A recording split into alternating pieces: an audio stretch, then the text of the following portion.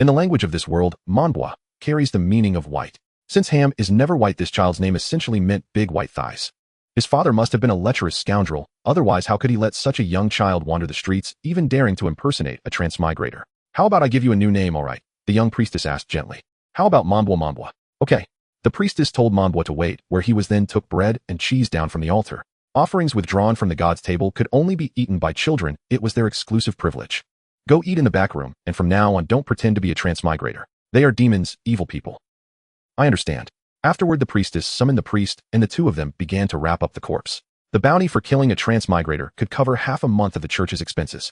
Manbwa sniffed at the milk, which looked as though it had been left out for a long time, yet somehow it had not gone sour. Was it the magical inscription carved into the silver cup that was at work? As he drank the milk and ate the bread, Manbwa finally noticed that this body had probably not tasted a proper meal in a very long time. He instinctively wanted to cry. How could such flavorless shriveled bread be so delicious and the icy plain milk taste so unbearably good? I'm so unlucky. Was that 80 points of luck really in effect? While eating, Manbwa opened his status panel and saw that his luck was only 72. My base luck is -8. Are you kidding me? Manbwa frantically scrolled down his status screen and finally saw a buff at the very bottom named Native. Native, the body you are using belongs to a native of the Rueda continent, luck 90. Natives were truly pitiful. Were they all the reincarnations of walking disasters? After swallowing the food, Manbwa began to study his stats. The abilities of humans in this world were determined by 4 forces: level, attributes, talents, and luck. Manbwa had no class and his level was 0. Attributes were divided into 4 main types: strength, health, speed, and defense. Talents in turn were fourfold: accuracy, awareness, magic, and technique. Perhaps because he was too young, his strength was only 30, health 50, speed 25, and his defense was as low as 2. With such defense and speed, even running into a stray dog would be a calamity. Without a hero's panel, the gaps between different talents were much more pronounced: 7 tight woe, 55, 53, 77. Manbwa scratched his head, unsure whether his talents were high or low. But that hardly mattered now. What mattered was that the bearded man from the rat gang was still after him. Manbwa pushed open the door. Only a pool of blood remained in the hall. The priestess and the nuns were scrubbing the floor. What is it, Manbwa? There are bad people outside. Transmigrators. No, the rat gang, sister. They want to catch me. He was certain this priestess was a kind-hearted saint who would protect him. The rat gang. Sorrow filled the priestess's eyes. Children targeted by the rat gang rarely met a good end. I'm sorry, Manbwa. There is nothing I can do. Why, sister? Manbwa asked. The priest returned through the back door panting and carrying a bag of copper coins and explained, because if the church shelters a little boy, strange rumors will spread. This was blatant gender discrimination. Give him a bath and change his clothes. If some great personage happens to take a fancy to him, he might at least enjoy a few years of good food and comfort. Wait, that sounded disturbingly like being groomed as a plaything. He would rather be a beggar. Before Manbwa could react, the priestess had already stripped off his thin, ragged clothes and led him to the fountain in the back courtyard. It was the height of midsummer in this world. Bathing in cold water was actually refreshing. May this holy water wash away the sins of his past life and grant this child health and longevity, the priestess murmured. Holding a bristle brush by the fountain, she scrubbed the grime from Manbwa's body. It was unbearably humiliating being exposed so completely. Manbwa instinctively covered himself, trying to preserve the last shred of his dignity. If I had married, my child would be about your age now. The priestess handed the brush to Manbwa and then turned her back to him. All right, I won't look. You can wash yourself. Manbwa scrubbed himself clean, and as he did, his eyes lit up with a plan. A way to make the priestess protect him. Can I call you Mom? He asked. He'd done it. He'd actually said it out loud. He just knew his training was paying off. He could call any beautiful woman Mom if he had to. The priestess was plainly stunned and fell into hesitation.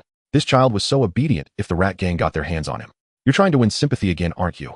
The priest appeared once more, carrying a cross, his gaze growing sharp. This is the second time. Cunning children like you are rare. Muttering to himself, the priest replaced the silver cross mounted on the fountain. Maybe there really are 6-year-old transmigrators. This nagging uncle was insufferable. His plan had been on the verge of succeeding. Manbwa shook his head desperately. He knew he could not let his identity as a transmigrator be exposed. Inspection. It was a skill only clerics of level 10 or above could learn, capable of forcibly opening another status panel. There's no need to argue. Transmigrators have all-round talents of 75 in everything. No one can conceal their talents. The priest's voice trailed off. 7 tight woe, 55, 53, 77. The priestess glanced at the panel and instead showed a look of distaste. With stats like that, this child is a born thief. Are thieves strong? Manbwa asked. The administrators of the rat gang are all professional thieves. Looks like you won't suffer too much if you join them. So it was a trash profession then. Then why can you be a priest, but I can't? Manbwa protested. Having confirmed he was not a transmigrator, the priest's tone softened. Every profession needs one primary talent to support it and 1 or 2 weaker talents as auxiliaries. For example, my primary talent is awareness with magic and technique as my secondary talents, so I can serve as clergy. But those with only a single strong talent will remain third-rate their entire lives. Look at you. High technique, high accuracy. Doesn't that just mean you want to take whatever you like from other people's pockets? As he spoke, the priest pulled out a choir dress and slipped it over Mambua's head. There were only girls' clothes here, so Mambua had to make do. The priestess combed his hair smooth and tied it into little braids. Can't we really adopt him, father? The priestess asked. Our mission is to kill transmigrators. As long as transmigrators exist, this continent will see tens of thousands of orphans. Face your responsibility, priestess. Compared to those children, at least Mambua has a thief's talent. After tidying him up, the priest drove Mambua out of the church, and at the door stood the person he least wanted to see. Yo kid, that bite really hurt. Uncle Emo raised his brows at him. Why was this man still camping at the spawn point? Was he even human? Mambua pinched his throat and grabbed the hem of the skirt, pretending to be a little girl. Huh. Sir, who are you? I'm with the church choir. Drop the act with your Uncle Emo. My thief tracking skill has had you locked on for a while now. Uncle Emo casually lifted Mambua off the ground with one hand, then grabbed at his pants. Then tell me, what's this, huh? Believe it or not, I'll pinch it right off. No, don't. It's really going to fall off. Mambua cried. Uncle Emo. I have talent, I'm a born thief. We're the same kind. Uncle Emo had no sense of restraint. He had nearly turned Mambua into a eunuch by hand. He finally let go and burst into hearty laughter. As if I'd believe you. Brats like you, full of lies, always have the trickiest little schemes. You're actually a pretty little lad. If I sell you to a noble, I can make another profit. Selling you will buy me a beef feast, and you'll get to eat and drink your fill at some lord's mansion. Terror slowly crept into Mambua's eyes. Damn it, Rear, and just focus on doing your job properly. If you sell him as a boy toy, you'll regret it, Black Rat. He really does have thief talent. 72 and 77. The priest opened a window to water the bushes by the gate, casually stepping in to rescue Mambua. At last the priest had done something decent. Mambua felt he had misjudged him. His backside was saved. Uncle Emo stroked his chin. On second thought, he really does look like a little thief. Since even the priest says so, I can save myself the trouble of buying an identification scroll. He set Mambua down. What's your name? Mambua. Mambua, if I catch you running away again, I'll sell you to the Lord. Uncle Emo warned, clearly seeing how much that prospect frightened him. Dragged by Uncle Emo toward another dark alley near the city gate, Mambua could only think that so long as he did not have to sell his body, being a beggar and a petty thief was not so bad. From this point on, Mambua could cut loose with all the jokes he liked, because his talent was not that of a transmigrator. At the end of the dark, narrow alley stood rows of crooked shacks, and among them a solitary stone house. A pungent stench of urine lingered in the alley. Uncle Emo muttered curses under his breath, vowing that if he caught anyone peeing in the house again, he would twist the men by the ears and stitch the women up. The moment they entered the stone house's cloakroom, the foul odor vanished. Uncle Emo folded his tattered clothes and set them aside, exchanged his frayed straw sandals for boots, combed his beard and hair, slipped into a black trench coat, and even bent down to carefully wipe Mambo's bare soles clean. In a moment, when you see a one-eyed old man with golden hair, you kneel and call him grandfather. Why, that damn fellow is the gang leader. Why are you asking so much nonsense? Stepping out of the cloakroom, they were struck by a sudden sense of openness after the cramped passage. The hall inside was not luxurious, but it was spacious and orderly. At the center of the hall stood a chair covered in dragon hide. The one-eyed golden-haired old man seated upon it took a deep pull on his smoking pipe and said, "Hey, Lao Si is here. Sit." Before Uncle Emo could speak, a frail man with silver-gray hair at the front raised his voice. What did you grab a little song girl from the monastery for? Isn't she a bit too young to make into a wife?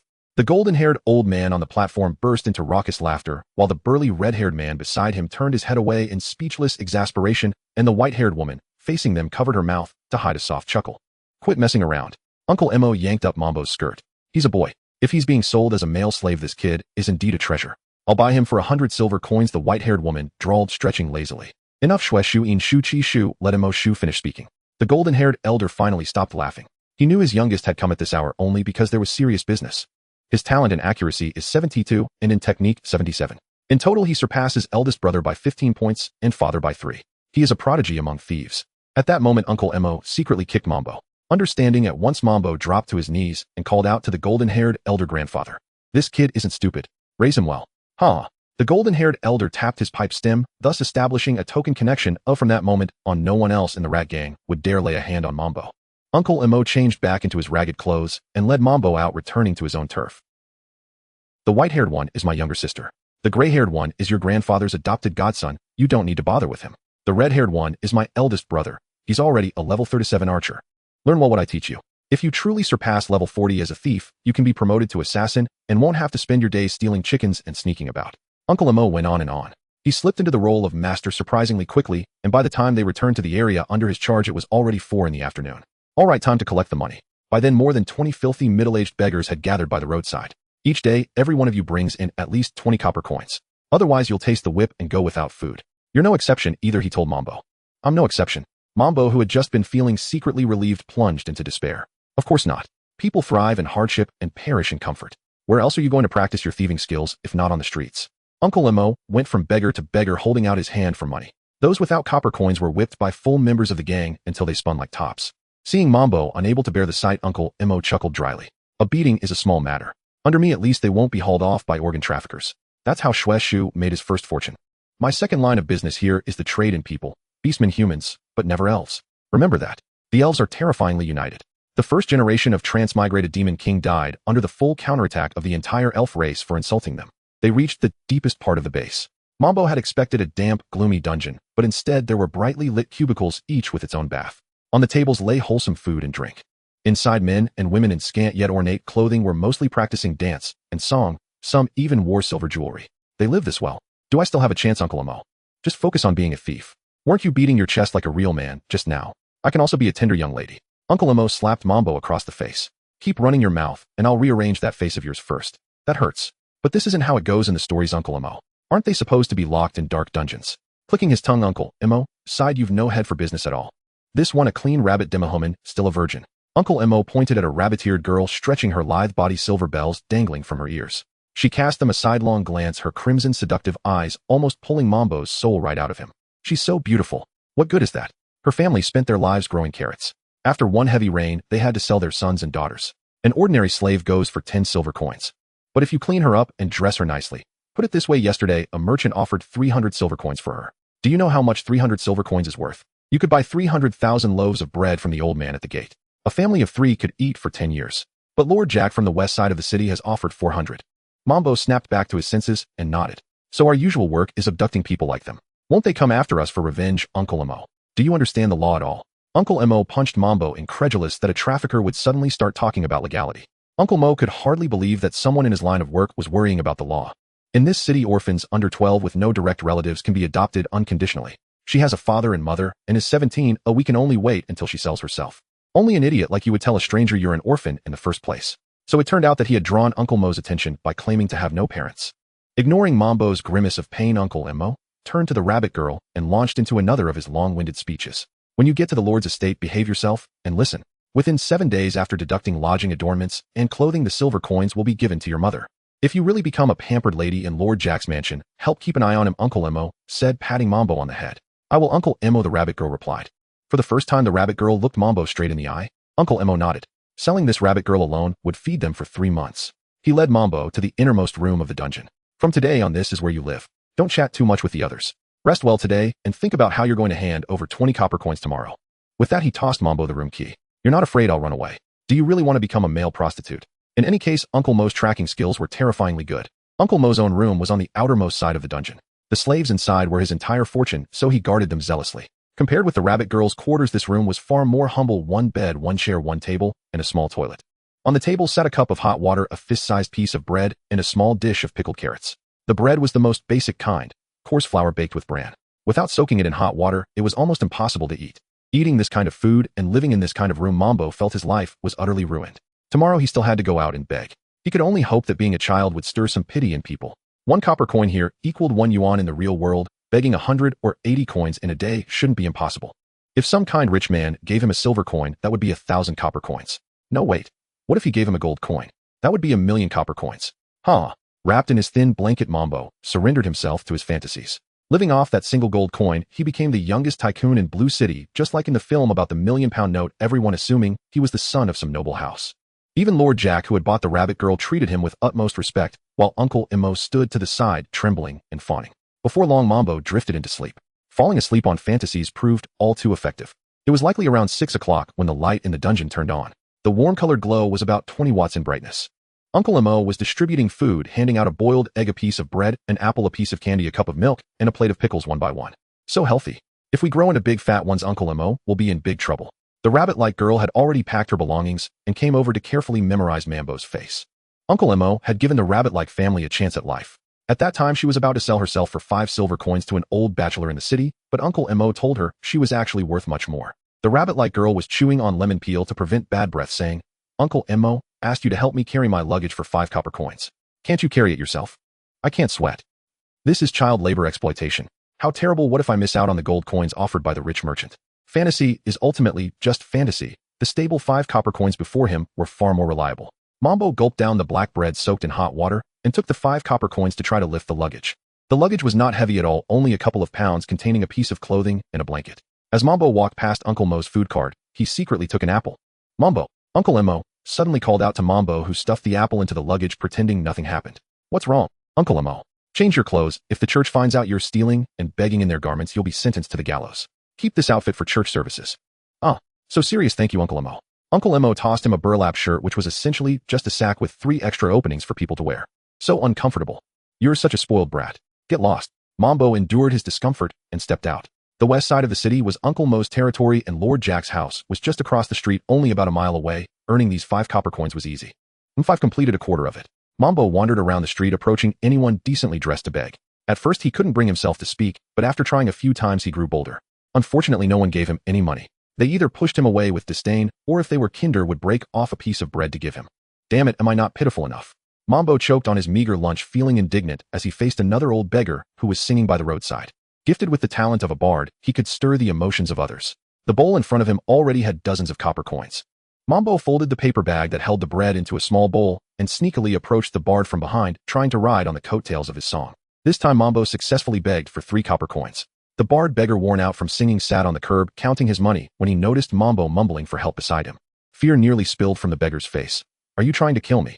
Give me back the money you got by leeching off me. With that, the man stomped on the paper bowl, prying the 3 copper coins out of Mambo's hand.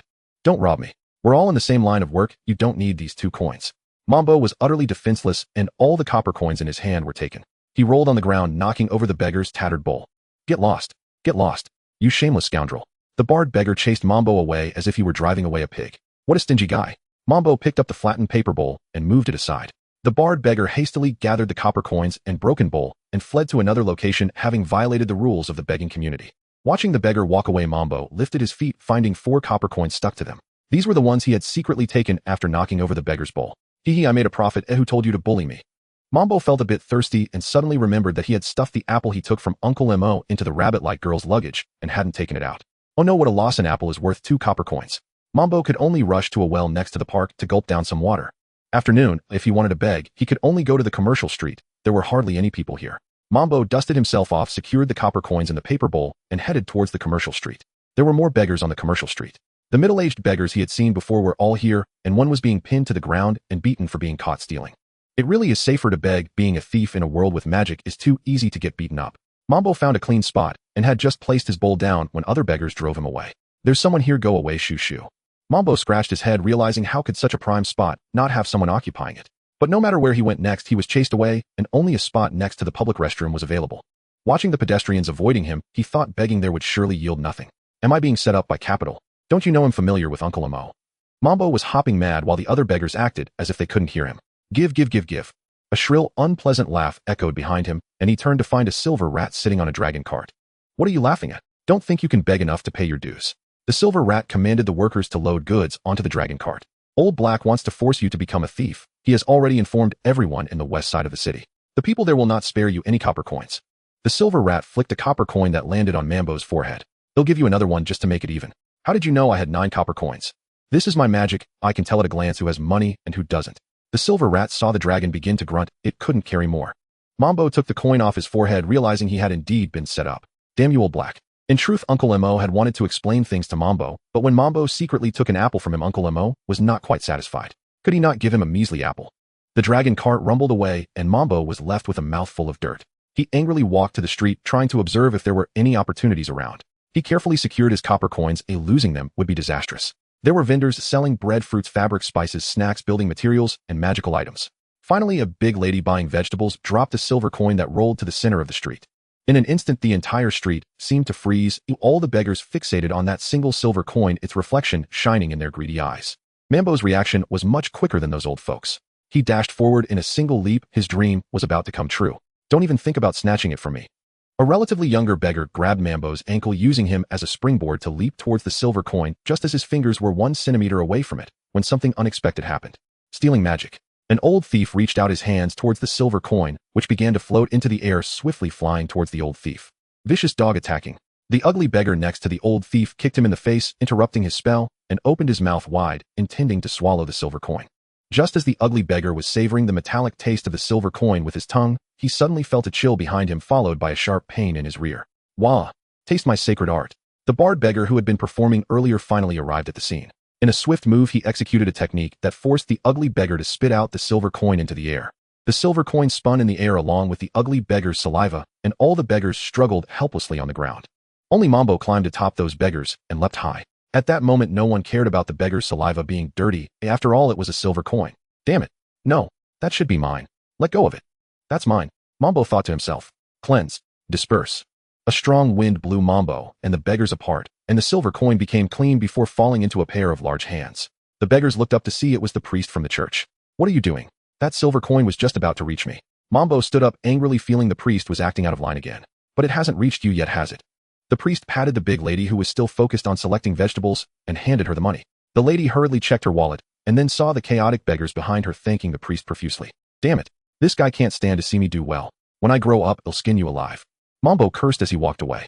What a truly unfortunate day it has been. Don't leave yet. The black rat is training your thieving skills. How can you keep seeking shortcuts? The priest said, idly tossing an apple in his hand. I refuse. I want steel from innocent people. Oh my. Your moral standards are surprisingly high, the priest remarked, tossing an apple to Mambo. Thievery is a profession, just like priesthood, nothing shameful about it. If you steal my things, that proves your skill, but if I catch you, a sound beating soothes my heart. For unguided thieves like you, theft is unavoidable for leveling up before level 5. You must set aside those lofty moral notions. Mambo pondered in silence for a moment. I understand now. They'll level up without seriously disrupting their lives. Then how will you determine what no disruption truly means? I won't steal from the ragged and destitute. Only from those dressed neatly, and never more than 5 copper coins at once. As for the extravagantly clad, I'll avoid stealing anything vital. Tisk tisk tsk. Having your own code is commendable. Were every thief bound by such principles, most wouldn't be reduced to beggars wandering the city streets. As the priest continued his rambling, Mambo studied him closely. The man wore gold and silver, clearly no pauper, and thus squarely within the acceptable range of targets. Mambo slipped his hand into the priest's pocket. The priest, who had just been wearing an expression of genuine admiration, froze in stunned disbelief. Hey, I saw that. That's outright robbery. If you turn your head and pretend not to see, it counts as theft. What utter nonsense is that? Mambo stubbornly pried 5 copper coins from the priest's pocket. With a sigh, the priest punched Mambo square on the head. Fine. Consider it a debt I owe you. The priest dismissed the matter with weary indifference. Even charity extended to Mambo was beyond the reach of the rat gang's authority. Gore, they'll steal every silver relic from your chapel tomorrow. Cradling his aching skull, Mambo muttered, why do grown-ups always aim for the head? Go ahead, steal them all. That prove your mettle, the priest scoffed, snorting dismissively before strolling off with his apples. Mambo left the commercial district and returned to Old Mo's lair. Without looking up, Mo counted aloud 15 coins, 5 lashes it is. Though Mo never stepped outside, he knew precisely how much wealth Mambo carried. And this too. From the tattered sackcloth of his coat, Mambo produced a crucifix, taken straight from the priest's neck. The earlier coin-snatching had merely served as misdirection. Like sleight-of-hand, thievery begins with diverting attention, then executing the true intent. That's how countless watches and jewels vanish unnoticed. Oh heavens above, have you lost your mind? Stealing from a chapel? Old Mo tumbled from his chair. The chapel's priest ranked level 45, a divine rank surpassing even old Gold Rat, the patriarch of the rat gang. Is it worth 5 coppers? Worth it. It's priceless, more valuable than my own life. Mo seized the crucifix and hurried out, ordering Mambo to stay put. With nothing better to do, Mambo wandered the dungeon, inspecting the slaves displayed for sale. This one's handsome, 8 out of 10. This one's striking too, 8. 9. This one's excessively furry, but those eyes, 7.8. Whoa, this one's downright magnificent, 9. The slave, thus dubbed Magnificent, bristled, who calls another person magnificent to their face. Are you buying or not? If not, stop gawking. Name your price. 369. Another nod to that legendary competitor. Was it? Can't afford it. Then step aside and don't disturb my training. Mambo shook his head. You're inside, I'm outside. What's stopping me from doing as I please? Newcomers really don't know. This door isn't meant to keep us in. It's meant to keep you out. A young woman nearby, munching an apple, pressed a button on her nightstand. The cell door clicked open slowly. Wait, if it opens from inside, what's the point of this cage? It's the melancholy elegance of a caged canary. What would a child like you possibly understand? She tossed garbage at Mambo's feet and resumed her work.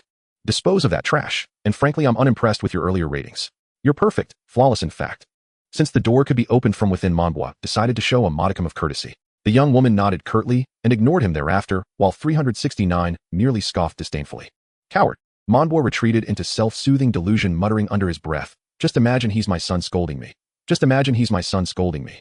After dumping the trash, he slunk back to his room and opened his status panel. 3 successful thefts completed that morning. Time to compare results. Indeed, Mambua's occupational rank had unlocked. Level 1 Thief Successful Theft Performed Undetected 11. Experience 240. Here experience points may substitute for successful thefts. 1000 XP equals 1 success. Each undetected theft grants 200 XP. Each failed attempt yields only 20. Level 2 Thief Successful Theft Performed Undetected 110. Before level 5 advancement requires 10 undetected thefts per level. Yet Mambua had only 1 success so far. Mambua scratched his head. Old Mo was a seasoned thief. Taking the apple likely meant he'd been spotted. And that wandering bard. A professional, probably fleeing mid-theft. Upon reflection, only the foolish priest remained oblivious. Surely the dumbest of fools tormenting children instead of mastering subtlety. Still unfed at noon, Mambua headed to Old Mo's chamber in search of the food cart. This time behaving himself, taking only his allotted portion. Don't let Mo's rogue reputation fool you. His room held an entire bookshelf, though dust now shrouded every spine. Playing the scholar now. Mambua clambered onto the shelf and pulled down the volume he needed most. Concise History of the Empire. Essential reading for understanding this world's past. The precursor to the Ottoman Empire was founded jointly by a transmigrator and local nobles. Yet upon seizing power, the transmigrator revealed his ruthless ambition, plunging the entire continent into war. Under oppressive taxation, brutal punishments, and iron-fisted rule, rebellion erupted across the realm, culminating in the transmigrator's death. At first his kind seemed a singular aberration, until transmigrators surfaced in every nation across countless regions. Only then did the people awaken. These weren't blessings, they were demons. Rebels from across the globe united into a single army, launching a relentless purge against transmigrators worldwide. Decades later, the last of them vanished, leaving behind only a handful of survivors who settled here, founding the present-day Ottoman Empire in honor of their leader Osman. I see. Later Osman I took his own life at 40, unable to endure the psychological scars of endless war, a mighty sovereign fading into tragic silence. Way too abrupt. Mambua finished his bread and returned the book to the shelf, just as old Mo walked in. Stealing snacks again. I didn't. Mo glanced at the food cart and withdrew a tin of sweet milk. Not bad. Keep it for yourself. Mambua beamed. In this world, sweet milk was a luxury beverage. This afternoon, go to the city gate. There are refugee children there. Ask whether any are orphans. Bring one back and you'll earn 10 copper coins. Ugh, so stingy. Would you still practice thievery if I paid you more? Mambua verbally agreed, but instead spent the afternoon wandering the western quarter, refusing to commit such heartless acts. When he spotted a napping vendor, however, he gladly honed his craft. These biscuits are drier than a mummy's tomb. Choke your father already. Mambua stretched his neck and grumbled. Out of options, he reached into the neighboring ice drink shop and swiped a customer's chilled metal cup. Hey, where's my drink? Right there. The clerk pointed directly at Mambua. Just as Mambua caught his breath, he hurled the metal cup back and fled. A cup of this quality cost hundreds of copper coins. Stealing it violated his own strict code. Damn it. The customer lunged forward, only to feel the clerk's hand on his shoulder. Let it go. I'll buy you another. The clerk rinsed the cup clean and declared, when people steal money, it reflects a failure of law. When they steal food, it reveals society's profound sorrow. Whoa, deep. Naturally. That's a famous saying of Osman I. With practiced ease, the clerk added ice milk and hot tea to the metal cup, shaking it vigorously, producing an identical drink before the customer's eyes. I heard this method of preparation was also invented by Osman I. Yes, though tragically he died far too young. The fleeing Mambua noticed that no one was chasing him, glancing sneakily at others. The afternoon commercial street had already transformed into a vegetable market. The ones out shopping now were old farmers looking to buy dinner, as stealing from them would surely invite divine retribution, especially in a society where most people held religious beliefs. A reminder for those preparing to travel to another world and make their mark when the elements of religious faith in a world become so intense that they make you uncomfortable. It's best to join in the belief, for there may indeed be demons lurking around. Oh great saints, where's my money? Some guys who had not collected enough offerings had already given up on begging.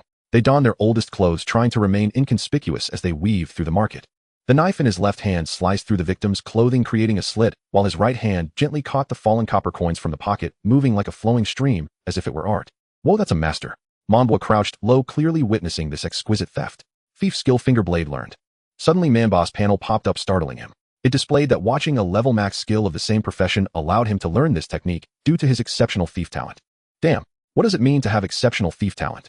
Looking at his level 1 finger blade, Mambua felt his fingers became a bit more nimble as he picked up a grass root from the ground and pretended it was a blade between his fingers. After trying for a while, he found that this trick only made it easier to be a thief. It was nearly useless, as the weapons that could be clutched between his fingers were far too small and could only scratch someone's face. If luck was on his side, a lucky slash to the carotid artery could indeed kill an enemy. Swish, swish. I am the legendary thief Mambua. Mambua swiped the grass root across the clothes of passers-by, discovering that even this counted as failed theft, yet his experience points kept rising. In just an hour, Mambua had accumulated enough experience points to offset a successful theft.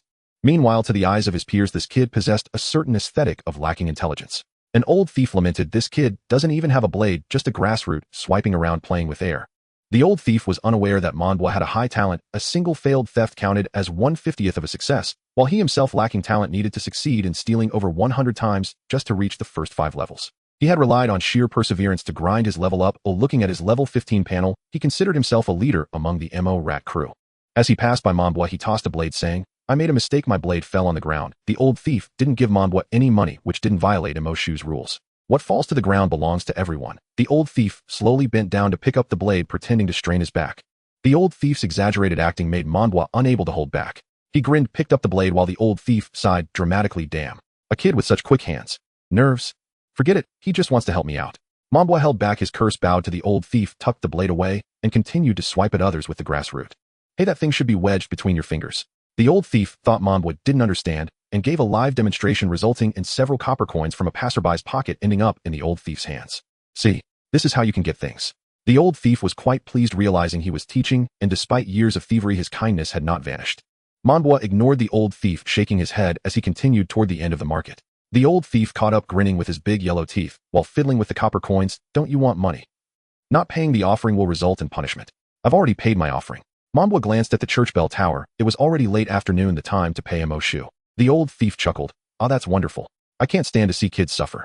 Other small thieves nodded in agreement, as the old thief had indeed taught them the skills to survive, being the top figure under MO Shu. The old thief drew a cross on his chest and returned with the other members of the rat gang to pay the offering. Truly a strange person. Having lived a life, Monbois understood that such people had completely fallen into the whirlpool of error, mingling with a gang of friends and finding satisfaction in their praises to validate their life value. Creating the illusion that he was still alive, clearly possessing enough ability to escape this circle, but unwilling to relinquish his pathetic status within it. "You little brat, I just gave you a piece of equipment." The old thief tossed the copper coins to MO Shu, and if there was a shortfall, he would help add a couple more. "Your finger blade is maxed out, which means you're at least level 10. The old thief nodded, squatting down to hear what this little brat had to say. 30% of the members of the Adventurers Association are below level 10, meaning you can easily become an adventurer instead of just hanging around here. Monbois spoke while holding a flyer distributed by the Adventurers Association at the market entrance. "Haha, no one wants a thief as a teammate. Thieves steal their teammates' belongings. They want archers, knights, fighters, trap masters, assassins, mages, diviners." The old thief devoured the food and water given by MO Shu, finishing with a loud burp. "Why not just not steal? At worst, goblins, grass elementals, slimes, mud monsters, even a level 5 thief can solo them. Forget it, you wouldn't understand anyway. I plan to become an adventurer after reaching level 5. Monbois suddenly realized that talking to this person was a waste of time. He looked at MO Shu, punishing the bard beggar. The bard had committed 2 crimes, assisting Monbois in begging and stealing 3 copper coins from Monbois. How pathetic! A level 7 bard could easily establish his own business, but chooses to get beaten here. The old thief scratched his head, puzzled as to why he, a revered elder here, would need to venture out to establish his own business. At night, the old thief tossed and turned, unable to sleep. Manboss words lingered in his mind. The light in his eyes seemed different from other beggars. The old thief kicked off the blanket, wanting to find someone with eyes like Manboss. "Elder, what's wrong?" A small thief woke up groggily. "Just taking a piss." The old thief used this excuse to step out into the street. At night, the bustling part of Blue City was the Adventurers Association, managed by the Red Rat, in the east of the city. The old thief pushed the door open. It was his second time entering this place, the first being when his mother brought him to hire an adventurer. After 50 years, the decorations here hadn't changed much. Only the receptionist had transformed from Red Rat's mother to Red Rat himself, now a man in his own right. "You're one of MO Shu's men, right?" Red Rat was wiping a cup by himself. "What brings you here?" I'm here to register as an adventurer." The old thief uttered this sentence as if possessed. He saw countless pairs of eyes resembling Manboss and cautiously handed over 10 copper coins. This was the membership fee. Red Rat finally looked up at the old thief, took a long time to reach out for the copper coins, and asked, "What title do you want?" While the old thief pondered, a gambling game quietly started at another adventurer's table. "Look at that ignorant appearance. I bet he's some big king, 5 copper coins. Haha, I bet he's some lord, 10 copper coins. No, it must be some esteemed one. Ha ha ha. Chichichi." The old thief picked up a pen, forgetting when he last wrote, only feeling that the title should hold depth and impose some restraint on himself. Let's call it the righteous thief. Losing, all the adventurers lost, and only the dealer pocketed all the money. Red Rat chuckled and used magic to engrave the old thief's current appearance on a copper plate, resembling a photograph. Next was the basic information. The old thief became a member of the Adventurers Association, and from this moment on he could accept quests to earn money. Holding the plate, he returned to the thieves' den in a daze, repeatedly feeling the plate until his hands were covered in sweat and the smell of copper. No one knew what this meant for a thief, or perhaps it had no meaning at all, but life is filled with seemingly meaningless things that make it fulfilling. The next morning, the old thief left the den, and MO Shu didn't stop him. There were many like him who suddenly awakened. their lazy nature would lead them to return later regretting spending the copper coins. You don't need to save my spot. The old thief washed his face several times, looking no different from an ordinary person. When I return, I'll have to stay next to the restroom. Emoshu refunded the remaining bed fee to the old thief, who nodded, shouldered his bag, and walked toward the east of the city. You should stop fooling them into becoming adventurers. Uncle Emo shot a glance at the starry-eyed Monbwa beside him. Monbwa envied this guy to death. Indeed, there were others here who desired to break free from their current circumstances. Haven't I spoken to him before? Monbwa failed to recognize that the person was the old thief from yesterday. The dark-skinned old man. Off. Monbwa rubbed his eyes. The spirited old man looked nothing like the filthy old guy. It seems my words are quite persuasive, ha. Shut up. Maybe in a couple of days he'll come back and scold you for tricking him out of 10 copper coins. Uncle Emo pretended to swing his hand to hit Monbwa, who shrank his neck and ran away. He needed to take advantage of the early morning when the middle-class people went out shopping to quickly gather enough money. At the morning market, many were servants from noble families, and they were very particular about their selection of ingredients, showing little remorse when they took from others. They would also secretly report slightly higher prices for their own meals, and the lords turned a blind eye as small favors exchanged for loyalty were quite profitable. Most of the drunken beggars were barely awake, and everyone was quite careless, allowing Monbwa to easily collect 13 copper coins. Of course, he didn't use his dagger. After all, he wasn't skilled enough, and injuring someone would be undesirable. Hey kid, give me back my money. Manbo's wrist was suddenly grabbed, and he found himself at a loss. He swallowed hard and forced a wry smile. Oh dear bad hand, how did it end up in the master's pocket? Stop talking nonsense. The man, seeing that Monbwa was young, yanked his hand out of his pocket and kicked Monbwa in the rear. Ouch. The kick wasn't hard for an adult, but it was still too painful for a 7-year-old. Kicked like a dog, Monbwa got up awkwardly from the ground. With the commotion, the people in the market became much more cautious. They now knew Monbwa was a thief. Damn it, a bad start. Monbwa limped out of the market, and at the market's end was the priest's church. The priest was sweeping the ground at the entrance and smiled upon seeing Monbwa. Did you get beaten? Of course it hurts a lot. Monbwa didn't shy away from admitting it. Being caught was being caught. Vegetables. That being said, the priest still waved for Monbwa to come into the church. Didn't you say you were going to steal my silverware yesterday? Why didn't you come? I even kept watch all night for you. The priest took a piece of wax from the candle holder in the church hall. You don't understand. Declaring war doesn't mean I'm attacking. On the day you almost forget, it'll pack up your church and take it away. Oh dear, that's too ruthless. I'm so scared. As the priest spoke, he lifted Manbo's sackcloth shirt. Monbwa froze and quickly ran away. What are you doing? The rumors about the priest and young boys can't be true, right? The priest wanted to scold him, but his faith wouldn't allow it. I want to heal your wounds. Stop talking nonsense. This is under the statue of the 3 saints. The priest's face visibly turned pale. Monbwa slowly edged back beside the priest, lay down on the ground, exposed his smooth bottom, and pointed to the right. Just this, thank you. The priest snorted a couple of times and began to chant. The wax in his hand started to melt. The magic infused into the wax, and the pure white wax was tinted with a touch of gold, dropping onto Manbo's bottom 1 drop at a time. Wait, isn't this a bit too hot? Of course, healing isn't like scratching an itch. How could it be comfortable? The priest not only didn't hold back, but actually quickened his chanting, causing the wax to become even hotter. Stop, stop, stop. Isn't there a safe word? Let me take a break for a few days. Monbwa cried out in pain. His cries caught the attention of the priestess, and Monbwa pleaded with her, help me. Mom, save me. This has already reached the point where I need to fight back. Don't shout, who is your mother? The priestess not only didn't help, but also joined the priest in holding Monbwa down. This is wax from the altar of the sun, very powerful. The priestess gave Monbwa an encouraging look. Monbwa, not being afraid of pain makes you a man. I'm a man. This must be a trick to deceive children. Yes, Monbwa is a man. The priestess nodded. Looking at the priestess, Monbwa thought it was also okay to be coaxed as a child. All right. Then pour it. Pour, pour, pour, pour. Finally, after 10 minutes of the SM game, the ritual ended. Monbwa shook off the wax from his bottom and shot a sidelong glance at the priest. Although I really feel better, it shouldn't have taken this long, right? Good work takes time, don't you understand? The priest shot Monbwa a glare while the priestess gently rubbed Manbo's head and handed him a piece of bread. All right, go out and play. After Monbwa left, the priest looked meaningfully at the wax that had turned gray on the ground. So what do you think? Priest. Although it doesn't show on the outside, every organ is severely malnourished. The priest swept the wax into a trash bag, but I've already healed him.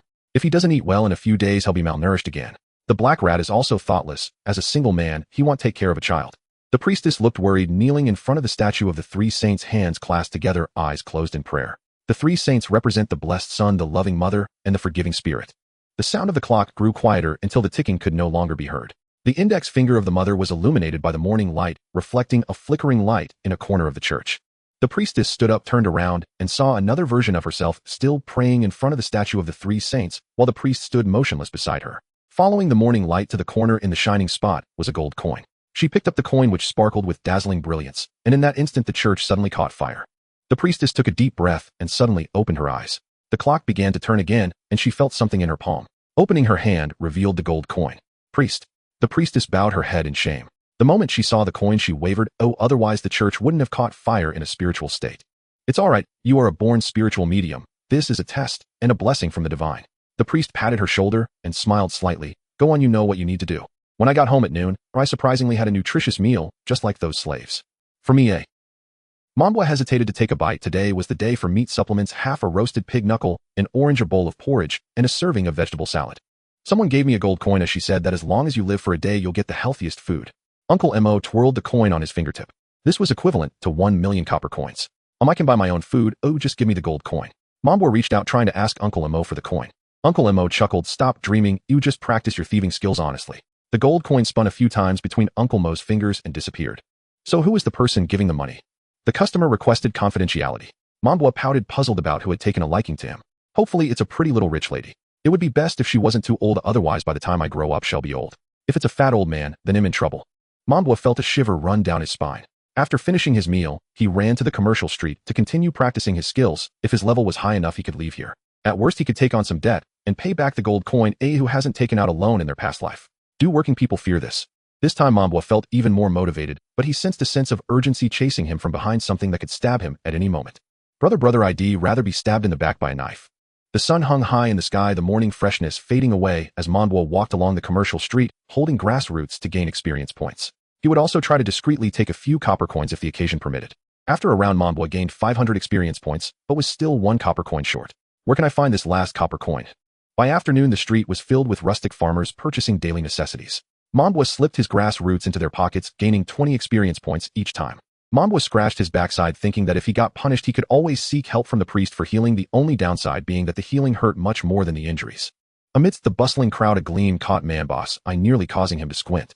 It was a knight with a money pouch brazenly hanging from his waist, completely oblivious to the thieves around. The underlings of a noble have no idea about the dangers of the city folk. Mambwa stealthily approached the knight, while his companions frantically gestured at him, coughing, to get his attention. Mambwa scratched his head and signed with his fingers. What's wrong? The innate language proficiency allowed Mambwa to learn the hand signals of the mouse gang on his first day. A nearby beggar shouted back, don't steal, their senses are very sharp. And they hit very hard. Go steal from the woman over there. Mambwa shook his head. The woman was holding her crying child, and truly had no energy to guard her purse, but she was not Manboss' target. But his pouch is taunting me. Amidst the sighs and exclamations of his companions, Mambwa made his move. A child's small hand is hard for others to notice, and that was Manboss' secret to success. Embarrassing myself. Mambwa felt a cold coin, quickly pulling back his hand to reveal a shiny silver coin. He succeeded? Wow. As the beggar by the roadside gasped in amazement, Mambwa acted again. The silver coin was not his target, as the priest had previously indicated that silver coins were valuable. He only wanted copper coins. The silver coin was returned to the pouch, and Mambwa grabbed another coin to wave it around, causing the entire group of beggars to turn their gaze towards him. A gold coin. He held a gold coin, shaking it in his hand, almost dropping it on the ground. Damn, this isn't right. Why is this guy carrying such large money out? Mambwa returned the gold coin to the pouch, trying to extract the copper coin, but the other beggars had already stood up, thinking that Mambwa was still unsatisfied with just 1 gold coin. Such a greedy and lucky thief hadn't been seen in many years. What could it be? What will this kid take out next? 2 gold coins, or perhaps take the whole pouch? Well done. Thieves should act like this. Don't underestimate us thieves. Mambwa carefully sensed the weight of the coins in the pouch. The gold coin was the heaviest, the silver coin was next, and the copper coins were the lightest. Finally, Mambwa pulled out 2 copper coins, raising them for others to see, prompting the beggars to emit frustrated tsk, tisk, tsk sounds. At this point, everyone knew that the knight's pouch contained at least 1 gold coin and 1 silver coin. Some beggars with ulterior motives wanted to make a fortune from the knight, slowly moving toward him. A small knife slid across the leather pouch, yet the pouch remained intact, revealing 4 large words, damage immunity. The magic of the pouch began to activate, locking onto the beggar, who now had a red marker above his head. The knight raised his arm to look at the triggered pouch, removing his helmet to reveal a handsome young man with long hair. The handsome young man scratched his head. Hello, I am Louis Jack. Do you know where I can buy apples? The beggar pointed in fear toward a fruit stall at the other end. Jack did not make things difficult for the beggar, lifting the magic on the pouch and taking out a silver coin. Would you like this? Right? The beggar was at a loss, too afraid to nod or shake his head, as Jack placed the silver coin in the beggar's palm. Go buy some clothes for the saint said not being tidy is unreasonable. Jack initially planned to leave, but a group of beggars suddenly surrounded him. My lord, I'm truly unreasonable, but I really have no money to buy clothes. Jack nodded. I can see that indeed. My lord, I am the nephew of Afu. Do you remember me? Who is Afu? Wait, doesn't your lord family have a steward named Afu? My lord, I'm starving. I haven't eaten for 100 days. How can you still be alive like that? Dad, I am your illegitimate child. Why are there still people calling for their dad? What does illegitimate child mean? Can anyone explain?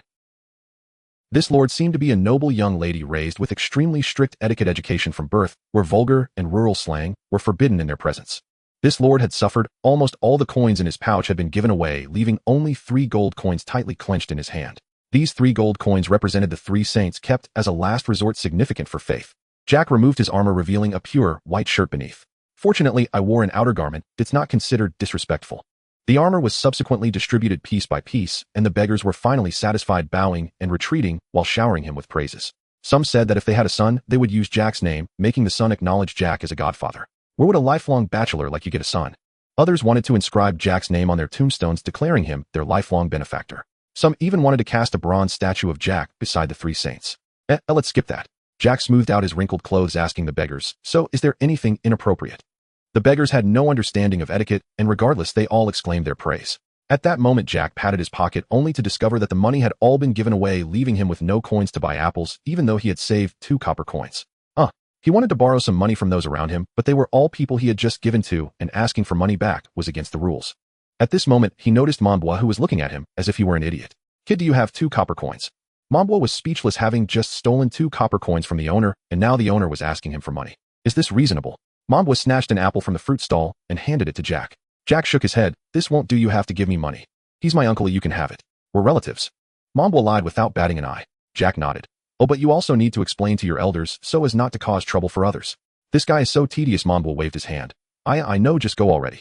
Seeing Mambois' impatience, Jack decided not to lecture further, as most commoners in the city were rude, seemingly confirming what his teacher said. "I owe you 2 copper coins. What is your name?" "I didn't say, you're so annoying." Mambois was afraid that conversing with such an idiot would make him foolish too, and hurriedly left. Jack walked to the church with the apple, requesting a cup of holy water from the priest, washing the apple clean and cutting it in half to give to the priest as thanks. "No need for that, only food washed with holy water can be eaten. Which noble are you?" The priest also picked up an apple from the altar, wiped it, and took a bite. "No, apples are commoners' food, nobles wouldn't eat such things." "Are you an impostor?" the priest said while chewing. "The saint says there is no distinction between noble and common, everyone is human." "Oh, so you are a noble, well versed in theology." The priest became interested, stroking his chin. "Where does that saying come from?" "From the chapter Pebbles Pray in the Shade of Spring, sentence 9. What is the next sentence after the 100 eyes will extinguish, yet the bowstring remains warm? A slight punishment, a roaring forgiveness." The priest laughed heartily, pleased, saying, "You are a good candidate for the clergy. May I see your panel?" "Of course." Opening the panel, the apple in the priest's hand fell to the ground. "Awareness 83, skill 79, magic 90. What is your profession?" "Paladin, level 25. After Mambois finished paying the tribute, he complained to Uncle Mo about this big fool while eating. "Louis Jack." Uncle Mo hissed. There were many people named Jack, but there was only one family with the surname Jack in the entire Baloo city. In the west of the city, it's Lord Jack. No wonder everyone had their butts sticking up in the air when paying tribute today, or it turned out that a kind-hearted relative of Lord Jack had come to visit. "According to your character, didn't you ask the Lord for 2 silver coins?" Uncle Mo said while cleaning his teeth. "Today no one was whipped, making things much easier for him. Using a fool's money would make me foolish too." Mambois swallowed the boiled vegetables and replied, "Tonight's dinner consisted of boiled greens, a small plate of dipping sauce, 2 fried eggs, and 2 sweet rolls. I just hope that Lord Jack won't mind taking back this little money. These guys have already spent half of what they begged for." The beggars were like the newly rich going to the south of the city to buy new clothes, take baths, and even spent hundreds of copper coins at taverns for fun.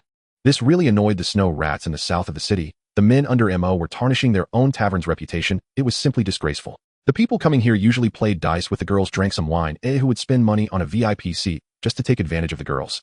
"Damn it, once you die, I will definitely buy all your organs to craft alchemical instruments."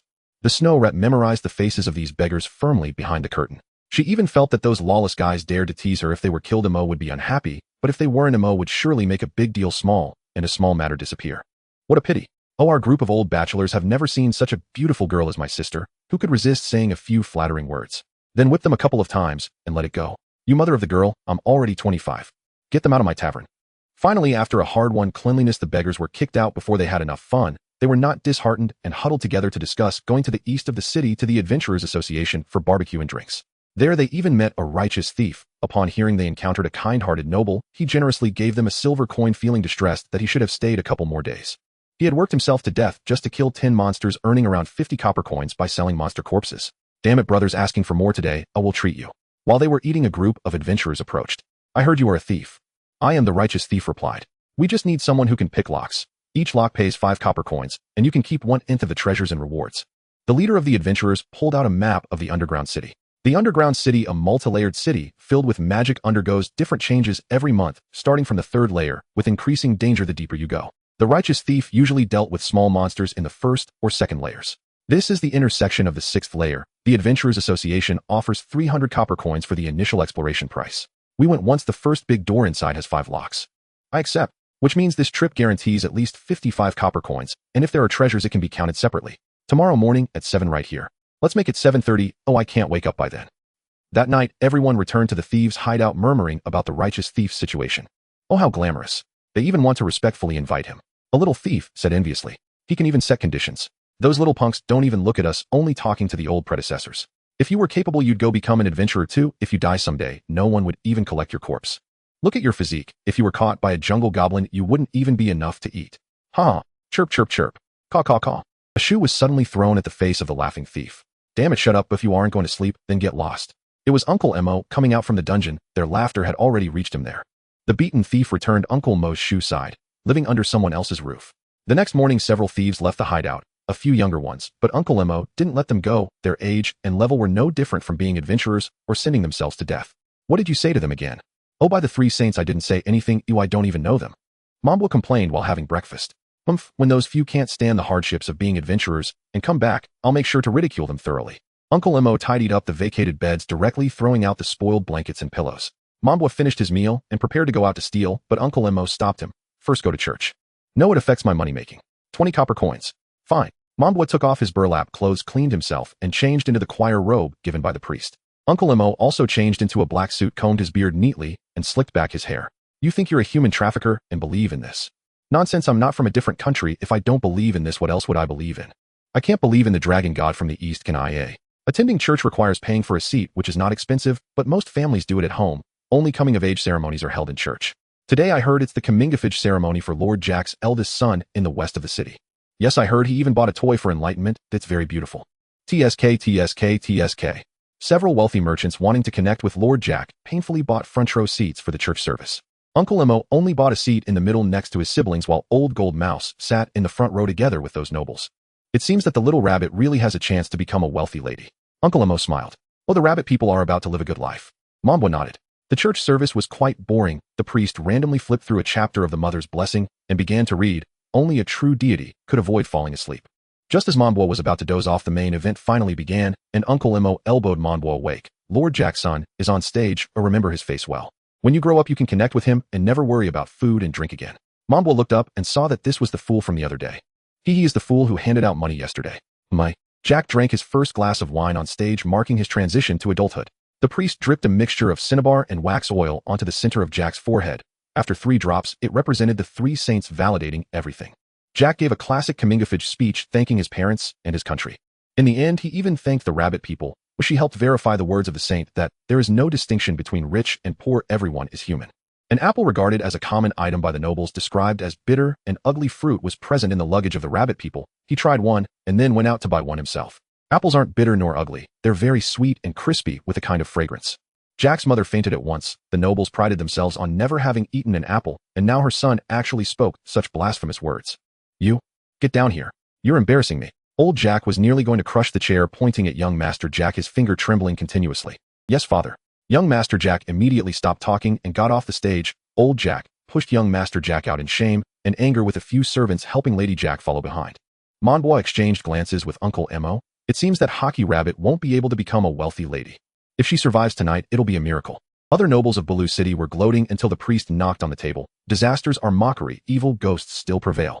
The nobles looked at the priest with guilty eyes. They didn't dare to meet his gaze. Even Old Gold Mouse lowered his head as if nothing had happened. Today is a day of worship. I originally wanted to read a few sentences of the blessing. Looking at this situation, you are not worthy.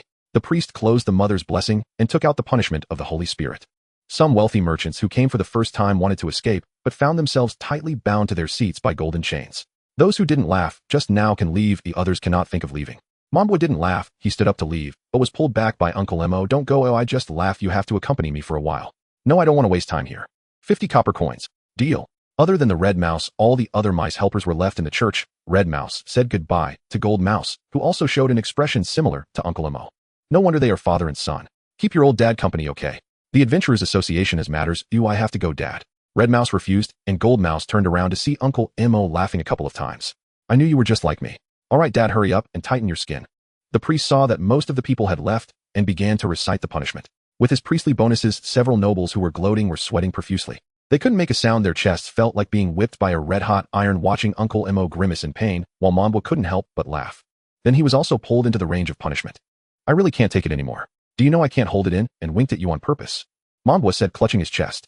Uncle Mo shook his head. Although he thought that way, he would never admit it. He still had to go apologize to Lord Jack at the west of the city. It was his own failure in education effectively tarnishing his reputation. So I checked Little Rabbit's luggage. How could it possibly have the cheap fruit inside? Uncle Mo took out 200 silver coins from the safe, preparing to apologize. You should come with me. Did you see anyone stuffing apples into the luggage while you were sending the person off? Wait a minute, didn't you slip me an apple at that time? Uncle Mo understood. It felt as if a laser had passed through the back of his head like Conan. There could only be one truth. Did you do it? What are you trying to accomplish? Mambwa, of course, would never admit it either. Uncle Mo gritted his teeth, holding Mamba's head and shaking it vigorously. Damn it, even when given a chance you can't do anything. If Little Rabbit becomes a noble lady, you would have risen with her. Mambwa and Uncle Mo arrived at Lord Jack's mansion, where they found the priest was also present. You came too. Black Mouse came to apologize. This kid secretly gave the rabbit an apple, and I need to refund the Lord. Black Mouse sighed while holding a money bag. Originally, one deal would last 2 or 3 months, but now there was a total loss. The steward welcomed the two into the mansion, and upon entering they saw young Master Jack guarding the rabbit person already retreated to the courtyard. The steward wanted to have the three avoid the scene, but the priest directly refused. I want to see how Lord Jack interprets the words of the saints. Father, the Holy Son, stealing the magic of the Holy Spirit is to empower the people to resist demons and evils, not to divide humanity into classes. At this moment, Lord Jack angrily struck young Master Jack with a whip, saying, Then get out of my way. Today I will let this cheap servant taste the punishment of the Holy Spirit. Legend has it that after the Holy Son stole the magic, the Holy Spirit was furious, removed the bowstring from its divine artifact, and vowed that every time a person learned magic, they would receive a whip from the Holy Son. Just hit me. The Holy Mother willingly bears the whip for the Holy Son. Oh, I can do that too. I'm a level 20 paladin, and she's just a level 5 bard. She can't take it. Stop feeding me myths. How many people still believe in this today? It's all superficial belief. If there were truly 3 saints, how could there still be demons wreaking havoc in this world? The Holy Son said, Give a man a fish rather than teach him to fish. Father, you understand this principle. Rebellion. Rebellion. That old fraud turned my son into a fool of the church. The priest could no longer listen and coughed heavily. Lord Jack looked at the priest awkwardly, putting away his whip. What was that saying again? Anger does not discern words, nor does it absolve one of their crimes. Young Master Jack recited what Lord Jack was trying to say. Right, that's it. The mystic scholar is indeed a great teacher, ha. The priest sighed. I cut that apple, and I also provided the holy water for washing the apple. The apple was stuffed into the rabbit's luggage by this kid. Uncle Mo pushed Momboy out, who looked at the fierce Lord Jack and hid behind Uncle Mo. How could such a person produce such a handsome son as young Master Jack? As a paladin, a steadfast faith is his source of strength. To distort his faith is akin to helping him sever his own arms. If you don't want this son, my church has always had a position for a holy knight and a cleric available. These 2 positions are interesting. You both can marry and are currently held part-time by the priest. I'm just testing him. Really? Father, I haven't disappointed you, have I? Young Master Jack happily helped his trembling old father sit down. Lord Jack wanted to cover his face, but he could only nod. That rabbit, if you like her, just keep her. Lord Jack was also speechless. He had been cunning all his life, yet this son didn't seem to take after him. Perhaps it was his wife's genes. I've decided, Father, I want to take her to become this holy knight. They mock me because I am not a church member, but Father also eats apples, yet no one dares to laugh at him. No, it's not that reason at all. It's simply because the priest is level 45, the highest in the entire city. Go wherever you want. Lord Jack felt that the big account was ruined. He planned to practice a small account. If someone recommended the mystic scholar as a mentor again, he would kill that fool with a knife. At 37, finding a concubine should still be possible, right? He leaned closer to Uncle Mo and asked, Are there any slaves who are not rabbit people? My constitution can't handle rabbit people. Yes, definitely, you can pick from those aged 18 to 30. Not too religious, doesn't need to be too pretty, otherwise my wife will get jealous. If you mention pretty ones, Uncle Mo has plenty here. It would be difficult to find an unattractive one. Not pretty, not pretty. You can shave off the hair of the 369, and it won't look that good anymore. Mambwa offered a poisonous suggestion. Which one is 369? The one priced at 369. Oh, young Master Jack shook his head frantically. No way, I can't stand facing a green-head person. Just make her original hair into a magical wig in front of your wife. She will be a green head, and in front of you, she will be a normal person. Lord Jack looked down at Mambwa. How does he know so much? Small but clever, out every day in the dungeon appreciating this and that. He's just young, otherwise I would have to guard against him too. Uncle Mo pushed Mambwa over to the priest's side, not letting him listen. This wasn't something children should hear too much. The priest was recording the basic information of the rabbit to send to the church. Take these 3 books, memorize them all. Oh, So many words, why does it feel like mixing with nobles, is even more tiring. The rabbit's profile is quite ordinary. As clergy, one must work harder, others gain dozens of experience points with a single prayer, while the rabbit might only gain a few. At 6 in the morning, clean the grounds, at 7 wipe the 3 saint statues, at 8 have breakfast, the rest of the time wipe tables and chairs, and assist the priest in killing the transgressors. No noise allowed in the hall after midnight. Wait, why is there a green hat plot? Are we sending Hockey Rabbit to seduce the transgressors? In this regard, Jack needs to learn a bit. You are a bit too. Too what? Too pure. That's a good thing. The priest sighed, driving the dragon carriage with young Master Jack to the city gate of Wing City, a gathering place for refugees, explaining on the way how to deceive the transgressors. Hockey Rabbit listened intently, as she understood, acting too well. Ladies and gentlemen, fellow compatriots, the brave heroes who crossed over have embarked on a great journey to defeat the Demon King. Everyone can enter the main city now. If there are any transgressors, don't forget to come to me for equipment. The refugees entered the main city in an orderly manner, all familiar faces. Each person received a loaf of bread before entering the main city. They were all members of the Mouse Gang seasoned actors, and some had even been at the city gate with Mambo before. It turned out he had been locked in back then. Until an unfamiliar priest received a loaf of bread, the priest called out to him. You are the transgressor, right? I am not. This guy, although he came from another world, did not want to embark on any journey to defeat the Demon King. He just wanted to be an ordinary person, and the magic of this world had nothing to do with him. No, it was still somewhat related. If only he could use magic to go home. It's all right, you can choose your own life, but we won't force you. Hockey Rabbit quickly got into character, holding the man's hand. That's against the rules. Without knowing the name, you can't touch the skin.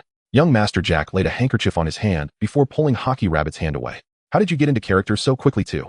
No, he was glaring at Hockey Rabbit. This fool took it seriously. Hockey Rabbit was also confused and tried to explain ambiguously.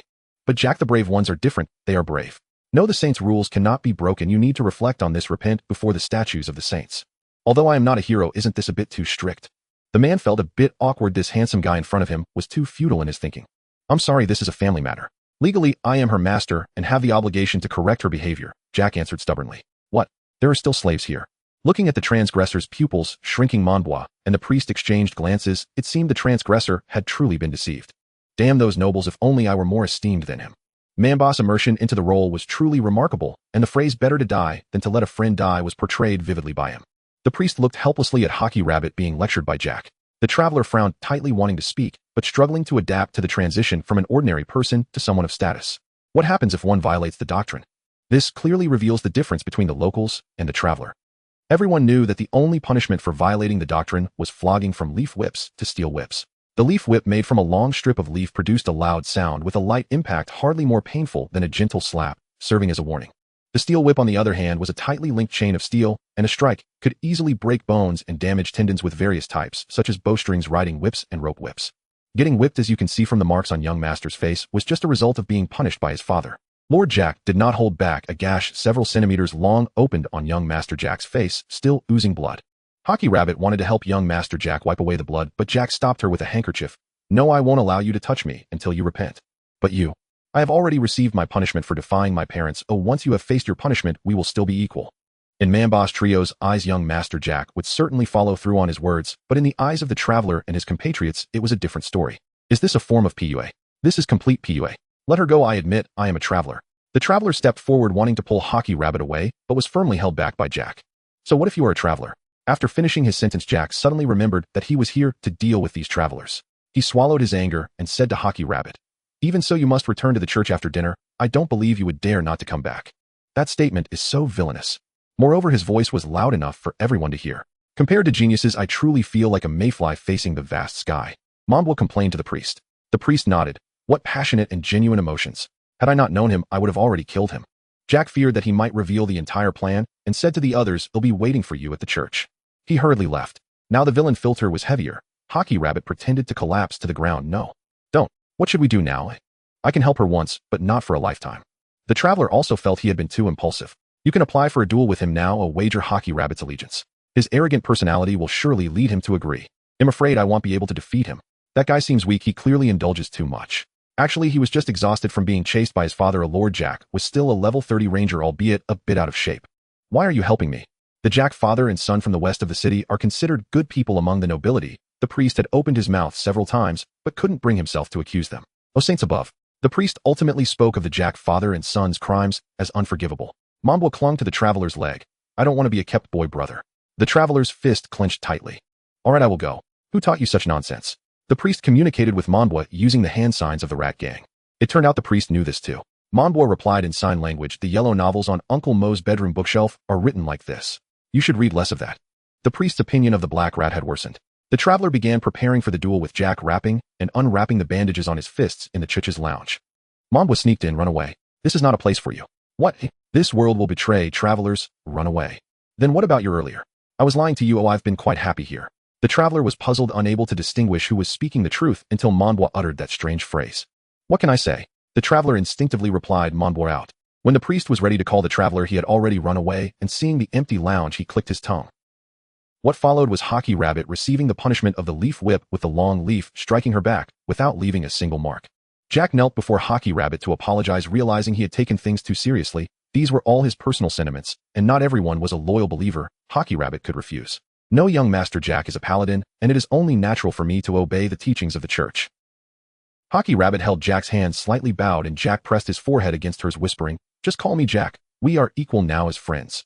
This warm scene sent shivers down the spines of the several single guys who rubbed their arms and left. The priestess, "Shall we leave them here to indulge in their romance?"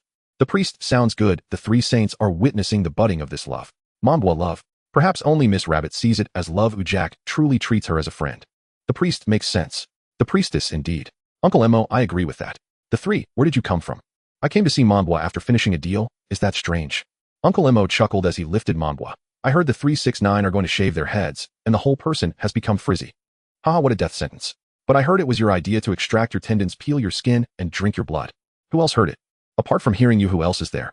"I'm not going back. I feel too sinful, and will stay overnight in front of the statue of the three saints in the church." "Then you better come back after church next week, huh? By the way, don't forget to practice stealing." Monbwa shouted that she understood and ran into the church, closing the large door. The church's evening feast was quite lavish, with the main dish being a platter of roasted chicken accompanied by potatoes, tomatoes, apples, and oilseed. They soaked up the sauce and chicken fat, the aroma wafting to the heavens. The staple food consisted of 9-inch-sized thin pancakes wrapped with roasted chicken and vegetables. The sides were still a vegetable salad and a refreshing fruit platter. Seeing such a sumptuous meal, Monbwa immediately felt hungry, reaching out to snatch a chicken leg. Clang, clang. The priest and Jack simultaneously slammed their hands on the table. "Before eating, we must pray first." Monbwa pretended to close his eyes, starting to hum a fake prayer. Monbwa Baba Bobo Hajimu North South Ludo Asuga Yakunuru H.A. Until he discovered that there was no prayer sound around him, he slowly opened his eyes and found the priest and Jack leaning in to hear him. "I knew you wouldn't be able to recite the Blessed Virgin's blessing. I forgot what literacy even means, let alone prayers." Monbwa shrugged, indicating he had no other options. "You can read, but can't recite the mealtime prayer, or what kind of parents did you have?" The priest found a piece of paper and wrote the 100-word mealtime prayer on it, handing it to Monbwa. "Even if you don't want to be a priest or believe in this, you must memorize the mealtime prayer. It's the most basic etiquette. Fine, I'll memorize it, but today you'll just read it as a prayer." That night, the traveler had already run outside the city, gasping for breath, too scared to speak to anyone he encountered. It's normal for children to be unable to witness death. The traveler felt a chill behind him, who under the moonlight the priest stood behind him, causing him to step back in fear. The priest meanwhile took out a rope from his pocket, saying, "Don't be afraid, you dying in the church, the three saints will send your soul back to your world." "No, I must return in flesh." The traveler took off running, feeling a sharp pain in his neck, sapping all his strength. "Damn it, I want to go home." That evening, with only 2 guest rooms in the church, Monbwa had no choice but to share a room with Master Jack. "Why is it you?" "Because there are no other rooms left." So annoying. Jack had too many rules. He even had to brush his teeth 3 times and take a shower before bed, neatly folding his clothes on the nightstand. The toothbrush cup also had to be placed symmetrically. "Are you going to sleep?" "I'm polishing my new armor." "Did the armor I sent you last time help you guys?" Jack turned his head to ask. "No, we thieves and beggars spend the money as soon as we get it. Oh, we won't save a single coin." Monbwa found a small pillow to lean against Jack. "What a pity if only they." "There are no ifs, Jack. Those with the heart have already left. The rest are either kids like me or the scum assimilated by the thief's den." Jack placed the armor on the armor rack, extinguished the magical light, and sighed softly as he lay down. "Will you become like them?" "Monbwa, I will leave here to join the Adventurers Guild after reaching level 5. Monbwa suddenly thought of the iconic line from a film. Those brought to the thief's den initially hate it, but they gradually adapt, and in the end they can no longer leave. Sounds philosophical. You have the potential of a philosopher. Jack suddenly sat up, picked up the Holy Words book from the nightstand, and opened a page. Right here, this sentence relates to your situation. Jack activated his night vision skill and began to record his new insights in the book. Monbwa rolled over in silence. Experience bonus activated. What did you do? Monbwa was startled by the suddenly popping panel and notification sound, and he nudged Jack a couple of times. I leveled up. Since you helped me, you get half of the experience points. Half. Monbwa opened the panel and saw that his experience points had reached over 12,000. It seems I can level up too. Wait, does his level 25 upgrade only require 20,000 experience points? Damn those numerical values. If his talent was a bit lower, this level up would require hundreds of thousands of experience points. Although everyone says I need less experience to level up, it should still be enough for you to reach level 3 or 4, right? Only level 1. Is 10,000 experience points only enough for level 1? Jack's eyes suddenly turned sympathetic, and even in the pitch-black room Manbo felt it. Child talent is not important as long as you work hard. Before Jack could finish, Manbo grabbed the pillow and using all the strength of his 7-year-old body threw it at Jack's face. Don't pity me. Ugh. The buckwheat husk pillow hit Jack's face quite painfully, and he rubbed his eyes. Why are you still angry? Manbo lay down angrily. It was impossible to explain such matters to a fool. Do you have any more of those philosophical sayings? Where did you learn them? None. Stop bothering me. Manbo rolled around on the bed, covering his ears. All right, go to sleep. I won't disturb you. Jack opened the book, wrote a few more notes, and then lay down to sleep. Leveling up to level 2 unlocked the steal magic, which allows coins to float away when snatched from beggars. When reaching level 5 and learning any space magic, steal magic upgrades to complete steal magic, allowing one to instantly transfer others' underwear to oneself. I really need to learn that. I definitely won't be able to steal only underwear like him. Do you know space magic? A little. Space magic is the foundation of most magic. Jack turned on the light, raised his hand high, and began to chant a long incantation. Hiss! Suddenly the magic power in Jack's hand erupted, emitting a sharp, buzzing sound, and then a long spear appeared in his hand. Item summoning is a magic that all professions must learn. Teach me tomorrow. Of course, this magic. Just as Jack was about to begin discussing the benefits of learning space magic from various aspects, Manbo turned off the light, while saying tomorrow will be the same. After a night of sound sleep, Jack surprised everyone by sleeping with his fingers together on his chest, not turning over even once throughout the night. Whatever position he fell asleep in, that was how he woke up. It was not like he had slept through the night, it felt like he had rested for the night. He woke up at 5:30 in the morning. Since Manbo had shallow sleep, he followed suit and got up to wash up. Now teach me space magic. Washing up, morning prayer, practicing martial arts, and then we can talk after breakfast. Jack was washing his hair and didn't have time for teaching in the morning. The benefit of living in the church was that Jack's morning prayers had become more convenient. With nothing better to do, Manbo pretended to pray along. Read this part. Jack was afraid that Manbo would say something nonsensical in front of the 3 holy statues, so he had already prepared the book. After a while of morning prayer, the priest believed that Manbo was not sincere at all and threw him a bag of copper coins to buy spices. Star anise, Sichuan pepper. Is there going to be meat stew for lunch? Manbo remembered Uncle Mo's request to practice stealing skills every day and bought 100 grams of Sichuan pepper at the stall. This bit of Sichuan pepper cost more than half of the copper coins in the bag. In an era without technological empowerment to improve productivity, spices were very expensive. Manbo observed the stall owner, and just as the owner carefully wrapped the Sichuan pepper, several star anise pieces slowly floated from the stall and flew into Manbo's sleeve. All packed, please take care. Also give me some cinnamon leaves and white atractalodes. Thank you for your generosity. That will be 70 copper coins. Stewing meat definitely requires a lot of spices. How can this list of things enhance the meat's aroma?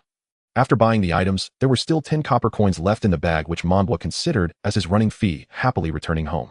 Where did you buy so many spices? The priest asked, looking at the excess spices. The more spices for stew, the better the flavor. Who told you about stewing meat? These spices were meant to welcome the priest relevant to Jack in the rabbit's induction ceremony. I took my share too, just use them. The priest was too lazy to say more and punched Manbo on the head. Which of these are stolen? Point them out. Manbo exclaimed in pain, covering his head, and replied, only the star anise is. The priest picked out the star anise and set it aside with the excess spices for the kitchen. The priest is different from me. You mustn't speak carelessly. They are extreme believers, with the left brain devoted to the doctrine and the right brain punishing improper behavior. But am not a believer. Manbo was pulled back to the market by the priest, who selected some symmetrical and visually pleasing star anise to buy. Living in the church already makes you a believer. Just as the two were buying star anise, a tall and strong figure stood at the church entrance, his face obscured in the morning light. In a daze, one could see many fine steel chains on his ecclesiastical robes, which were the legendary ecclesiastical steel whips. A disdainful, deep male voice complained, "Dulude, you still reside in this shabby little town's church. You'll never amount to anything." He squatted down, picked up the Sichuan pepper scattered on the ground, crushed it, and smelled it. Not bad, the ceremony is acceptable. Wait, where's the star anise? The man loosened a steel whip from his body, about to explode, when several pieces of star anise rolled from beside his feet.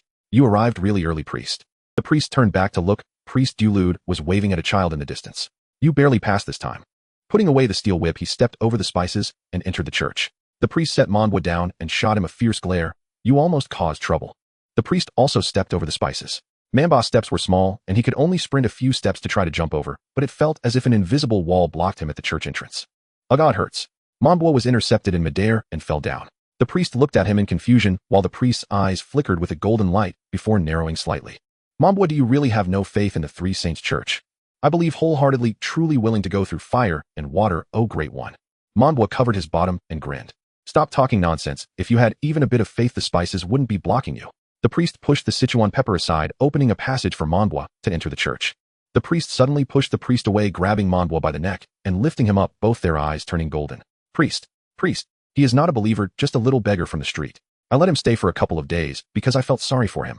Although the priest was a level 45 professional, he was still just a caregiver. He simply couldn't pry open the priest's arm, even though the priest was only in his 30s. He's still a child. Priest. The only combat personnel on site, Jack, pulled the priest's arm away, causing Manbwa to fall again, injuring his bottom for the second time. Oh my mother, cough, cough, cough. With his neck being choked and his bottom hurting from the fall, Manbwa was suffering on both ends. The priestess quickly hugged Manbwa and ran aside. The golden light in the priest's eyes faded, but he still stared at Manbwa intently. A child, his heart is not like that of a child. The priest's exclusive skill Heart Probe allows him to completely immune to the deceptive appearances of certain demons. Heart Probe is the ability to thoroughly scrutinize others. The hearts of ordinary adults consist of about 50% goodwill, 10% evil, 20% desire, and various other thoughts. But the younger the child, the more goodwill they have, the fewer distractions, and the simpler their desires. The priest bluntly stated that Manbwa's heart resembled that of an adult male with a disturbing desire that a child should not possess. The priestess who had been holding Manbwa slowly set him on the ground. Manbwa looked at the priestess' distant gaze and retorted towards the priest. Hey, this is slander. I can sue you for slander, you know. You can't sow discord. The priestess is the most likely woman to become my mother. The priestess awkwardly covered Manbwa's mouth. Stop talking nonsense, Manbwa. The priest then explained to the priest, I've already confirmed, this child just lost his parents early and is more mature than his age. It's normal for him to hang around with the beggars. More mature. Let's consider him more mature. The priest stared at Manbwa for a long time, and Manbwa even felt that the music from the bloodthirsty forensic doctor was playing behind the priest. I know who you are, but I have no evidence right now. Manbwa ducked behind the priestess, stealing furtive glances at the priest who, lacking concrete evidence, had no choice but to proceed with the initiation rites for Hockey Rabbit and Jack. The incense previously scattered was now evenly respread across the church threshold. A surge of pure magic flowed from the priest's hands, absorbed instantly by the incense, a barrier that had evidently halted Manbwa moments earlier. As the magic poured steadily into the incense, the barrier began to manifest visibly, even to the naked eye. Hockey Rabbit donned formal ecclesiastical attire, a black floor-length gown paired with a long-sleeved layered blouse adorned with delicate floral embroidery. She wore a cruciform choker and a black cowl that concealed her hair entirely. Every inch of skin remained modestly veiled. After all, clerics here embodied gravitas and moral authority. Their garments demanded elegance, dignity, and solemnity. Rabbit's initiation required her to carry a small tri-sacred icon across the incense-laden threshold, then circumambulate the entire district. Should the icon crack, shatter, or slip from her hands, the incense would bar her return. Jack's rite proved far more arduous. The priest affixed 3 silver crucifixes to his armor and stamped its surface repeatedly with a metal seal bearing verses from the Codex of Penitence, a task demanding 1 full day and night without rest. Shall I assist? Jack offered as Hockey Rabbit returned, yet the priest had only just completed the opening chapter of inscriptions. No need. Place water and bread in the hall. I'll call you when finished. The priest waved dismissively to the onlookers. Let him work undisturbed. We'll withdraw elsewhere. Manbwa could hardly wait to vanish from the priest's sight. He knew suspicion clung to him like smoke, and each hammer strike of the seal echoed like a blow against his own heart. He was simply terrified. What if I say something wrong, and he kills me? Father. No, not even the pontiff holds such authority. The priest gently stroked Manbwa's head in reassurance. Truly, Uncle Mo said the church can bind people to crosses and burn them alive. Manbwa sensed the comfort was hollow. That penalty applies solely to impostors who commit atrocities while masquerading as clergy, and it remains the sole ecclesiastical punishment levied against native-born citizens. The priestess lifted Manbwa into her arms to answer instead. Even if you now curse the tri-sacred with every breath, I cannot act. The priest smiled faintly. But should I shed this cassock and stand before you as a common man, I may well deliver 2 firm punches. So, we live under the rule of law. Precisely why I urge you to study history, not pore over Blackrat's lurid pamphlets. The priest snorted disdainful. Uncle Sovereign, I'm Liu Bei myself. What's there to boast about? Wait till I'm 20 steeped in scholarship. Manbwa grumbled sullenly from the priestess's embrace. 6-fold, 8-fold. Here, read this abridged biography of Sultan Osman. Finish it swiftly. Don't shame us. Manbwa opened it, and found it richer than Uncle Mo's volume, extending far beyond a mere chronicle of the empire's founding. Interspersed throughout were authentic historical documents, and even Sultan Osman's personal diaries. I have witnessed too many humans perish beneath the weight of dogmatic theology. I shall sever this chain, by iron-fisted rule if necessary. The celestial and the terrestrial must part, theology and jurisprudence must cleave apart. The church may judge only its own members, and the most heinous of sinners. Feudal superstition born of ignorance and fear perverts truth. This is war, science versus obscurity. Once the Ottoman Empire stabilized, it plunged anew into conflict, lasting years, until culminating in the pontiff's execution by Sultan Osman's decree. Having accomplished his life's purpose, Sultan Osman withdrew from public view. He entrusted the throne to his most gifted son and retreated deep into the imperial palace. When courtiers assumed exhaustion had claimed him, Sultan Osman took his own life, leaving behind an enigmatic riddle. Legend holds this cipher conceals his entire fortune, his accumulated wisdom, and his revolutionary insights. The phonetics of the passage were bizarre, laced with foreign phonemes. Only someone fluent in dozens of tongues like Mondwa could decipher it. Gawaichuanues. Fellow transmigrators. So you too? We differ from natives. Their souls are innately shielded from magical corruption. Each time we wield magic, certain desires swell, until self-mastery crumbles utterly. This is how we slowly become demons. I need a little girl. A little girl. Soft, sweet, fragrant. A little girl is heaven's purest gift. Stricken through. The wisest beasts possess only the intellect of human children aged 7 or 8, yet they nurture their young with devotion. My point stands: a little girl may yet become a worthy mother. Stricken through. Damn it. I am not defeated by magic. I am Osman I, sole sovereign of the Ruid continent. Having unraveled the riddle, Mondwa gently closed the book. Well, for hours spent, did you solve the final cipher? The priest set a meal before Mondwa. Mondwa grinned crookedly. Do you believe Sultan Osman confessed to being a pedophile? Speak nonsense again, and I'll strike you for real. Then I failed. Don't lie. No soul in this realm disrespects him. Mondwa accepted the meal, suppressing laughter within. Then, a thunderclap detonated directly above the church roof. He nearly spilled his food. Blimey, the Sultan's spirit manifests. Fellow transmigrators, we're kin. Must you be so petty? Mondwa set down his meal and bowed 3 sharp, reverent knocks toward the window. Merely thunder. You claim no faith, yet fear divine manifestation. The priest gazed grimly at the storm-choked sky, then fastened a silver crucifix around Mondwa's neck. Wait here, he said, and hurried out. Jack, Rabbit, contact the Rat Syndicate. Prepare for the deluge. The priest threw on a coat. Though afternoon lingered, darkness swallowed the world, forcing lights to blaze. Thud. A single heavy raindrop struck the roof, then another larger than countless more. Clang, clang, clang. Torrential rain crashed down, flooding streets into rushing streams within moments. Uncle Mo led the enslaved from their subterranean cells, sealing the dungeon shut with a binding spell, only to receive the priest's urgent command. Blast it, I'm not done yet. He summoned his syndicate to the moat's edge. By the time he arrived, the 4 rats and scores of nobles had already stood vigil along the bank for some time. Ink rat status. Crimson rat 1 day, maximum. Snow rat then what? The floodgate opens onto the cemetery. The old dogs refuse. Silver rat, if the flood breaches the walls, all is lost. Gold rat, cack. They care only for noble face. The priest scoffed coldly. My master lies buried there. With my consent, who dares object? Lightning split the sky. Rain-plastered strands of the priest's hair clung to his brow. His crimson eyes swept the assembly, while the city's mascot, the Lord Mayor, stepped silently behind him in silent allegiance. Open the sluice. Release the floodwaters. All others, deploy to villages. Direct evacuation. Coordinate relief. Half the moat's waters drained away, revealing a corpse long buried deep, now washed ashore. A twisted neck. Blood-engorged eyes. This was the transmigrator slain by the priest. Gah! With a guttural shriek, the corpse wrenched its head back into place, then collapsed onto the bank, gasping raggedly. Talent, Corpse Weaver unlocked 30. Skill, Rebirth, deactivated. Staring at the notification shimmering across his vision, the transmigrator staggered, upright, battered, and unsteady. Curses. Never imagined it'd be deployed so soon. He fumbled in his trousers pocket, retrieving a bank card marked in red ink, donation to XX Charity Foundation. I will return, by any means necessary. I am Liang. My father is a railway worker and my mother is a teacher. Life is calm and beautiful, and after finishing university, I too became a railway worker. This job can be a bit tiring, but it doesn't matter. After all, life is like this. A wanting stability comes with effort. One day my father said he couldn't see clearly and needed to check his health. My mother kept chattering on the way, as she had been a teacher for so many years and had developed occupational ailments, her legs not working well, saying my father was being overly delicate. The results came back revealing that my father had a tumor pressing on his optic nerve for some time. Our world collapsed. A brain surgery cost a fortune, let alone removing the tumor and the subsequent treatments. Fortunately, my father's workplace covered half the expenses, and the students and teachers at school actively contributed. Kind-hearted individuals in society also learned about my father's situation. They deposited the donations into a bank card, and the media extensively reported this good deed as if everything was heading in a positive direction. The $2 million in the card covered all expenses. We just needed to patiently await the treatment. After my mother and I finished an interview at the television station, holding the bank card, she suddenly wanted to buy oranges and told me to stay put. I smiled. This was a phrase from the back shadow. My mother smiled too, saying it was her favorite article. Suddenly, I felt a moment of disorientation, and I was summoned before the goddess responsible for transportation. Where is this? You're a lucky traveler. Are you ready to shine in another world? I asked you where this is. Liang looked at the bank card in his hand and was on the verge of breaking down. This must be a dream. Traveling, haven't you read any travel novels? The goddess leaned closer to Liang and asked. Liang then punched the goddess out of the air, shouting, "What nonsense! Let me go back." Liang rushed in front of the goddess again, swinging his fist, but his body was frozen in place. The goddess complained while holding her bleeding nose. "No way. There's no such thing as a traveler returning immediately after stepping out. If you don't want to go, I have some special skills for you." No, please let me go back. If I return the bank card, will you let me come back?" "That's not possible.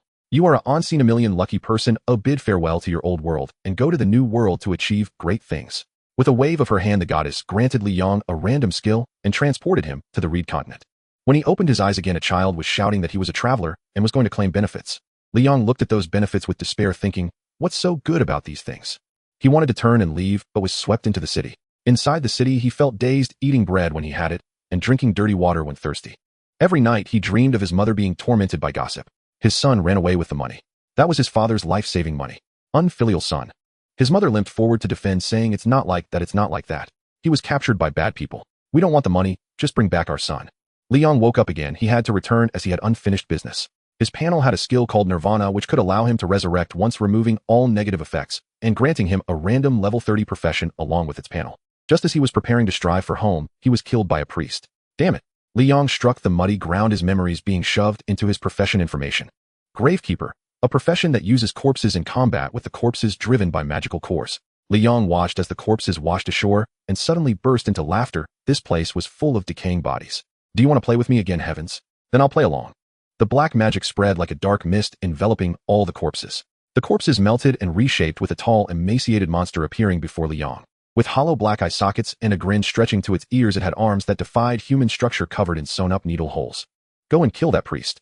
The monster collapsed like a puddle of water, then propped itself up on all fours and crawled toward the city.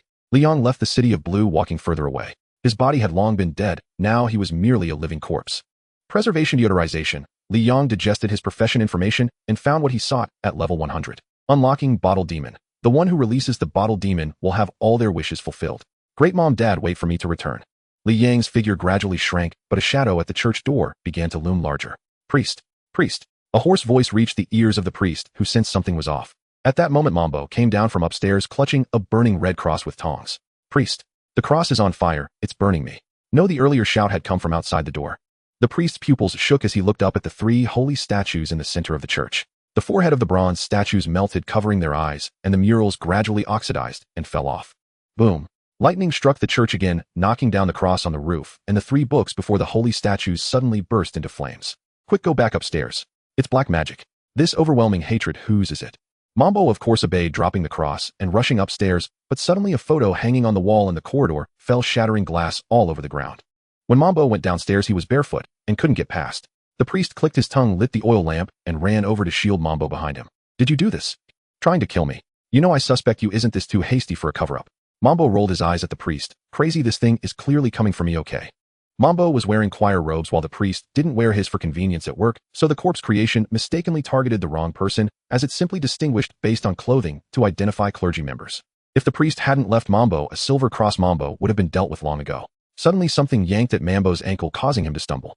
"Aunt, what are you yelling for?" The priest's expression darkened, thinking Mambo was trying to scare him. "Something is grabbing my foot." The priest looked down and indicated there was no time to waste chatting with Mambo. At that moment, something else touched Mambo's foot. This time, he remained silent, gripping the priest's clothing tightly and looking down. Fortunately, it was just a rolling cup.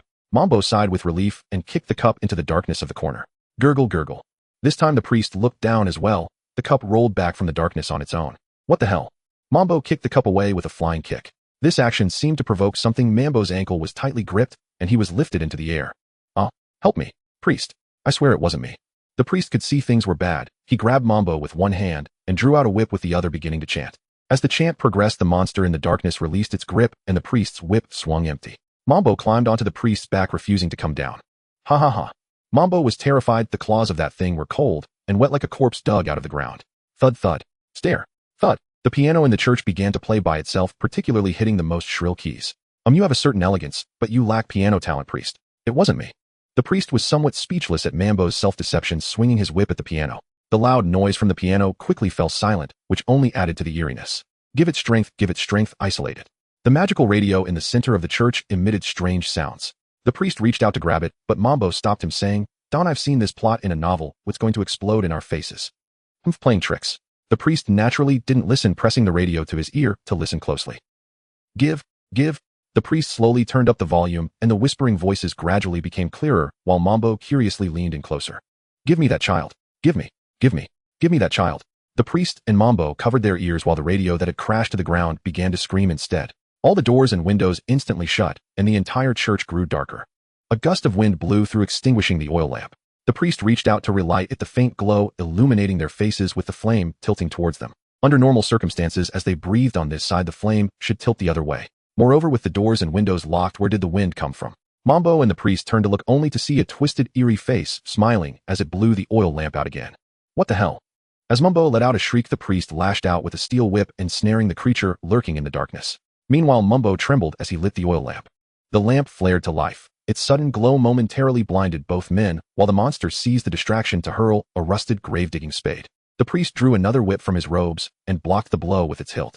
Only then did they fully behold the abomination before them, whereupon the priest wrenched the spade free and kicked the creature hard, sending it sprawling.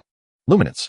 the priest chanted, and in response luminous sprites descended like scattered stars, bathing the entire cathedral in soft ethereal light. Mambo swallowed hard.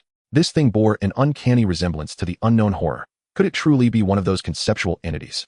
The unknown horror was said to mark every soul who dared investigate it, and even those who merely learned of its existence were doomed to death. The creature's maw twisted into grotesque mimicry. Priest. "I'm so afraid. How revolting," the priest muttered, the whip in his hand already dissolving, corroded by the monster's virulent blood. Denying the beast any chance to rise, the priest rained down furious lashes, each strike pinning it to the floor. As his whips dwindled, he turned sharply to Mambo. "Run, now. Find you, lewd, go." Mambo bolted, but an unseen force sealed the cathedral doors shut, barring all escape. The priest watched as the creature's torn flesh instantly resealed under shimmering magic. He knew such constructs could only be undone by severing the link between their physical form and the arcane nexus housed within the skull. With a sharp flick, the priest coiled his whip around the creature's face and yanked, twisting its neck violently until it hung limp across its chest. As the last traces of magical energy faded, the priest exhaled, relieved. Another black mage at work. The priest sank back onto the stone floor. Mambo edged cautiously closer. With his crucifix, Mambo prodded the fallen horror. "Shall we finish it off?" "Very well." With his final two whips infused with binding enchantments, the priest dismembered the corpse, its viscous blood instantly eating through the enchanted leather. The three holy statues, previously melted, restored themselves seamlessly. The crucifix, once glowing red-hot, cooled back to its original silver hue. "Keep this safe. It is precious to Julud." "But it's cracked. I'll be scolded." The priest frowned. "Impossible. This is pure silver, highly malleable." Then realization struck. He spun toward the dismembered corpse, only to see it stirring, reviving. How can this be? The revenant crafted by Liang bore his maker's nirvana ability. Though it had first appeared at level 25, its true power would awaken only upon resurrection, matching Liang's own strength. A flash of iron. A spade slashed open the priest's abdomen. He grunted, staggering backward to lean against the altar, breath ragged. Stubborn creature. Clutching a candelabrum from the altar, the priest questioned his own deduction. The magic had vanished, so why had it returned? Was it not a construct after all? A summoned entity? No, summons possess sentience. This thing acted on command, single-mindedly evading the priest to target Mambo. Again. One hand clutched its broken neck as it emitted guttural sobbing cries, then began to fade, growing translucent. All the earlier anomalies had been its doing. The priest surmised, in this state it cannot attack. Had it been capable, it would have struck outright, not resorted to such eerie subterfuge. He cast a healing incantation to staunch the bleeding, then raised the candelabrum before his chest. Though his vestments bristled with concealed weapons, often mistaken for ornamentation, they betrayed his weakness. His spatial magic was notoriously unreliable. This flaw remains fatally exposed. A drop of foul, acrid slime fell from the ceiling. He lifted the candelabrum just in time. Above him, the creature clung upside down to the vaulted roof and lunged. The priest hurled the candelabrum, yet the creature twisted aside. Before it could react, the priest's left fist, coiled tight with gathered force, crashed into its face with a thunderous arc. The creature tumbled from midair, stunned that anyone would dare strike it with bare flesh. "Stay there. I stay here. You will not approach him." The priest poured every ounce of strength into the blow. His robe split at the seams, fresh blood erupting from wounds only just sealed, his knuckles sizzling with searing heat. The creature slammed into the cathedral's far corner. As it staggered upright, its jaw and throat had vanished entirely, revealing a pulsing crimson magical core. The priest sank to his knees, clutching his abdomen, dizziness clouding his vision from massive blood loss, just as the creature snatched up its spade and charged once more. At last the creature grasped the truth. Until this man fell, it could never reach its objective. The spade's wind brushed the priest's cheek, carrying the stench of damp earth and decayed flesh. He tried to cast a protective ward, but time had slipped away. Crack! The spade's keen edge struck his browbone. His head snapped back. In that final instant, his gaze met Mambo's. Mambo scrambled behind the triune statue, pursued relentlessly. There they spiraled in desperate pursuit, the Qin King circling the pillar, though no sword hung at Mumbo's side, and his stamina bled away with terrifying speed. Impatient, the creature darted around the statue's flank, only to find Mumbo gone. It doubled back, still empty. After circling the statue again and again, it finally glanced toward the main door, where Mumbo was already climbing out the window. Rage flushed the creature's face crimson. It hurled itself forward, bursting through the cathedral doors, rain lashing its features, as it beheld a towering figure waiting beyond. Crack! Thunder split the sky, and the creature froze, recognizing the man before it, the priest. His browbone was peeled back, exposing raw brain tissue, yet his mind remained unharmed, intact. Mumbo, excellent thievery magic. Moments earlier, as the spade sliced toward the priest's browbone, it had inexplicably recoiled by several centimeters. Mumbo, standing behind the creature, had forcibly altered its trajectory with stolen magic, and thus the priest's long-prepared ward settled upon him at last. This blessing required an extended incantation. Its activation had begun the moment danger first stirred its length, a testament to its overwhelming potency. Sanctified body, all debuffs removed, immunity to all damage for 10 minutes. The creature lunged, only to be snared at the ankles by something pink and sinuous. It looked down a rope, wound tightly around the triune statue, stretched unbroken to the priest's abdomen. It was his intestine. I shall suffer no harm until this blessing expires, or my magic runs dry, the priest declared. With a flick of his wrist, another coil of viscera whipped forth, tightening around the creature's throat. He yanked, lifting it clean off the ground. The priest tightened his grip. Vertebrae screamed in protest. The creature clawed frantically at the glistening coils, but under the blessing's absolute protection, every effort was futile. I said you would not approach him, and I meant it. Do you not understand? The creature stared. The priest's face was utterly still, a silence thick with malice so profound it eclipsed even black sorcery. For the first time, the creature felt fear. No, but before the word finished, its head tore free, rolling to rest at the priest's feet. Calmly, he reached down, plucked out the crimson core, and crushed it to dust. Leaning heavily on Mumbo, the priest staggered back into the cathedral and collapsed onto a pew. Mumbo, as the blessing dissolved, his consciousness began to fray. Fetch a cushion. Why is this chair so unforgiving? Mumbo shoved a velvet altar cushion behind the priest's back, whereupon the priest's breathing turned ragged, his lips parting soundlessly, straining to speak. What will you do? Leave me here to die, so none suspect you? Humph. Transmigrators are all hypocrites. No, perhaps I shouldn't think so harshly. What if he isn't a transmigrator at all? Through blurred vision, he saw Mumbo gathering his entrails. A faint, bitter smile touched his lips. Does he truly believe stuffing them back inside will save me? Priest, did you know? The human body is miraculous. Mumbo had retrieved a medical grimoire from the vicar's study, requiring only basic sterilization and antiseptic magic. How so? The priest thought silently. Words Mumbo could not hear. Even if the intestines are fully uncoiled, so long as they're not knotted and are carefully replaced, they will reorganize themselves within days, as if never disturbed. Truly astonishing. Where did you learn this? Ah, of course, you're a transmigrator. Your world's medicine is extraordinarily advanced. Look, it says so right here in the text. Mumbo held the grimoire before the priest's face. Medicine in this world, it seemed, was not so primitive after all. Humph. The intestines were reinserted, though Mumbo's technique was brutally inelegant. Pain contorted the priest's face for the first time, and then mercifully he slipped into unconsciousness. When the priest opened his eyes again, it was already 3 days later, and Jack's induction ceremony was handled by priests from other cities. He reached out to lift the curtain. The rain outside had stopped, and Monbois and others were shoveling mud downstairs. A small flood had brought tons of silt. Uncle Mo's dungeon was not spared either. He had cleaned it up and asked the fire and wind mages to dry the dungeon and prepare for moisture protection. This time it cost 10 silver coins, which made Uncle Mo feel heartbroken. The priest lifted the blanket, revealing a twisted scar on his abdomen, evidence of the healer's incompetence. His head felt heavy as he pulled out the nasal feeding tube and the foredrip. He opened the window, and the priest looked up to greet him. Oh, you're awake. Yes, Mambo's healing skills are too poor. Indeed, but you should avoid standing in the rain next time with that head injury. The doctor said it's hard to clear water from the brain. I want to go back. It was a dark mage who attacked me, the priest said as he went downstairs. Be careful, it came after Monbois. The priest waved his hand. It only dares to destroy my church when I'm not around. The priest interrupted the priest's grandiose words, pulling him aside. Keep a close watch on Monbois, but don't let kindness lead you to harm yourself. You know very well he is most likely a traveler. How would I know? I have no proof that he is a traveler. The priest chuckled. He understood that Mambo's dubious identity and unfamiliarity with this world matched that of a traveler, yet all hard evidence denied he was one. His talent does not indicate he is a traveler. You're overthinking it, Voknut. It's best if that's the case. Who knows if a traveler could have mastered the ability to alter their talent and age. The priest glanced at Monbois, who was struggling to carry mud away from the church entrance. Then why did he save you? In that situation, he could just pretend to be a child and do nothing. The priest raised an eyebrow, signaling it was time for him to leave. My instincts are usually accurate. If my master had trusted my instincts back, then he wouldn't have died. But there are times when they aren't accurate. You also thought I was a traveler, yet I'm already 37.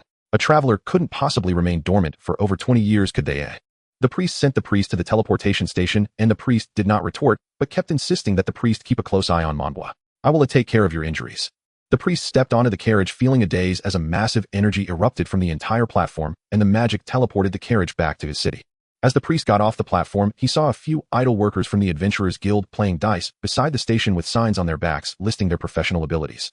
They looked just like the migrant workers on the street from Mamba's previous life. Li Yong was mingling with this group. The memories of the corpses used by the Gravekeeper could be siphoned. Now he fully understood this world. Li Yong had a sign of the Gravekeeper on his back. The profession related to corpses was quite sought after with thousands dying in the dungeons, and specialized corpse-seeking teams were highly profitable. Is the priest back? How did you get hurt? The person in charge of the Adventurers Guild located next to the station poked his head out to greet the priest. Recently, a dark mage controlling corpses has appeared in the city of Blue. The priest took out a bag of silver coins from his pocket. I represent the church to hire adventurers for intelligence. This is the deposit. The receptionist drew a blank face with her pen. Any other information? It's around level 30. Oh, I have no other information, just like a traveler who suddenly appeared. All right, recently Lord A.N.'s servant died in the dungeon. The corpse-seeking team has been lacking clergy over level 10. Do you have any good candidates here? I will arrange someone to go. Li Yong listened to the priest while looking down at the dice. His luck was good, having won nearly 100 copper coins. Are you really a gravekeeper? You aren't a fraudster here to mess with us, are you? Li Yong didn't answer, pocketing the copper coins, and leaving. The person cursed the unfortunate profession and continued playing dice. The corpse-seeking team was ready, and he planned to go down to the city to level up. Once he surpassed level 100, he could go home. You go take a shower. The priest looked at Li Yong, who was covered in mud. Li Yong glanced at the priest, and then at the other two nearby. They were keeping their distance from him. Li Yong sighed inwardly. He had no choice but to wash himself clean by the river before coming back. This time, everyone was watching him. The little nun arranged to come in had also arrived, leaning close to his face. While you are someone washed by the divine, that is truly fortunate. What? This sentence felt almost like a mockery to Li Yong. He forcibly suppressed his anger and contemplated the words. Had he revealed something about himself? This city was guarded by a level 40 Night Order. Your hair color is beautiful, it shouldn't be covered in mud. The nun took off a hairpin from her head and tucked Li Yang's nearly face-covering hair to one side. Li Yong saw his hair being lifted, gradually turning white in the sunlight, a characteristic of someone washed by the divine. The hair on the sunny side was one color, while the hair on the shady side was another color. This was a special phenomenon that occurred only when a talent exceeded 92. Their bodies would overflow with magical power manifesting in their hair. Li Yong opened his panel. This was the first time he had opened the talent panel since obtaining the Gravekeeper profession. Precision 45, Awareness 93, Magic 80, E-Skill 77. While Li Yong was still in shock, the team leader became somewhat impatient. He was not very high in level, but was not young in age. He found newcomers like Li Yong who were entering the dungeon for the first time particularly annoying. They had no idea of the lurking dangers in the dungeon and always treated it as a place to increase affection. All right, let's set off quickly. The captain lifted his shield and long sword, explaining how to descend into the city. If there are no monsters, the Gravekeeper will use skills to find corpses and collect them. If there are monsters, the mage will output from behind me, the nun will buff, and the Gravekeeper will keep an eye on the back. The priest used Mind Probe from a distance to protect the church members, which was necessary. The others were quite normal until they reached Li Yong. He had one less good quality than average people and one more bad quality. There was no desire to procreate, and stray thoughts occupied the rest. This is the one with longing for home, urgently wanted to return home. So it's a wandering soul. The priest gradually felt hunger, and he ordered a meal at the Adventurers Guild. It was Li Yang's first time descending into the city, and it truly felt like a game. He took out the belongings of the deceased to activate the magic seek owner. Soon the belongings of the deceased caught fire. What does this mean? The mage had never seen this type of magic before. It signifies that the owner of the items is dead. Li Yang's items slowly levitated, transforming into a pile of charcoal that guided the group deeper into the dungeon, while the nun used holy light to illuminate the way. Isn't the Gravekeeper's job a bit scary? Indicating affirmation. Will dealing with corpses leave a bad smell? Indicating negation. I want to become a priest after graduating, but I am afraid of corpses. I really don't know how you overcome it. To be honest, Li Yong hadn't overcome it either. He was overwhelmed by anger and frustration at the time, and even now he struggled to accept that his body was dead. The leading uncle finally couldn't take it anymore. Can you say a few more words? Why do those in corpse-related professions always have this character? Li Yong fell even more silent. He hated the deity that sent him here, despised the humans in this place, and loathed the church members who had killed him. Just say a couple of words. She's a level 11 priestess, and the nun hasn't graduated yet. Teach her how to overcome it. The mage observed the surroundings and kindly persuaded. Li Yong refused to speak. He understood that as a traveler, saying less could avoid trouble. You're really stubborn, like talking to a corpse. The elder curled his lip, too lazy to say more, and the mage went ahead to disarm the magical traps with a silent sigh. Only the nun continued to chatter, while Li Yong still answered her with affirmatives and negatives. Li Yong smoothly found the corpse, which had been restored to its original state by his magic identical to the one in the photograph. The corpse was buffed so even in the sweltering summer heat, it would not emit any odor, looking as peaceful as if it were merely asleep. When the corpse was delivered to Old Master and a few tears fell from him, leaving one to wonder if they were real or feigned. This task earned Liang 300 copper coins, and he gained quite a bit of experience. After 10 more such tasks, he would be able to level up. The captain let out a strange laugh, saying, "Kid, do you want to form a team with me? My squad of mages still needs a secondary DPS. A typical team usually consists of 4 members: frontline, primary DPS, secondary DPS, and support. Support roles often change depending on the dungeon, and there are rarely fixed support positions. If it's a priest or cleric with combat capabilities, they generally occupy 2 roles. No need. Liang intended to explore deeper dungeons for quicker leveling. It's impossible to recruit anyone, it's just that the old man's too old and looks unreliable. The mage side, damn it, level doesn't represent everything. I have over 20 years of dungeon exploration experience." The Sword and Shield captain slammed his cup on the table protesting, "But old man, you're clearly over level 20, so how can you level up quickly by only taking tasks below level 20? Ha ha ha ha." As soon as he said this, those who knew him in the Adventurers Association burst into laughter. "What do you know? Only pursuing levels can make one lower their guard. This isn't a tower climbing game." The rest of his words were incomprehensible. "What matters is being alive. Once dead, there's nothing left. What a shame don't you all have families. They wouldn't want you to die in a dungeon or the like." Listening to the old man's words, Liang suddenly realized he was indeed misguided. Being alive was the only way to reach level 100. Even if it took a bit longer, he could wait as long as it took to return to his hometown. "I'll join." Liang sat back in front of the small team with a cup of beer. The old man slowly looked up and then nodded. "Seems like you understand. Then let's exchange contact information." The mage took out a necklace engraved with runes while the old man showed a ring on his ring finger. This was a magical device for long-distance communication. Liang had bought one after receiving his reward and embedded it in the hairpin gifted to him by a nun. Tisk, young man, the communication stone is best set in a place that's hard to lose, something like a hairpin. It won't fall off. It's useless to advise you. The mage shrugged. After the magical device was activated, the old man grunted and stood up to head home. The mage, looking young and fond of drinking, noticed Liang's empty cup and wanted to buy him another drink. "No thanks, I only drink 1 cup of beer a day." Liang used the remaining money to buy a coffin and carried it back to the inn where he stayed. The innkeeper was only willing to rent him a stable, as the profession of a gravekeeper carried some bad luck. If it gets cold at night, here's a blanket. The innkeeper still felt pity and prepared bedding for him. No need. Without looking back, Liang placed the coffin in the stable, where the horses curiously observed him, their warm breaths hitting his face. As a corpse, he had lost a great deal, the foremost being sleep. The long nights became tormenting. Yet slipping into the Western-style coffin brought a sense of peace to his heart. Indeed, corpses should rest in coffins. After a sleepless night, Liang opened his eyes to the sounds of the horses stirring, as if unfamiliar people had entered the stable. Liang pushed open the coffin lid, and in the glaring sunlight were a few of his team members. The little nun squatted beside the coffin, exclaiming, "Just like the boss said, he really sleeps here." "This is a bit eerie," the mage commented. "Corpses in this profession are always like this. It's quite strange. Let's go quickly." The Sword and Shield captain stood up and presented an exploration commission. There was a discovery of a new branch line on the 4th level of the dungeon. The 4th level? Isn't that meant for adventurers below level 5? Are we being too cautious? No, this decision is based on my experience. The Sword and Shield captain raised an eyebrow and began to explain to several people about the most mysterious places in the dungeon. The branch road is the most fertile yet dangerous area in the dungeon. The branch road leads to a space where the difficulty can randomly increase between 1 to 20 levels. If it increases by 20 with me here, we can easily exit. If below 15, we will profit. Seeing the Sword and Shield captain being so smug, the others exchanged glances and decided to go. They would trust the words of their senior. Liang shouldered the coffin and set off. At that moment, outside the cathedral in Blue City, Mondwa laughed heartily towards the sky. The experience gained from assisting the priest in slaying monsters allowed him to level up several times, helping him surpass the tedious early levels. Now Mondwa was already a level 7 thief. In recent days, he had learned spatial magic and completely mastered perfect theft. Recently, he had also nearly mastered the life-saving skill Die Zone and the attack skill Throw Dagger, and had secretly registered as an adventurer at the Adventurers Association. "Does Black Rat know?" Red Rat asked Mondwa while wiping a cup. "Of course he doesn't." Red Rat stared at Manboss' proud little face, feeling puzzled. Does this guy never lie? Let's assign a code name. A new round of gambling began, and upon hearing that it was someone from the thieves' den in the west of the city, many were hesitant to place bets. I guess it's some thief or another. What if it's a certain great king? I still feel it's the venerable one. Mondwa stroked his chin. No one had mentioned needing to prepare a code name. This kind of overly dramatic name would surely lead to regret, while something too mundane would sound bad. Most importantly, Mondwa was afraid to play jokes. If he were identified as a Transmigrator, he would be taken to the church for talent assessment, which would be a huge hassle. I don't know. No one told me to prepare a code name. Red Rat pressed his seal onto the copper plaque. The code name, I don't know, sounds mysterious. What the heck? Okay, once again the dealer took it all. Mondwa walked out of the Adventurers Association holding the plaque inscribed with I don't know.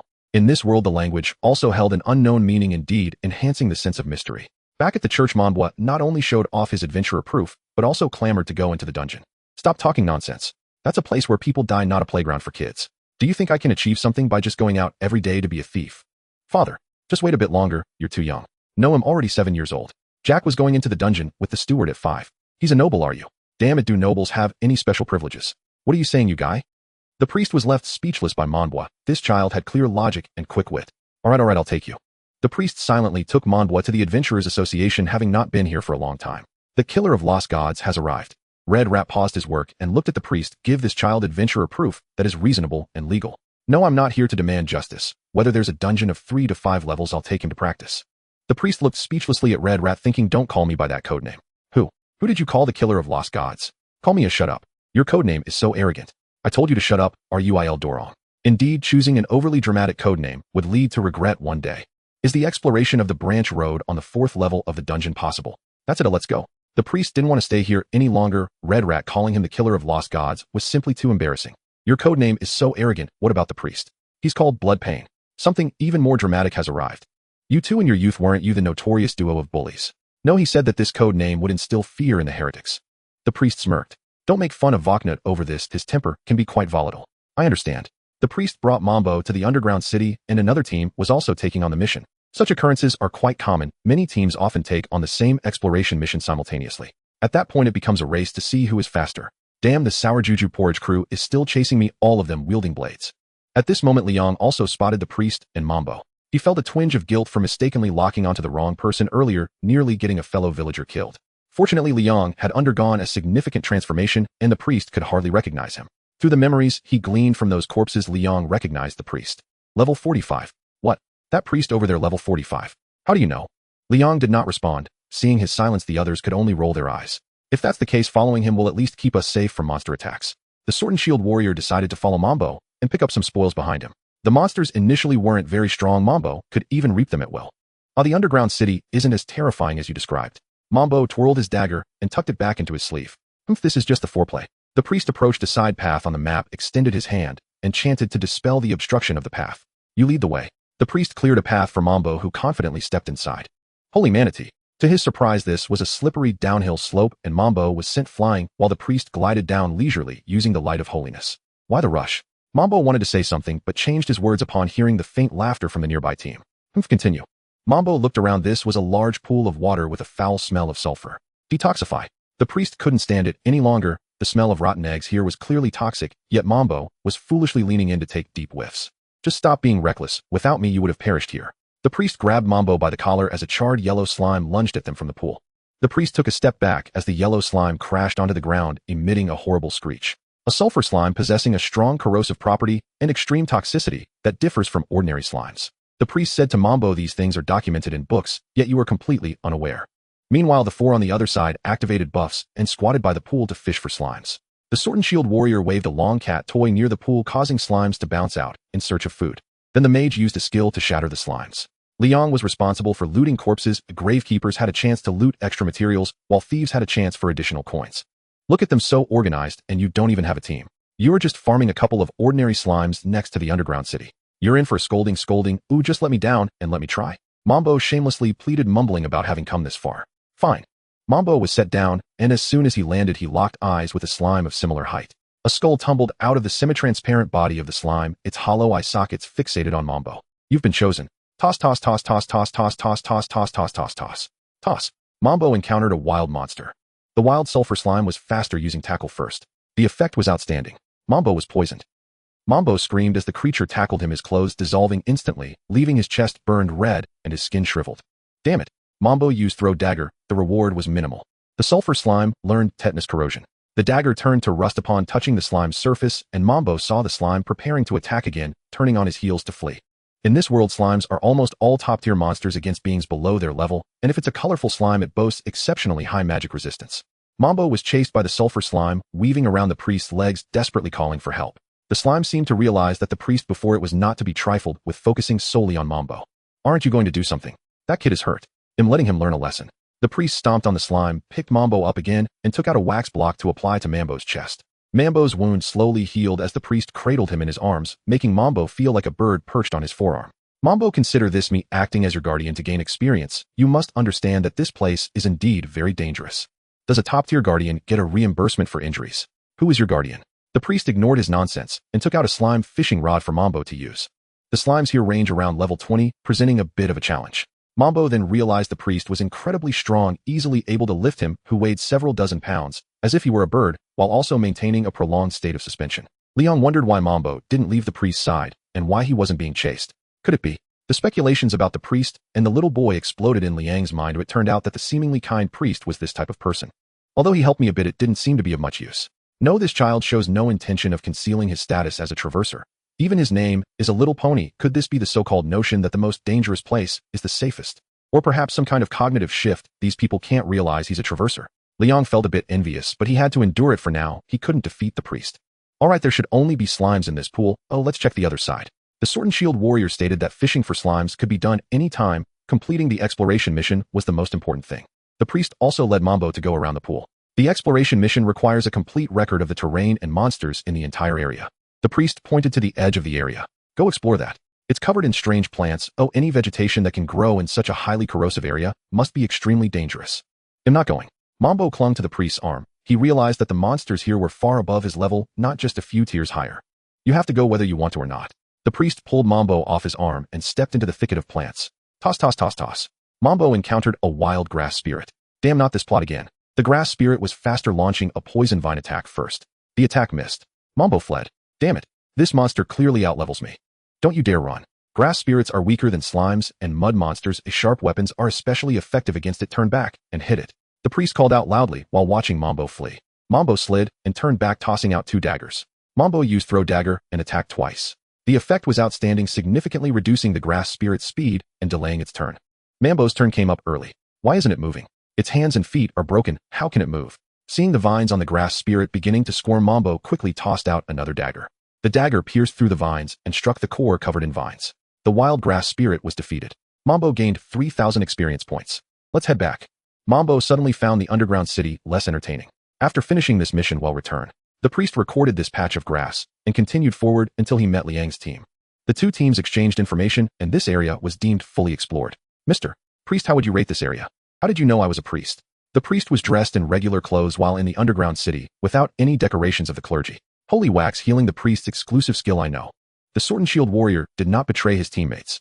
Oh, I think this area is around level 10-20 for teams, and over level 20 for individuals. Then we'll write it down like that. The Sword and Shield warrior noted down the same conclusion as the priest in the exploration report. I'm only level 7. Send me to fight a level 20 grass spirit. Are you even human? A thief's weapon deals triple damage against targets 3 levels higher. Technically, you still hold the advantage by 1 level. But my defense isn't even as high as theirs. Useless. Idiot. Just kite him. Fine, you always have the answer.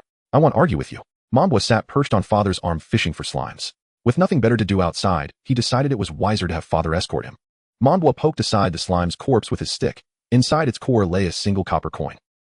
Corrosive slime gel required glass containers for safe storage, yet Mambo carried none. Father deemed large jars too cumbersome, and besides, slime gel held little value. Only novices bothered collecting it. The halberdier beside them, however, had brought jars, stuffed neatly inside Lianyang's coffin. He chuckled darkly, already dreaming of riches. Sulfur slimes fetched 5 times the price of ordinary ones, 50 copper coins per kilogram. His jar held 1 liter, enough to fill Lianyang's coffin to the brim. Can you even carry it? Or shall I take it? The coffin plus its contents weighed no less than 70 kilograms. The coffin itself, crafted from lightweight alloy, weighed only 20. Yet Lianyang hoisted it effortlessly, his expression untroubled, a sight both startling and unsettling. No need. Don't mistake this for concern. I'm only afraid you'll drop and shatter the materials. Master Gravewarden possesses greater strength than our captain. Though the young nun spoke merely in passing, her words carried an unmistakable edge, like quiet embers stoking discord. The halberdier, confident in his seasoned vigor, boasted decades of frontline service. His strength honed to an astonishing 80, enough to lift and move objects weighing up to that mass. My strength is also 80. Though technically a draw, the halberdier felt deeply shaken. After all, he'd trained relentlessly for over a decade. Father, what's your strength stat? 75. My vocation emphasizes vitality. My healing potency scales directly with my maximum health. And what about a priest?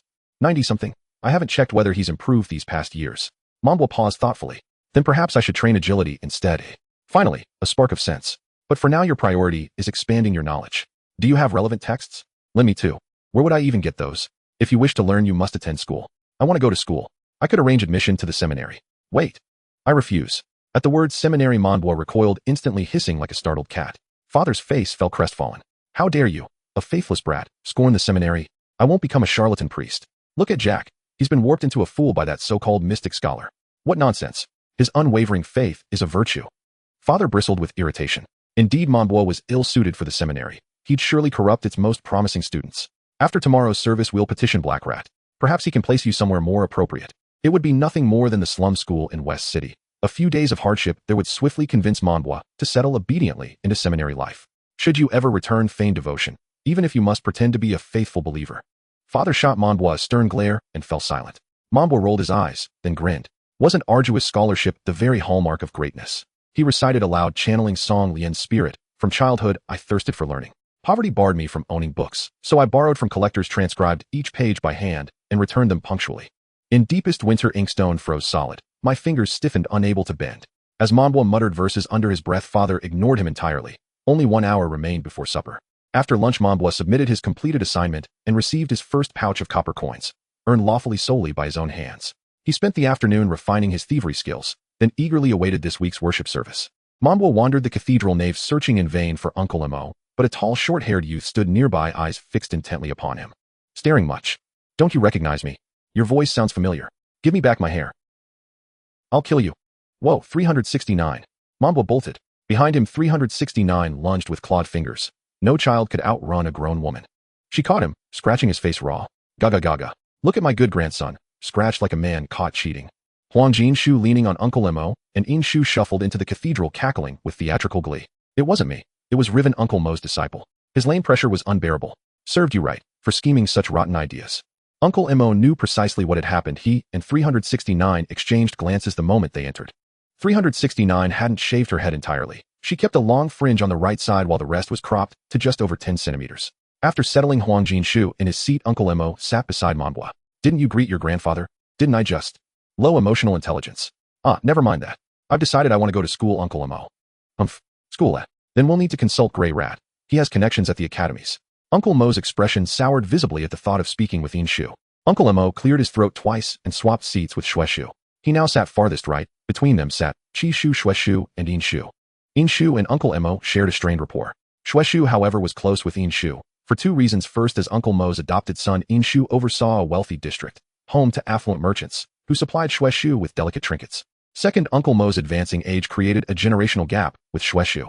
And third, Chishu, the eldest brother, was unbearably solemn. After hours of conversation, he'd utter not a single word. Inshu, by contrast, was witty, irreverent, and utterly without generational barriers. Well, brother 4, why sit beside your junior today? Monbois needs schooling. The education system in West City is woefully backward. Inshu clicked his teeth. TCH, true enough. Tuition's steep though. I'll cover half. How much is tuition? 2 gold coins. Are they robbing us blind? Inshu shrugged. Uncle Mo knew full well Inshu could secure free admission with a few kind words to the school, but he wanted his elder brother to plead just once. Uncle Mo shot Monbois a sharp glance. Goose flesh prickled across Monbois' arms. He scratched his head, unnerved by a sudden chilling wave of malice. If you don't study diligently, you'll rot in the beggar's sect for life. Uncle Mo seethed inwardly, then leaned forward to yield when Chishu's hand clamped down firmly on his shoulder. I'll pay the gold coins. Chishu's gaze turned glacial. Inshu flinched, stunned. Just teasing, brother 4. Big brother's no fun to tease. Inshu scowled, conceding the matter, and declaring he'd handle everything himself. Chishu turned away, resuming attention on father's sermon. Monbois watched quietly. Chishu, it seemed, doted on his younger brothers. Shueshu rapped Monbois' skull with her knuckles. Stop eavesdropping on adult affairs. Don't hit my head. Monbois still trembled slightly before this viperous woman, whose fortune was built on organ trafficking. Afraid of me? Not at all. Shueshu gave him a skeptical look. Her level 25 dancer talent allowed her to read emotions with uncanny precision. She knew Uncle Mo had already spoken of alchemical organ trade. Oh, with razor-sharp nails she dug hard into Monbois' waist, making him leap nearly a foot into the air. What are you doing?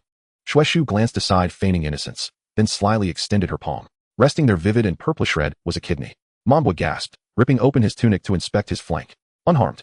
She was merely toying with him. Shueshu giggled, and the kidney dissolved into shimmering motes. Time to bear it all. You're a pervert. Monbois yanked his tunic down and edged away. Suddenly, father slammed his blessing scroll onto the altar. Enough. Both of you, come here. He pointed squarely at Shueshu and Monbois. Monbois, who just bared his torso like some exhibitionist. Shueshu, shameless as ever, craned her neck to peer closer. Dragged before the altar, they endured Jack's bamboo, came discipline. Gently, brother Jack, Monbois pleaded. Gently, dear brother, Shueshu cooed. Jack shook his head, the disappointment in his eyes palpable. You two show contempt for the Holy Trinity. Swish, crack. Aoya. Eek. Why am I punished every time I attend Mass? Mambwa lay with his head on the church table while the priest tended to him. Humph. If you kept yourself in check, I wouldn't have to call you up. When the wax had been removed, the welts from the whip vanished. Don't cause trouble at the next service. The priest ruffled Mamba's hair, Mambwa nodded, and ran home. Back home, Emoshu laid out 2 outfits for Mambwa, a pair of leather sandals with blue denim overalls and a white short-sleeve shirt, and another set of black mesh shoes with black trousers, a white shirt, and a black shawl. Stop wearing that choir robe all the time. You look neither man nor woman. Emoshu even produced clippers to shave Mamba's head. You don't need those, I want to keep it, Mambwa protested. Mambwa covered his head and retreated to a corner. In his previous life, he had yearned once to grow his hair long, but his work never allowed it. He had been stuck with the same short crop forever. Tisk, why grow it out so long?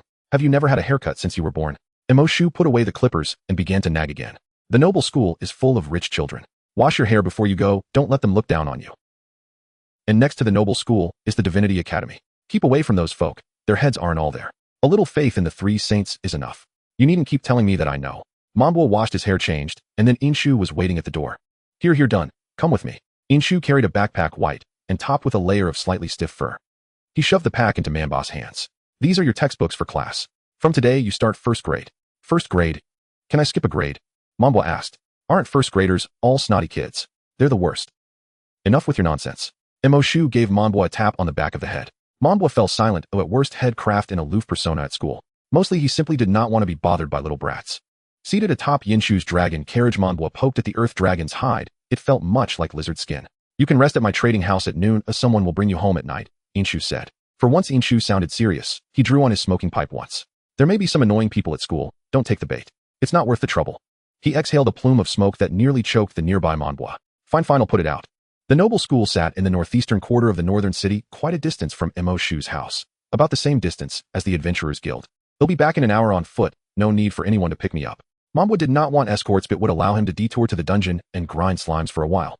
That won't be allowed. Inshu pointed toward the Divinity Academy beside the school where Jeka and Hajida stood at the gate. The 3 of them stared at one another. You and Hajida are going to school too? No, only her. I graduated from the Divinity Academy when I was very young, Jeka said, shaking his head. I work here part-time as a scholar of the occult. I'm your teacher. Mambwa frowned slightly. What do you mean you're?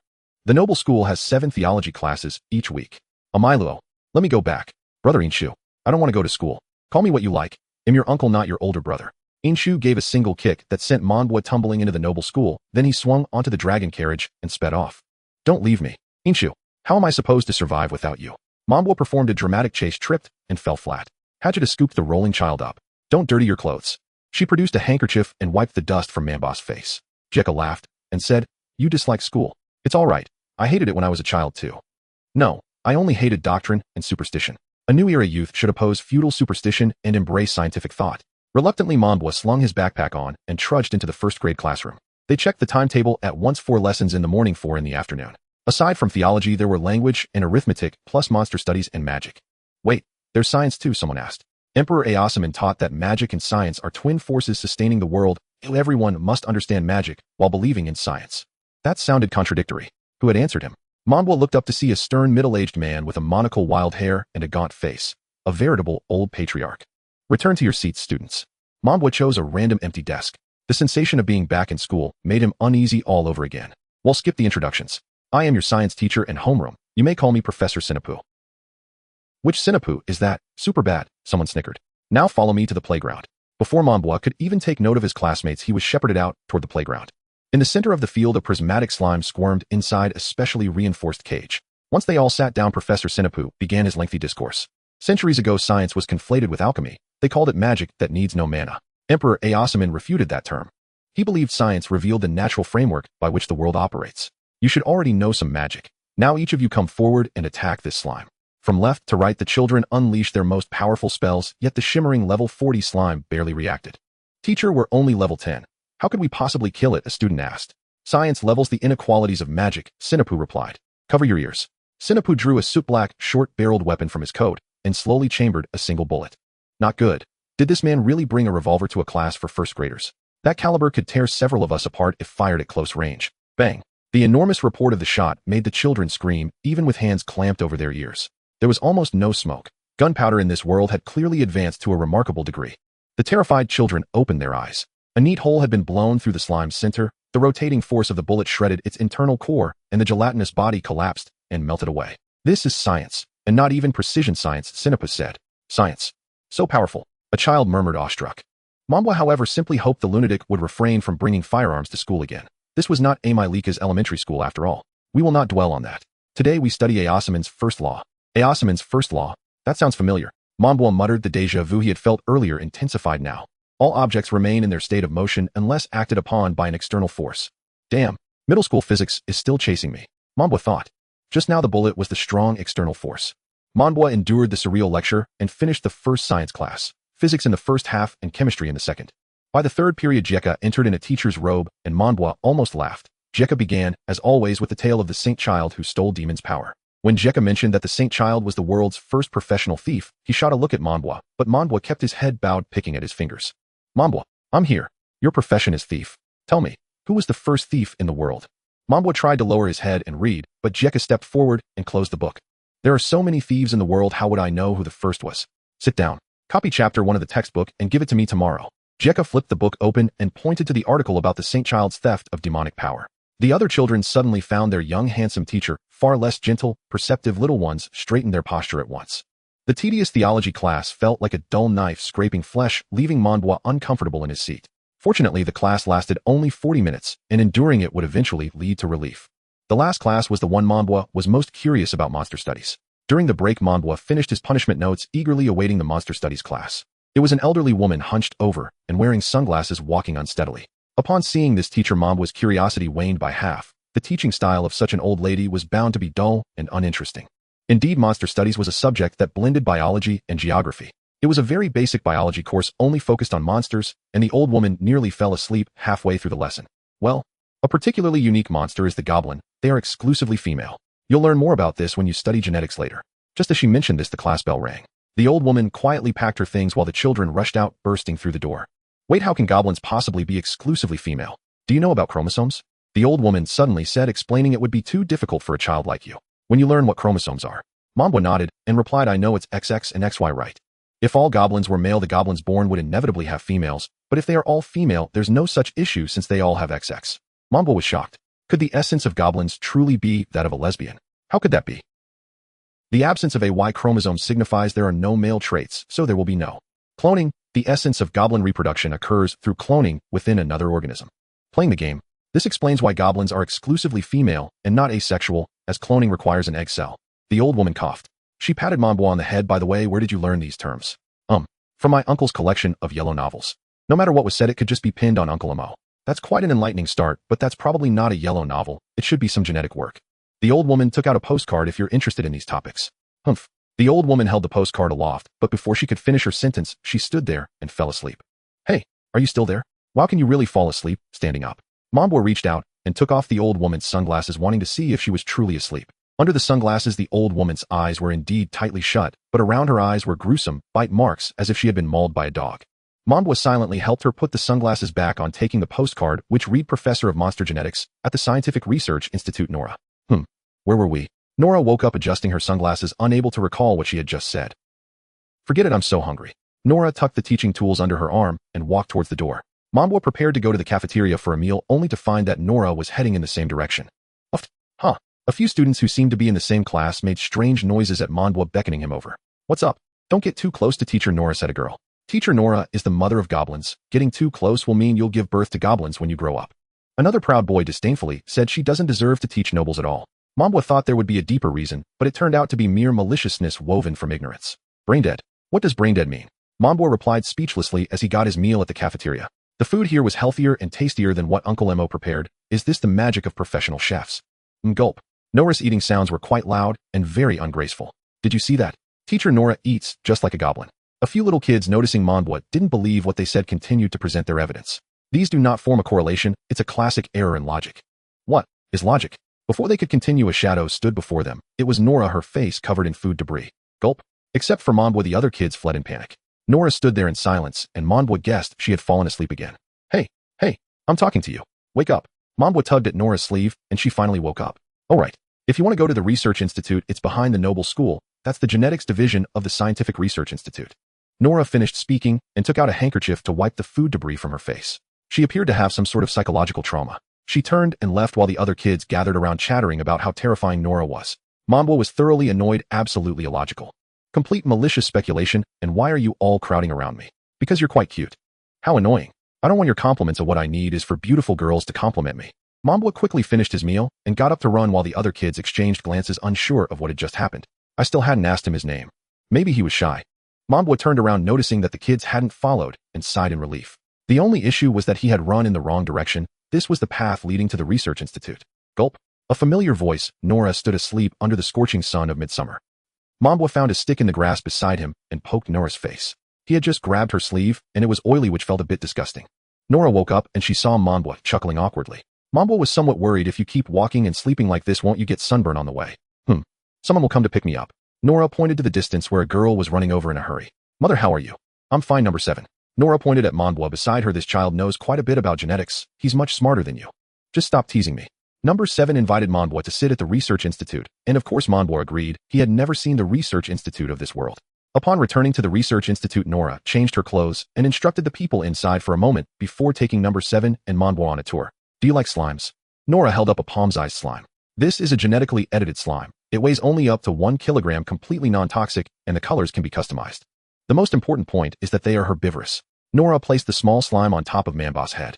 Monbwa looked up and locked eyes with the slime, which recognized objects through 2 light-sensitive points, giving it a semblance of eyes. It actually looks quite nice.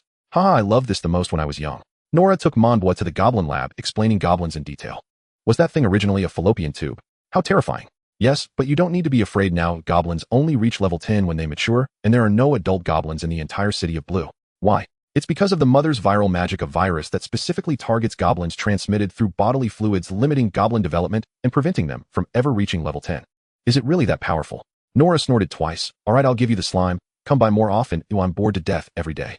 It's obviously so lively here. How could it be boring? Looking at the researchers under masks chatting and laughing while studying, there was no sense of seriousness. Those are all clones. Oh, what's the point of chatting with yourself? Nora waved her hand and ended up falling asleep again. Number 7 carried Nora back to her bedroom, while Monbwa was still amazed by the clones running over to see their appearances. Once they removed their masks, they indeed all looked identical. Impressive, right? We can be considered a form of alternative immortality. Number 7 carried Monbwa out of the experimental area. What's the significance of doing this? It's hatred, a mother's hatred towards monsters. Number 7 began to tell Monbwa the story of herself. Mother often found us foolish when she created us. We were instilled with the same memories, but the pain of the flesh lies. We cannot empathize. Thus, there was no power driven by hatred. 7 gently patted the slime on Monbwa's head. A long time ago, when Mother was still a girl like me. She was very popular due to her profession as a pestilent healer. Those with such a talent are rare, and while it sounds scary, a pestilent healer is actually a semi-support role. The dungeon 30 levels down was filled with viruses, fungi, and bacteria, and the magic of the pestilent healer allowed the team to be immune to these bacteria. Mother formed a small team with her adventure companions, specifically roaming the 30th level to save those adventurers infected by bacteria and viruses. Meanwhile, the goblins also noticed Mother. Level 30 goblins can use the magic reproductive plunder. Their class change comes from plundering human professions. Viruses and bacteria had troubled the entire goblin population for a long time. Time rewinds 40 years, and the Goblin King, clad in the terrifying designs of dozens of class changes, devised dark traps. It tracked Nora's team for months, understanding each person's character. The sly and cruel creature used a magical knife to cut its own vocal cords and tongue, altering them, so its voice no longer croaked, but spoke human language. The urgent cries for help from deep within first enticed the kindest cleric, who was pierced by the hidden goblin's arrows. Without the cleric, the adventurers could no longer resist curses and mental attacks. The captain urgently wanted to retreat, his years of adventuring keeping him calm. The Goblin King understood he could not withstand the pressure, and the goblin priests and goblin brutes emerged en masse, attacking this weak team. From above, the Goblin King used language to gradually break down the steadfast knight's heart. The walls within him crumbled, and a dangerous flood engulfed the knight. The knight was cursed by the goblin priest and turned into a pile of flesh and blood. Only the archer and Nora remained. The archer was a beautiful youth, so perfect that he was deeply terrified of ugly creatures.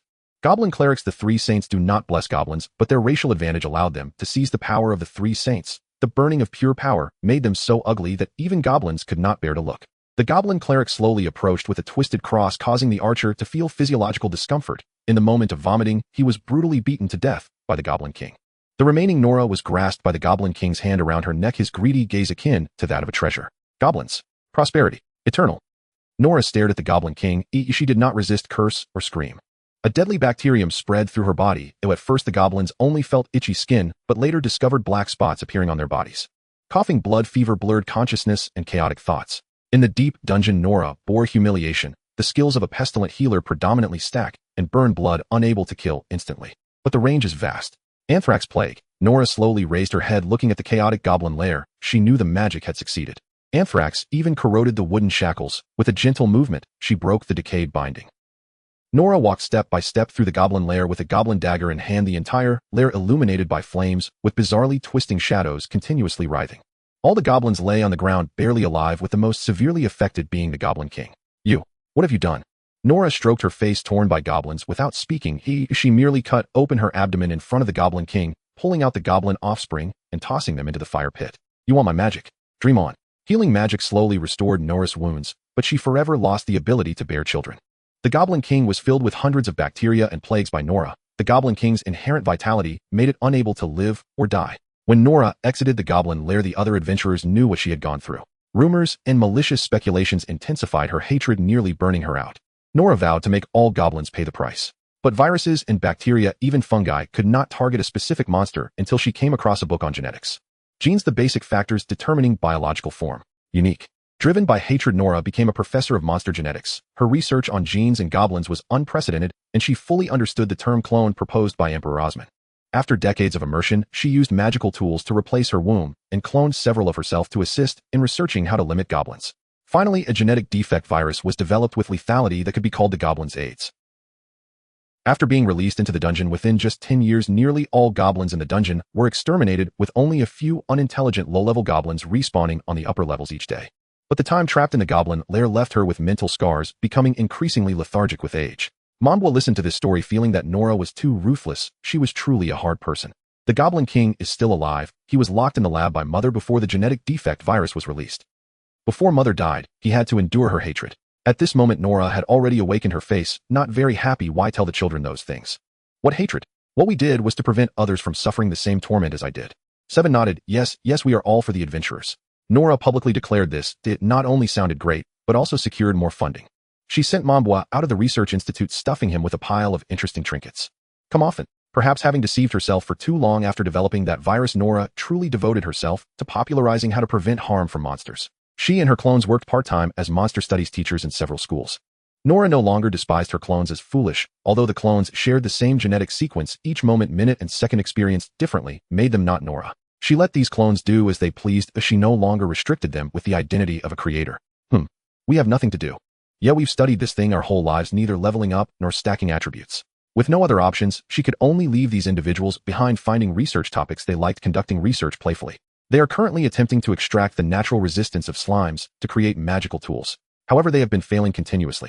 As Manbwa walked out of the research institute with a slime on his head, he saw a few classmates with their backs to him. The children were clearly startled and breathed a sigh of relief upon seeing Manbwa. "We came to rescue you. We just saw you being taken away by teacher Nora." Manbwa sighed. "She's a good person. But my dad said, does what your dad says always have to be right?" The children exchanged glances and nodded. "Don't you have the ability to think independently? Thinking can rely on the social status quo, but it shouldn't depend on the group or others. You can't just believe everything others say, even if it's your parents. Do you understand?" "I don't understand." Manbwa covered his face, feeling that even the slime on his head understood, as it wobbled to indicate that it did indeed comprehend. It leaped up, wishing to depend on no one else, for a free-thinking slime must also have a free body. Manbwa reached out to hug the slime back. "But there's more to this. When your own strength isn't enough to support independent thinking, it's best to pretend to depend on others." The slime lay in Manbwa's arms, realizing that it could never be free in this lifetime, as it had almost zero attack power and completely lacked the ability to survive independently. What Manbwa says is so profound. Forget it, you all should just enjoy being brainless nobles. Having such intelligence will only make those around you suffer. What does brainless mean? It's a compliment. Go home and compliment your dad like that too. Oh, Manbwa now suspected whether the nobles in this world also fancied incestuous marriages. But these children were all quite good-looking, showing no deformities. Oh right, it's pure education. Their enlightenment teachers like Jack were extremely feudal characters. So it wasn't surprising. The lunch break quickly passed, and the first class in the afternoon was still teacher Nora's monster studies course. This time she talked about monster distribution, giving Manbwa a small stick to poke her with if she fell asleep. The remaining 3 classes were physical education, a large class for all grades. Manbwa originally had no interest in this subject until the PE teacher appeared. Finally, there was a young and beautiful female teacher. With long black hair, blue eyes, a delicate chest which was actually small, a tall figure, gray sports tank top, 3/4 sports shorts, and light wheat-colored skin. Did she also have a thin collar around her neck? "I am your PE teacher, Xylina. Let's start with roll call.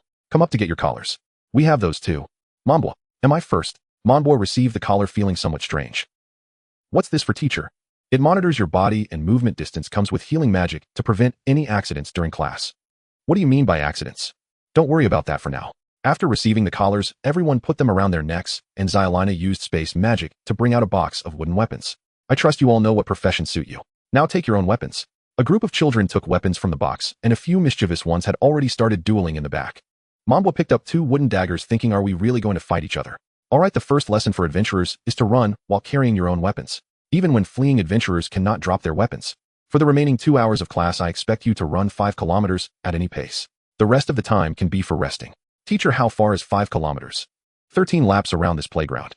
The children might not have realized what this meant, but Zyalina had already begun leading them in warm-ups. Manbwa grinned, thinking this guy looks gentle, but is actually a demon. 2.5 hours with a weight of 3 kilograms running 5 kilometers was just within the challenging yet achievable range for 7-year-olds. After the warm-up, at Zyalina's command, the children sprinted out, only knowing that the faster they ran the better, which only led to a rapid depletion of their stamina. As expected, after sprinting 2 laps, several children's collars began to beep and released healing magic. Idiot, did I not just say to conserve your energy? Zyalina helplessly carried a few children off the track to let them rest before running again. Manbwa glanced at the exhausted child, clicking his tongue in disapproval.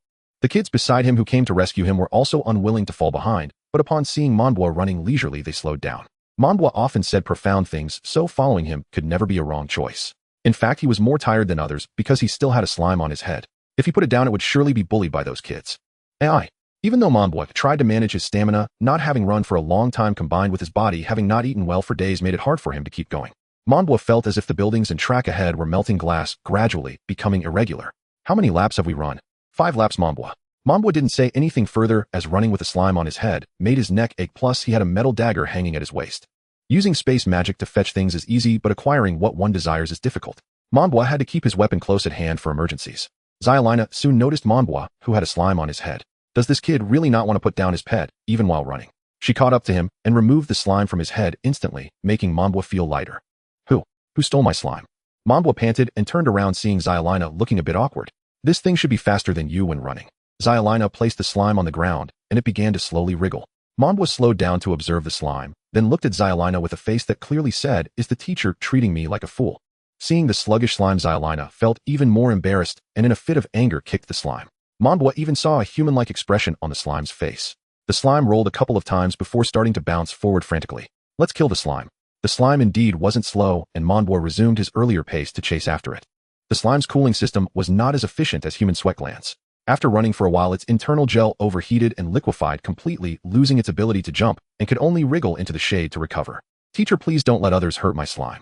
Watching the other students resting under the tree, starting to poke the slime with wooden weapons, Manbwa felt somewhat displeased. These kids prided themselves on being nobles, yet they didn't even know not to mess with others' belongings. There are so many slimes like stray dogs by the road. If they break it, just have them compensate you with another. That one was given to me by the Research Institute, teacher, not a stray dog. Research Institute. Just hearing those words made the PE teacher feel a headache coming on. Alright then. Zyalina placed the slime on her head, even though the slime was clearly frightened.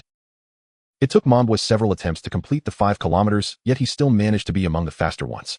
Most of the others were still running, while Manbwa and a few of his classmates had already finished with an hour left until school was over. Manbwa sat under a tree cradling a slime and enjoying the tranquility while other classmates gathered around him trying to imitate him. Can you all move aside? It's a bit too crowded here. Manbwa opened his eyes and the tranquility had vanished, replaced by a sense of irritability. We want to talk about profound things like you do. Let's learn something together. You guys, what are you pretending to be profound for? Just enjoy your childhood and go play, you little rascals. The child scratched his head and said, but there's no Dragon Ball court here and no coffee house either. Manbwa realized that these kids couldn't play at all, and what sport was Dragon Ball anyway? Manbwa stood up and touched his chin, and the other children mimicked him. I have an idea. I'll teach you a game called sandbag toss, and then you can go play without bothering me. How about that? What is sandbag toss? Manbwa tore a piece from his sleeve, filled it with sand, and tied the ends with a string to create a simple sandbag. Manbwa pointed at a child he found pleasant. You stand opposite me, and the rest can stand between us. Manbwa explained the basic rules of the sandbag toss game, and played around with them before stepping back, as he had the throw dagger skill, making it unfair.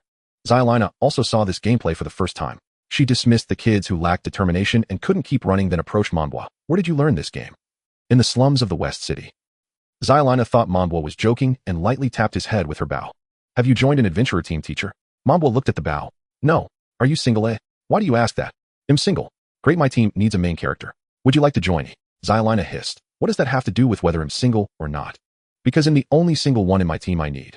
If Monbois invited Hockey Rabbit and Jack to form an adventurer team, Jack would definitely agree, and the support would surely be Hockey Rabbit, so Mambo's requirement for the main character was being single.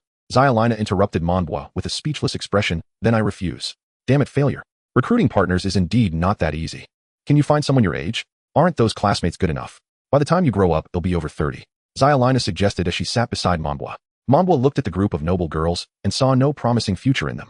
Look at those nobles, their minds have been dulled by noble education. Being with them in the future would be sheer torment. You think far ahead.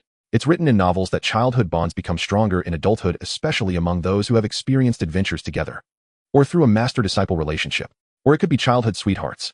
Zyalina, being somewhat of a noble herself and well-read, pondered for a long time, but couldn't recall any novel that wrote such a story. It was surprising that Monbois referred to the concept of a jobless reincarnation.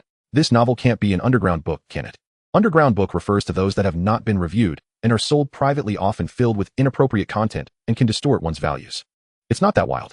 How do your parents manage you? You can read underground books and know about slum games too. Zyalina looked at Mambo's half sleeve and scratched her head. Where's your sleeve? I made a sandbag. Monbois pointed at the kids enthusiastically playing with sandbags. Zyalina sighed. If parents asked, she would have to explain, which would be troublesome. At that moment, other kids from a different class came to find Zyalina, pulling her away while chattering about who bullied whom. Mambo's chat with the beautiful girl had to come to a hasty end. With the slime under his head, Monbois took a nap in the shade of the tree, and when he woke up, he was already on the dragon cart. Did I sleep that long? Looks like you were very tired. Jack handed Monbois his backpack. Don't forget to copy your homework. All right, you're so quick to assume the role of a teacher. Monbois sighed. School was indeed a strange thing. You crave it when you are ignorant, yet envy those who are not in school when you are. The dragon cart was running smoothly, and Monbois immediately began to copy the text, though his handwriting was terribly ugly. Jack closed his eyes in pain. The first thing he learned after stepping out of his door was to tolerate others' mistakes. This world is not purely black or white. However, Mambo's handwriting jabbed at Jack's skin like thorns, making him feel uneasy. All right, I'll guide your hand to write. Jack held Mambo's hand, teaching him to write stroke by stroke. The Osman Empire's script was an improved version of the traditional language of this continent, somewhat akin to Latin. With Jack's help, Monbois finished the article. Jack's writing was in italics, looking crisp and refreshing, just like him. Monbois picked up the homework and exclaimed, I want to frame this. It's the prettiest handwriting I've ever done. That shouldn't count as your work. Hockey Rabbit chimed in with a reminder. Jack urged Monbois not to do such embarrassing things. The dragon cart gradually stopped, and Monbois returned to Uncle Mo's house. How does school feel? Uncle Mo happened to be distributing dinner to the slaves in the dungeon. Monbois placed his homework in front of Uncle Mo after taking a meal. The teacher said, I am exceptionally gifted. Even the big shots from the Research Institute are willing to lower themselves to befriend me. Even those noble children follow my lead. Uncle Mo glanced at the neat handwriting on the homework and scoffed. Do you think I believe that? I guess you do. This is noble italics. It takes at least 3 to 5 years to master. Just from this point, I know you're bragging. If you don't believe it, then fine. Monbois put away his homework and took out the slime from his backpack. He'll take another apple. Did you go to the underground city again? Uncle Mo was somewhat angry. Monbois was too disobedient. This pet was given to me by a big shot at the Research Institute. Monbois placed the apple on the slime's head, and it slowly sank in. Uncle Mo couldn't tell whether Monbois was lying. He could only call Jack to confirm that Monbois hadn't caused trouble at school. He does well except for not taking the theology class seriously. Theology class, that kind of thing, doesn't matter whether you attend or not. After hanging up, even though Jack repeatedly emphasized the importance of theology class, Uncle Mo and Monbois, who had been eavesdropping, both showed disdain. That kind of thing, forget it. Uncle Mo rubbed Mambo's head. All right, I approve of the pet raising matter. You'll be responsible for its eating, drinking, and other needs. Uncle Mo suddenly noticed that Mambo's sleeve was missing a piece. Did someone bully you at school? Where's your sleeve? I gave it to a classmate. You are such a generous person. This outfit was custom made by Uncle Mo as a noble garment, and Monbois received a scolding from Uncle Mo. In another part of the noble gathering place, a child is teaching his butler to play a beanbag game. The butler's expression is not pleasant as he looks at the dirty marks on his young master's clothes. Young master, in this sport is unbecoming. No, this is the latest fashionable game among other noble children. If I don't play, I'll be left behind. The young master swung the beanbag and hit the butler's leg. You're out. The butler didn't say much. Soon Masterin would return and scold the young master. As expected, when Masterin returned home and saw his son covered in dust, he was not pleased. What happened, Shawan? I learned a new game at school that tests reflexes. Although Masterin was displeased considering the nature of children, he patiently played around with Shawan. The tall and slender Masterin is a well-known dragon tamer, and dodging the beanbag was quite easy for him. I wish I were as capable as my father. Masterin scoffed while holding the beanbag. This kind of game I only allow you to play until you turn 10. After that, it's too childish. Did you win this at school, eh? No, they're all brainless. I can't compete with them. Masterin turned stiffly. What does that word mean? It refers to people who are clever and agile. Father is brainless, but unfortunately I am not. Bang. Master and shattered a nearby flower bed with a punch to vent his anger. That's not a good word. And who taught you that? Monbois. Such things happened in many noble families. Some were angry, some cried for their parents, and others threatened to hang themselves. The most abstract were some children who questioned their parents, claiming, "My thoughts will not depend on you. I will confirm the truth of this matter myself." The nobles initially intended to secretly seek justice from Uncle Mo, but remembering that Uncle Mo was once ruthless in the rat gang, they could only go to the priest and the Lord to lament. It was as if their son or daughter had died upon learning an inappropriate word. The Lord, as a mascot, stated, "My children are free range and do not quite understand noble etiquette. You should go find the priest instead." The priest looked at over 10 nobles, somewhat speechless. He didn't need to think. It was clear that Monbois had caused trouble at school. "Father, I want to die. Let the 3 saints take me away." "Those who wish to be taken away by the 3 saints have already lined up at the edge. You should wait." The priest dismissed this shameless person. "That filthy beggar actually pretended to be a noble. You must uphold justice for me. Don't get agitated. If you curse under the statue of the 3 saints again, I'll slap you first." "Woe is me, my poor son. Oh, he might not be able to become a clergyman in this lifetime." "Cursing doesn't matter. Besides, your son's talent isn't suited for being a clergyman anyway." The priest pushed the crowd away and called Uncle Mo, who listened with a face of constipation. "What the hell is going on?" He picked up Monbois, who still didn't know what was happening, holding a slime in his hands as he was brought to the church. "Monbois, did you teach those children the term brainless?" "Yes, although this condition is rare, it's still necessary to understand." Monbois placed the slime on his head and said, No, my son said it means being quick-witted. You deceived us. Brainless means brain damage." "That's wrong. My daughter said it means sunny and handsome." "You're all wrong. My son said it means powerful." When Monbois said this word, he didn't explain its true meaning, so each child had their own interpretation. All right, I don't understand your noble matters, but shouldn't you at least let your own children have some medical knowledge?" Uncle Mo tried to turn the blame.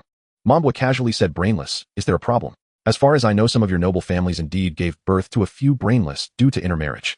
"Stop talking nonsense." This noble began to boast about how he gradually learned curse words only after turning 18 and how he prevented himself from saying them. "Are they parrots? Why does a dirty mouth lose its value?" Monbois climbed onto Uncle Mo's back, making Uncle Mo almost laugh. "Get away, don't make me laugh." After this noble finished recounting his story, the other nobles clicked their tongues in admiration. The priest covered his face, the priestess sighed, and Jack remained unaffected, quietly pondering. "To be honest, your brains aren't working very well. The nobles of the capital have long abolished these things. Only you in this remote county stubbornly cling to these rules." But seeing the murderous eyes of this group of nobles, Uncle Mo sighed. "Forget it, I'll compensate you a bit. Brothers, go home and educate your children on the knowledge of intermarriage and medical basics." Uncle Mo pulled Monbois off his back and pressed his head down. "Apologize. These guys are quite feudal. Once you grow up, you can leave here." Monbois nodded, pretending to be sincere as he apologized to everyone. Uncle Mo handed each noble 10 silver coins. Although it's not much, it's enough to buy some good food for the children. After apologizing and compensating, Monbois curiously scratched his head. "Uncle Mo, aren't you a gang boss? Can't you just threaten them a bit? You want to die? If they really get furious and send 2 assassins to kill you, I won't always be around." Uncle Mo punched Monbois' head in annoyance. "This money will be deducted from your 1 gold coin." The nobles felt as if they had received a concession, yet they felt very aggrieved. Uncle Mo seemed to have mocked them. Of course, there were also normal nobles. They only came here to put on a show, appearing sociable to avoid being ostracized in business. The priest raised an eyebrow at them. "Shall we disperse?" Since the priest said so, a few who knew the times left the crowd sneakily, one wealthy merchant pursing his lips to show his daughter these 10 silver coins. "Did you see that? Following this rule can yield benefits. If you're truly brainwashed by this thing, it can only be said." The father and daughter exchanged glances and giggled in unison. "It's stupid. Cough, cough, behave like a good baby and show me a performance." "What does virgin mean?" "I'm very sorry, though I've never heard that word." Seeing his daughter immediately getting into character, the wealthy merchant chuckled, and his daughter couldn't hold back her giggles. Nearby, some newly minted nobles were bewildered as to why the two could laugh after such humiliation, which only fueled their anger. "Blackforth, you deserve not to have a son, raising a wild seed," he muttered. The other nobles quietly covered their sons' ears and left this noble's side. Everyone looked at Uncle Mo, who was walking away. He seemed not to have heard, so it should be fine. Jack, who loved watching the fun, arrived late, and 3 or 6 people helped the panting old Jack stand beside him. "What stage are we at?" "Good son." Uncle Mo finished compensating and apologized. The nobles over there said some very unpleasant things. "How unpleasant?" "No son's wild seeds." "That's too unpleasant. He's done for." The two fell silent for a long time before Jack suddenly spoke. "Father, have the nobles of the capital long abandoned these rules?" "You know, forget it. It's only a matter of time." Old Jack nodded towards the noble who had just been giggling with his daughter. "His family got rich selling silk, while ours got rich selling red wine. These things are only consumed by nobles, so we naturally have to follow their rules." Old Jack looked up at the sky. Ever since Jack ate an apple, the red wine from Jack's family had never been sold at original price again. Old Jack planned to sell the red wine at a low price, liquidating some assets to leave for his son. "Let's not talk about the trumpet or anything. Since your grandfather's generation, we haven't eaten apples." Great-grandfather often said apples are delicious, sweet, and tasty. Is that true? Jack tilted his head at Hockey Rabbit, who ran into the church to grab an apple. You can try it yourself, father. Old Jack turned his back and secretly took a bite. The light fragrance and a hint of bitterness made the apple even sweeter. Lord Jack sighed, speaking at length with the priest before rushing back to his estate. Father, where is your dragon carriage? I've been on a diet lately, so I won't be using it. Lord Jack replied perfunctorily. Well, it's a good thing to take care of your health. The naive Jack did not suspect anything. Have you eaten? Not yet, I had a late meal today. Most of the land of Lord Jack's estate had been sold off, and the grapes from the vineyard had been sold to street vendors. These winemaking grapes weren't very tasty, but there would always be someone wanting to try them. The cash was deposited into the Silver Mouse's bank. Only the main house remained with just 5 people inside: Lord Jack, Lady Jack, 369, the butler, and the gardener. 369 had gone from being a prospective noble lady to a maiden gnashing her teeth as she cursed Mambo, feeling that it would be too lenient to just flay him. Now she wanted to break his bones and suck his marrow to relieve her hatred. Shang Shung, a homophone for upper single, also the name suggested by Mambo, to Lord Jack, with Shang meaning good. Let me handle the cooking. Lady Jack took the knife from 369's hands. He has a picky palate and can't get used to food made by others. At that moment, Lord Jack was in the yard wielding a fist blade, exuding vigor. Though business was slow, he still had his level 30 Ranger class. The Ranger is a close combat, light-armored warrior who focuses more on speed and strength compared to archers and mages. Now Lord Jack was too overweight, his speed had dropped by half compared to when he was 18, and his stamina had significantly decreased as well. As 369 passed by with a mop, she sighed inwardly, wondering why her life was so different from that of her other siblings. Shang Shung, do you have a profession? I am a level 5 alchemist, my lord, 369 said, lowering her head. I don't have the adventurer talent, my lord. Of course, anyone with adventurer talent wouldn't sell themselves out. As the sky began to darken, 369 returned to the kitchen with Lady Jack, carrying a pot of beet soup, freshly baked bread, and a serving of pork ribs for each of them. Lord Jack sat at the long table outside the estate, inviting others to sit down. We are no longer nobles, there are no more rules to follow. Setting up the lamps brightened the courtyard considerably. Lord Jack slurped a bowl of beet soup, savoring it for a long time. It's perfectly sweet and sour, rich in meat aroma, and full of fat. Quickly give it a try. At this moment, the other 4 began to eat, showing respect for Lord Jack. Lord Jack began to recount his adventures in the underground city during his youth. Except for the butler and gardener, the other 2 had never been to the underground city and listened with rapt attention. Why have you never mentioned this before? Lady Jack suddenly realized something, her eyes narrowing slightly. Back then we weren't allowed to talk during meals. So you only talked a lot during meals. Lady Jack shot Lord Jack a glance while Lord Jack hummed a couple of times, dipping the bread into the beet soup to soak it up. Just as Lord Jack was about to take a bite, a shadow swept across the courtyard, appearing almost human, yet not quite resembling an ink painting. Shadow strike. This was Blackforth's skill. Something good was about to happen. Hurry up and eat. Hurry up. Lord Jack swallowed the bread whole. He activated the Ranger's movement skill and closely followed, while the butler followed behind to prevent any mishap. Lady Jack placed her bowl down in disbelief. Who can catch up with you 2? The gardener chuckled. What about us? Keep eating, don't worry about those 2. After eating, take all the leftovers home, leaving none for him. This delighted the gardener and his family, as there was indeed plenty of meat at the bottom of the pot. Adding 2 pounds of water, a bit of salt, and stewing 2 potatoes for 40 minutes would make it quite delicious. The most authentic beet soup must be left overnight. Those who drink fresh beet soup are not true connoisseurs. Time rewinds to when Mambo was taken home by Uncle Mo. Mambo clearly felt something was off with Uncle Mo, as he had not complained at all during the journey. Upon arriving home, he locked himself in his small room, not making a sound. As the lights in the dungeon extinguished one by one, Mambo felt some concern for Uncle Mo. His level was too low, and he naturally did not hear the insults directed at him. Uncle Mo heard everything clearly. When the city of Blue was cleansing the underworld forces, the Golden Mouse had his legs broken by the priest and pastor, agreeing to wash his hands of the matter. The Red Mouse had always seen that the gray industry was not a long-term path and joined the Adventurers Association, while the Silver Mouse was even smarter, establishing a bank and business. The Snow Mouse, being young at the time, was responsible for collecting the corpses of gang members, most of whom were alone. With no one to lead, they resorted to organ alchemy, which was somewhat immoral, but not against the laws of the Osman Empire. Only Uncle Mo, regardless of how badly he was beaten by the priest, was determined to fight for territory against other gangs. They were merely a beggar alliance oppressed to the point of rebellion. Don't get too deep into this, Mouse. I don't need your concern. Young Uncle Mo ultimately did not heed the priest's words, who realized that what this city lacked was not a guerrilla force from the church, but a permanent presence. The priest bid farewell to the pastor, who was continuing his preaching, and remained in the city of Blue. At the same time, the candidate for Osman V was finalized, and the Osman Empire began to rectify the chaos in the empire. Uncle Mo's name was on the cleansing list. A military force known as the Papal Crusaders entered the city of Blue, and overnight, all the gangs disappeared without a trace. The healing spirit is the best healer on the continent. They can even change the appearance of themselves and others, serving as plastic surgeons in this land. In the cleansing, it was Uncle Mo's wife, a level 10 healing spirit, who died instead of him. The priest walked over to Uncle Emo. Without saying a word, he quietly disinfected the entire city with Nora, who was entering middle age. Uncle Emo looked at the priest and realized that the priest truly wanted to help him back then. Immersed in regret for years, Uncle Emo finally emerged when the snow mouse had already established a kabukicho in the south of the city. Slowly, he established the talent market in the west of the city. The disguise technique had long since worn off. Except for the priest, no one dared to mention this incident to remind Uncle Emo. Others treated it as if it had never happened. The newly risen noble inadvertently stepped on a landmine. Uncle Emo plunged a dagger into his own shadow, gradually sliding it, and surprisingly the shadow was severed before Uncle Emo fainted. The shadow gradually became solid, and Uncle Mo's consciousness entered his own shadow, squeezing out with a weapon through the gap in the wall. Uncle Emo, are you alright? Mambo happened to push the door open, holding a small item that Nora sent him. I asked about this. It's worth quite a bit as compensation for you. Please don't be angry. Seeing Uncle Emo with his eyes closed, Mambo pouted reluctantly and took down the slime as well. This is also expensive. I'll give it to you. Uncle Emo remained motionless and Mambo grew anxious, kicking Uncle Mo's calf. Don't be too greedy. I have nothing left. With that kick, Uncle Mo's body swayed and fell to the ground. Mambo incredulously poked Uncle Mo's nostrils with his fingers. Nothing. His heartbeat is the same. Oh, I killed Uncle Emo out of anger. No. How could this be?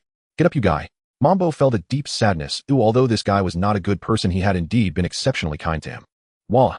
Mambo cried loudly, running toward the church, hoping the priest could find a way to bring Uncle Emo back to life. The young priestess watched Mambo, whose nose was dripping with mucus, crying as he entered the church and came forward to wipe his face clean.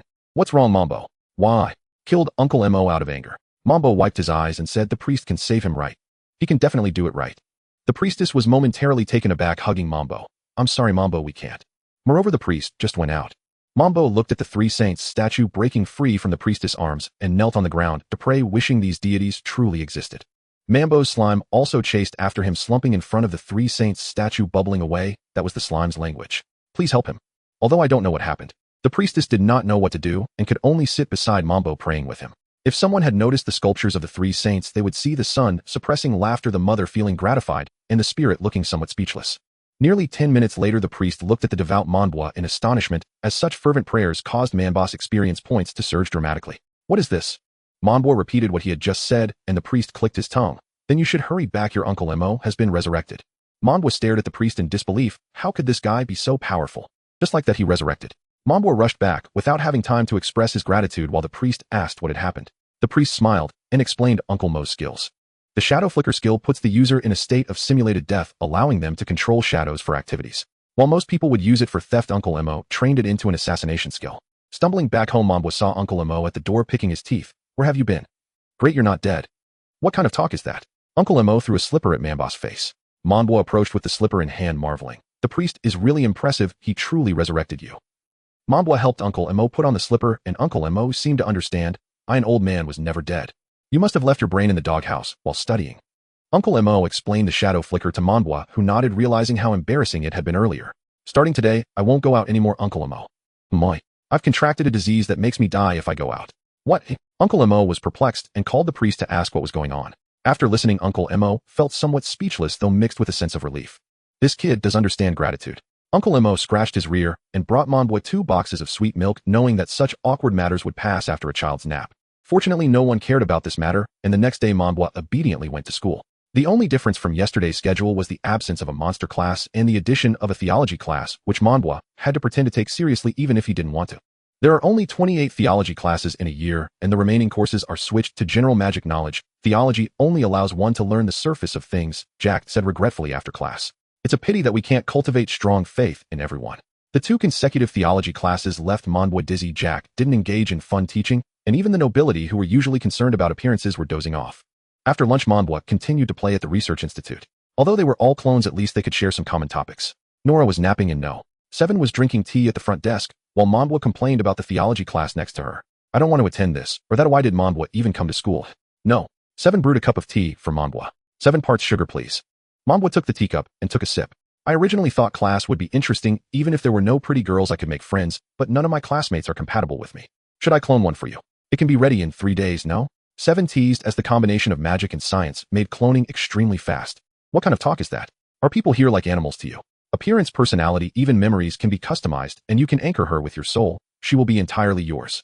Forget it, a chat and a few small gifts to raise affection, then trigger special dialogue on some holiday. No. 7 listened quietly. Although she didn't understand what special CG and golly meant, she could tell Monbois was declining. But I heard you invited Shalina to join your adventurer team. Aren't you going to make one? No. Seven chuckled, and Monbois pouted in silence. Shalina really has a big mouth. Is this something worth boasting about? Monbois drank the tea in one gulp and jumped off the chair running towards the classroom. Let's talk about it when I grow up. Maybe I really have no luck with women. You think too far ahead, no? Seven put away the teaware and waved at Monbois. In the afternoon's physical education class, there was still running, but many fewer people followed Monbois. The news of Uncle Mo beating up a certain noble had already spread. The boy with the slime on his head must be avoided. He has the rat gang backing him. Your little friends are ignoring you. Shalina took the slime off Monbois' head and said, Great. Monbois replied while running. I hope such days can continue. Being too reclusive isn't liked by girls. Shalina, as a teacher, didn't want her students to be isolated because it was detrimental to children's psychological development. Women are very much like eels, teacher Monbois said. The harder you try to hold on, the more they slip away. Shalina disagreed, believing that without maintenance feelings will fade. Just as she was about to refute Monbois, the alarm for other students rang, and Shalina had to go attend to her work. Monbois gradually picked up speed. He had agreed with Uncle Mo yesterday that after class he could hunt some level 1 or 2 monsters near the dungeon. After all, leveling up is as important as going to school. As he sped up, the children in front also increased their pace. Monbois didn't find it strange that children have such competitive spirits. However, the child in front felt immense pressure. Although he had run 5 kilometers yesterday, he was much slower than this kid from the slums, and his pride wouldn't allow it. That evening he asked his family's guards for the secret to running. The key lay in stamina and perseverance. From his perspective, darkness behind him kept swallowing one classmate after another, and a figure was slowly catching up. Monbois had preserved his stamina well this time, and his speed would be a little faster than yesterday. I knew you would show up soon. The man with slime on his head. What kind of nickname is that? Call me Monbois properly. The two gradually pulled away from the others. Monbois was anxious to level up, while the boy was intent on his pride and family honor. 5 positions. 4 positions. 3 positions. The boy felt he was about to be swallowed by Monbois. He had a strange illusion that Monbois was breathing behind his neck, capable of surpassing him at any moment, but was merely humiliating him. I won't lose, Slime Man. The boy didn't know Monbois' name, so he could only give him some strange nicknames. He felt the colors in front of him changing, the world gradually becoming blank, leaving only a straight road ahead, just needing to run, with footprints turning into scattered colorful lights surrounding him. Monbois suddenly realized that there were only 2 laps left, but the boy in front suddenly sped up again. Was this child so full of stamina? A drop of sweat fell from the boy's forehead, reflecting Monbois' surprised expression in the droplet. Yes, just like this, be amazed. The boy's running form even began to deform. An extremely aggressive posture emerged, and the collar around his neck started emitting sharp sounds. Thump, thump, thump. The heartbeat was so fast, so fast. What am I doing? Is this running? What is teacher Shalina saying? I can't hear her. No matter, this feeling has never happened at home. I need to keep running. You've finished, little co. Suddenly the boy was picked up by teacher Shalina, and only then did he realize that Monbois was already resting against a big tree. A smile involuntarily appeared on the boy's face. Am I first teacher? Yes. Little Ku was set down by Shalina, and he walked over to Monbois, extending his hand. I'm Little Ku Lawrence. Monbois looked at Little Ku in confusion. Who asked you? Monbois. Monbois shook his hand with him out of politeness. We are friends now, Little Ku suddenly announced.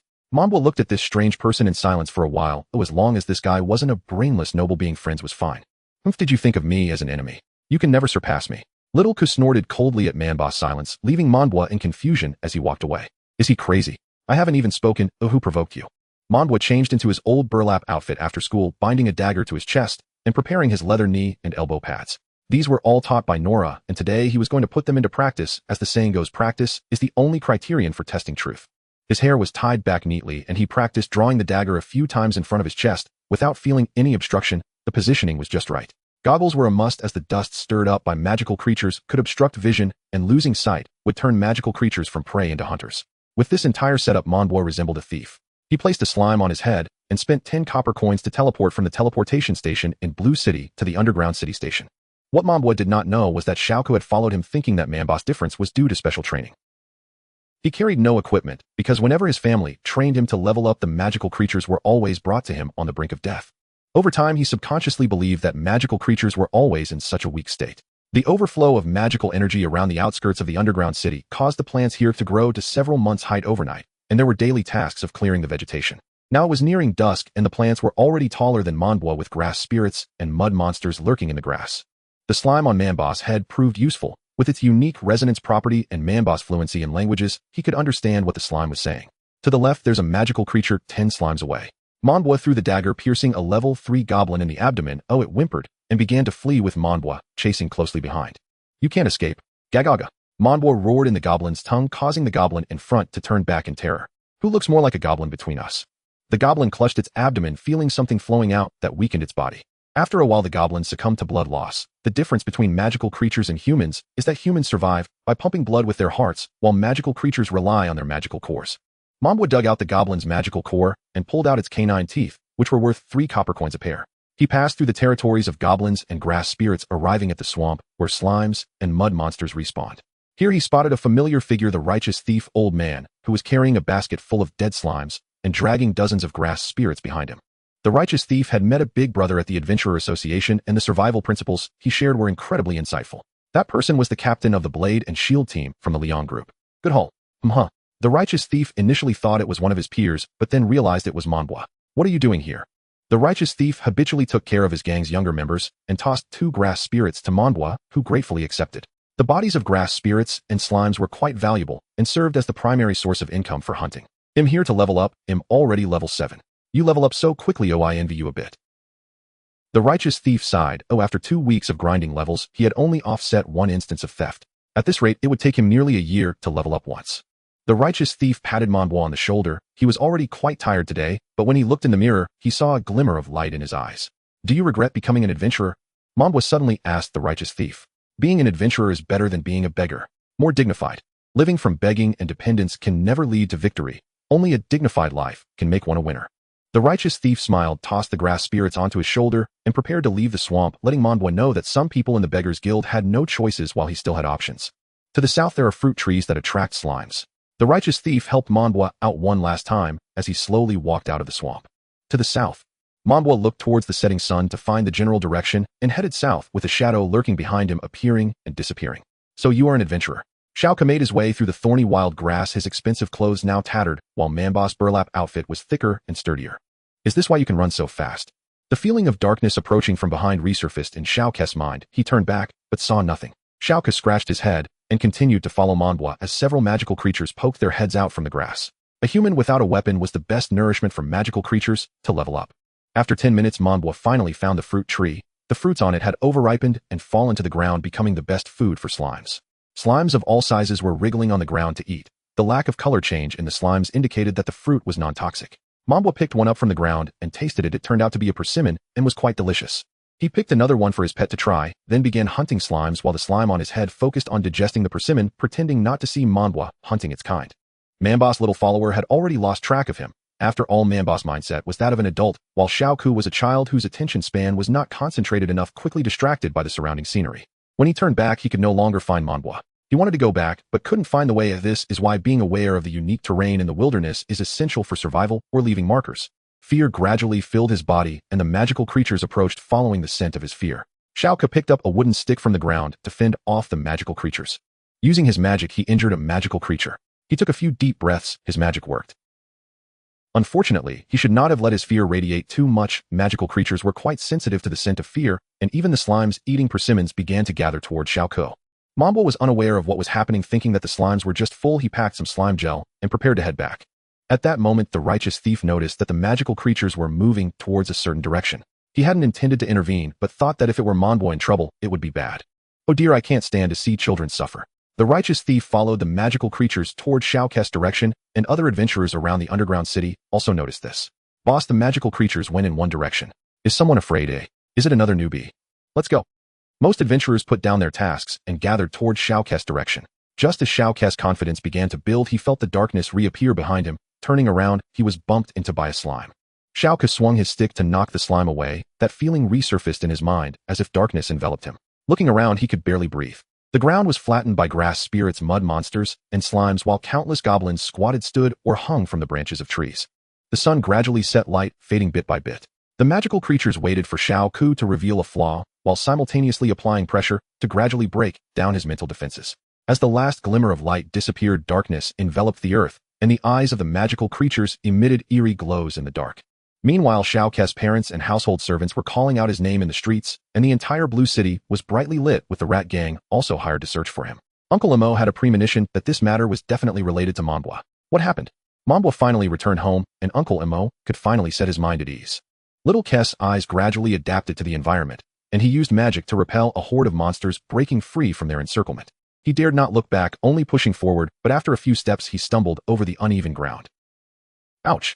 Little Ku tried to get up, but something pressed down on him from behind. A goblin's hand pinned him down, while a slime slowly crawled onto the back of his hand. The intense burning sensation made Little Ku scream as he flung the slime away, using all his strength to kick off the goblin that was trying to bite his neck. Little Ku stood up again, but the pain from his arm being corroded by the slime's digestive fluid caused him to suddenly collapse. Vines from a grass spirit wrapped around his neck, and a mud monster loomed above ready to devour him. No! A glinting Bowie knife severed the grass spirit's head. Let go of that child. Whoosh! The sound of a torch being lit was followed by the thud of the slime and grass spirit's corpses being dropped. Under the light of the torch, the face of the vigilante was imposing, yet the monsters refused to relent. The night was their domain, and they gradually gathered in front of the vigilante. You are the one who spoke with Monbois. The vigilante did not respond. A thief of his level could not possibly handle these monsters, and he swallowed hard.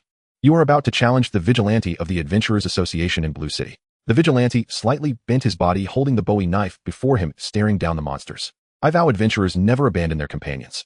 Adventurers always have courage. Suddenly the vigilante remembered the oath he was required to recite after his first mission ended. At the time, he thought it was just a formality. Little Ku struggled to crawl out of the mud monster's mouth, curling up in a corner, while the vigilante seized the opportunity to strike, first slicing through several goblins' bodies.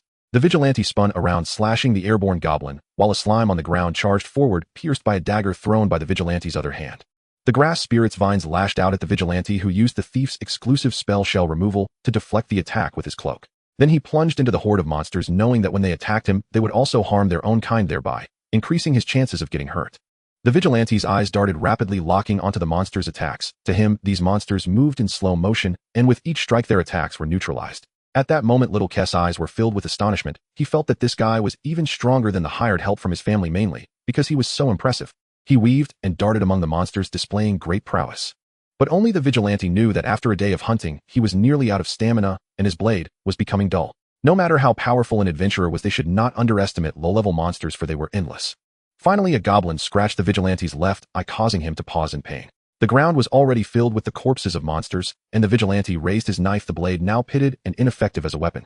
The vigilante dropped the knife, clenched his fists into a solid stance, took a deep breath, and his eyes finally shone with the same light as those of the adventurers. Continue. The monsters surged forward, and the vigilante shouted as he swung his fists, but this time, he was getting hurt more and more. The reason was the loss of stereoscopic vision, causing a deviation in his sight. He finally broke through the monster's barrier and reached Little Ku, lifting him and placing him in the backpack he used to store the slime, taking another deep breath to charge outward. Little Ku crouched beside the gap in the backpack, secretly observing the monsters. He could sense where the attacks were coming from. Above, the vigilante was stunned for a moment, immediately looking up, where several goblins leaped down from the treetops. He quickly dodged and stomped on the goblin that fell to the ground.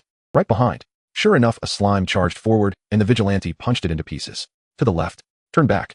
Below.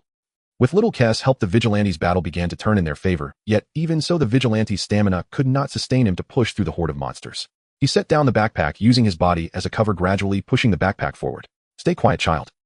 The vigilante endured the monsters scratching and biting as he advanced toward the teleport station, beginning to ponder if he would have survived had he not come here. Would a mundane life hold more significance? But thinking of how people praised him in the tavern and among adventurer teams made his heart swell with pride. A person's life is in pursuit of a grand finale. Now only he had accomplished it. Perhaps people would say he was an angel descended from the knee of the sun. If his story were written into textbooks, just thinking of it alleviated some of the pain behind him. Whoosh.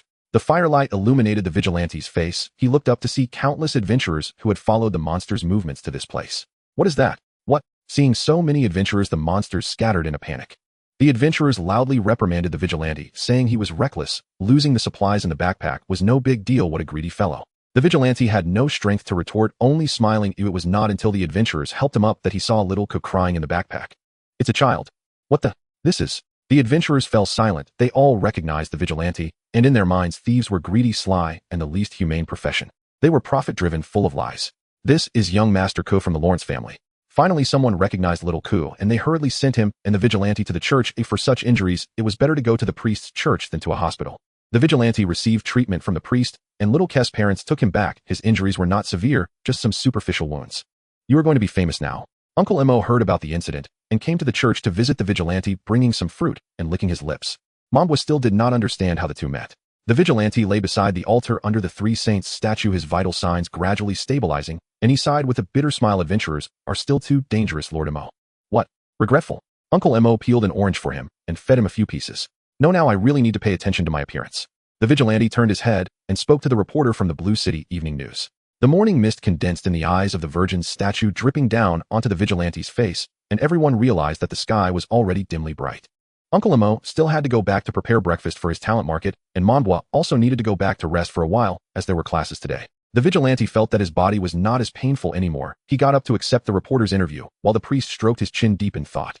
"What is it, Father?" the priestess asked. "I am not a professional healer. Logically, he should still be lying down for another week before he can move." Hockey Rabbit also stroked his chin. Could it be the three saints manifested? Jack nodded. It's hard to tell. At that moment, the reporter was asking the vigilante about his level.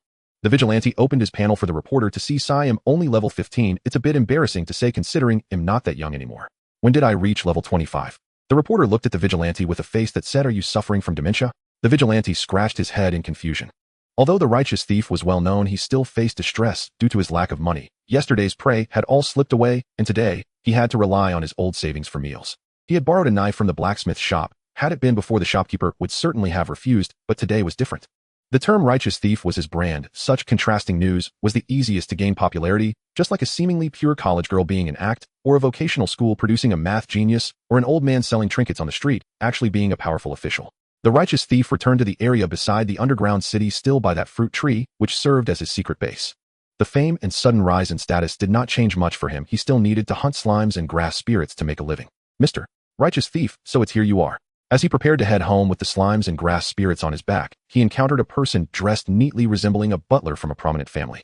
"Our master invites you to visit our residence." "Let me sell my things first. We'll buy them at market price."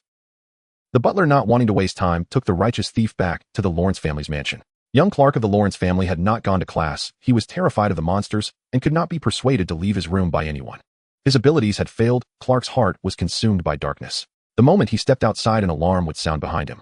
The righteous thief slowly pushed open the door, finding Clark sitting in the corner of the bed with his head lowered. "Please leave, Father. I can't do it. I am not your father." Clark abruptly raised his head upon hearing the righteous thief's voice, the darkness behind him being completely dispersed. "You're here." Clark jumped off the bed and hugged the righteous thief's waist. "As long as you are here, I feel nothing will happen." The righteous thief was momentarily stunned, placing his hand on Clark's head.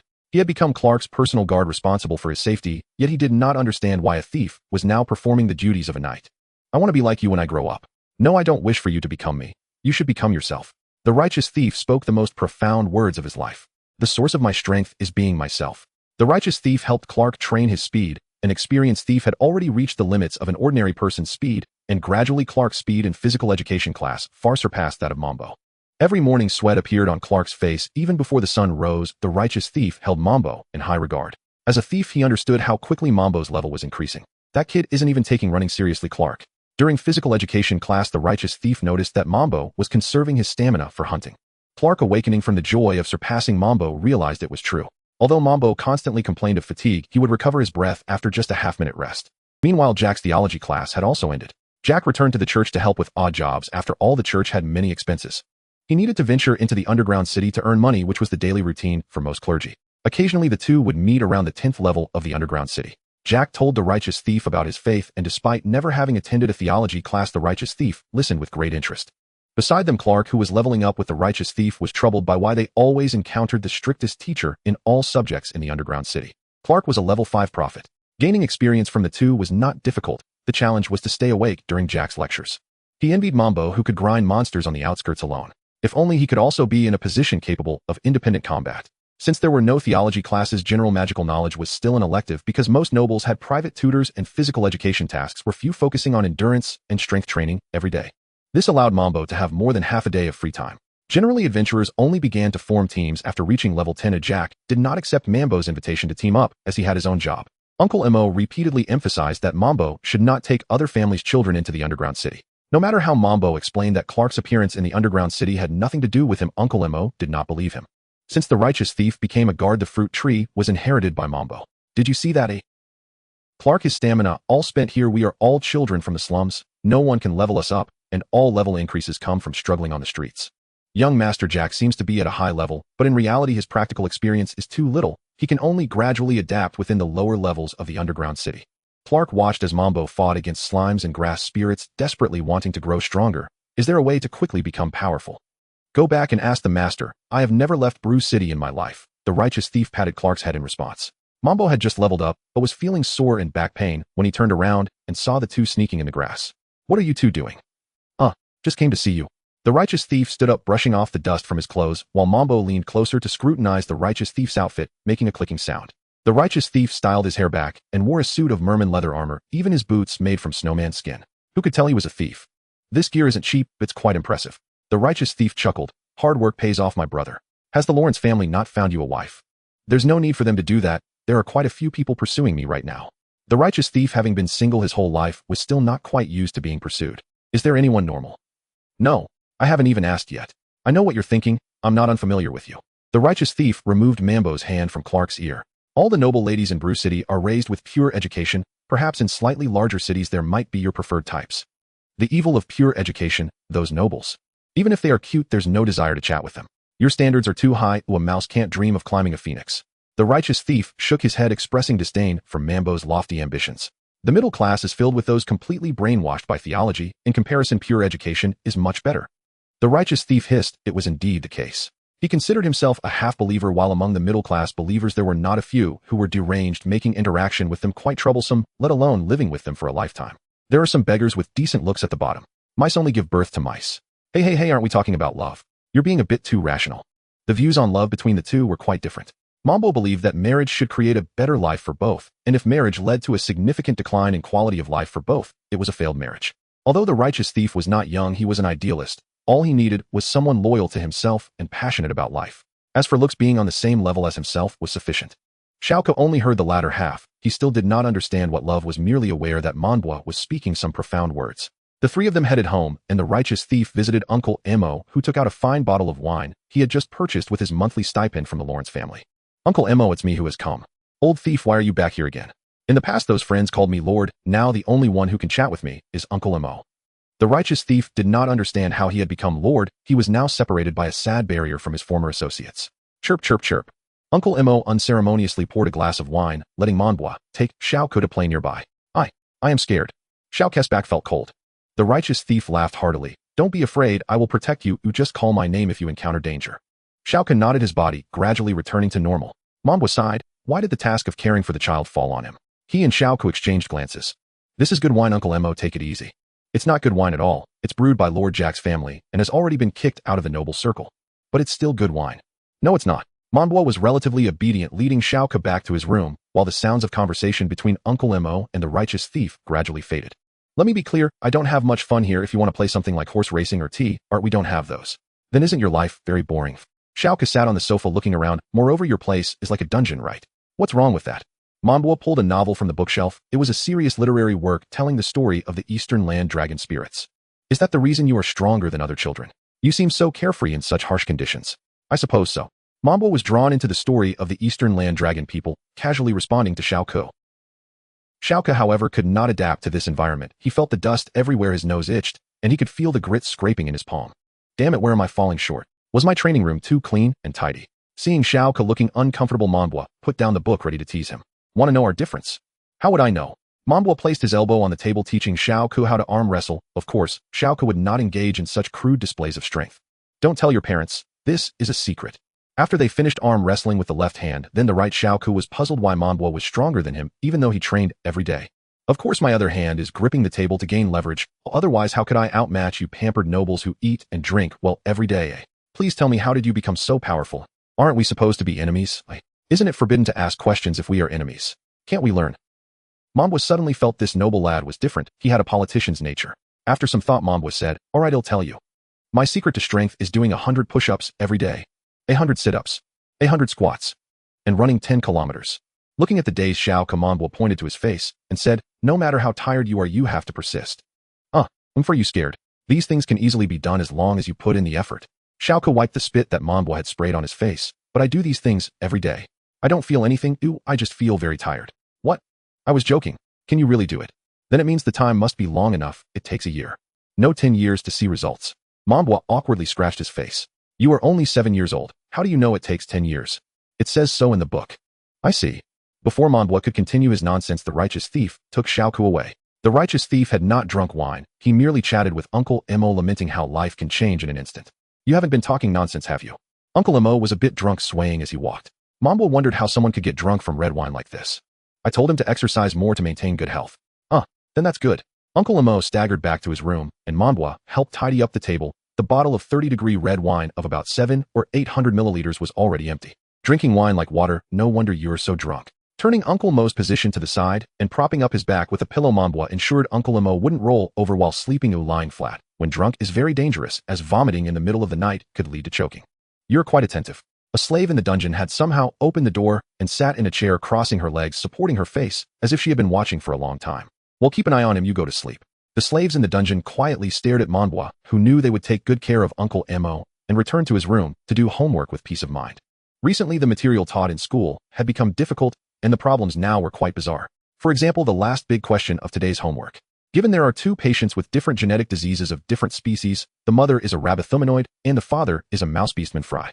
Question: what is the probability that they will give birth to a hybrid offspring who has both genetic diseases and is of the father's species? When Monbois saw this question, he was already bewildered. Now he only wanted to travel back hundreds of years to punch the pea hybridization sage Mendel. And then to stamp on the fruit fly shaker Morgan. Damn it, Mendel and his damn peas. Monbois counted fiercely on his fingers, and after finishing this calculation, he still had to add the probabilities of humanoids and beastmen and species to recalculate. After struggling for an hour, Monbois arrived at an accurate answer after several checks. The knowledge from high school was finally pulled out of his mind. Great. I'm a genius. I'm a rare biological prodigy. I'm a prodigy of biology. Monbois held up his draft paper and laughed heartily, looking like a madman. The other slaves watching Monbois sighed about the immense pressure today's students face. The next day, Monbois eagerly awaited praise from the teacher, only to find that many people had answered the last question correctly. What? This is impossible. Monbois was about to flip the table in anger when he saw Snape slam the homework down on the table, starting to call names. Those who had gotten the last question right should come up and explain. Xiao Kanadi Ching Lu Hua. No one could truly explain correctly. It turned out their homework had all been ghostwritten by someone special, and their recess time was also spent leveling up with their drafters. You all don't understand the principles of how this world operates. Even if your levels are high, it doesn't matter. Why does fire burn? Why does water freeze? Why do you feel pain? You all don't understand anything. Snape was very angry. He firmly believed this world was not ruled by levels. Snape was too lazy to continue watching these children's ridiculous performances. He took out his cane and harshly struck each child's rear end who had written the correct answer, and when it came to Monbois, he frantically blocked. Teacher, I did this on my own. I did it myself. Snape did not believe this was due to connections with thieves, but the teacher's demeanor led him to point at the blackboard and shout angrily, "You go solve it. You go solve it." Just as Monbois breathed a sigh of relief, he suddenly realized he had almost forgotten how he did it yesterday. Yesterday, he had entered a state where only he and his sickly, yet loving couple existed. Monbois pondered for a while, and finally recalled the approach to the problem under Snape's pressure, becoming increasingly adept at it. It's roughly like this. After punishing the other children, Snape looked at Monbois' board work, and his furrowed brow finally relaxed. I was prejudiced against you, Monbois. Who taught you this? This question was actually posed by Snape to guide the upcoming new subject, biology. He had only mentioned it briefly and subconsciously assumed that anyone who answered correctly was being aided by others. A priest. So it was Father Juliud. No, actually, it was Father Gregor Mendel and Mr. Thomas Hunt Morgan who taught me. Snape rarely smiled, saying, your thirst for knowledge has allowed you to solve this problem, surpassing everyone present. Including myself. Oh, I didn't get this right when I was your age. Little K clenched his buttocks in pain, grimacing. Hearing that he had been surpassed again made him feel uncomfortable. Nobility is not about intricate rules, but rather about the expectation that nobles should work harder than anyone else. Monbois, why can you always surpass me so easily? Little K tried to understand the problem, but with no foundation, he couldn't even comprehend the steps listed by others. Snape hadn't explained the problem, merely using it as an introduction to present some basic knowledge. That's how noble schools operate, ensuring that children are not illiterate and have received basic education. The hardest knowledge taught is only equivalent to that of the 8th grade. After class, Little K caught up with the departing Snape, saying, Professor Snape, I want to know why this is the probability. This question is no longer important. Snape shook his head, disappointed in these noble children who were inattentive and did not value science class. He had hoped that firearms would hold their interest for a while. Please, I really want to know. Why does fire burn? Why does water freeze? Why do I feel pain? The probability of children getting sick is... Simultaneously, another voice appeared. Actually, I want to know too. It was the vigilante. As Little K's protector, he had been attending class for a long time, deeply captivated by each lesson, as if drawn by an irresistible force, as if he was born to know these things. Snape turned upon hearing the unfamiliar voice to see 2 pairs of eager eyes. Follow me, I hope you don't miss lunch. Snape brought the 2 to the library and explained in detail how to derive this probability. The vigilante experienced an epiphany, realizing that the conditions after a child's birth were not random. All right, go have lunch. This is where we will stop for today. Snape took out lunch from the microwave, looking at the steaming meal. Little K posed a question.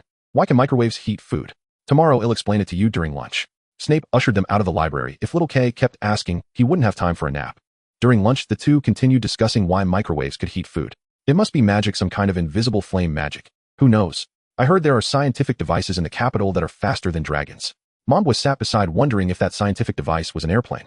No wonder past Demon Kings couldn't shake the Osman Empire. 2 bombers could flatten the Demon King's castle. However, what Mambwa didn't know was that the Demon King was also evolving continuously, and an aging body sat on a dark stone throne within the Demon King's castle. The current Demon King, known by many titles such as the Silent Avathas, the Mute One, and the Chaos Prologue, was nearing death. His ability could disable all electronic devices in an entire nation, and his dream was the same as those of classic villains, to destroy the world. This world is composed of both yin and yang. If yang is abundant, yin will decline. I cannot die yet, Lita Lita. A demon grasped the Demon King's hand, saying, I am here. My most loyal servant. Go find a traveler, guide him, lead him here to take my place. Lita shook his head, saying, My king. I cannot enter human towns in this state. Please wake up. Avathas took a couple of heavy breaths. Of course he knew this without your reminder. A surge of magical power surged within the Demon King, and the exquisitely advanced magic caused the magic detection instruments closest to Bluru City to emit a piercing alarm. A pillar of light shot into the sky, covering even the sun. In an instant, all the magical energy in Bluru City and the surrounding areas was drained. Nora stepped out of the laboratory. The priest looked out the window with a furrowed brow, while the golden mouse clutched the red mouse, squeaking loudly. Under the strong light, the Demon King's face was torn apart by the high temperature of the magic. He slowly placed the magic upon Lita's chest, stripping Lita's spirit away. The magical fluctuations expanded once more, engulfing the entire red continent, and even Osman V. far in the capital could see the light on the horizon. Demon King. Go and bring people to check it out. Yes. The Demon King continued explaining his magic. This is a magic exclusive to the Demon King. It will grant you a new body, a new identity, and no one will suspect you. From today, you are the youngest daughter of the Salia family, Lita. What? I can't do such a difficult thing.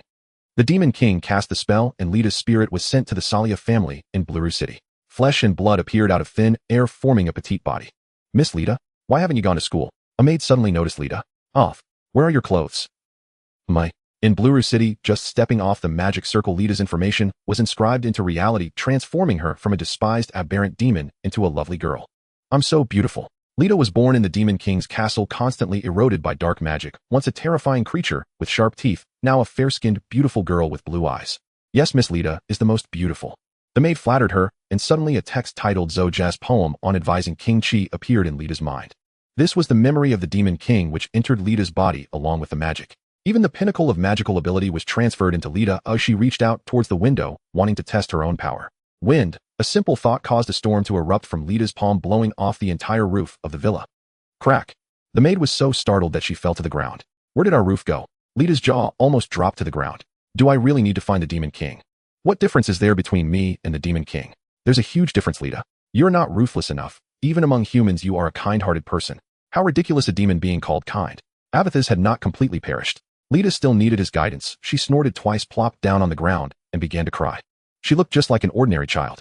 In the wake of such a grave incident, the school immediately suspended classes. Xiao Ku and the rogue had yet to grasp the principles of the microwave oven. Could the Demon Lord possibly revive? The Demon Lord's castle had been sealed long ago by an indelible conceptual magic laid down by the first Demon Lord. Even if reduced to rubble, it would spontaneously reassemble overnight upon the Demon Lord's return. Brawl City, situated perilously close to the castle, remained profoundly underdeveloped as a consequence. No one knew whether the next resurrection, and the castle's inevitable rebirth, might swallow Brawl City whole. Trembling, the party entered the Demon Lord's castle, not in reckless fervor, but in grim caution. Even Father Emo, the swiftest among them, brought up the rear. Should the Demon Lord truly awaken, he would flee back to Brawl City to lead the evacuation. Father Emo frantically bestowed upon each member every blessing he had ever mastered in his life. Meanwhile, the golden rat soared into the air, resolute as a martyr, and plunged alone into the throne hall. All monsters within the castle had long since been slaughtered during the elves' counteroffensive. The Demon Lord's corpse remained impaled upon the throne by an elven blade. No one dared approach. Had he truly lain dead all these years? The golden rat beheld Avasas, the Demon Lord, his ravaged eye sockets cradling a single dull yellow orb that fixed upon him with unblinking intensity. Faint traces of residual magic still shimmered in the Demon Lord's hand. Summoning courage, the golden rat drifted forward to examine its nature. Suddenly, a desiccated arm shot forth, seizing the golden rat by the throat. He could not cry out, only thrash wildly in mute terror. His attempt to cast magic was instantly nullified by an identical wave of demonic energy. The protective enchantments layered upon him shattered like foil wrapped around chocolate. The magic was cancelled. Is this truly the Demon Lord? Only when the final vestiges of arcane energy faded from the Demon Lord's other hand did his body begin crumbling into fine sand, narrowly sparing the golden rat's life. Come in. The Demon Lord has turned to dust. The golden rat collapsed onto the floor, coughing violently as the others cautiously entered. Upon the throne lay nothing but a mound of pale sand. Where are your blessings? Father Imo helped the golden rat to his feet. Clutching his bruised throat in agony, the rodent rasped. He rallied in his final breath. I nearly died. Your blessings were utterly useless. So he feigned death all along. What then was he scheming? When intelligence reached the imperial capital, Emperor Osman V sighed deeply. The next demon lord may arise within 10 years. Initiate the selection for Osman VI.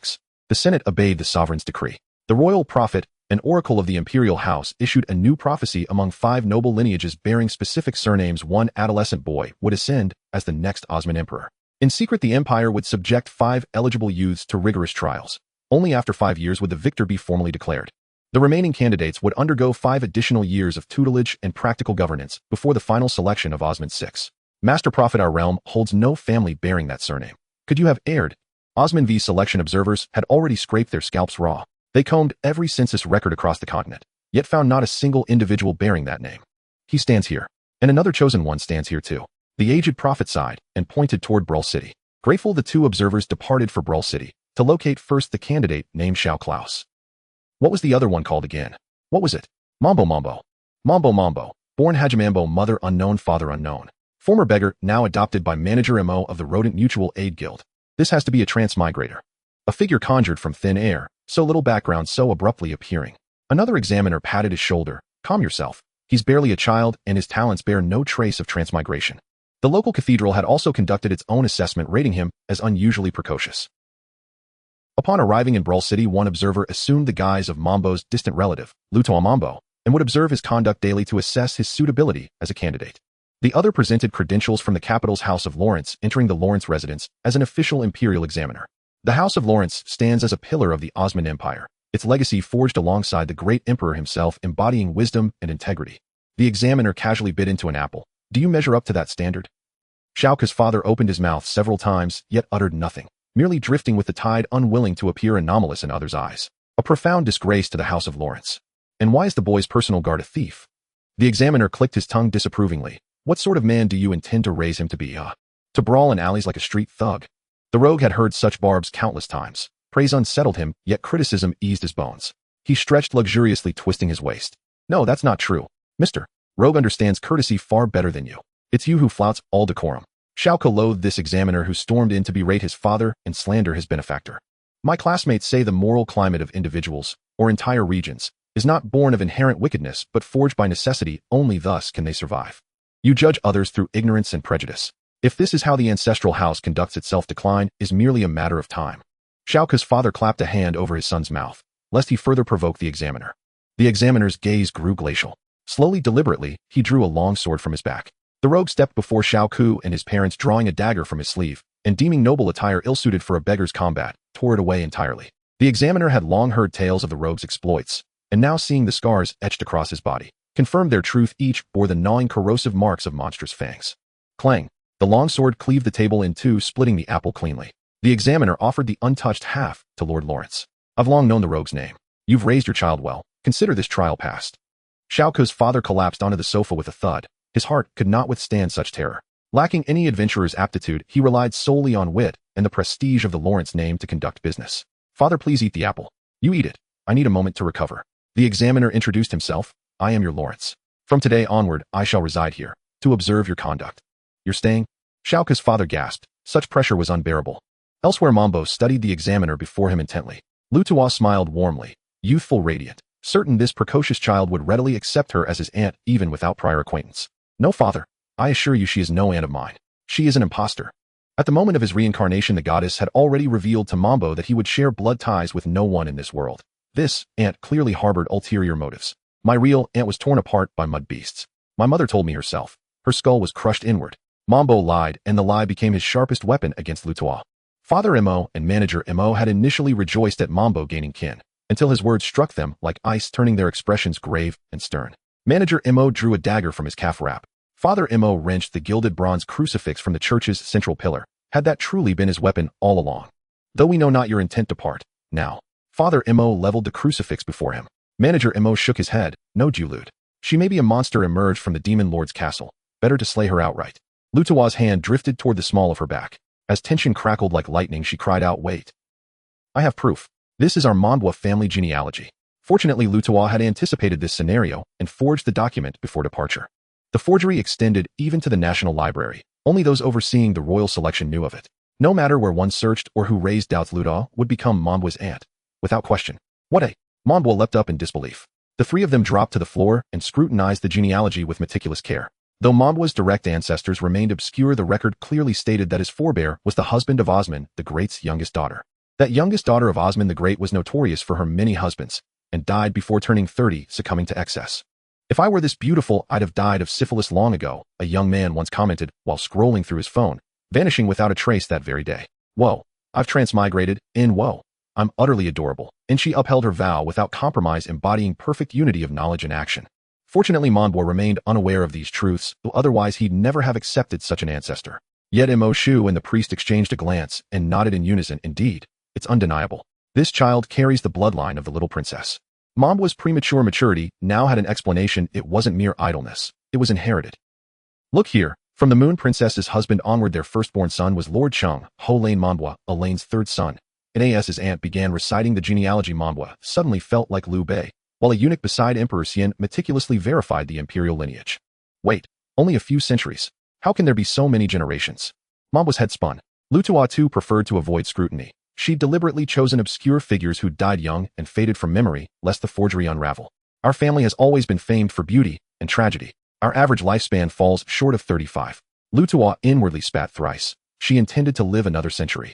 Mondwa clicked his tongue. This woman had clearly mistaken him for someone else. He had no living relatives. Scratching his head, he said, "Sister, you've got the wrong person. My aunt truly passed away. I'm not Hajimambo, the one you're seeking. No, it's not mistaken. I have photographs. We took them together at Christmas. You have photographic evidence." "Not quite, huh?" Lutawa deployed her ultimate weapon, reaching into her other waistband and producing a photograph. Though worn with age, the faces remained strikingly clear. Lutawa cradled Mondwa, her cheeks flushed with delight. Mondwa gazed blankly into the lens, both wearing tiny red caps upon their heads. Mondwa stepped back. A flood of impossible memories surged forth. And wow, it really is Mondwa. Even the mole on his neck matches perfectly. Mo Shu held the photo aloft for careful inspection. The priest clicked his teeth thoughtfully. This appeared indeed to be a genuine misunderstanding. Mondwa, could it be that excessive shock? Jack tapped his temple pointedly at Mondwa. Hakatu completed the thought. Has distorted your memory. How tragic. And the divine official's daughter wiped away tears. Utterly convinced Mondwa had suffered psychological trauma, explaining why he kept calling her mother. Hey, don't decide things for me without consent. I truly have no kin left. She's mistaken us for lookalikes. In truth be told, even Mondwa spoke without conviction. That goddess wasn't exactly reliable. After all, his first life had ended ignominiously hurled into a vocational high school girl's restroom. My poor nephew. In seizing the opening, Lutawa embraced Mondwa and wept audibly, grieving it seemed for his sister and brother-in-law long gone. Don't hold me, you. And the scent emanating from Lutawa plunged Mondwa into profound disorientation. Her magic, wielded by a level 77 deceiver, had even deceived death itself to preserve her eternal youth. The price.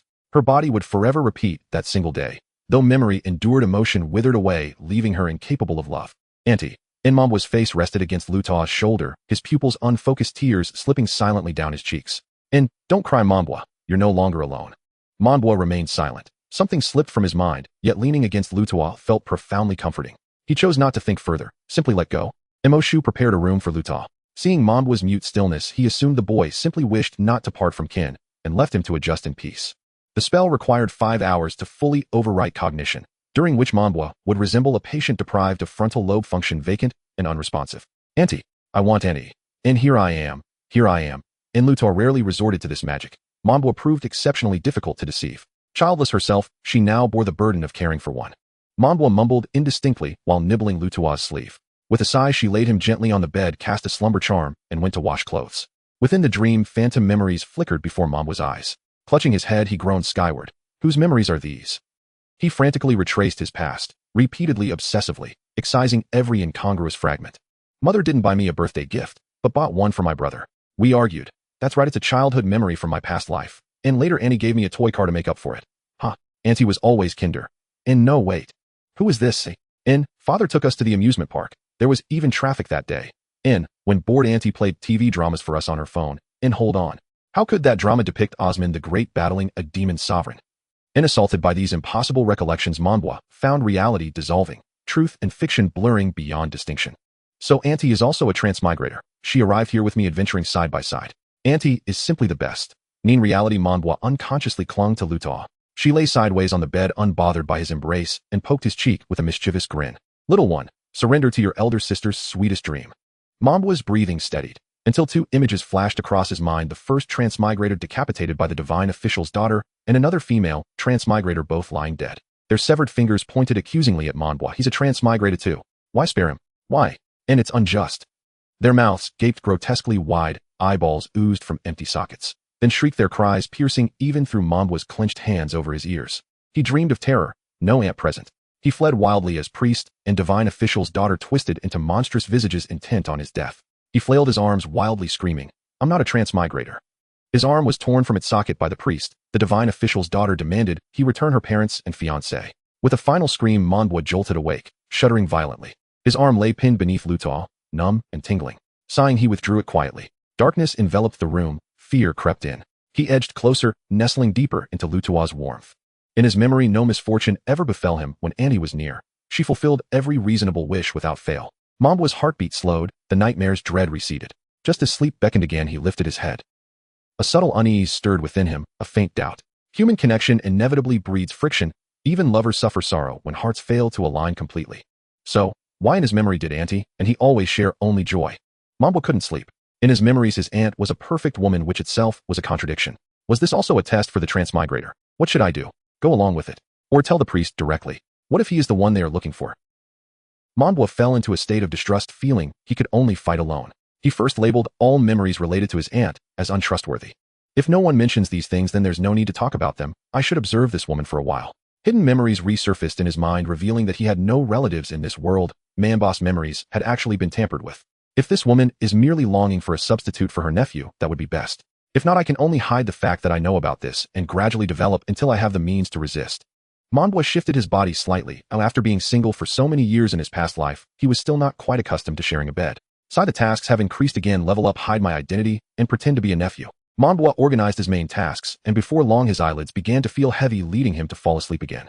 Alright, I also need to marry a beautiful and normal wife. This statement slipped from Monbois' lips in a half-asleep state.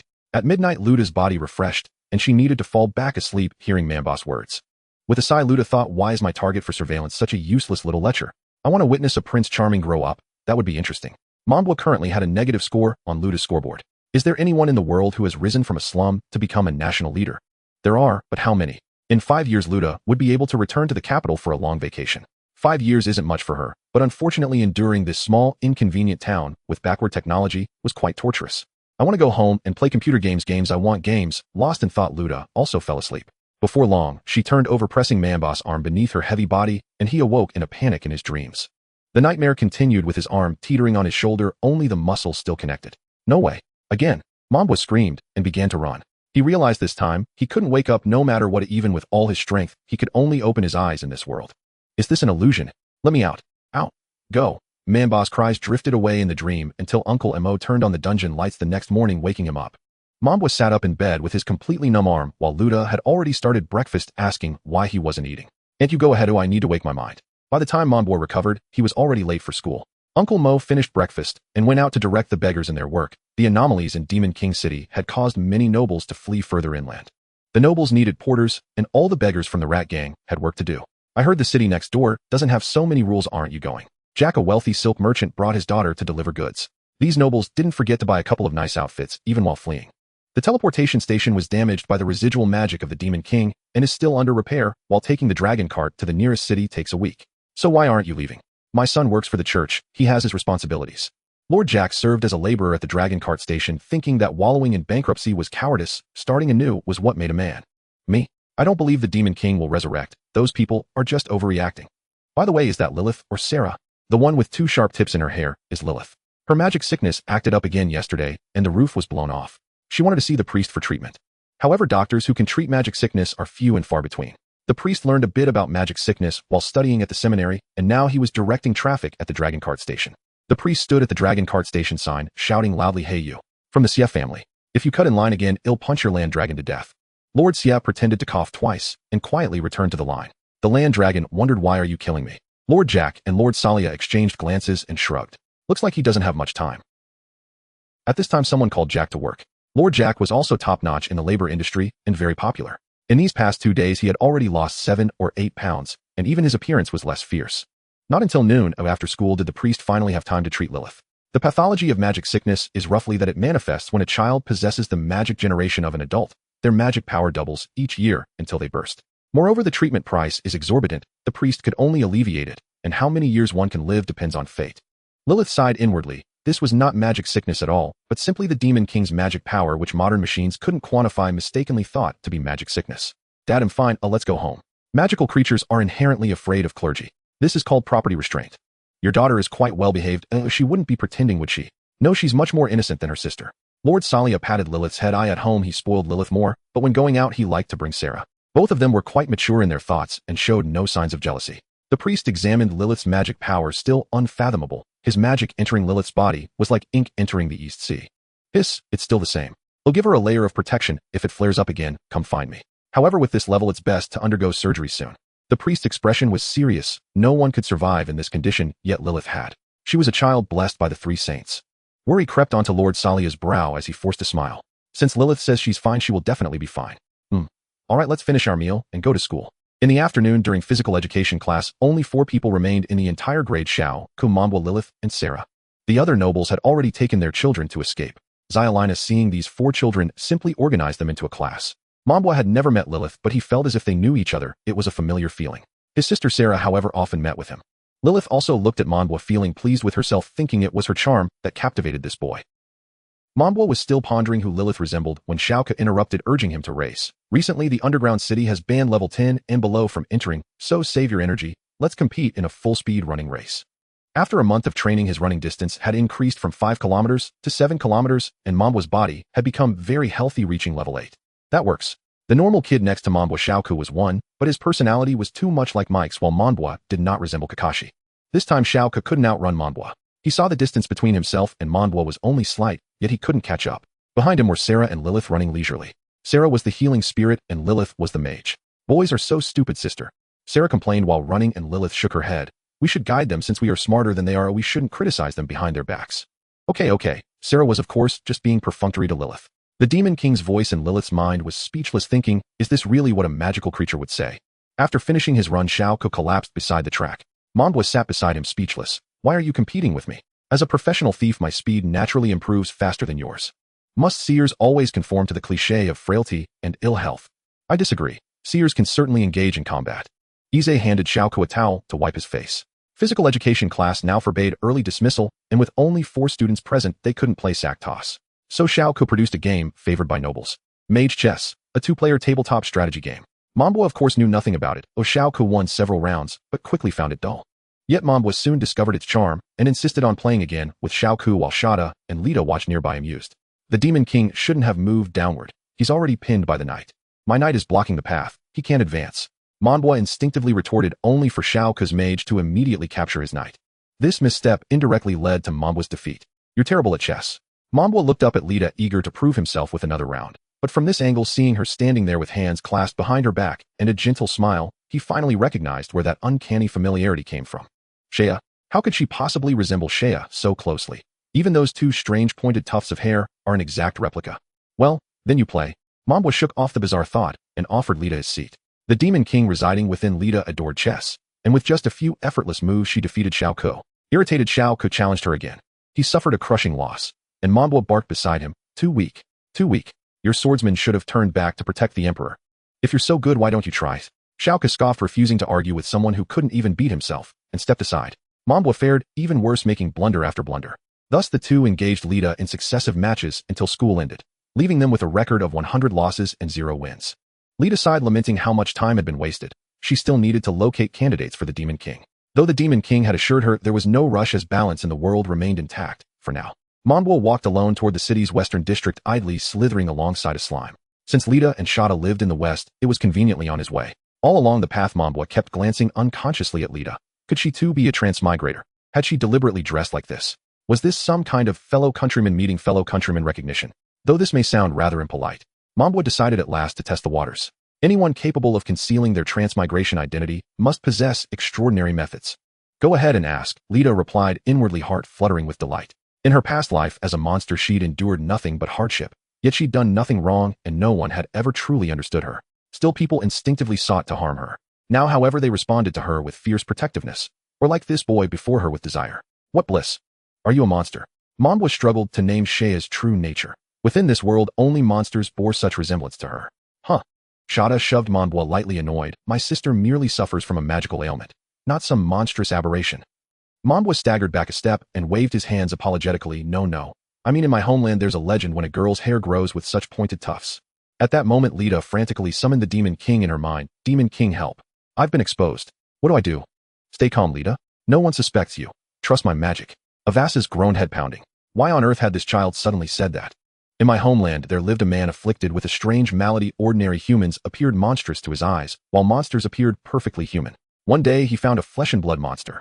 Crouching, Manbwa sketched Shea's distinctive hairstyle in simple lines.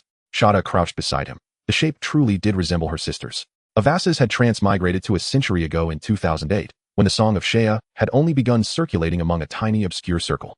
Avasa's happened to belong to that circle, whose members were mostly eccentric visionaries drawn to the bizarre and fond of artifacts like the 12 divine treasures with moral frameworks as abstract as their interests. Lita, he's a transmigrator. Avasa's didn't realize that in 2025, indulging in bizarre mini-games no longer correlated with warped morality, and that the Song of Shea had long since become a well-known cult phenomenon. He possesses the potential to become the Demon King. Say your line. Avasa's was ecstatic. Finding a kindred spirit from home in this foreign world was extraordinarily rare. What line? Demon King, help. Say, aren't you afraid of what I look like? Hurry up. Say it now. Lita cleared her throat softly and called out, Manbwa. Manbwa looked up from where he crouched and saw Lita lean forward, gently whispering those very words. A chill ran through him as his pupils contracted and a breeze lifted the hem of her white dress. Aren't you afraid of what I look like? Who are you? Why are you here? Manbwa's breath quickened as he echoed the script of their first encounter. My name is Lita. I'm out looking for my father. Shada's head sprouted 3 question marks. Her sister and Manbwa seemed to be exchanging secret signals, but she couldn't decipher them, so she simply knelt there dumbfounded, watching them gaze silently at each other. Shada, go home first, and tell father I've met a wonderful friend. I'll return later. Oh. Shada glanced back repeatedly as she trotted away, then burst through the front gate, sprinting straight into the mansion and shouting toward Lord Saria. Father! Lord Saria spat out his coffee, wiping his mouth hastily. What's the matter? My sister's in love. Clatter. Lord Saria tumbled from his chair and instantly ordered Shada to lead him back to the spot where Lita and Manbwa had just exchanged lines. Lita leaned her face close to Manbwa's, locking eyes with him. How did you manage it? You're so young. A careless person sent me to vocational high school. Oh, so you've had it rough, huh? Manbwa reached out and gently brushed the pointed tips of Lita's hair. And you? My memories were gifted to me by a transmigrator. I'm not like you. Lita chuckled softly. If you'd prefer not to be reported, you'd best obey me quietly. Whoosh. Manbwa leapt upright and scrambled backward. Bad move. He'd fallen right into her trap. He hadn't anticipated this twist. What now? Eliminate her. From his sleeve, Manbwa drew 2 daggers, but Lita saw through him instantly. She tilted her chin upward, exposing her throat. If you wish, you may. Though bewildered, Manbwa gritted his teeth and hurled the daggers, only for them to shatter against Lita's neck like glass striking steel. Lita revealed her occupation panel and advanced slowly toward Manbwa. His body suddenly locked in place, immobile, as if pinned by invisible force. Demon King. Level 229. Experience 305234114514. Only upon seeing Lita's panel did Manbwa fully surrender. This wasn't a reunion with a fellow transmigrator. This was stumbling upon the final boss before even leaving the tutorial village. Is it still possible to join the Demon King's army? Lita cupped Manbwa's face and lifted him effortlessly into the air. Of course. There's still time. Really? Lita nodded. I came here to find someone with your potential. Lord Saria and Shada were peeking at the two from the corner of the street. Lord Saria scratched his chin. What kind of posture is this? What is Lita doing? Is this what adults mean by holding their beloved in their hands? Shada's understanding was quite unique. Lord Saria rolled his eyes at his daughter and continued to spy. Lita let go of Manbwa, who slumped down onto the ground. Lita squatted down, resting her face on her hands while looking at Manbwa, secretly boasting to the Demon King. How's that? Demon King. I acted quite cunningly. Too cunning. My most loyal subordinate. You've turned him into your pet. Ha ha, no matter what Demon General or Demon Knight, none can compare to me, Lita. The Demon King and Lita communicated in their minds, while in reality Manbwa felt as though Lita's gaze could penetrate him. He dared not look away and could only meet her eyes. Daddy, look, they're starting to stare at each other again, without saying a word. Shada couldn't understand why the two always behave this way. You don't get it. A long gaze is a spiritual kiss that transcends the physical realm. Lord Saria stepped out from the corner, unsure of who was more proactive, but knew only his daughter would suffer. Wow, how romantic. Shada and her father walked toward Manbwa. Upon noticing someone approaching, Manbwa looked as if he had seen a savior. Lita, who is this? Lord Saria helped Manbwa up. Now that he was closer, he could see that Manbwa seemed a bit afraid of his daughter. Li Da's panel was seen as her own by others. She put it away and introduced Manbwa to her father. This is my classmate. We get along very well. Oh, Lord Saria nodded. Which family are you from? The clothes Uncle Mo prepared for Manbwa met noble standards, and without asking his name, Lord Saria couldn't tell who he was. Have you heard of the Mouse family? Laoshu. Are you a relative of Count Laoshu Alexander? Known the Mouse from the Mouse gang. Lord Saria pulled Lita closer to him. Then I must ask you to stay away from my daughter, Mr. Manbwa. This time Lord Saria realized who the child in front of him was. All the nobles were saying this child was quite wicked and spoke foul language. Fine, but your daughter may not agree. Lord Saria chuckled. Lita wouldn't disagree. What? Lita disagrees. The father and daughter exchanged glances, and Lita nodded. Yes, father, I cannot agree. Manbwa is already my loyal servant. Lord Saria's expression darkened. You shameless little brat, have you agreed to such a thing just to get closer to my daughter? Who? Who agreed to such a thing? I merely joined her team. Manbwa exclaimed in surprise. How could he not know about this? Lita stepped aside to watch the spectacle while Shada handed over a bag of popcorn. The two ate while watching the drama unfold, while Manbwa adamantly denied ever saying such a thing. Joining the Demon King's army and being a servant was just a matter of terminology. Lord Saria firmly believed his daughter would not lie, and it was the first time Manbwa felt discriminated against. Does being a noble mean one must be a good person? Are the members of the Mouse gang all bad? Manbwa spread his arms in front of his chest, adopting a questioning stance. You're right, but I want bet that the rats that come out of the sewers are all flower rats. Lord Saria dismissed Manbwa's theory. That does make sense. Manbwa stroked his chin, searching for new arguments. Then he suddenly realized, wait, why am I arguing with you about this? I never intended to be Li Da's servant. I don't believe you. Do you think anyone will believe you? Manbwa scoffed, followed by Uncle Mo. I don't believe you. Priest, me neither. Jack, Manbwa is indeed that kind of person, but I can trust you. Hockey Rabbit, haha, Manbwa isn't as lucky as I am. Lu Tuo, after all, our ancestors are the Moon Princess. Doing such things is quite reasonable. Shangying, don't look at me. Is your brain not working? Lord Jack and the lady. Aren't we unfamiliar with each other? Little Ku, using the opportunity of being a servant to touch the master. How come I don't understand the words composed by these characters? The righteous thief, what a clever kid. If I had such a good appearance. Priest, you're calling about this. The Miss Priest, alright, I believe Manbwa is a good child. Manbwa pointed at the Miss Priest, and Jack looking to Lord Saria, finally finding two people who believed him. Why don't you calculate the ratio? Besides, the Miss Priest is merely afraid of hurting your feelings, right? Lord Saria found himself dragged around the entire city of Blue by Manbwa. Manbwa was breathing heavily. It was the first time he felt so wrong since coming here. Damn it, no one believes me. I believe you, Manbwa isn't angry. The Miss Priest, both amused and exasperated, could only pat Manbwa's head to comfort him. Manbwa felt his limbs go numb. This was caused by emotional agitation leading to respiratory alkalosis. He tucked his head into his clothes and took deep breaths for a while to alleviate it. By the time Manbwa recovered, Saria and his two daughters had left. The church was left with the priest conducting the daily cleanup of wasted wax.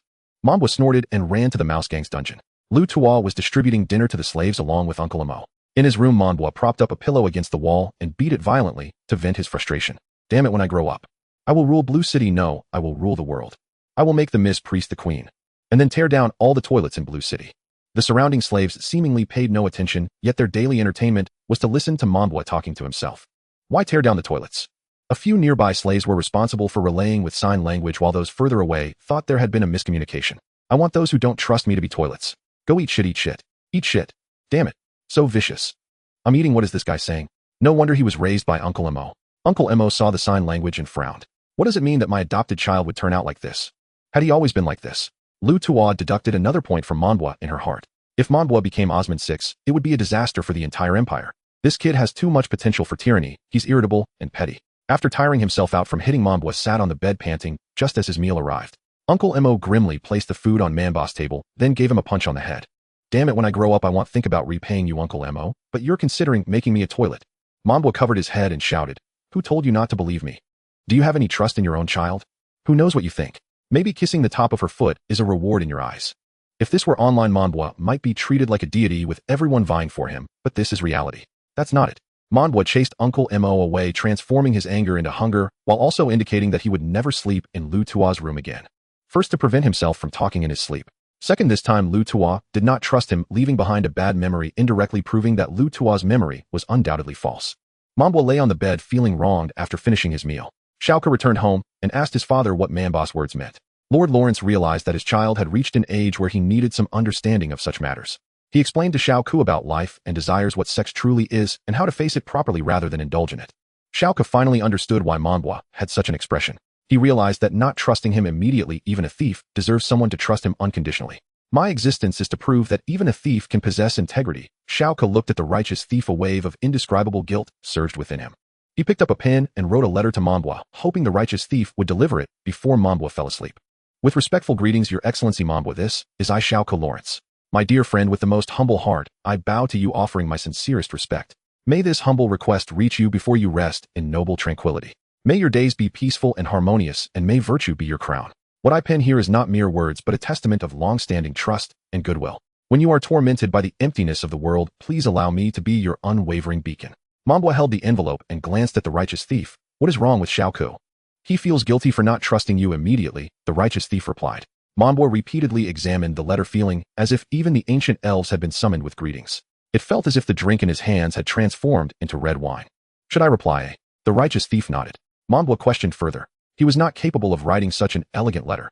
Manbua jumped off the bed and ran towards the church. Fortunately, Jack was still awake, polishing his helmet. A reply. Jack picked up the letter, looking at it for a moment. Is this written by Miss Glida? It was written by Xiao Ke. Please help him. He's one of the few normal nobles left. Manbua had even prepared the letterhead. Just write to my dear friend Xiao Ke. Your trust is like a spring in the desert. Jack often dealt with such matters, so it was correct to ask him. The only regret was that Manbua's handwriting was not very good. After finishing this short essay, Manbua felt a lot less gloomy. Jack patted Manbua on the shoulder. Don't betray his trust, Manbua. Manbua nodded and handed the letter to the righteous thief before going home to sleep. Jack sat on the bed, seeing a complete trust in Xiao Ke's letter. Jack's trust was not from the heart. It was faith that taught him to trust friends. His hand paused while polishing the helmet. Next time, try to trust Manbua from the bottom of your heart. A night passed, and Manbua had to avoid Glida at all costs when he went out. When he went to find Xiao Ke to play, Glida still sat next to him. My most loyal servant, why have you grown distant with me? Manbua remained silent, wanting to retort, but upon remembering this guy was the Demon King, he changed his wording. I hope we have a cooperative relationship. Before he could finish, Xiao Ke shielded Manbua from behind. It's you, the malicious guy who is wronging Manbua. Don't say anymore. If she gets upset, things will get serious for you. I didn't wrong him. It was agreed upon that it would be this way, and he misunderstood. Glida was not angry. Such levels of insult were akin to flirting for a demon. Xiao Ke looked at Glida suspiciously, and then turned to ask Manbua, who pondered for a moment. I still prefer a superior-subordinate relationship. I don't really want a master-servant relationship. Xiao Ke wondered why they had to team up with Glida when Manbua had always disliked nobles. She's different, Xiao Ke. Manbua never expected to utter such words one day. Xiao Ke was surprised that Manbua had such thoughts. Well, then I also want to join. Does our adventurer team have a name? Xiao Ke was worried about Manbua being bullied and resolutely waded into this murky water. Let's call it Gravel. Why is it named after your sister's word? I want to call it Mank. Xiao Ke wanted to assertively command respect from Glida for himself and Manbua. Gravel is a fascinating thing, but fits seamlessly, yet is remarkably solid. Glida let fine sand flow from her hand and handed a grain to Xiao Ke. A powerful adventurer can shatter a boulder with a single punch, but when gravel gets into boots, the adventurer must take off the boots to clean them. The meaning of this name is to hope that we may be small, but we must be resilient. Xiao Ke was persuaded mainly because Mank did not hold any profound meaning, just that this team was missing a front line. On Manbua's side there indeed was a known front line. Are you calling me to be the front line? Are you going down into the dungeon? Jack was planting peas behind the church, so was there an inseparable connection between the priest, the church, and peas. Jack set down his hoe, looking at the four little heads before him. He wanted to trust Manbua from the bottom of his heart for once. Alright, I'll join. I can accompany you, but isn't our team a bit too support heavy? If I go alone, Hockey Rabbit will definitely follow, and that would make 3 supports in the team. I can also be the secondary damage dealer. My body is very strong. Xiao Ke had not been idle for more than a month. While improving his prophet magic, he was also learning to wield a sword. Then Miss Glida, as the main damage dealer, won't the magical sickness affect you? Glida nodded. It won't. In the face of danger, Jack could protect Manbua and allow him to retreat unscathed, but there were too many of them, so he needed to test Xiao Ke. Jack picked up his spear and stood before Xiao Ke. Miss Glida is a magical genius. This is known throughout the city. Now you need to use your prophetic abilities to withstand my attack, to prove you won't hold Manbua back. Xiao Ke drew his sword, and his prophetic ability activated instantly. An ethereal shadow appeared on Jack, raising the spear to strike down. Is that it? Too easy. Just as Xiao Ke thought this, another shadow appeared, lowering the spear for a sweeping attack. Then came the 3rd, 4th, and 5th shadows, until they filled Xiao Ke's view. What is this? Jack gradually tightened his grip on the spear. Are you ready? Here it comes. Xiao Ke raised his sword above his head. He saw Jack's spear lightly tap his sword, marking the defense against the first strike. The next strike was a low sweep. Xiao Ke strained with all his might to twist his arm, blocking at the last moment as the spear touched him. But soon other shadows followed, and Xiao Ke could no longer move his arm, unable to react at all. The spear tip grazed his neck, leaving a white mark. Blocking 2 strikes is still acceptable. Without using thief skills to steal my weapon, Manbua could block 2 strikes too. Jack smiled, ruffling Xiao Ke's hair. Just say whether you blocked it or not. Manbua was indeed a genius in the thieving world. Who would have thought to fight someone by stealing their weapon with a spell? Moreover, the thief's stealing magic belongs to advanced spatial magic, while summoning weapons is a low-level spatial magic that would be overridden. Did I qualify, eh? Yes, you qualified. Jack smiled, putting away his spear. But I still hope you don't lose sight of the main goal. The prophet's magic also needs proper training. I have been training diligently, Mr. Jack. Shao Kahn took out his prophetic tool and began performing a simple prophecy. When Mr. Jack returns home, his mother will make pepper cream soup and roast beef pizza. That sounds delicious. For Glita and Shada's dinner, roasted carrots, potatoes, and meat porridge. Manbua became interested. What about me? What about me? Shao Kahn was more than willing to prophesy for Manbua. As he gazed into the future, a long-haired adult man stood before Shao Kahn, reaching out to press his hand against Shao Kahn's face. You are not allowed to peek at my future. With a whoosh, Shao Kahn was kicked out of the prophetic space. So how is it? What is my dinner? I couldn't foresee. Something blocked it. Shao Kahn could not remember what had obstructed the future. Shao Kahn bid farewell to Manbua, feeling somewhat embarrassed, and hurried back to his home to seek advice from his Oracle Master. The Oracle Master was drowsy, having aged significantly, embodying the stereotypical image of an oracle. Try again, young master. Little Kahn made another attempt, but it remained a blank, with the long-haired man quietly standing in the void. We have already gone our separate ways, Little Kahn. The prophetic world was violently torn apart, and Little Kahn screamed, blood oozing from his mouth and nose as he fell to the ground. The righteous thief was ready to take Little Kahn to the hospital. No need, it's just a minor rupture of the capillaries due to the imprecision of the prophetic magic. The old seer got up from his seat, holding the information about Manbua with a chuckle. Look, I foresee this child's fate 20 years from now. A seer must be cautious if the flow of magic goes awry. The two waited for a long time for the old seer until the righteous thief noticed something was off and nudged him. The old seer collapsed to the ground with a thud, lifeless. He seems to be dead. At first, people thought it was an accident, considering the old seer was quite old, until the second seer came to answer Little Kahn's question. He arrogantly claimed he could foresee Manbua's death. That day became his day of doom. From then on, Little Kahn could only study prophetic magic on his own. Whenever seers heard Little Kahn and Manbua's names, they would flee in panic. Now, besides being known as the one with slime on his head, Manbua had gained another nickname, the one without a future. This incident reached the Seer Academy, prompting the Imperial Seers to quietly pull out a book. That child is very likely the Osmond 6 we are looking for. Why? Teacher. When a seer is crushed by a seer over 100 levels, anyone from any profession can sense that they are being spied upon by someone from the past. When crushed by over 120 levels, one can cross time to kill the seer. The Imperial Seer found the reference material, which was written by a close friend of Sultan Osman. Years ago, when he secretly predicted the future of Sultan Osman, he was kicked back into the past by the middle-aged Osman. After constant testing, he summarized his experiences into this iron rule: seers can foresee the future of nations, towns, and organizations, but one must be cautious when predicting an individual's future. No one could have imagined that a little beggar from the Beggar clan could rise to over level 164. Could he possibly be the Demon King? No, I predict the individuals who will contribute the most to this country. Only a few of them are selected. The Imperial Seer wanted to predict Manbua's future, but an inexplicable force was compelling him to abandon the idea. It was only when the Imperial Seer looked up at the three holy statues atop the Imperial Church Tower, and the eye of the Holy Spirit met his gaze, shaking its head slowly, that he let out a breath and halted the magic he was about to activate. At this moment, the priest was also explaining to everyone why seers should not casually predict an individual's future. Your future temper may not be very good, Manbua. The priest teased, looking at Little Kahn, whose nose was stuffed with tissue. Manbua scratched his head. Am I really going to conquer the world? If you apologize to me now, I might consider letting you off the hook. I could just punch you to death right now and see if you still have a future. Uncle Mo scoffed, clenching his fist. Manbua pouted and hid behind the priest. Uncle Mo huffed. He still needed to arrange funerals for the two seers and had no time to banter with Manbua. He came here to request some holy water for the burial ceremony. You might still have to fight the Demon King in the future. The priest smiled, and Manbua scratched his face, secretly glancing at Leto. What powers does the Demon King possess? Can I get a heads up? The priest began to elaborate on the various Demon Kings throughout history. The first Demon King, the Undying Demon King, possessed boundless magical power, known for immense area attacks and magic constructs that could only be sealed. He once sank an entire island nation and was ultimately killed by Sultan Osman I and thousands of elves. The second Demon King, the Endless Demon King, no longer relied on magic. As long as he had magic power, his physical form could regenerate infinitely, until he was finally defeated by the Dwarf King and the Elf Princess, who exhausted his magic. The third Demon King, the Silent Demon King, was discussed previously, so I won't elaborate further. After the priest finished speaking, he left. The family of the seer had paid a hefty sum to have him officiate the funeral, and with that money, the three holy statues could be maintained. Every Demon King who was defeated had the assistance of the elves. The elves are incredible. Little Kahn was hearing these stories for the first time.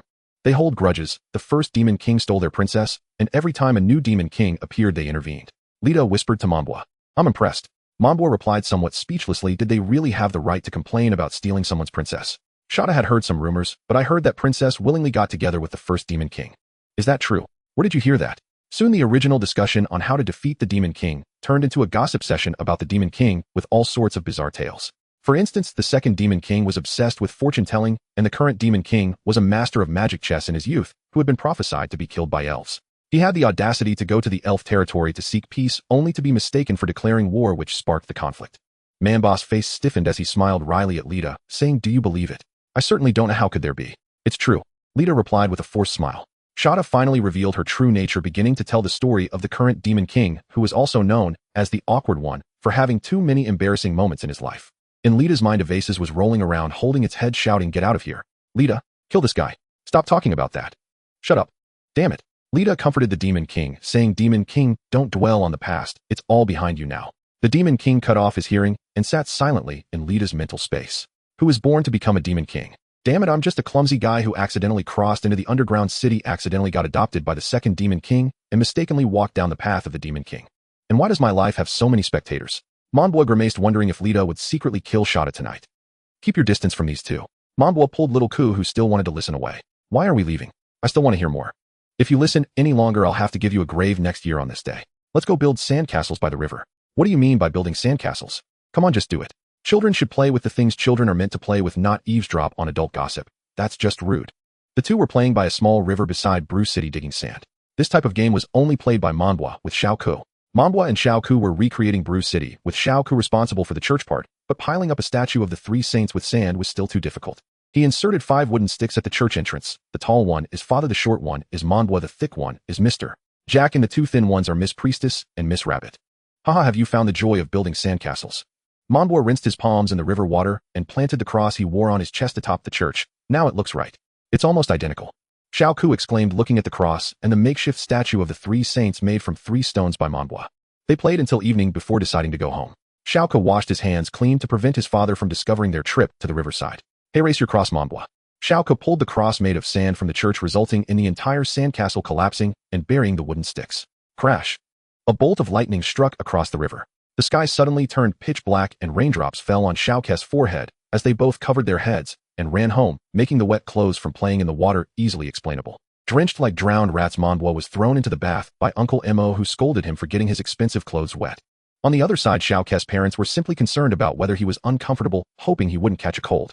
Xiao Ku was also required to take a bath, and amidst the steam he felt regret for the church he had built being washed away by the heavy rain. Xiao Ku looked at the water's surface where the reflection was distorted and blurry. A flash of lightning illuminated the outside, accompanied by a deafening thunderclap mixed with some voice. "Everything I do is to make you proud. Father, tell me how proud you are. Tell me." Xiao Ku blinked, thinking he was seeing a ghost. He wanted to get out of the bath, but was drawn in by the increasingly clear reflection in the water. In the collapsed church, a man was pinning the priest to the ground, while Uncle Mo and Mr. Izai lay nearby, barely hanging on. The man suddenly stopped, turned around, and shouted furiously. The water in the entire bath exploded like sodium metal, and Xiao Ku screamed in terror, running out of the bathroom and diving into his bed. The maids saw the shattered bath and thought that the young master had misused magic to blow it up, sighing as they silently began to clean up. Even as Xiao Ku hid under the covers, nightmarish scenes kept appearing in his mind. The priest lay beside the church with a look of guilt and pain, while all of Bruce City was engulfed in raging flames. While Xiao Ku was having nightmares, an unexpected guest arrived at Manbo's house. "Lita. Oh hey, oh, the cannon fodder of the Demon King's army. How the hell did you get here?" Uncle Mo gave Monbois a light smack on the head, telling him to play nicely with his classmates, and it was a blessing that they noticed him. "What are you doing in my house?" Lita waved her hand, casting a soundproof spell over the room. She then said something shocking. "Are you interested in becoming the Demon King?" Dame, Monbois would never agree. He crossed his arms defiantly in front of his face, making his refusal clear. "You know right. As soon as you use magic once, you will be eroded by it inch by inch. At that point, I would be forced to commit suicide like Emperor Osman." Monbois knew that if he became the Demon King, the priest would undoubtedly feel guilty enough to take his own life. Even for these people, he had to die before the magic completely eroded him. The Demon King can actually be immune to erosion. How about? But isn't the Demon King always doing evil? Don't try to deceive me. Have you heard of the trolley problem? Lita sat beside Monbois, sacrificing a small portion of people's happiness to save the lives of the majority. All right, I believe you, but at least let me have a complete childhood. When I turn 20, you'll go with you, okay? You can, but by then the evolution of monsters will have come. What do you mean? There have only been 2 large-scale evolutions of monsters in modern human history, the birth of goblins and the birth of nightmares. Both large-scale evolutions of monsters occurred in the 10th year of the Demon King's vacancy. At that time, the balance of good and evil had already reached a critical point. Listening to Lita speak a lot, the general idea was that this world is similar to the worldview of Jackie Chan Adventures, where yin and yang must be balanced. Mambwa didn't believe it deep down, but pretended to realize. You are indeed great willing to bear the infamy for world peace. You don't believe me, do you? Lita saw through him too quickly, making Mambwa feel a bit uncomfortable. So he simply replied nonchalantly yes. Then you can stay as a small fry soldier in the Demon King's army for life. Fine. Lita sighed in her mind with Evases having thought of some schemes to make Mambwa hate this world and develop thoughts of destroying it. But this method is often the least reliable. Once the scheme is uncovered, Mambwa would instantly stand against the Demon King and hate him even more fiercely. If all else fails, ask him what he likes so I can give it to him. Evases decided to use the most primitive recruitment method. Mambwa, is there anything you want? I can give you anything as long as you listen to me. Lita followed through and Mambwa glanced suspiciously at her. Why would the Demon King suddenly be so gentle? Mambwa thought for a moment. Besides wanting a normal wife, everything else he desired had been fulfilled, being well-fed and clothed, and even having two fathers. His adoptive father, Uncle Mo, provided him with material support, while the priest taught him principles of being a good person. I'm currently lacking a wife. That's too easy for the Demon King, we can send him one. Lita, right now the only female creatures in the Demon King's castle are succubi, and I'm worried they would end up killing this kid. Evases squatted on the floor of the mental space, drawing circles. What about our biohuman legion? They were wiped out by the elves. What about the demon nurse? She's dead too, but you've never left the Demon King's castle, so you wouldn't know. Actually, I only have you left under my command now. Lita's memories were still stuck at the time when the Demon King's army swept half the continent. No wonder the task of finding the Demon King fell to her, a little monster who specialized in cleaning the Demon King's chair. Right, I still have you. My most loyal subordinate. Now I grant you half of the Demon King's territory as long as you. I just said that line. Demon King. Evases managed to persuade Lita. After all, they had to stay by Mambwa's side to guide him, and there was no guarantee that Mambwa would choose her. Fine, let it be for the sake of this world. Lita said solemnly, returning to reality from the mental space. Mambwa watched Lita sitting next to him and thought, thinking she had a candidate in mind, until Lita turned to meet his gaze. Why are you looking at me? Are you choosing me? Is there even a choice? No. Mambwa looked into Lita's eyes, knowing that lies are the weapon of thieves, and he easily saw through her deception. Mambwa smiled slightly, suddenly stood up, hung the cross on his palm, and began to play the theme song of Magical Girl Sakura for himself. The Silent Demon King. I command you in the name of the traveler Mambwa. Sign the contract. Lita shouted while covering her head. Yume. Don't choose me, you little fry. What are you shouting about, Lita? He is signing with me, okay? Nothing happened at all. Mambwa glanced at his empty palm, half expecting some kind of controller or device. From this moment onward, the Demon Lord would obey his every command. What else did you expect? Lita sighed. She ought to have experienced a love story so earth-shattering and soul-deep that it would echo through eternity. Let us agree on 3 terms. All right, Mambwa. Lita locked eyes with him, only for Mambwa to flash an unmistakable expression of disdain. Wait, were you just sneering at me? No. You were. Huh. Back in my prime, suitors lined up from the gates of the Demon Lord's city all the way to your kingdom's capital. And you, I chose you just now, thinking you could be captured like a Pokemon. Imagine having such a powerful one by my side. Ooh, I'd surely become a Pokemon master. Lita's fist clenched hard. With a single punch, she knocked Mambwa unconscious, flung him onto the bed, and stormed out of his home fuming. Whether human women or female monsters, they all shared one baffling trait. If you choose her, she calls you a lecher. If you don't, she deems you blind to her worth. Young lovers quarreling again. Getting beaten again. Getting beaten again. Though no one could hear their conversation, every slave in the dungeon clearly witnessed Mambwa being knocked out cold by a single blow. Lita didn't even grab an umbrella. She marched straight home beneath the torrential downpour.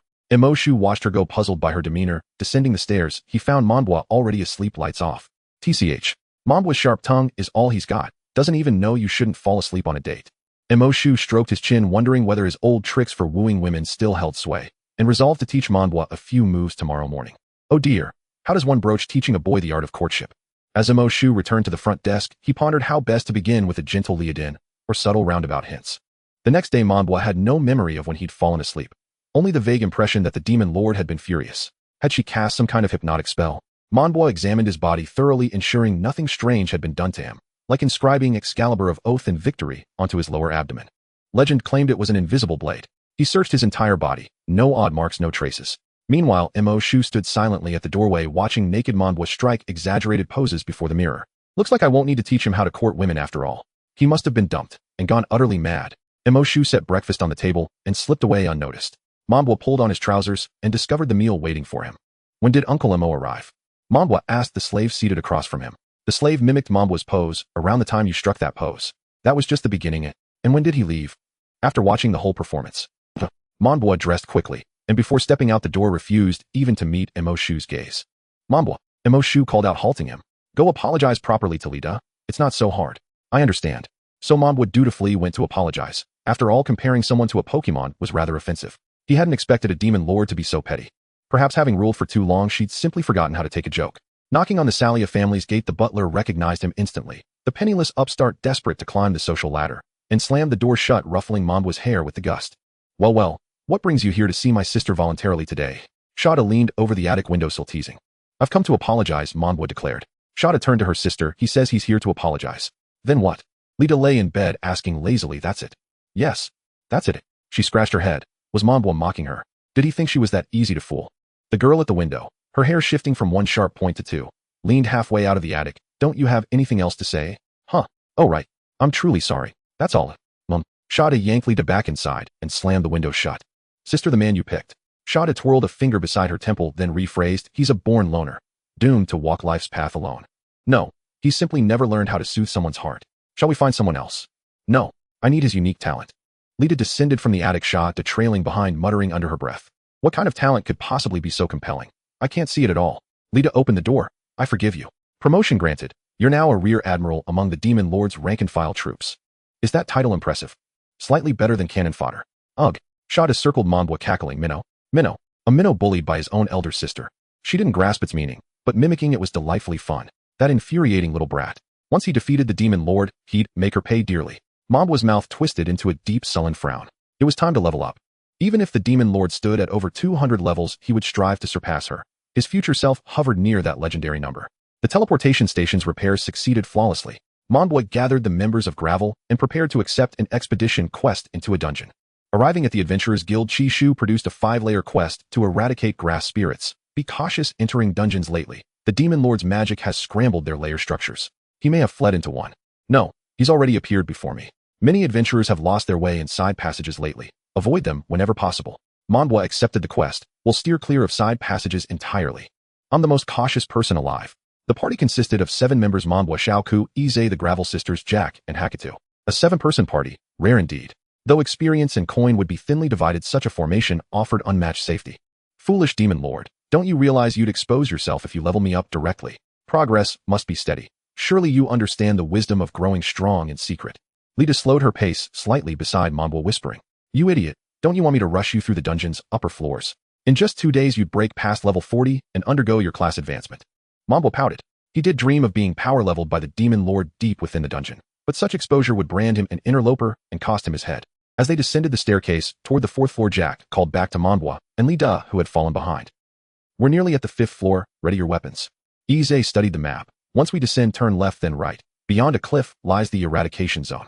The staircase grew steadily smoother. Then abruptly the 5th floor appeared. All right, we're. Ize lowered the map, puzzled. The noisy chatter behind him had vanished. He turned and saw only an endless pitch-black corridor stretching where his companions had been. What in the world?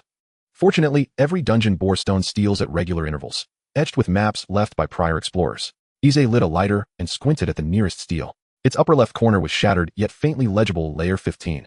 Ah, this way leads to the exit. But why is Layer 15 so dark? Had he reconstructed the broken fragment, he would have seen the true inscription, Layer 75. Manbua was also looking at the map, when suddenly a pair of large hands pulled him back, the collar choking his neck, causing him to cough. Manbua rubbed his neck and turned to ask Jack. Jack's eyes were filled with shock. Manbua, this isn't the 5th floor. How do you know? Jack pointed behind Manbua, who turned again to see a magnificent palace standing before them. In unison, Manbua and Jack exclaimed, the 25th floor. The eternally uncorrupted brass palace. Where are the others? Damn it, where's Hockey Rabbit? Manbua wasn't worried about Lita or Little Ka, only about Hockey Rabbit, since her level was the lowest. Hurry back. Manbua, get out first. Jack was much calmer than Manbua. He knew how to exit this place, and had even rescued Little Ku and Shada stuck on the 10th floor. Fortunately, Jack's level was high enough that the monsters above the 25th floor couldn't approach him at all. By the time the 4 of them escaped the underground city, Lita and Hockey Rabbit were already waiting at the entrance. You guys are back so soon. We couldn't get past the 4th floor. Hockey Rabbit hugged Jack. Are you alright? Why did you suddenly disappear? The chaos in the layers of the underground city intensified. Manbua and I fell to the 25th floor. Jack pushed Hockey Rabbit away, as such public display was not in accordance with doctrine. What about the noble thief? He didn't come out. Little Ku asked Lita and Hockey Rabbit. We didn't see him come out. Little Ku pushed through the crowd towards the teleport station, seeking help from the Adventurers Association. The highest level corpse-finding team in Blue City was preparing to use magic with the noble thief's clothing. Child, are you sure you want to see this? If the clothing burns, it means he is dead. I am sure. Little Ku almost lost his balance upon hearing this, and Manbua supported him from behind. The clothing was soaked in magic, fluttering vigorously before it settled quietly on the ground without burning. What happened? Little Ku asked anxiously. Mr. Corpse Finder, He's not dead, but my magic can only track someone 20 levels higher than me in the underground city. The clothing being still means the noble thief is at least below the 50th floor. Little Kess's breath quickened upon hearing this. Darkness loomed behind him again as the crowd hurriedly sent him home. Little Kess's parents wanted to hire a team of adventurers, but unfortunately no one in Blue City dared to descend below the 50th floor. No one knew how much longer the noble thief could hold on. At this moment Jack stepped forward, donning his family's ancestral white armor, which would allow him to descend at least to the 50th floor. Jack, you mustn't go. Hockey Rabbit clung tightly to his arm, while Jack's father and mother also tried to stop him. What if the noble thief is on the 60th floor? Then I will descend to the 60th floor. What if he's on the 100th floor? Then I will descend to the 100th floor. Jack shook off Hockey Rabbit and his parents kneeling partially on the ground. This is the duty of a paladin mother-father. As long as I am alive, the noble thief will not come to harm. Jack left Little Kess's room, and the silhouettes of the noble thief and Jack gradually overlapped. I wish you good fortune in your endeavors. Little K didn't know how to thank Jack. The priest scratched his head and pulled out the cross in the middle of the church once more. From beneath the cross a set of clothes was also dug out. It was the uniform of the Holy Seas Crusaders, possessing high physical and magical resistance, as well as magical conductivity.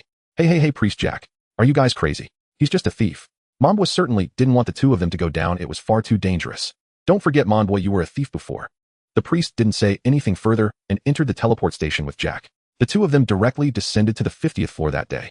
Thanks to their cooperation, they suffered only slight fatigue and no injuries. The priest and Jack lit a campfire, preparing to sleep for a while. Priest, you don't have to come with me, Jack said, while gulping down 2 large mouthfuls of water. Emperor Osmond once said to see one live is to be unwilling to see one die. The priest roasted a piece of monster meat, the flickering firelight illuminating his face. Jack didn't say anything more. To inquire further would be an insult to the priest. At night, Monboy couldn't sleep at all, sitting in the church's main hall staring blankly at the 3 holy statues. Lita sat beside Monboy, and Evasas finally saw an opportunity to protect something important. Some people would do anything. I can help you as long as you. All right. Monboy turned to look at Lita. But you must swear that this is not to force me onto this path. I swear. Lita's forehead pressed against Manbo's, and he felt a strange power gradually flowing into his body along with the memories of past demon kings. Monboy turned to look back, and the 3 generations of demon kings stood before him. Contrary to legends, none of them appeared as ferocious deities. The first generation demon king was a short, chubby uncle, the second generation was a robust young man, and the third generation was a tall, slender man. Is this a child? Evasas, is this your heir? The short, chubby uncle leaned closer to pat Manbo's head. Yes, but I believe he can do better than I did. The robust young man lifted Manbo's arm. Isn't he too weak? His heart is very strong. Since you say so. Monboy suddenly felt a burning sensation in his palm, a pain like that of a red-hot iron pressing down. Monboy raised his palm, revealing a strange mark. What is this? The mark of the Demon King. It will help you remain immune to magical corruption. The short, chubby Demon King revealed the mark on his back. The robust young man showed the mark on his left shoulder, and the tall, slender man displayed the mark on his right chest. I have one last question. Monboy scratched his face. Shouldn't you be a woman? He pointed at Evasas, who burst into laughter. Lita is my subordinate. It seems she has misled you quite a bit. All right, go save your father. The 3 Demon Kings' figures began to fade. We will wait for you in your subconscious. The priest isn't my real father, Monboy retorted in the end. But you are his son, aren't you? When he regained his senses, Monboy found himself at a higher altitude, while Lita had her back turned to him, saying nothing.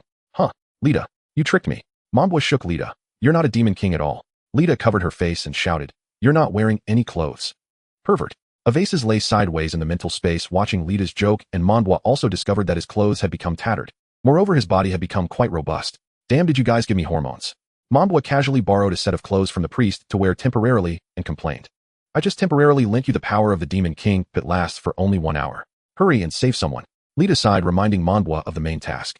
Monboy snapped back to reality and instantly vanished from Lita's sight. His speed had become astonishingly fast, and the second generation Demon King suddenly told Monboy to save the experience points. Why? Second brother. Because the higher the level, the harder it is for others to defeat you. Huh. A Demon King is born to be defeated. When you lose, the 4 of us can play mahjong. We 3 are tired of playing landlord games already. Wait a minute, what do you mean a Demon King is born to be defeated? Monboy opened his panel, finding that his magic storage and defense had reached maximum levels, but his speed had broken the limits, leaving all other attributes far behind. So fast. From now on you are the Speed Demon King, Monboy. The first generation uncle laughed heartily, naming Monboy without permission. Hey, don't just give me a nickname, chubby uncle. What are you saying? I named all the Demon King's titles. As they talked, Monboy arrived at the entrance of the underground city. The aura emitted by the mark of the Demon King kept the monsters at bay. Manbo's skill bar had over 100 new skills added. He scrolled through them one by one and finally found a positioning teleportation spell. Positioning teleport. Then I need to strike this pose. He adopted the classic instant transmission pose of Sun Wukong from Dragon Ball. This spell's principle was just like instant transmission. At this moment, the righteous thief had already lost his way on the 100th floor underground. Although he was blessed by the tear of the Holy Mother keeping the monsters at bay, he could not find his way out. The entrances and exits of the underground city above the 50th floor are fixed. If the east is the entrance, then the west is the exit. Below the 50th floor, false exits appear. Entering a false exit would instead take him down 2 more floors. Where am I? Damn it. The righteous thief leaned against the wall of the underground city to rest. He dared not eat anything here. The food he had brought was already finished. Crossing the 75th floor, time stagnates. While 1 day passes outside, 2 days elapse in the underground city, and the deeper he goes, the longer time stretches. This was the 5th day the righteous thief spent in the underground city. He was hungry and thirsty, and he hadn't caught any monsters. They merely watched him from a distance, running away as he approached. Just as the righteous thief was about to starve to death, an apple fell in front of his face. He lunged to eat it and looked up to see a long-haired man dressed in the attire of a saint from a church opera, his eyes filled with compassion. "Come, I am here to save you."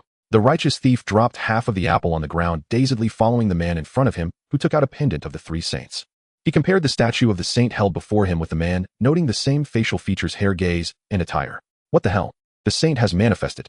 Following Monbois, the righteous thief arrived at the 60th floor of the underground city. At this moment, the priest and Jack were engaged in a fierce battle, cornered by high-defense undead and phantoms that ignored physical damage along with powerful spiritual disruptors. Whoosh! A sharp wind howled, scattering all the monsters. Jack and the priest were blown back, unable to open their eyes. When they finally did, they found the righteous thief standing before them, clutching a pile of apples. "Where did you come from?" The righteous thief shared the apples with the two, saying, "You might not believe this. I encountered the saint over 100 floors underground." The priest and Jack slowly formed a question mark. Not to mention the priest's diligent efforts over the past decade, even Jack, whose faith was as solid as steel, had never seen the saint. In the presence of a thief, the saint has manifested twice. Furthermore, on the way back, there indeed appeared a pure white figure that flickered in and out of view, shredding any monsters that dared approach. "Can you see it clearly, Jack?" "I can't see it clearly, but it's too fast." The righteous thief couldn't even see it. He rambled on about how handsome the saint was, how flowing his long hair was, just like in the legends. Upon reaching the entrance of the underground city, the priest suddenly turned back and finally saw the figure clearly. Its appearance seemed somewhat familiar. Then that figure slowly retreated into the underground city. Little Kay and Hockey Rabbit cheered, praising the priest and Jack for their strength and kindness, believing that they merely pushed their own achievements onto the saint's manifestation.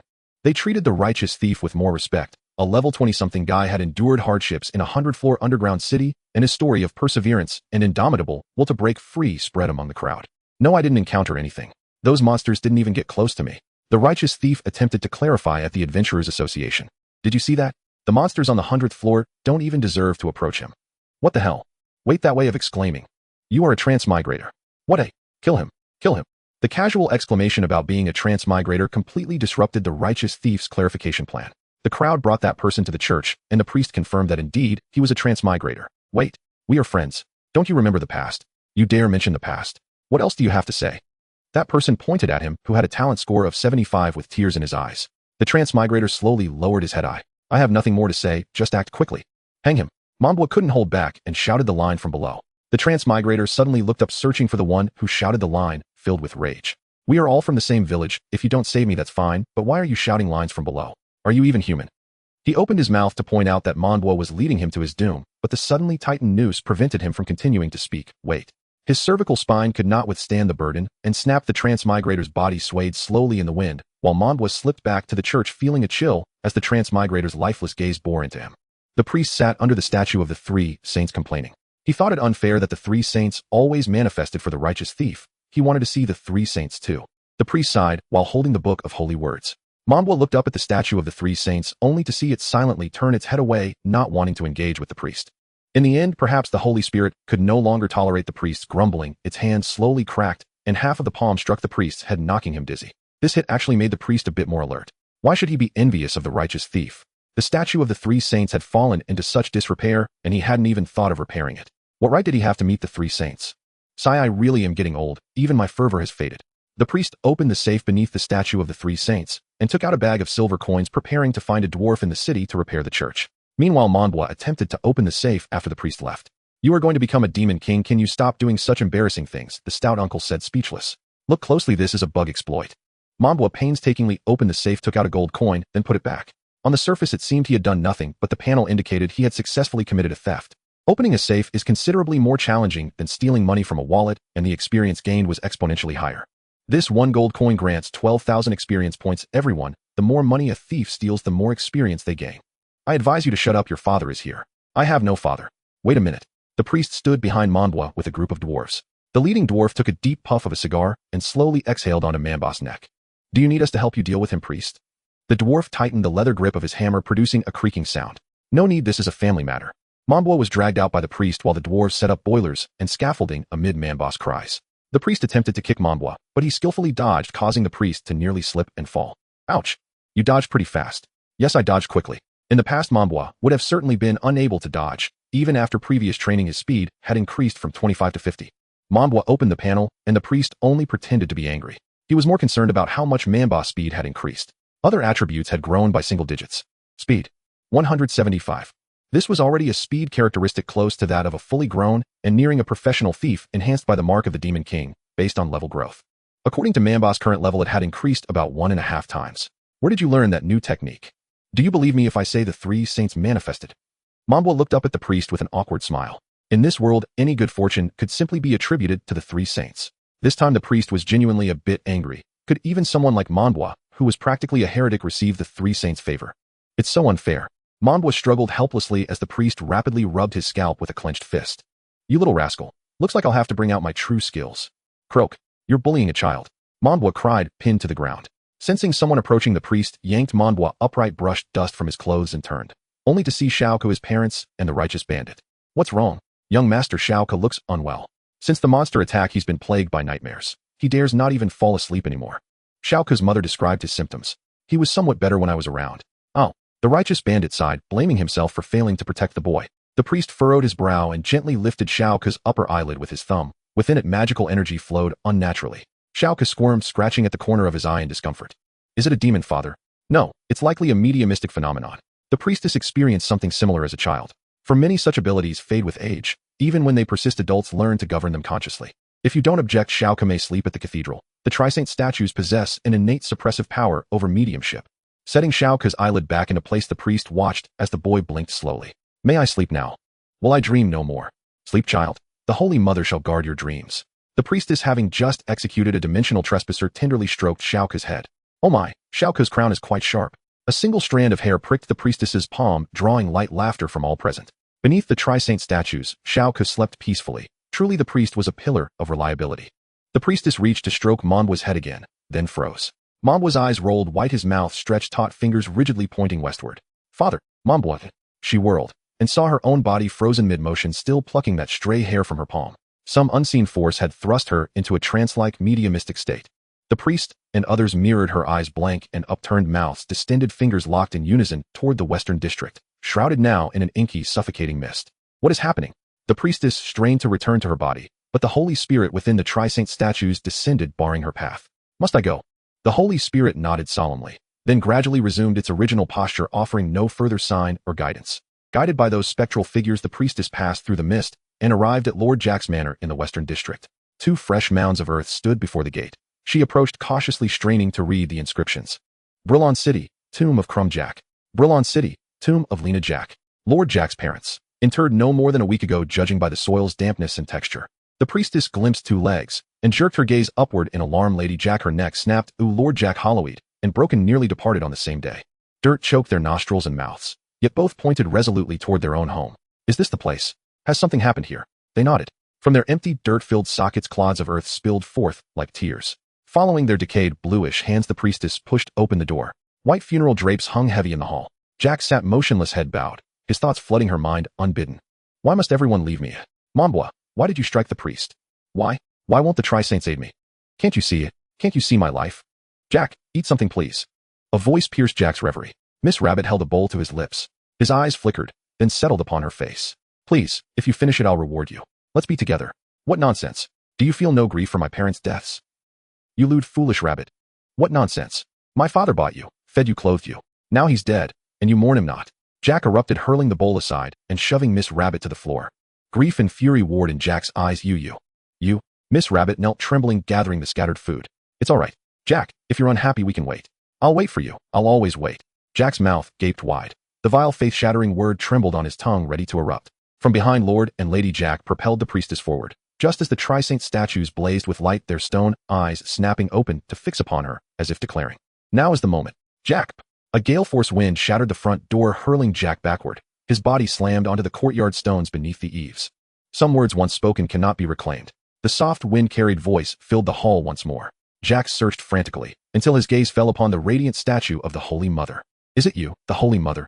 Am I the Holy Mother? Ha, flattered the priestess, swelled with quiet pride, her inner voice amplified by wind magic echoed through the chamber.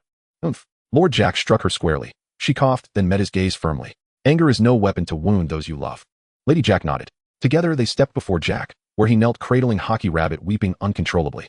Through tear-blurred vision, he beheld the Holy Mother and his own parents standing before him. The wind swept once more through the hall, gently closing the door behind them. As the priestess secured it, she sprinted toward the cathedral. Mediumship, a wondrous force capable of reshaping reality, bore grave peril. Prolonged trance invited demons to breach the soul's defenses and seize the medium's body. Now the priestess raced against a horned demon at her side. Faces pressed close, trading venomous taunts. The horned demon cackled. Ha. This pure vessel shall soon be mine. I'll let the whole city savor it. The priestess smirked. Dream on. You despicable, debased fiend, take this. She channeled wind magic into her fist and delivered a thunderous blow, sending the demon sprawling, clutching his face. You dare call me debased?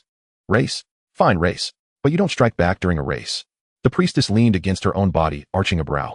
Shall I extend courtesy to a demon like you? Don't make your priestess sister laugh. Consciousness flooded back. She was still plucking that stubborn hair from her palm. Beside her, Jack laughed heartily, sparking instant searing ire. How? You? Jen. The priestess had no idea why she'd shouted those syllables, aiming a sharp upward strike beneath Jack's jaw. But the words burst forth raw and instinctive. Whoa, priestess sister's gone berserk. Mambwa lunged first, clutching her leg. Then came the priest and the righteous bandit, piling on in frantic concern. What did I do wrong? Jack lay sprawled while Hockey Rabbit stared blankly, then helped him rise. Jack, if you utter cruel words without thought, know this: wherever you hide, I will find you and kill you. Though restrained, the priestess's gaze remained locked on Jack, unblinking, unyielding. What is this? What? The priest, bewildered, tried to cover her mouth, while she twisted, wildly resisting. Did you hear me, Jack? Jack shuddered. As an official tasked with eliminating interdimensional intruders, the priestess inspired deep dread. He swallowed hard, voice quavering. I understand. At that very moment, dwarves repairing the Trisaint statues heard a profound, weary sigh emanate from the stone figures. Yet indifferent to divinity, they merely scratched their heads and resumed their work. Hajimy Rabbit tended to Jack's wounds while the priestess had her eyelid flicked by the priest, who stroked his chin and said, You just entered a spirit communication state, didn't you? The priestess nodded, and the priest pulled her into a side room. Mambo, curious, tried to follow, but was thrown out by the priest. Don't pry into spirit communication matters, or you'll have nightmares tonight. Mambo rolled on the ground, losing the slime on his head. So stingy. He picked up the slime again and embodied his AQ spirit, saying, As if anyone wants to see that tisk, I don't want to see it at all. The slime gurgled in agreement. Don't want to see, let's watch the slime eat an apple instead. This one is quite gluttonous. Mambo grabbed an apple from the altar and bowed to the three saints, but was shooed away by the dwarves. Get lost, this place is filled with scalding hot copper. Are you trying to get yourself killed? Mambo shrank his neck and ran away. Inside the side room, the priest had already guessed the situation. Your spirit communication resonated with little Kess, didn't it? Yes, you already know, so why ask me? The priestess nodded. You changed the future or the past, didn't you? Was there anyone guiding you? Did you participate voluntarily? Someone guided me. It was the Holy Spirit and also Jack's parents. The priest sighed in relief and patted his chest. If you enter that state without divine guidance, don't engage in anything, come back immediately. Without divine guidance, changing the past or future will cost you dearly. The priest swallowed hard. He had seen those who participated in resonant spirit communication before. First the skin, then the muscles, followed by the facial features, limbs, and bones. After this, the spirit communicator wouldn't die because the cost had not yet been fully paid. Their lifespan would continuously transform into magical power, regrowing skin and muscles, entering the next cycle, enduring long torment, until their lifespan was exhausted. The priestess nodded. Although she didn't know what the cost was, she could tell from the priest's expression that it was terrifying. What else did you see? Mambo had some conflict with you and wanted to leave here, injuring you severely. Jack went to the neighboring city to find a doctor, but his mother fell and broke her neck while cleaning the attic. The priest nodded, urging the priestess to leave as he furrowed his brows, tapping his fingers on the table, trying to connect all the clues. As long as Mambo didn't leave, all of this wouldn't happen. So why did Mambo want to leave? I must first assume a reason for his departure. There is only one reason for leaving: that conflicts with oneself. Mambo joined the Demon King's camp, and those who join the Demon King's camp will kill their relatives before leaving. He didn't die. Oh, why didn't he die? The first Demon King sank the island nation where he was born before leaving. To violate this rule means Mambo has power and status within the Demon King's army, or he is acquainted with the Demon King. What about Little Ku? Why is there no information about Little Ku? The priest's thoughts were interrupted by this question. His limbs felt numb as an idea emerged in his mind. Little Ku was the one who was first deceived into joining the Demon King's army and later invited Mambo to join. Little Ku is the one with high status and power within the Demon King's army. It's all connected. Everything is connected. Spirit communicators are easily eroded by demons while in a spiritual state, and it must be a powerful demon that he cannot stop. Mambo insists on joining the Demon King's army to help Little Ku reclaim his body. The priest suddenly stood up from his chair. He needed to suggest to Little Ku's parents that they take Little Ku to a safer place further inland. This is what I've deduced. It doesn't count as participating in the future, so there shouldn't be a cost, right? The priest looked towards the statue of the three saints, but the three saints couldn't be bothered with him. The door slammed open, sending the priest rolling out. No cost, right? The priest muttered to himself as he exited, then stretched his head back in a few seconds. Right? The door slammed shut in the priest's face, pushing him out. Rubbing his nose, he immediately went to Little Ku's house, hoping Little Ku would leave Brule City. Why, oi? Leave here and never use spirit communication again. I have already seen the future.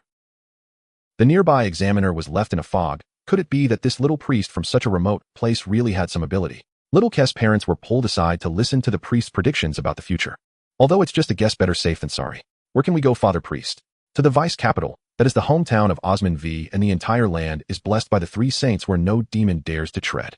The educational resources there are better. There will be better teachers. Little Ku will become stronger, and perhaps one day, even if his body is taken by a demon, he will be able to reclaim it himself. Little Ku's father nodded and immediately went home to pack their bags. Little Ku carried his small suitcase and asked, Father, will we come back? Where are we going? To the vice capital, that is the hometown of Osman V. When you grow up, we'll come back. Little Ku's father replied as he lifted Little Ku onto the teleportation station's platform. I haven't said goodbye to Mambo yet. You will see each other again. When you meet, just apologize. I still haven't figured out why microwaves. The new teacher will teach you. The transparent door of the teleportation station gradually closed, and Little Ku's voice was increasingly muffled. He turned to look outside the station where Mambo was sitting on the station sign waving at him. Little Ku excitedly pressed his face against the glass. Sure enough, Mambo knew everything. He was the most special one among all the children. I knew you would come. Oomph. The magical airflow became violent, and the entire teleportation pod gradually blurred. In Little Ku's eyes, Mambo was finally pushed down by the station staff with a mop. Coming back to himself, Little Ku was already standing in the vice capital. This place was technologically advanced and completely different from his hometown, where ground dragons had been replaced by terrestrial vehicles. In the center of the city stood a 15-meter-high statue of the three saints gazing down at the Imperial Law Council and a slightly shorter statue of Osman the Great. What a tall statue! Little Ku was pulled by his parents into a school where the priest's teacher was the principal. The principal was waiting at the school gate for the three. Is he considered my disciple? I suppose so. The priest taught us many things. How is Dulude? Everyone respects him. The whole city consults his opinion on important decisions. Well, follow me. The old principal led the three into the school with his hands behind his back. Principal, our child must have a bodyguard with him. His situation is a bit special. Many parents do this, but don't spoil them too much. The principal looked back meaningfully at Little Ku, who was hiding behind the righteous thief. Have you read any books? The reproduction and differentiation of Goblin's basic theory of cloning precautions for human replication magic. Little Ku's parents exchanged glances. When did you show these to the child? Who else could it be? This was all thanks to Mambo taking Little Ku to the research institute to play for a few days. Little Ku couldn't understand what Mambo and No. 7 were talking about, so he could only read books. Alright, do you know an old witch named Nora? The old principal's expression became grave. The more he heard these books, the more familiar they sounded. She isn't a witch, she's our monster studies teacher. Mambo said she is one of the greatest people of this century. The old principal was taken aback for a moment, then smiled. Nora, Advanced Magic Academy, welcomes you, Little Ku. Xiao Ku was brought into the classroom, leaving the other children utterly astonished. The attire of the children here was already quite modern, while Xiao Ku's clothing belonged to the category of Hanfu. Even the servant beside him was dressed in a style suitable for an assassin. Is this guy trying to play cool on purpose? What an eyesore. Xiao Ku couldn't understand why the people here dressed so casually. Was this really a prestigious academy? Classmates, this is our new student Xiao Ku Lawrence. Let's give him a warm welcome, the homeroom teacher said with an awkward smile. It was not until the homeroom teacher led the welcome that the children pretended to applaud. Mr. Bodyguard, please step outside. We are about to start class. The righteous thief was asked to leave. It was simply intolerable to have a bodyguard intruding on their class. A few guards outside were playing poker, giving off a decidedly unprofessional vibe. They were quite enthusiastic, trying to pull the righteous thief into their game. You can't beat me. I'd rather not participate. So cocky. What's your profession? What level are you? Could you be a con artist? Con artist is one of the advanced classes for thieves at level 40, possessing the innate talent of gambling mastery. I am a thief level 25. Haha, this guy is just joking with us. Which guard is a level 25 thief? The righteous thief picked up a playing card, and after a few people watched him change the heart in his hand into a spade, they no longer suggested that he join their poker game. Is he really a thief? Impossible. How could he not be higher level than my son? He must be a con artist. Just look at the scar on his face. He doesn't look like a normal person. Let me probe this old kid's depths. One of the most peculiar guards stepped forward, a level 42 mind reader known for reading others' thoughts. Stop right there. I am a guard of the Proxio family, and I challenge you. He grabbed the righteous thief's clothing and caught a glimpse of more scars on his back through the collar. Slowly he released his grip, and the righteous thief took a deep breath and turned back, saying apologies. Strength should not be used against fellow kin. I concede. Such pleasant words, yet he thought, damn, this guy looks really strong. The mind reader had a bead of sweat on his forehead. Damn, this guy, he looks really strong. I must use mind reading now. Damn, this guy, what? I actually got seen through. When did that happen? The mind reader returned to the card table looking dejected. Brothers, I can't see through him. He knows I know what he's thinking. Are you playing tongue twisters with me? Another guard slammed the cards down, frustrated with his poor luck, and walked over to the righteous thief with his Adventurer's Guild badge. Friend, don't hide it. Oh, we are all just here to play along with the young master. My young master and the mind reader always end up fighting when they meet.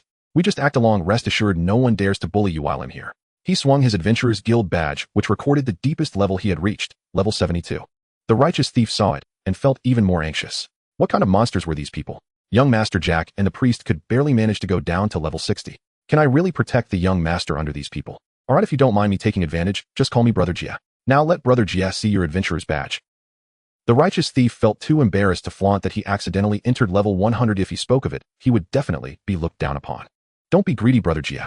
Behave. Show it to me. No. In the scuffle, the righteous thief's ragged equipment was torn, and the Adventurer's badge fell to the ground, bouncing a few times before landing in the pile of cards.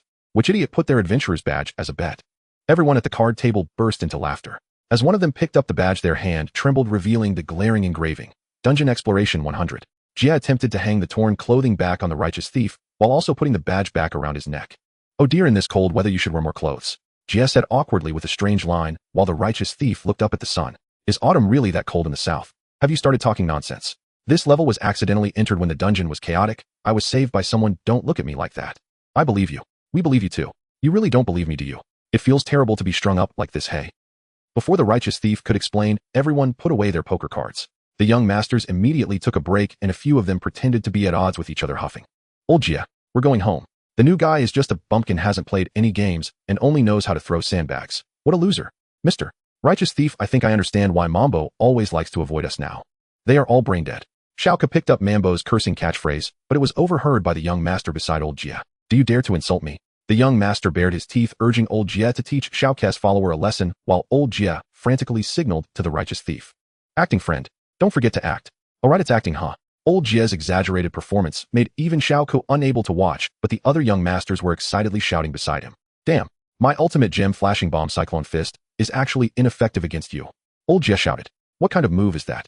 The righteous thief had never heard of it before. Old Jia smirked. You should shout a move too quickly. The righteous thief found it too difficult to come up with a move with his level of education. Before the righteous thief could think of a move, old Jia crashed into the righteous thief's fist, spitting blood as he flew out and knocked down a large number of guards. Damn, it's actually a non-casting attack. He struggled to get up. Young master, you go first. I'll hold them off. Humph, you disgraceful fellow. I'm going to tell my dad.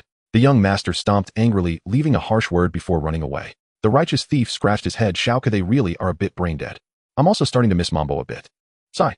Xiaoka sighed. This feeling of being out of place was unexpectedly uncomfortable. Let's go home. Meanwhile, at the young master's house, the overly indulgent mayor was scratching his head in confusion after calming his son. I've already told all the families to pretend to lose to you. What happened today? Has my son developed a fondness for the plot of a comeback? No, that person is a guard of the Lawrence family, at least level 100. Old Jia took out his adventurer's badge, leaving behind the righteous thief's basic information. The mayor fell into deep thought as he looked at the information of a level 25 who had cleared dungeon level 100. Tonight, I will pay a visit. Where are they staying? At the small inn by the city gate. Tisk, so inconspicuous. Could they really be from the lineage of Queen Osmond IV? The mayor rubbed his chin. The Lawrence family had a very strict family style prohibiting all forms of excessive extravagance. It really did resemble that a bit. Preparing gifts. Mayor. No, don't bring anything. The mayor subtly tried to gather some information at the dinner table, while Xiaoka's parents recounted everything truthfully. I am merely a branch of the Lawrence family from a remote area, and my relationship with Empress Osmond IV has become so distant that I do not even know how to address her. If you truly want to meet someone from the main branch of the Lawrence family, I happen to have a contact. Xiaoka's father suddenly thought of the inspector sent from the main family. Is that so? The mayor said with keen interest, wiping his mouth. Please take me to him. We might actually know each other. The mayor's rise to his current position was due to a unique ability to never forget a face, or even just a silhouette once he had seen it. At that moment, the inspector was having a meal in his bedroom. When he had guests, he would dine here. Xiao Ke held a high opinion of him, believing he was virtuous and would not be easily swayed by others. Mr. Inspector, this gentleman claims to know you, Xiao Ke's father said, knocking on the door from outside. Come in. The wooden door slowly opened, and the inspector turned his head to see the mayor's azure eyes meeting his. The mayor shook his head after a moment of mutual gaze. Unfortunately, we do not know each other. I apologize for the interruption. I truly have no relatives or friends in the capital, the inspector replied with a smile and a nod. Good night to you. And to you as well. The mayor closed the door and embraced Xiao Ke's parents, indicating that they could be friends as they were all citizens of the empire, and then he left for home.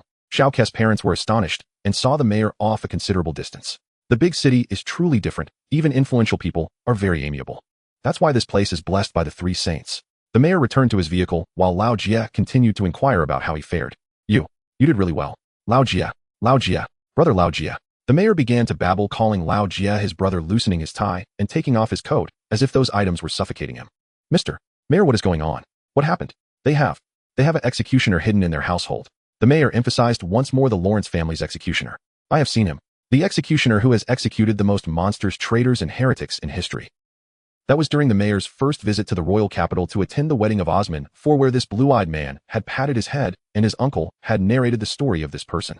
The previous deputy mayor was silenced by him alone, not leaving a single witness. The mayor held Lao Jie's shoulder and said, what did I do wrong? Oh, why would he come here? Aside from doting on children. Crack. Snap. Suddenly the entire roof of the vehicle was torn off and the executioner appeared beside the mayor. You don't recognize me, do you? Wrong, brother. The mayor instantly slipped to his knees. No matter how innocent he felt, he was still afraid. What if this executioner had killed so many that he had gone mad? I am not here to kill, though I have retired. Oh. The mayor looked up. You are no longer an executioner. Yes, my 100-year contract with Osman IV has expired, and now I work as an inspector for the Lawrence family. The executioner was adjusting his nails while helping the mayor reattach his fallen wig. What about me? Just pretend you don't know.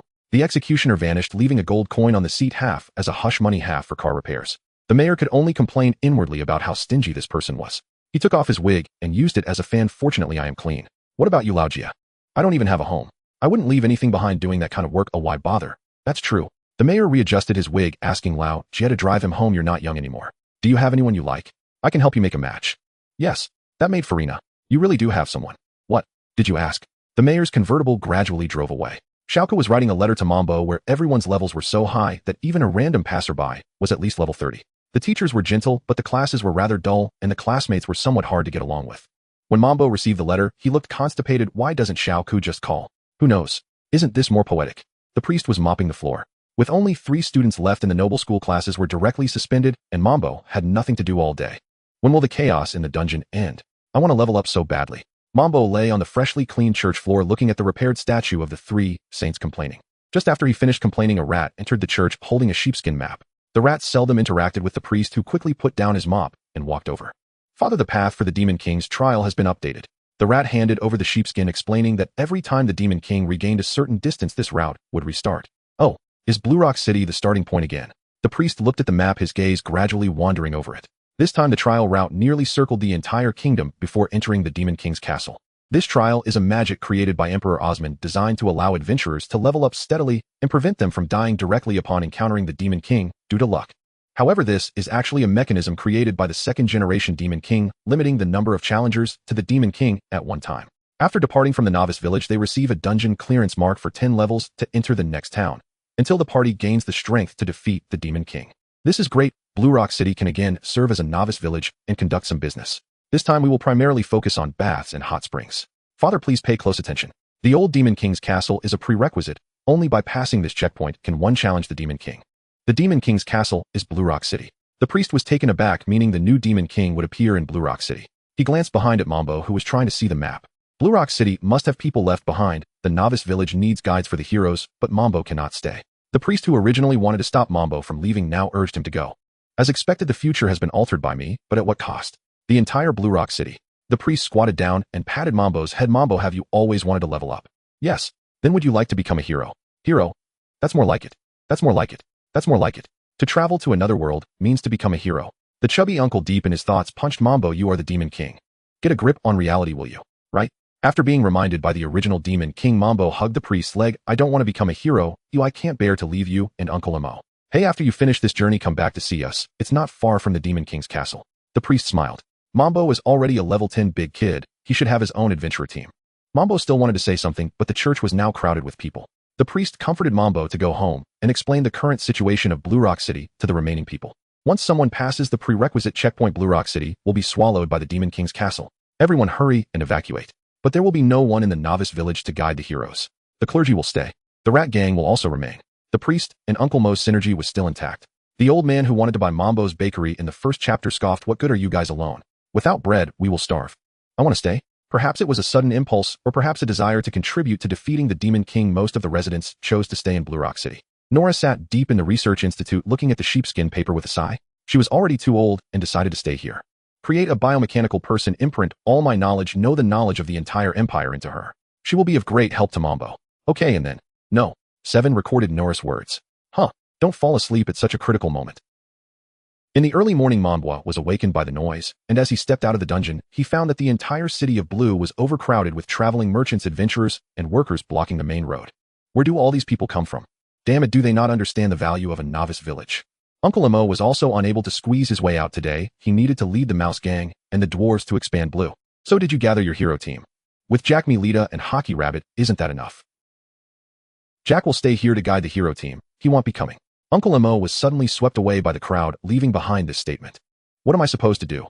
Oh no, what if my adventurer team can't find this person? Who else would be willing to team up with a thief besides Jack? Damn. Mambo jumped onto the crowd, climbing to the rooftop by stepping on people's shoulders. Although he was scolded many times, he still made it. The rooftop was much easier to navigate than the street, and some fast adventurers also chose this method to move. Of course, Mambo headed to Lita's house first. The third-generation Demon King said that Lita was technically his servant, and aside from not listening to him at all, she was quite good. Our adventurer team has no front line left, Lita. Are you really trying to form a hero team as a Demon King? It's my wish, Lita. I just want to go. It's so much fun, just like those games where heroes fight against Demon Kings. Alright, I agree, just be quiet. 10 minutes later, Lord Salia slammed the table, making a loud noise. I do not agree. You want to take both my daughters? At least leave one for me. Mambo pulled Lita to his side. Then I choose Lita. Wait, it seems like I've been tricked. Lord Salia stared blankly as Mambo swaggered away with Lita, unable to do anything. He felt like an incompetent father. With Lita's father's issue resolved, Mambo rushed to the research institute wanting to recruit a frontliner, but for some reason, he brought back a versatile support. This clone was made based on your favorite teacher, Shalina, and it will completely obey you. You still have a crush on your teacher? Lita looked at the immobile clone, and the clone quietly gazed back at the two of them. Due to excessive knowledge imprinting, she has no emotions if you don't like her. I want her. What I want is someone with no emotional response. No, that was Nora's decision without my consent. Lita lowered her head and lifted a corner of the clone's skirt, then nodded and let go. She looks exactly like a real person. Who asked you? Mambo poked the clone's head with his finger, then pinched her face. She doesn't say a word. Ouch. She spoke. X2 ouch. Ouch. Ouch. Until Mambo released his grip, she stopped repeating that phrase. Mambo stroked his chin. It's confirmed. Oh, she's an artificial idiot. Do you have a name? I am at your service now. 0721. As a seasoned corner player who automatically voiced the tall Demon King, Mambo's arrival brought a major update to his game library. Every Demon King that travels to this realm brings along everything from their era into the shared space of the Demon Kings, including games and movies, which also provides entertainment for the other Demon Kings in the spirit realm. Mambo was incredibly lucky to have survived until 2025. Mambo Yuzu Chef is so disgusting. Lita Yuzu Chef is really disgusting. No, Lita, how can my most loyal subordinate insult me like this? You have already sold me to Mambo. Mambo thought for a while and couldn't come up with a good name, so he decided to just call her Yuzu. Although he had acquired a future promising support for free, he was still somewhat troubled by the lack of a front line. Those adventurers shook their heads and walked away upon hearing that Mambo was a thief. Some even attempted to pry Lita and Yuzu away. Yuzu, I am Mambo's private property, please show some respect. Lita, Mambo chose me, I'm sorry. Mambo was met with disdainful looks from a crowd of adventurers, and someone spat heavily. No, that's not it. Don't look at me like that. You two explain. We're just stating the facts. X2 damn. Don't use a montage in this context. Mambo, Lita, and Yuzu sat on the eaves as the sunset gradually descended. Everyone found their preferred teammates and was ready to enter the next city after clearing the underground city, but Mambo still needed a frontliner. The crowd gradually became less congested. Mambo jumped down from the eaves and caught Lita as she jumped down, intending to catch Yuzu as well. But Yuzu landed in a thunderous manner, patted her backside, and followed behind Mambo. Mambo returned to the dungeon, disappointed with Yuzu. Hey, have you finally reached the road to deceive little girls? Do you need Uncle Mo to prepare bedding for you? This is my teammate newly created by Nora. Can you? Uncle Mo's eyes rolled around. You should ask Nora yourself. You're so lazy. Uncle Mo pretended to strike at Mambo, but Mambo quickly snatched a set of bedding and ran back to his room, where a tall blonde man was standing. Jack, what are you doing here? The priest said that the best choice is for me to discuss defeating you, the Demon King. Jack smiled. Mambwa jumped up excitedly hugging Jack's neck. I have a frontliner now. Ha! What about Hockey Rabbit? She said she would take care of my parents and would move to the neighboring town to wait for me to come back. Oh, and she proposed to me, and I agreed. Wait, you have too many flags, don't you think? You should stay in blue for a while longer. Mambwa got down from Jack's neck feeling somewhat speechless. Alright, stop talking about things I don't understand. Hockey Rabbit said not to have affairs outside. What does affair mean? Mambwa hesitated for a moment and explained to Jack what an affair was, saying that being overly close to other eligible partners aside from Hockey Rabbit was considered an affair. Jack nodded in realization. So what about bringing other females into the room? That's okay if Hockey Rabbit cares about it. Then does this mean? Are you having an affair with Lita behind her back? Jack pointed at Yuzu. I'm going to tell Miss Lita. Jack took off running and Mambwa chased after him desperately, but Jack's level was too high, he couldn't catch up. Are you out of your mind? Come back. Lord Salia. Mambwa had no choice but to use the spell Die Zone at the last moment, covering Jack's mouth and first explaining the situation clearly, or else Lord Salia might really go for him with a knife. Lita and Shada watched from the attic, finding Mamba's predicament amusing. Sister, he's quite funny, isn't he? Too bad he's mine. At this moment, Ludo felt the most speechless as she needed to follow Mambwa to observe him. She had actively asked to join the hero team, but was clearly rejected by Mambwa. Now she could only seek Nora's help to create a couple of machines to fill the numbers and secretly follow Mambwa to complete this at least 7-year quest of defeating the Demon King. More overtime, damn Demon King. I'm going to skin you alive. Damn. Chio. X4, who the hell is cursing me? X4. Though Lord Saria verbally expressed trust in Mambwa upon returning home, he quietly instructed his wife to teach Lita techniques for captivating and managing men. The more Lord Saria listened, the more unsettled he grew. Each tactic sounded eerily familiar, as if it had been deployed on him before. His expression darkened. Without another word, he turned on his heel and strode off to bed. Meanwhile, Mambwa laid out the bedding and prepared to sleep on the floor. As he rose to switch off the light, he noticed Yuzi lying face down, her entire face buried deep in the pillow. Why sleep like that? Can you even breathe? My backside hurts. In recalling how she had landed thunderously from the eaves, her soreness was hardly surprising. Next time you leap from a height, let me catch you. Oh. And they had originally planned to seek healing from the priest at the chapel, but by then the priest was long asleep. The following morning, the shrine maiden treated Yuzi's fall injuries. Mambwa bid farewell to each member of the rat gang. Golden Rat and Gray Rat generously gifted him 1 gold coin apiece. Red Rat presented him with 2 fine steel daggers. Snow Rat prepared a set of clothes. Only Uncle Mo delivered a sharp kick instead. What are you staring at?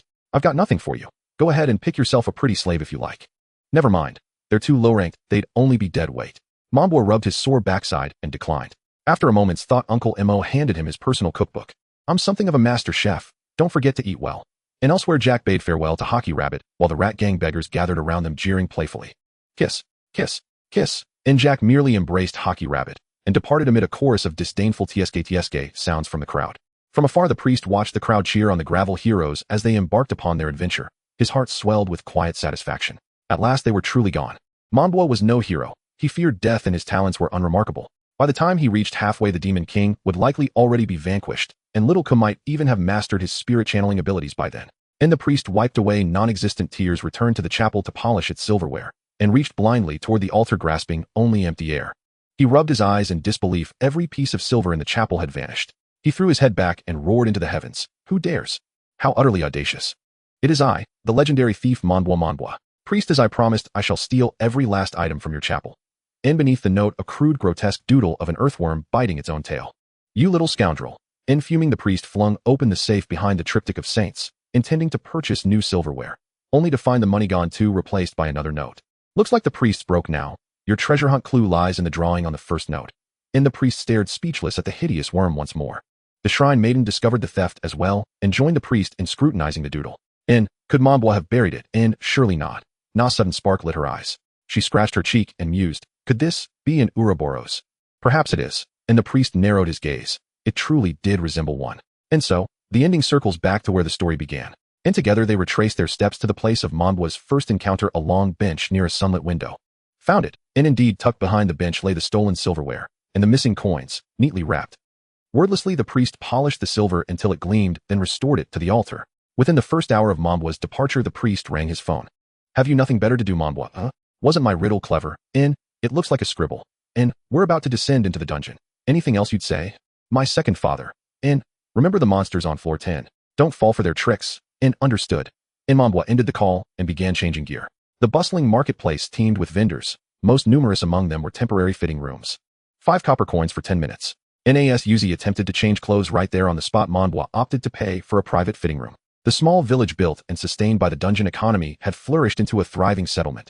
So much so that even members of the rat gang could now be seen laboring here, erecting new buildings. All surrounding monsters had been cleared, yet the ancient persimmon tree remained untouched. To prepare the bread, combine 1 kilogram of flour with 300 grams of mashed ripe persimmons. I add a small amount of butter, half a bottle of milk water equal to 1/4 the flour's weight, sugar to taste, and 10 grams of salt dissolved in lukewarm water with yeast. Then knead thoroughly and allow to rise. Finally, divide the dough into large portions and bake at 160 C, top and bottom heat, for 25 minutes. The result, a crisp golden crust enveloping a tender, fragrant, sweet persimmon-infused loaf. That was the bakery owner's recipe, spoken just outside the dungeon entrance. In 2 loaves, no thank you. I think I see someone I know, in whose broad familiar back was that devouring persimmon bread with such gusto. Auntie Shao She turned, swallowed her bite, and indeed, it was Lu Tua. And what brings you here? Here, have some. She offered him a loaf as she spoke. And what's wrong? If you won't take me along, I'll simply form my own party. Lu Tua patted the broad chest of the towering man beside her. Our team will surely outpace yours. She chuckled. The man lowered his hood, revealing none other than Snape. Xialina was there too, gently stroking the slime atop Mambua's head and asking, have you been studying diligently, Mambua? Nora hadn't supplied Lu Tua with many clone companions. Instead, she recommended 2 individuals perfectly suited to him, vouching for their reliability with her very character. They swore a magical oath, binding them forever to silence regarding their involvement in the royal selection observation. And the final teammate was number 7, assigned as support. Hardly a minute passed before Yuzi and Lita joined them, freshly dressed. Jack, meanwhile, found himself besieged by a gaggle of infatuated women. He'd barely shed his outer garments, leaving only his oversized underpants. One woman, clad like the legendary dancer Shiranui, all but draped herself over Jack, a nobleman's son. How dashing. Won't you join my party? I can do so much for you. And her fingers traced slow circles across his chest, just as Jack seized her wrist. Before she could imagine his interest stirring, the world flipped upside down before her eyes. When awareness returned, she lay sprawled on the ground, her arm wrenched behind her back, her shoulder blade pinned beneath Jack's boot. Any attempt to rise would tear the soft tissues surrounding her scapula. Gah, stop. It hurts. I was only joking. I am married. Jack released her, folded his handkerchief neatly, and calmly donned his inner armor, scattering the enamored crowd like startled birds. How utterly unromantic. Let's go, Shieling. I told you you'll never succeed. A bespectacled man helped the woman to her feet. She huffed twice in reply. Laughing at my expense, are you? Jieji. Jack had apparently just stumbled into some bizarre wager. As the pair walked away, their conversation unfolded. Witty, layered, and strangely compelling. Are locals really this immune to beauty? Shieling murmured, wrapping her arms around Jieji and nipping playfully at his jaw. If you ever use my body to flirt again, I'll castrate you. Jieji turned his gaze elsewhere, refusing to look at her like that. Don't be like that. We agreed you lure men, I lure women. I've changed my mind. Your performance was vulgar, like a common courtesan. Who isn't selling something after all? We simply trade in different wares, don't we, darling? Even the time travelers who decipher the riddle of Sultan Osman might wonder why they can conceal their identity for a lifetime without being discovered. Jianji and Shi Ling found clues in Sultan Osman's diary, noting a sudden change in his narrative style during a certain period. It was as if it had been written by someone else altogether. Moreover, at the end of a certain letter, there was an obvious stroke that differed from his usual writing style. Kawajiri Hiroshi, Kiryu Jitaro. The two immediately understood what was happening. It was a body swap. The person in Sultan Osman's body was no longer him. After several experiments, the two discovered that the body-swapping magic did not apply to the locals. Their souls were not eroded by magic, and had almost become magic-insulating bodies. In other words, the one who swapped bodies with Sultan Osman was also a time traveler. The original Demon King, a stout uncle, declared, "That's right. It is I." Jianji and Shi Ling retraced Sultan Osman's adventurous journey and finally found a relic. The local residents regarded it as a twin execution platform. Anyone who sat there would have their soul torn apart by magic and die. The two exchanged glances. That's because they subconsciously resist this force, wanting to keep their souls within their own bodies. In the dead of night, the two climbed onto the so-called execution platform, their souls extracted and exchanged, causing their talents to become chaotic. This was how Sultan Osman concealed himself. "We will never be suspected, Jianji." "No, now you are Jianji." Shi Ling rubbed her chest and said, "I always thought you were not small, but it turns out you feel this big." "Stop it." Before the two could finish their quarrel, the locals had already discovered the execution platform had been activated and began to approach, prompting them to flee. The two ran to another town, this time entering openly rather than stealthily. The local priest examined their talents and welcomed them. Jianji began to regret swapping bodies with Shi Ling because this man had always pretended to be a gentleman but turned out to be a pervert. "You're disgusting." "Oh, it's all your fault for being too charming." Shi Ling stopped pretending. "If you do anything like this again, I will smash your magic orb, and when we can switch back, you will be a eunuch. Go ahead and hit me, it won't hurt anyway." Bang. Jianji truly went all out, crashing into the corner of the table. His pain threshold shattered instantly, and his whole body entered a catatonic state, eyes rolling back as he collapsed. Shi Ling's jaw dropped in shock. My magic orb. When Jianji woke up, Ling was already kneeling on the ground, adopting a standard posture to admit her mistake. After her examination, there was nothing serious, just a large swelling. Recently Jianji would have a hard time urinating, suffering greatly during those times.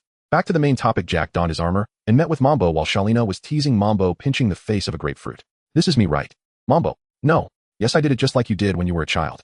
Number 7 exposed Mambo's lie, prompting Mambo to pretend to cough and act like he couldn't hear. So sour. So sour. So sour. Adventurers passing by eating persimmon bread while listening and commenting. Even the bread baker tilted his body to listen. What does it have to do with you? What's wrong with me liking this flavor? Mambo attempted to drive them away, but while the people on the left were chased off, more crowded in from the right. Getting anxious. Getting anxious. Getting anxious. Anxious king pinches. After this phrase, a group of adventurers turned their heads towards the one who uttered the classic taunting line. The adventurer's expression soured and he slapped his mouth, asking, "Is there no such saying in this world?" "Yes, time traveler, sir. Catch that one watching the bear." Damn. The time traveler was no low level, and despite everyone trying their best, he still managed to escape. Shalina ignored this and squatted down to pat Mambo's cheek. "I know it was Nora who did it. Since you said you liked it, then take good care of me, okay? I got a teacher." Mambo felt the misunderstanding lifted and finally breathed a sigh of relief. At least he wouldn't be regarded as a pervert by teacher Shalina and Snape. "This is for you." Teacher Snape was more pragmatic, pulling out a compact handgun. It might not be able to handle very powerful monsters, but it's enough to penetrate the skull of a bad guy. Mambo stared blankly as he received the handgun. "Teacher, what exactly is your profession?" "Level 42 gunslinger." "Impressive. Wait, then who among you is the front line?" Before he could ask, Lito's team turned to leave, revealing teacher Shalina with a dragon armor shield on her back. So she's the front line. Since everyone had equipped themselves, they entered the underground city. The first 9 levels were filled with ordinary low-level monsters, but upon reaching the 10th level, as they descended the stairs, they were greeted by a forest. The unique monster of the enchanted forest, the mushroom person, looks like a human with an umbrella hat and hair made of mycelium, and its stalk is a human-shaped body covered in mycelium. These creatures were initially discovered and dubbed gentle monsters due to their high intelligence. They could even become your partner, though they couldn't speak. They would obey all your commands as if born to never refuse humans, until the great monster scholar risked his life and discovered that mushroom people fed on the memories of living beings. They could turn a living creature into an empty shell with mycelium covering the body to become a new breeding ground for mushroom people. Go kill a region-specific monster, and you can head to the next town. Jack had already killed mushroom people before, but Greta, Mambo, and Yuzu needed to work together to defeat one. A mushroom person raised its head under a tree, its long eyelashes and emerald-like eyes gazing at the three as it slowly approached. Wow, so enchanting, it's truly a monster. Mambo felt that this was basically a mushroom come to life. Mambo threw a throwing knife, and Yuzu used magic to accelerate it. The knife lodged in the mushroom person's chest, causing it to take a step back. The mushroom person looked down, dipped a finger into the red juice on its chest, and wrote something on its arm. "Why do you want to hurt me?" She can even write. The smartest, gentlest, and most cunning low-level monsters are like this. Greta gathered magic in her hands, and a high-temperature fireball whistled out, scorching half of the mushroom person's body to charcoal, causing it to fall to the ground. "Let's be friends." The mushroom person's breath gradually weakened as it wrote this line on the ground, slowly losing consciousness. "I really feel a bit sorry for her."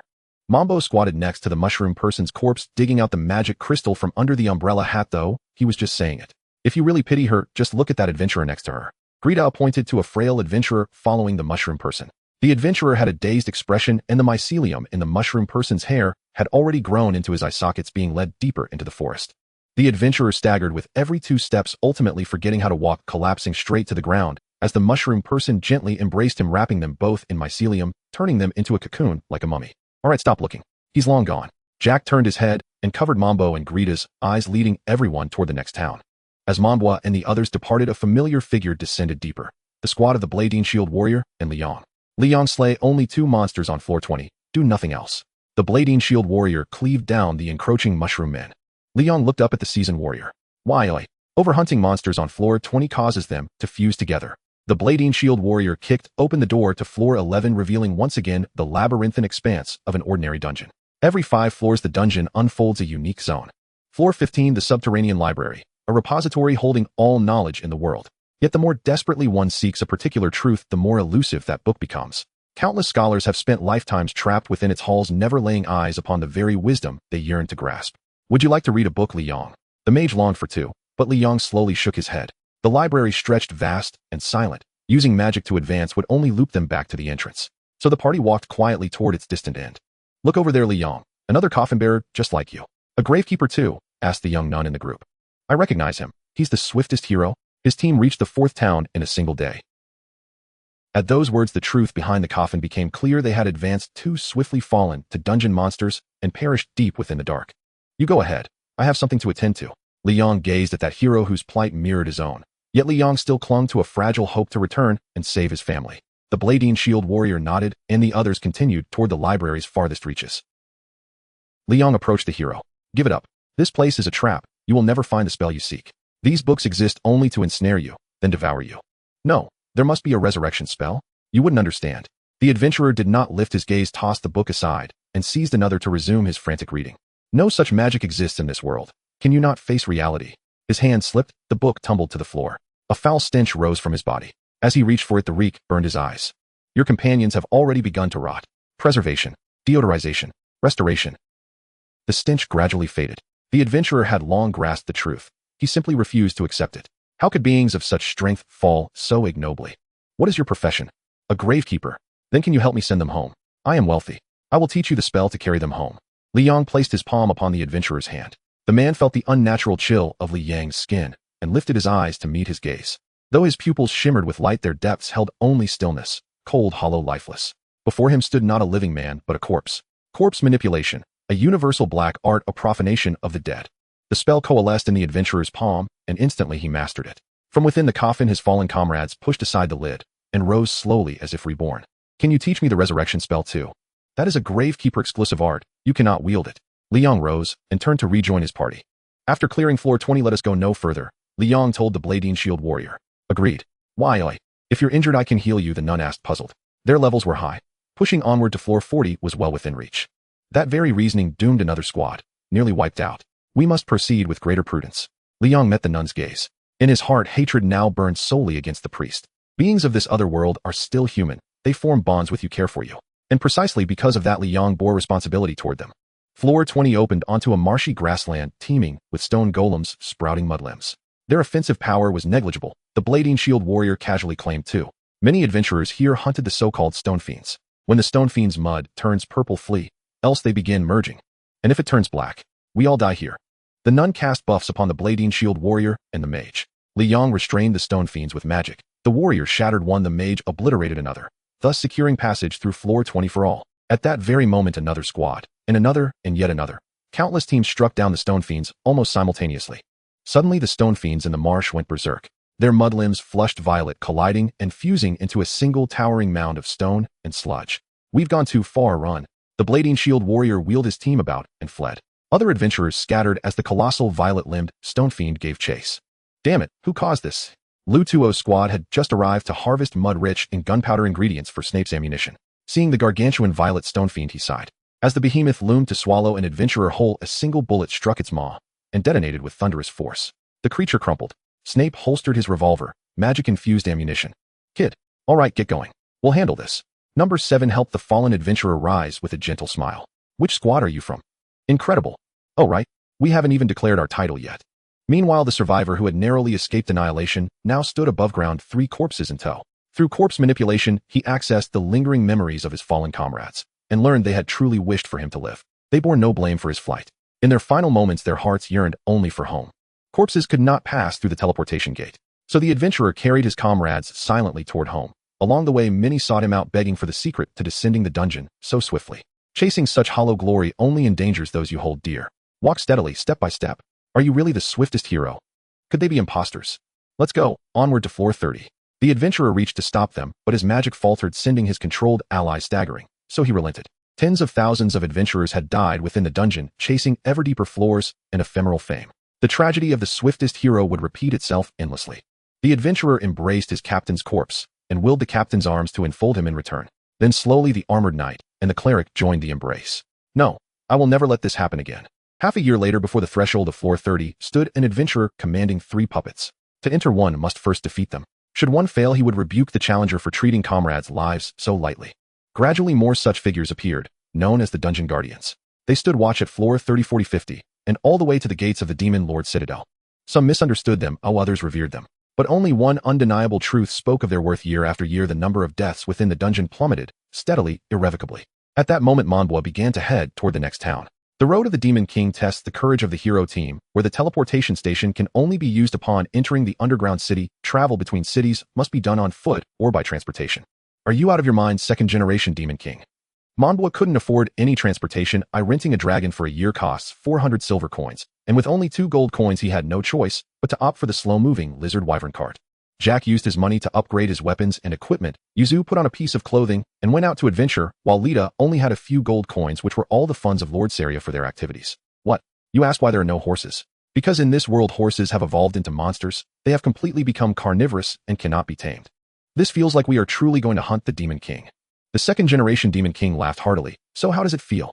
Fun, right? A flying vehicle passed overhead, and through the transparent glass window a luxurious hero team glanced down and spotted Manboss Group. Monbwa also saw them, but turned his head away to avoid eye contact. But look at them. It's like comparing heaven and earth, isn't it? Who would have thought technology would develop so quickly? What? Are you feeling inferior?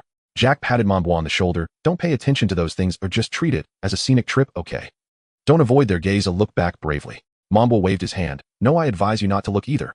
Why not? During their conversation, the flying vehicle gradually distanced itself, and Monbwa responded to Jack's words. Those people are standing too close to the edge. I can see under their skirts. Jack fell silent for a moment. Indeed, Monbwa wasn't the type to feel inferior, and he had been overthinking. Then why not give a heads up?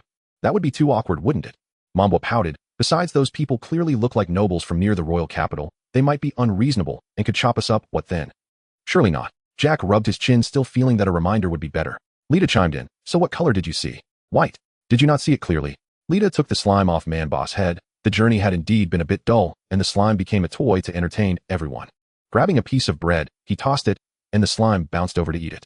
Eventually, the slime got stuffed with floating pieces of bread bubbling inside. Water. The slime needs water. Water. The breadcrumbs had dried out the slime, and Monbwa poured a little water on its head, making it stop its wailing. After some time, the lizard also stopped moving. The lizard is thirsty. The lizard is hungry. Monbwa helplessly removed the muzzle from the lizard's mouth, wondering why all the non-human creatures in his group were so lazy. The large lizard slowly crawled to the riverbank and began to drink water. After drinking, it started looking for fresh tender grass. The lizard wyvern here was similar to a water buffalo with multiple stomachs and good endurance. Watching the sluggish lizard eat, Monbwa realized that they wouldn't be able to move forward today. Alright, let's just call it a day. Monbwa was in charge of preparing the ingredients while Jack went to chop wood, reserving the firewood in the cart for certain environments without combustibles. Monbwa took out a large, deep pot similar to the cauldron used by witches for brewing potions and searched the grass for some wild vegetables according to Uncle Mo's recipe. These wild vegetables were also favored by the lizard, and Monbwa had to compete with it for food.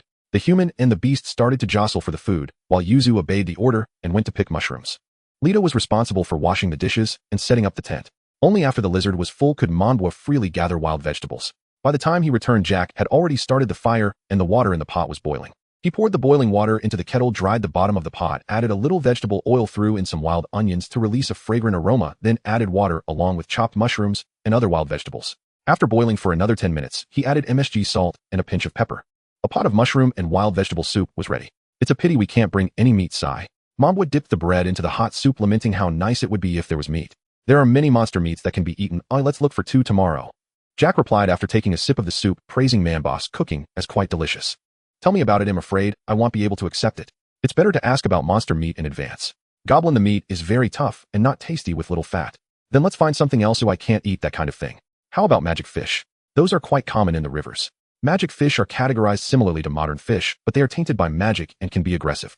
If you encounter a fishman or a mermaid, would you eat them? Jack stroked his chin while both Monbwa and Lita shouted not to. What's wrong? Jack tilted his head, looking at the two. Monbwa expressed that whether it was a person with a fish tail or a person with a fish head, he just couldn't bring himself to eat them. It felt too much like humans. Lita nodded vigorously beside him, while Jack shrugged, saying he never ate such things. I thought you guys would really like to eat that kind of thing, and many nobles enjoy it. That's not normal, Jack. Just thinking about it made Monbwa feel scared. He finished his bread and soup and turned back to the tent. So why is Lita, who is clearly a monster, afraid of eating fishmen? Monbwa asked Avithas while lying in bed. Avithas laughed. Lita is a land fish humanoid. She rarely eats fish. Land fish, also known as terrestrial fish humanoids.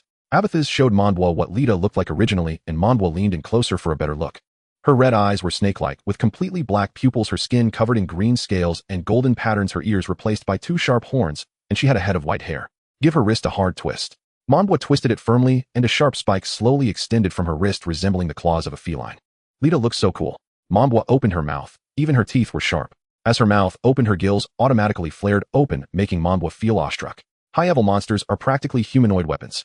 Why don't you even wash the dishes, Monbwa? Lita opened the tent and saw Monbwa playing with her former body. You are a bit too weird, aren't you? No, I really think this body is so cool. Mambwa hurriedly explained, grabbing Lita, who was stepping back. Abathis felt uneasy. Lita's old body gradually transformed into magical energy and dispersed into the air. He whistled and returned to the depths of Manbo's mind. Damn, why didn't anyone remind me that Lita was coming? This is the first time we've seen a fish humanoid monster. She's really cool. The first and second generations shared a similar aesthetic with Mambwa and hadn't noticed anyone approaching. Lita continuously reassured herself that Mambwa was just curious, not perverted, as she sat beside him and took a deep breath. You're the first human to say my true form is beautiful. You made me blush. But could you please ask me first next time? Then, can you tell me about your race? Alright, I'll tell you tomorrow. The next day, Lita indeed explained her race and body to Mambwa. Notably, the gills of the Yuya people should not be looked at directly, as it is considered impolite. How does Lita know so much about advanced magical creatures? Jack scratched his head, finding no basis for many things in his own understanding. Read more books, read more newspapers, and you'll understand when you reach my age. At 666 years old, with the time travel aspect, Jack realized that Lita was teasing him. He ceased to ask questions and stepped forward to take over the driving from Yuzu. You should go rest for a while. Yuzu completely ignored Jack, instead turning to ask Mambwa if she should agree. You can listen to what Jack and Lita say. Oh, just come back and take a break. What if your words contradict? Is there a paradox section? Mambwa stroked his chin and said, then we'll do nothing until we reach a consensus. Alright. The journey on the Lizardman cart was slow, taking a full week. As the weather gradually became unsuitable for short sleeves, they finally arrived at the next town near Blue City. After inspection, the four entered the town, which had more elves than Blue City. This place was known as the second homeland of the elves. After defeating the first generation of the Demon King, those elves, exhausted and unwilling to return home, established an elven town here. This is the Elven Tavern. Brave adventurers from afar. Would you like to drink and feast with elven maidens? Come on. Short-term rental, long-term rental, yearly rental, monthly rental, daily rental of guest rooms. Good knives for sale. I have knives that can cut iron and open steel, blessed by the three saints. Green beans, buy some quality green beans.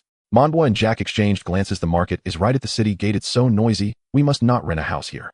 Yes. The four rode the lizard cart, and after passing through the market, they entered an area filled with taverns and entertainment venues. Mambwa curiously surveyed the surrounding shops. Dragon Ball, magic chess, tavern dance, hall, massage parlor, sauna, bath. Hey there, young man, would you like to try the traditional elven massage? A man who looked like a schemer approached Mambwa and asked, you recommend this to someone my age? Shouldn't you be recommending it to him? As Mambwa pointed at Jack in surprise, wondering if the locals were crazy, the schemer shook his head. The scent is different. The knight beside me has an upright smell, while the lady with pointed ears has a slightly bitter scent. That one over there has no scent at all, like someone devoid of emotions. The schemer slowly leaned and wrapping an arm around Mambwa. Only you, my friend, share the same scent as I do. Is that so precise? Mambwa's expression changed. No, who shares the same scent as you? Don't deny it. I'll give you a 30 discount. Spend 500 and get 1,000 free. The schemer unleashed his ultimate move. Those with a similar scent to him could not resist such a deal. He waved his hand and slapped the highest level coupon on Mambwa's forehead. Mambwa took off the coupon and read it carefully. What? A 30 discount, and spending 500 gets 1,000 free. Does that mean the one giving me a massage is an old and unattractive guy? Who's old and unattractive? Who are you calling old? Who are you calling unattractive? An elf burst through the door, and upon seeing Jack, she instantly changed her demeanor and chuckled twice. In front of such a handsome person like you, I'm indeed not that glamorous. The elf turned her head away, gently brushing her hair. Damn it. Why do I encounter such a handsome man in a place like this? Let's go, I won't tease him any longer. Mambwa felt that if they stood at the door any longer, Jack would start trying to twist the woman's arm. Are you really not moved? The schemer, having exhausted all his tricks, failed to leave even a small impression. Elves were the most captivating beings on the entire continent. Even the first Demon King had bowed down under their charm. The schemer trailed after Mambwa, chattering until she became somewhat annoyed. Must I make it clear? She's too striking. This is the best. Mambwa pulled Lita between them, spreading his arms in a display. Exquisite, yet full of vitality, agile and unburdened. Before Mambwa could finish introducing, Lita punched him in the face. Don't involve me in this. Fool. Mambwa spun around 2.5 times and fell to the ground, pouting and smoking. The schemer was stunned. After 17 years in the sales industry, without ever failing, he now faced the greatest setback of his life, standing there in shock. No, how could this be? How can someone not like? We should be the same. Have I really regressed in my aesthetic sense? I'm old. From then on, the Great Thunder Sound Temple lost an inconsequential individual, while the Little Thunder Sound Temple welcomed a shining star. Mambwa was picked up by Yuzu, and they walked ahead. Lita marched angrily at the front, while Jack did not understand why Mambwa had suddenly been hit. To him, it seemed Mambwa was praising Lita. He didn't even know what the schemer was doing, truly thinking it was a legitimate massage. It was indeed a legitimate massage, just that it didn't look very legitimate. It seems one shouldn't overly praise women directly. Otherwise, they might get angry. They finally arrived at the residential area, where the rent was not very expensive. It would double standard room, cost 1 silver coin per month. Lita took out 2 silver coins, booked the room, and began to scold Mambwa. Mambwa pouted. He's too annoying, and that elf really isn't as pretty as you. Haha, your praise is useless. Even if I win against that guy, I won't feel accomplished. Then next time I'll use Yuzu as a shield. Next time just ignore them. Why must we use ourselves as shields? Alright, after being scolded it was lunchtime. Right across from the residential area was the Adventurers Association, where the four finally got to eat proper meat. The fragrant roasted pig legs delighted the group. One person sat in a chair sipping tea to digest. Jack noticed that even in the second town there were still recruitment notices for teammates, and went over to take a look. Dungeon leveling 2030 level frontliners wanted dungeon leveling 1015 level frontliners, one missing 3 dungeon leveling. Are you looking for leveling teammates, handsome young man? The reception lady leaned on her hand, asking Jack, who shook his head. I already have teammates. They don't seem to be at a higher level than you. This will slow down your progress. The receptionist explained. Many adventurer teams experienced this situation. A and B were good friends who embarked on the road to defeat the Demon King together. However, A had a much higher level than B, so he quietly followed B to level up. But B had good talent, and after a while B's level surpassed A, prompting B to wait for A instead. Thus, temporary leveling teams emerged at the Adventurers Association, waiting for lower-level individuals to level up without hindering their own progress. Jack thought for a moment, clenched his left fist, and slapped it into his right palm, saying that makes a lot of sense. Then I want to join. What? Jack, are you going to leave us? Monbois shouted, hugging Jack's leg while Jack panicked and turned to look around. The adventurer teams at the Adventurers Association looked at Jack with scrutinizing eyes. Jack pulled Monbois up. No, that's not what I meant. I'll come back when you can safely pass the 20th level of the dungeon. I know, I just think your expression is very interesting, quack. Monbois was punched by Jack and fell to the ground while Jack turned and walked away, starting to introduce himself to his temporary teammates. Jack felt disliked in the new team. His 3 teammates only spoke to him when they were in the lower city, and whenever he tried to engage them they would respond with awkward smiles. Although he knew they genuinely believed in him, there was always a sense of estrangement. They wouldn't joke with him in the same light-hearted manner as Monbois. Why is that? Jack asked Monbois when he returned to his room at night. Monbois was wringing out his hair, and their teammates who weren't as reliable as Jack had just brought Lita, Yuzu, and Monbois to the underground lake for a refreshing drink. Because you are more honorable than they are, your values crushed theirs completely. In front of the White Knight, most people feel inadequate. The White Knight refers to a person who possesses extremely noble character and helps others to fulfill their own value, originating from Western knight legends, symbolizing purity, courage, and protection of the vulnerable. Haha, that can't be true. I can't possibly reach the level of the White Knight. Jack scratched his head and laughed joyfully. Monbois playfully smacked Jack on the calf with a towel, saying, Who praised you? Why are you so happy? Oh, so you were actually scolding me. Jack gradually realized as he hugged his calves, hoping Monbois would teach him how to blend in with ordinary people, at least to avoid feeling distanced from his temporary teammates. He'll teach you. Alright, but it depends on whether you can handle it. Monbois presented 3 scenarios for Jack to react to. Scenario 1, your teammates start discussing the flaws of a certain adventurer, calling him an idiot, and the others agree. That's not right. If there's an issue, it should be addressed directly so he can correct it. Jack stood up, slamming the table. See, you're getting anxious again. Monbois vigorously slapped Jack's back with a wet towel, and Jack yelped, slowly sitting back down. Just stay still. When others make eye contact with you, nod your head slightly, neither participate nor stop them. Alright, we'll give it a try. Scenario 2, your teammate encounters a beautiful woman and starts to fantasize, making some lewd jokes. Do I have to sit there and listen? No, even I can't do that. At this point, chug some drinks and pretend to go to the restroom. If it's a gathering, just pay your share the next day. That's indeed a good method, Jack nodded. The last scenario, which Monbois despised the most, was when a braggart appeared making absurd claims to draw attention. What should I do then? Why does he have to lie? You should go up and give him a couple of punches to let him know the reality. Is that really okay? Jack was astonished. Is this how ordinary people navigate their social interactions? Of course not. I just wanted to vent. At that moment, don't give him any face, simply leave with disdain. People like that are the worst. Jack memorized the 3 scenarios Monbois shared. This world was still too complex. Just as their conversation ended, Lita and Yuzu entered the room, carrying cups of hot tea. Honestly, that sword and shield warrior is such a fool. Have some hot tea to warm yourself up, don't catch a cold. It's an idiot. Yuzu could still feel discomfort even without any emotional connection. I say we should kick him out and find someone more like Jack. He's too far behind, only chatting with Yuzu along the way, which is quite annoying. Jack's hand holding the hot tea suddenly paused. This was scenario 1. He began to sip his tea, quietly smiling. Jack will definitely lead us through that dungeon area, right? Lita looked at Jack, who nodded with a smile. Are you mute? Monbois suddenly realized something and choked on the hot tea, spraying it all over the floor. Say whatever you want to say, Jack. Oh, isn't this kind of thing universal? Being with close friends doesn't require that. Pure education really can be harmful. Jack's emotional intelligence was completely detached. It could appear suddenly or disappear just as fast. After finishing their tea, Lita and Yuzu grumbled a bit more about that foolish sword and shield warrior and went to bed. The next day, the sword and shield warrior voluntarily gave up his position as team leader. Monbois became the team leader. In the 10th floor, there were not only mushroom men, but also regular slimes and other low-level monsters. Monbois casually grabbed a goblin and began to inquire where the goblin usually hunted low-level monsters. Goo goo gaga. Goo goo gaga. Angry goo goo gaga. Heavy. Ga.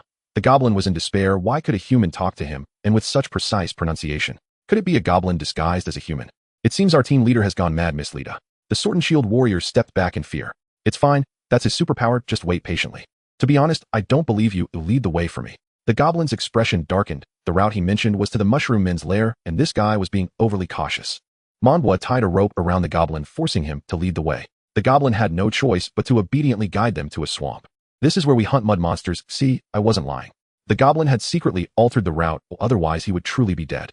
Alright, you can go home now. Looking at the goblin's level 10 panel, Monbwa knew he wouldn't last 2 days before being killed by Norris virus. The goblin bolted away like a runaway horse, disappearing into the grass. Thus a legend emerged in the goblin world. The mysterious headsure man. The crazy goblin. Shizzling. To be fair, the goblin's hunting grounds spawned monsters quickly. The slime fishing rod could also catch mud monsters. Monbwa was skilled at fishing. The Sword and Shield warrior held back the first wave of mud monsters coming ashore. Yuzu provided buffs, and Lita harvested. A perfect assembly line was formed, but it was important to note that occasionally mushroom men would appear, which was quite bothersome. Some clever teams followed Monbwa here. After all, having a slime on one's head and sporting 2 sharp hairstyles was too eye-catching. Nearby, another small team was also clumsily trying to catch mud monsters. Perhaps due to the increasing number of people the mud monsters Monbwa caught were becoming fewer. Monbwa put away the fishing rod, and the nearby team also stowed theirs. He squinted at that small team and slowly set the rod back up. The nearby small team pretended to change hooks and followed suit. Monbwa squinted his eyes, even smaller, quickly reeling in the rod, and indeed the nearby small team began to pack up their gear. You guys, what's wrong? Monbwa cast the line again, and the nearby team pretended to change lines, also casting again. Monbwa signaled to his teammates, severing the line and hook with a swift motion, then he packed up and ran. The nearby team was equally decisive, abandoning their rods and chasing after Monbwa. I knew you were following us. Who wouldn't follow if there's meat to eat? The team behind him had some nerve, not even bothering to offer an explanation. On the way, Monbwa caught a slime and asked about the feeding grounds of slimes in this area, then he ran toward it. The team behind gasped at this scene. As expected of the slime shaman. Enough already, stop giving me nicknames. Monbwa found the feeding ground of the slimes in a patch of low shrubs, taking advantage of the lack of people to level up rapidly. By evening, Monbwa could hardly walk, but fortunately Glida and Yuzu supported him back. At the inn's entrance, Shieling and Jianji were haggling with the owner. This shabby house costs a silver coin 700. If you're not sincerely renting, you can ask next door. Then go. Just as the two were about to leave, they saw Monbwa being helped in. Isn't that the handsome guy's companion from before? Well, stay here. I want to live next to them. Jinji, who hadn't yet adjusted to his male body, acted flamboyantly, while the receptionist awkwardly smiled. All right. 1 month in advance. 2 silver coins were tossed onto the counter. Jinji enthusiastically picked up Monbwa and carried him to the front of the room in a few steps. Jinji, and this is Shieling from the eastern neighboring country. Monbwa. Nice to meet you. I'd love to meet your captain sometime. I am the captain now. What about that handsome guy? Pointing at Jack, who had just opened the door. Jack stepped back upon seeing them and pulled Monbwa behind him. I'm just a frontline knight. Seeing Jack's reluctance to converse, the two waved goodbye to Jack and Monbwa, teasing them in their dialect. His name sounds like a character from some meme video. Haha, his name is Bye-Bye. Monbwa paused and turned to look at them, and Shieling also glanced back at Monbwa, her face beaming with a cunning smile. You can understand, right? Monbwa wanted to turn back again, but it was too late. He had already exposed himself. Were they from the church? Or other traversers? They'll be back in a bit, Jack. Oh, don't get too close to that lady. She's a bit rude. Jack scratched his head. Hadn't Monbwa always preferred younger ones? Was it a change of heart today? I got it. Monbwa felt a burning sensation in the palm of his hand as the Demon King's mark gradually appeared. Following the two, he entered the room, his hair and body gradually growing. Monbwa crafted his own Demon King's attire, using magic inspired by the 3rd-generation Demon King, preventing himself from appearing naked upon emergence. So how did you manage to become so small? That's impressive. Jianji and Shieling slumped in their chairs, but the person before them had transformed into someone entirely different. Who are you? Shieling suddenly sat up straight. The magical aura emanating from this person felt somewhat dangerous. Examination. Monbwa said little more. With over 200 levels, the Demon King panel allowed him to easily steal abilities from other professions. He had now acquired the priest's magic. Xiling's and Jianzi's panels forcibly opened. Shieling leaned back proudly. How's that? I'm a native, you know. Monbwa scrolled down her panel, pointing out the hint visible only to traversers. You are using the body of a native from the Reed continent, Luck 90. Invalid. You can't hide anything from you, so we're all fellow countrymen. I'll keep your secret too. Upon closer observation, Monbwa could still recognize this as the child from earlier. Jinji took off his glasses. Your panel isn't hidden right. We can help you. No need, I just want to confirm whether you are from the church. Monbwa sighed in relief as his body reverted, and Shieling curiously circled around him several times. Looks like you found an even more concealed method than we did. Jinji stood up and poured Monbwa a cup of water. Monbwa didn't dare to drink it. After all, he had previously been deceived by Glida and developed a psychological shadow. He wouldn't fully trust a fellow countryman who willingly exposed themselves again. Were you forcibly brought here, or did you traverse after death? After death. Then you can't return this life. Can you still go back? The two exchanged glances and smiled slyly. Want to know? 1 silver coin. Manbo's face darkened as he pulled a silver coin from his pocket. I found a mural in an ancient ruin. It suggests that there used to be a race that could communicate with gods.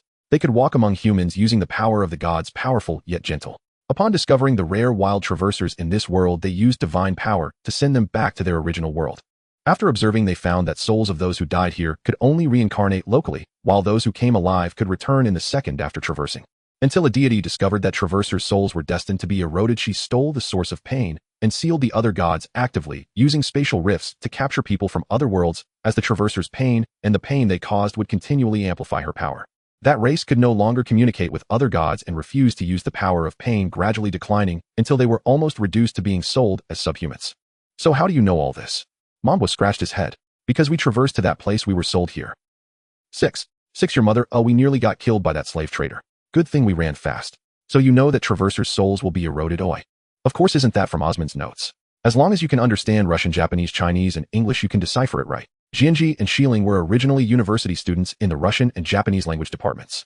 After a drinking party, they helped each other home, and a cart carrying sand and soil opened the door to another world for them. Just thinking about it felt absurd. Since you've told me so much, I'll help you once. You don't look like bad people. Manbo had previously been consumed by his desire to survive at all costs, indirectly causing the death of a traverser. This time he wanted to help his fellow countrymen. We are both top students from the language department of Peking University. Our basic values are still normal. Even if we are eroded by magic, we would still commit suicide like Sultan Osman. Jinji scoffed. Osman had his glory, but he's not someone who would just survive. It's just that this person next to me using his own body surely has a warped sense of values. Manbo belonged to the class of thieves turned Demon King, so the unique skills of the Demon King were also related to stealing. At level 100, he had a magic called Desire Theft. It allowed him to temporarily steal the desires of others, such as the desire for survival. Without such a desire, enemies would give up their defenses, a very sinister skill. Manbo saw the various desires of the two and their thresholds, overlaying this magic onto them. Xiling was afraid that the person before her would cut off the bridge after crossing, desperately trying to dispel the magic, as many novels wrote. Hey, don't kill me. I can do anything. Don't say such dirty words using my body. Quick, say something too, or what if he likes guys? I won't. Suddenly Xiling stopped being agitated, her eyes glazed over as she lay back in her chair, entering a state of stiff response. This was a biological instinct to minimize pain when faced with extreme danger. Manbo's level required him to borrow the power of the Demon Kings to use this magic. He was meticulously weaving the magic circuit, murmuring incantations. When he looked up, he saw Xiling twitching and scratching her head. What's wrong with her? She doesn't believe you will help us if she thinks you want to kill us. Jianji didn't care about her. If it weren't for his body being there, he would have left this team long ago. A deity. Manbo explained his plan to Jianji, recording the current desires of the two and their maximum thresholds. As long as he approached that position, the magic would activate automatically, keeping desires within a normal range. Excess desires would enter Manbo's body to be digested by the Demon King's mark. Wait, are you a Demon King? Yes, Demon King of Speed is me. Manbo performed a mock bow, making Jianji laugh. You're quite handsome. Don't flatter me like that. So you are gay? Back at the front desk, Manbo had sensed Jack's unusual curiosity about him. Now his suspicion was confirmed. This man clearly hailed from a region famed for its luxuriant beards. Jianji slammed her fist onto the bed in exasperation and fury. That body over there is me. Damn it. This is the only way to acquire the innate talents of a native inhabitant. He hugged himself on the verge of tears. This guy has fully revealed his true nature. I'm terrified he'll commit unspeakable atrocities using my body, so I have no choice but to follow him. Don't make that face or strike that pose. It's nauseating. Damn. Indeed, Xiling's unhealthy desires were already oscillating at their critical threshold. Should that limit be breached, she would descend irrevocably into slavery to desire itself. Ugh. Xiling stirred from her feigned death, frantically inspecting her entire body. Only exhaling deeply once, she confirmed she was unharmed. I nearly died of fright. Yet somehow I'm perfectly fine. A crystalline, guileless innocence reappeared in Xiling's eyes. Xiling had no idea what Manbo had done. She only felt as though a fog had lifted from her mind, leaving her refreshingly clear-headed. Clasping Manbo's hand, she burst into laughter. It's like a hibernating bear waking in spring, bathed head to toe, draped in a sleepwear gown woven from vivid flower petals, reclining atop a pine stump. Where did such a bizarre metaphor even come from? Magic's corruption works insidiously, gradually transforming someone merely naive into a lewd and licentious rogue. To be ensnared by it is as natural and imperceptible as breathing or sleeping. Only when one finally notices the anomaly is it already too late. Powerless to resist, one watches in horror as one's own hands commit acts that revolt even the self. If it makes you feel better. Manbo wordlessly withdrew his hand. Xiling must have cast magic countless times. Only then could the corruption run so deep. Thank you for revealing this world's truth to me. Would you like to join my Demon Lord's army? The Demon Lord's army. I couldn't possibly take part in slaughter or plunder. Did you join it? She is the demon lord. Jinji coughed several times. No slaughter or plunder is required. I intend to streamline the demon lord's army entirely and redefine our objective to return the source of suffering to its rightful origin. If she could steal the source of suffering from other deities, then I can reclaim it from her. Manbwa gazed at the fading demon lord's mark upon his palm. The saint once stole magic to save humanity. Now it is humanity's turn to steal something in return. The three demon lords endorsed Manbwa's plan. It now seemed increasingly likely that maintaining the balance between good and evil had been a trap laid by the goddess, a mechanism designed solely to harvest suffering. We're barely over 20 levels. Can we really challenge the goddess alongside you? Just level up gradually. By the time you reach the final stage of the demon lord's path, your strength may well surpass all expectations. Manbwa could not deactivate the demon lord's path. It had been etched permanently into the very essence of the title by the second-generation demon lord, whose trapezius muscles were so colossal they could pop a skull like a pimple. You do realize I can hear every insult you mutter in your heart, right? Hell yes, I'm insulting you specifically. Of the three demon lords, yours is the most abstract nonsense. Then when the time comes, could you throw the fight?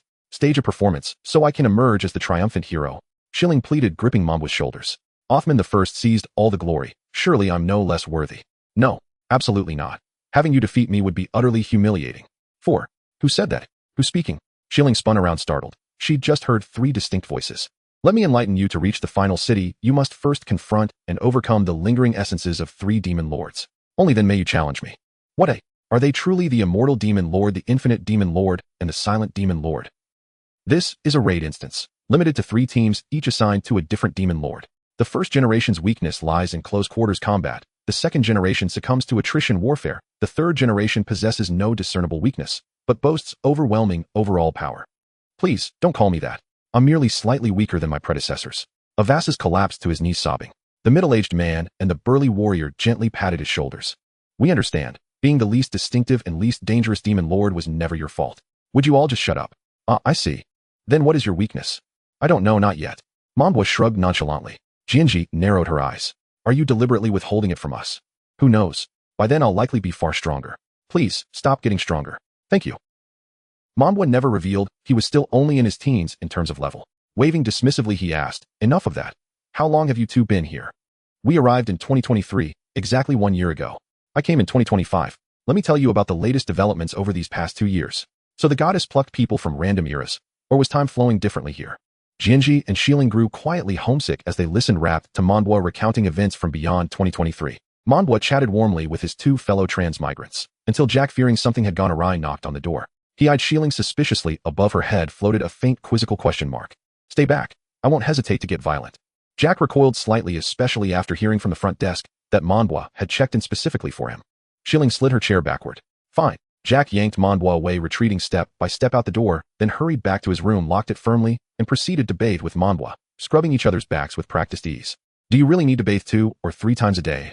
Manbwa twisted water from his hair as Jack began polishing his armor with wax oil. Staying clean is a virtue, and nothing beats slipping into bed after a soothing bath.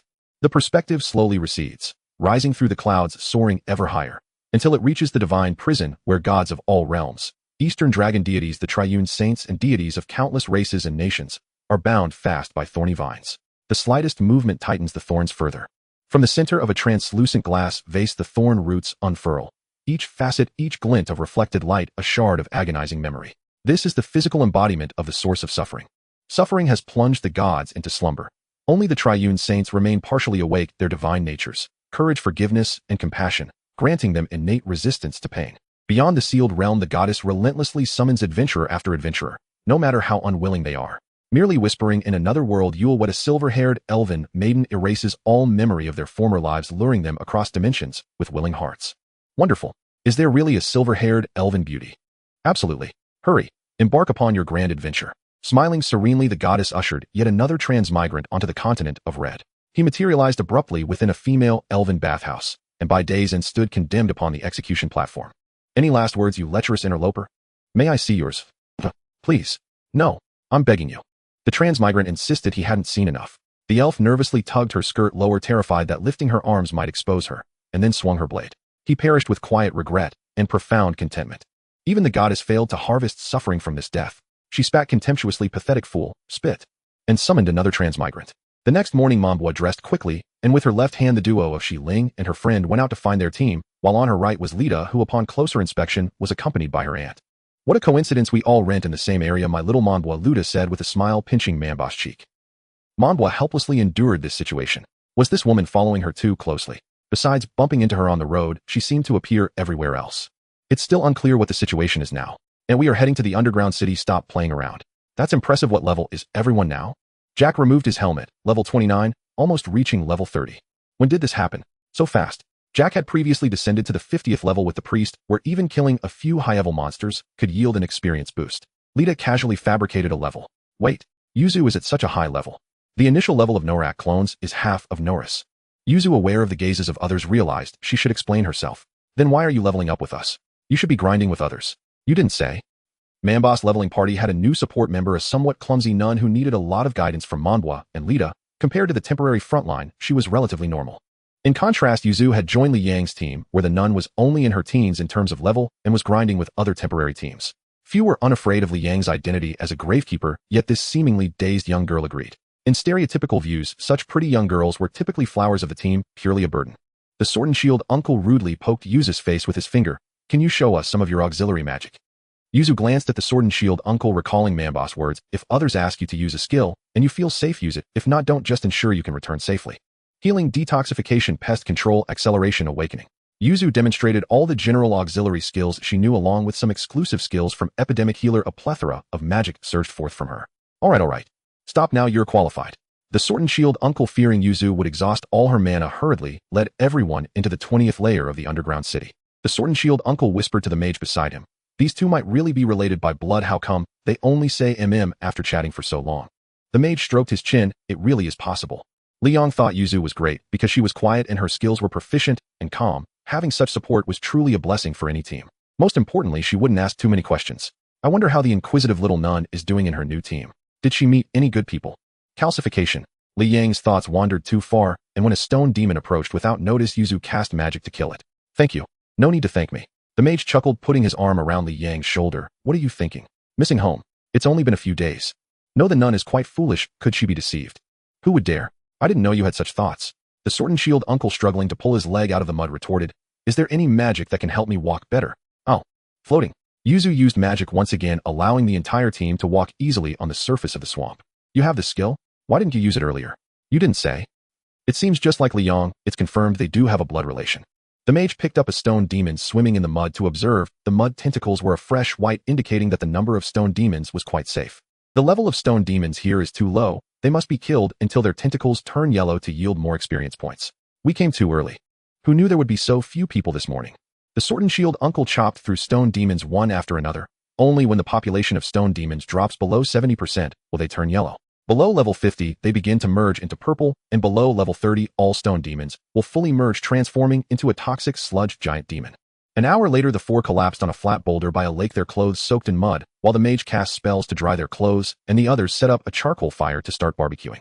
Chicken wings, sausages, marshmallows, bread, pork skewers, and freshly caught magic fish from the lake. Yuzu held a cup of brewed hot tea, sipping it delicately.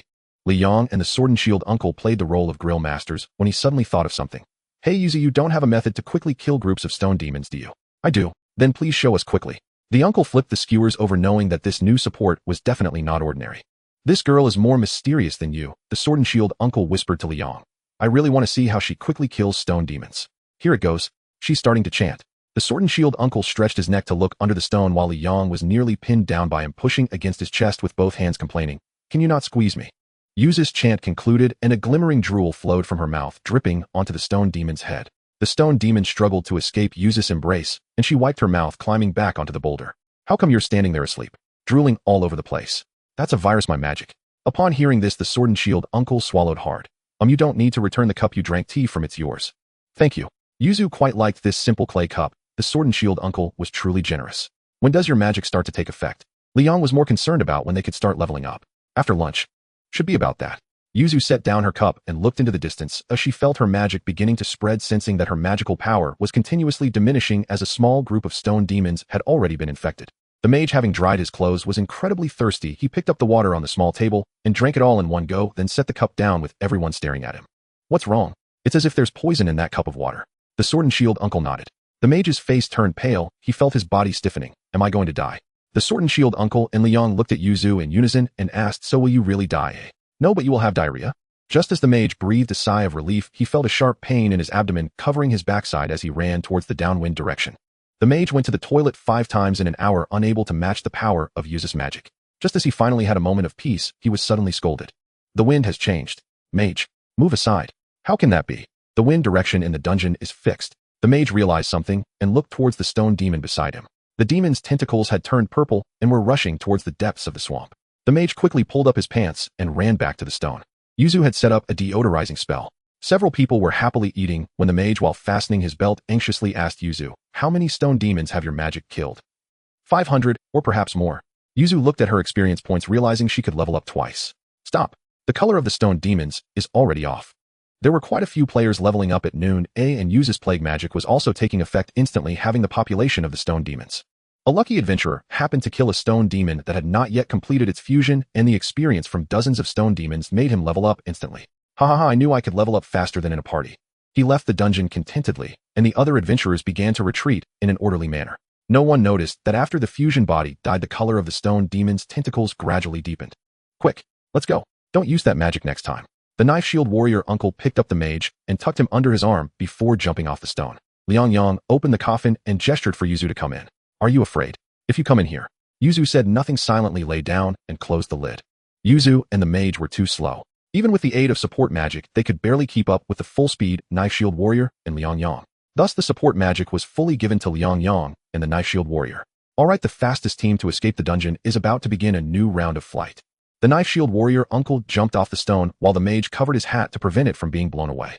The moment their feet touched the ground, the soil was turned over as if plowed. The air in front of them formed a barrier, and the leg muscles of the knife shield warrior and Liang Yang bulged as they rushed towards the entrance of the dungeon.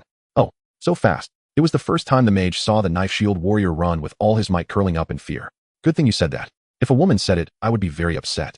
The knife shield warrior laughed heartily, dodging the attacking stone demons around him, and looked at Liang Yang, who was fleeing with him. How about it?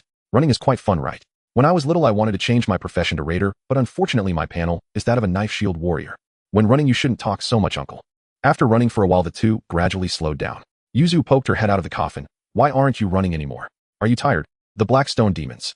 Yuzu looked ahead, where the entrance to level 20 was blocked by stone demons resembling mountains, emitting a foul odor from their dark, muddy tentacles. Dozens of adventurers lay poisoned on the ground.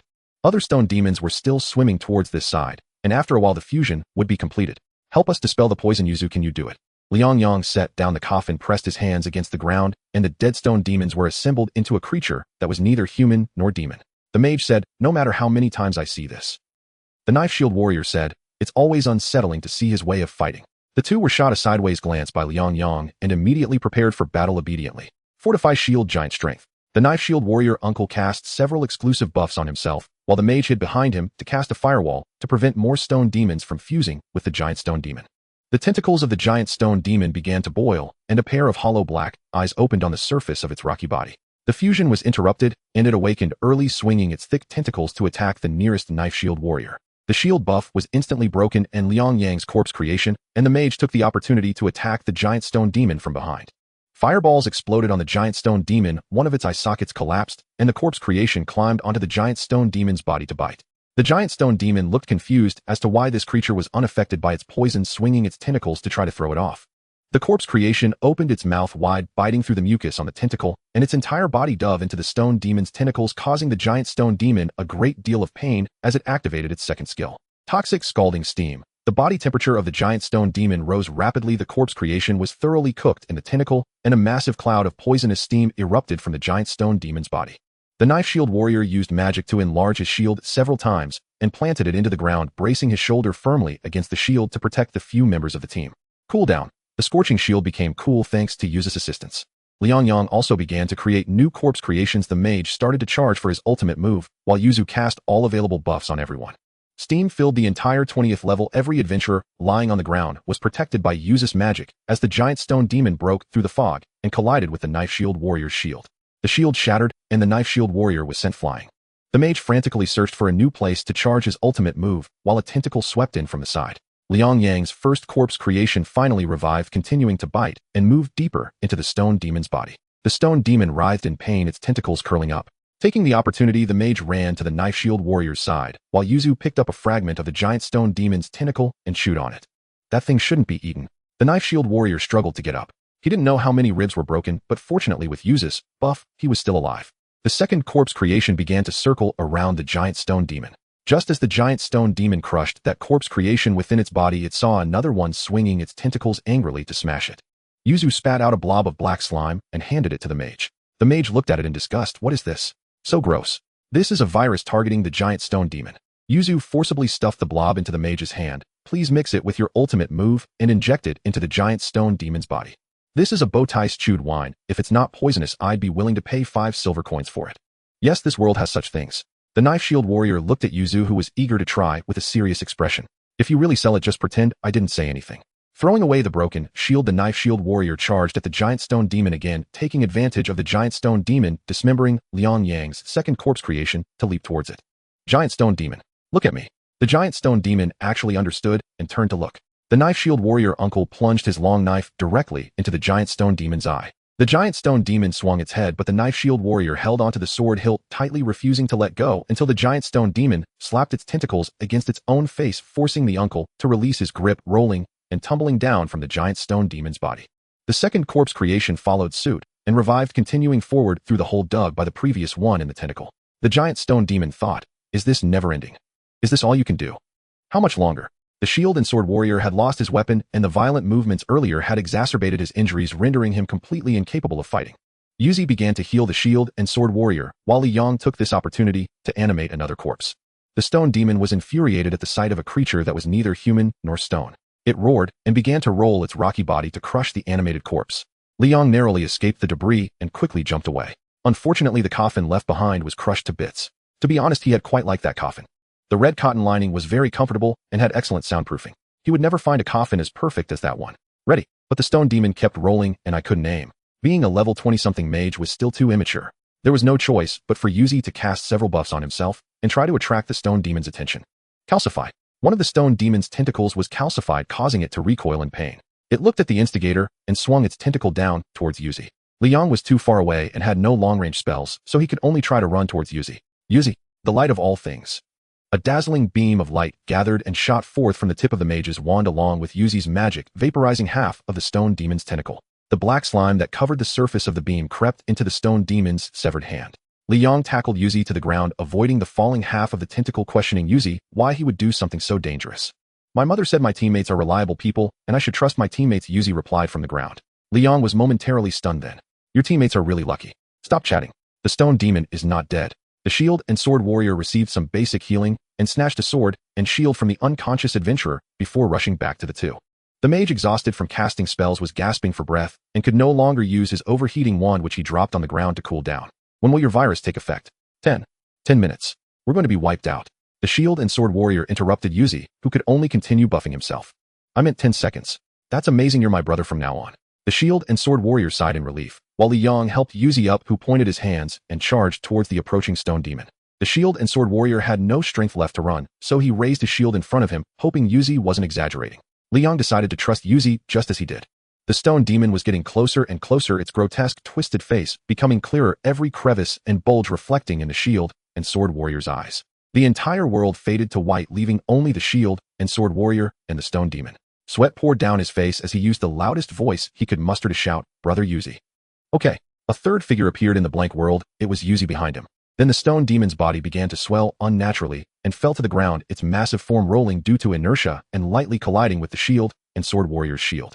The shield and sword warrior could no longer hold on, sitting down heavily, his heart racing, uncontrollably exhausted and lying on the ground. Suddenly the stone demon's head began to twist.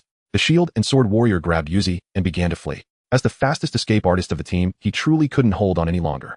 Run, Li Yang. Yuzi patted the shield and sword warrior's arm. Wait, it's Li Yang's magic. The shield and sword warrior stopped and looked back at the stone demon. From its eye sockets, a revived third animated corpse crawled out, holding a magic crystal as large as a human head.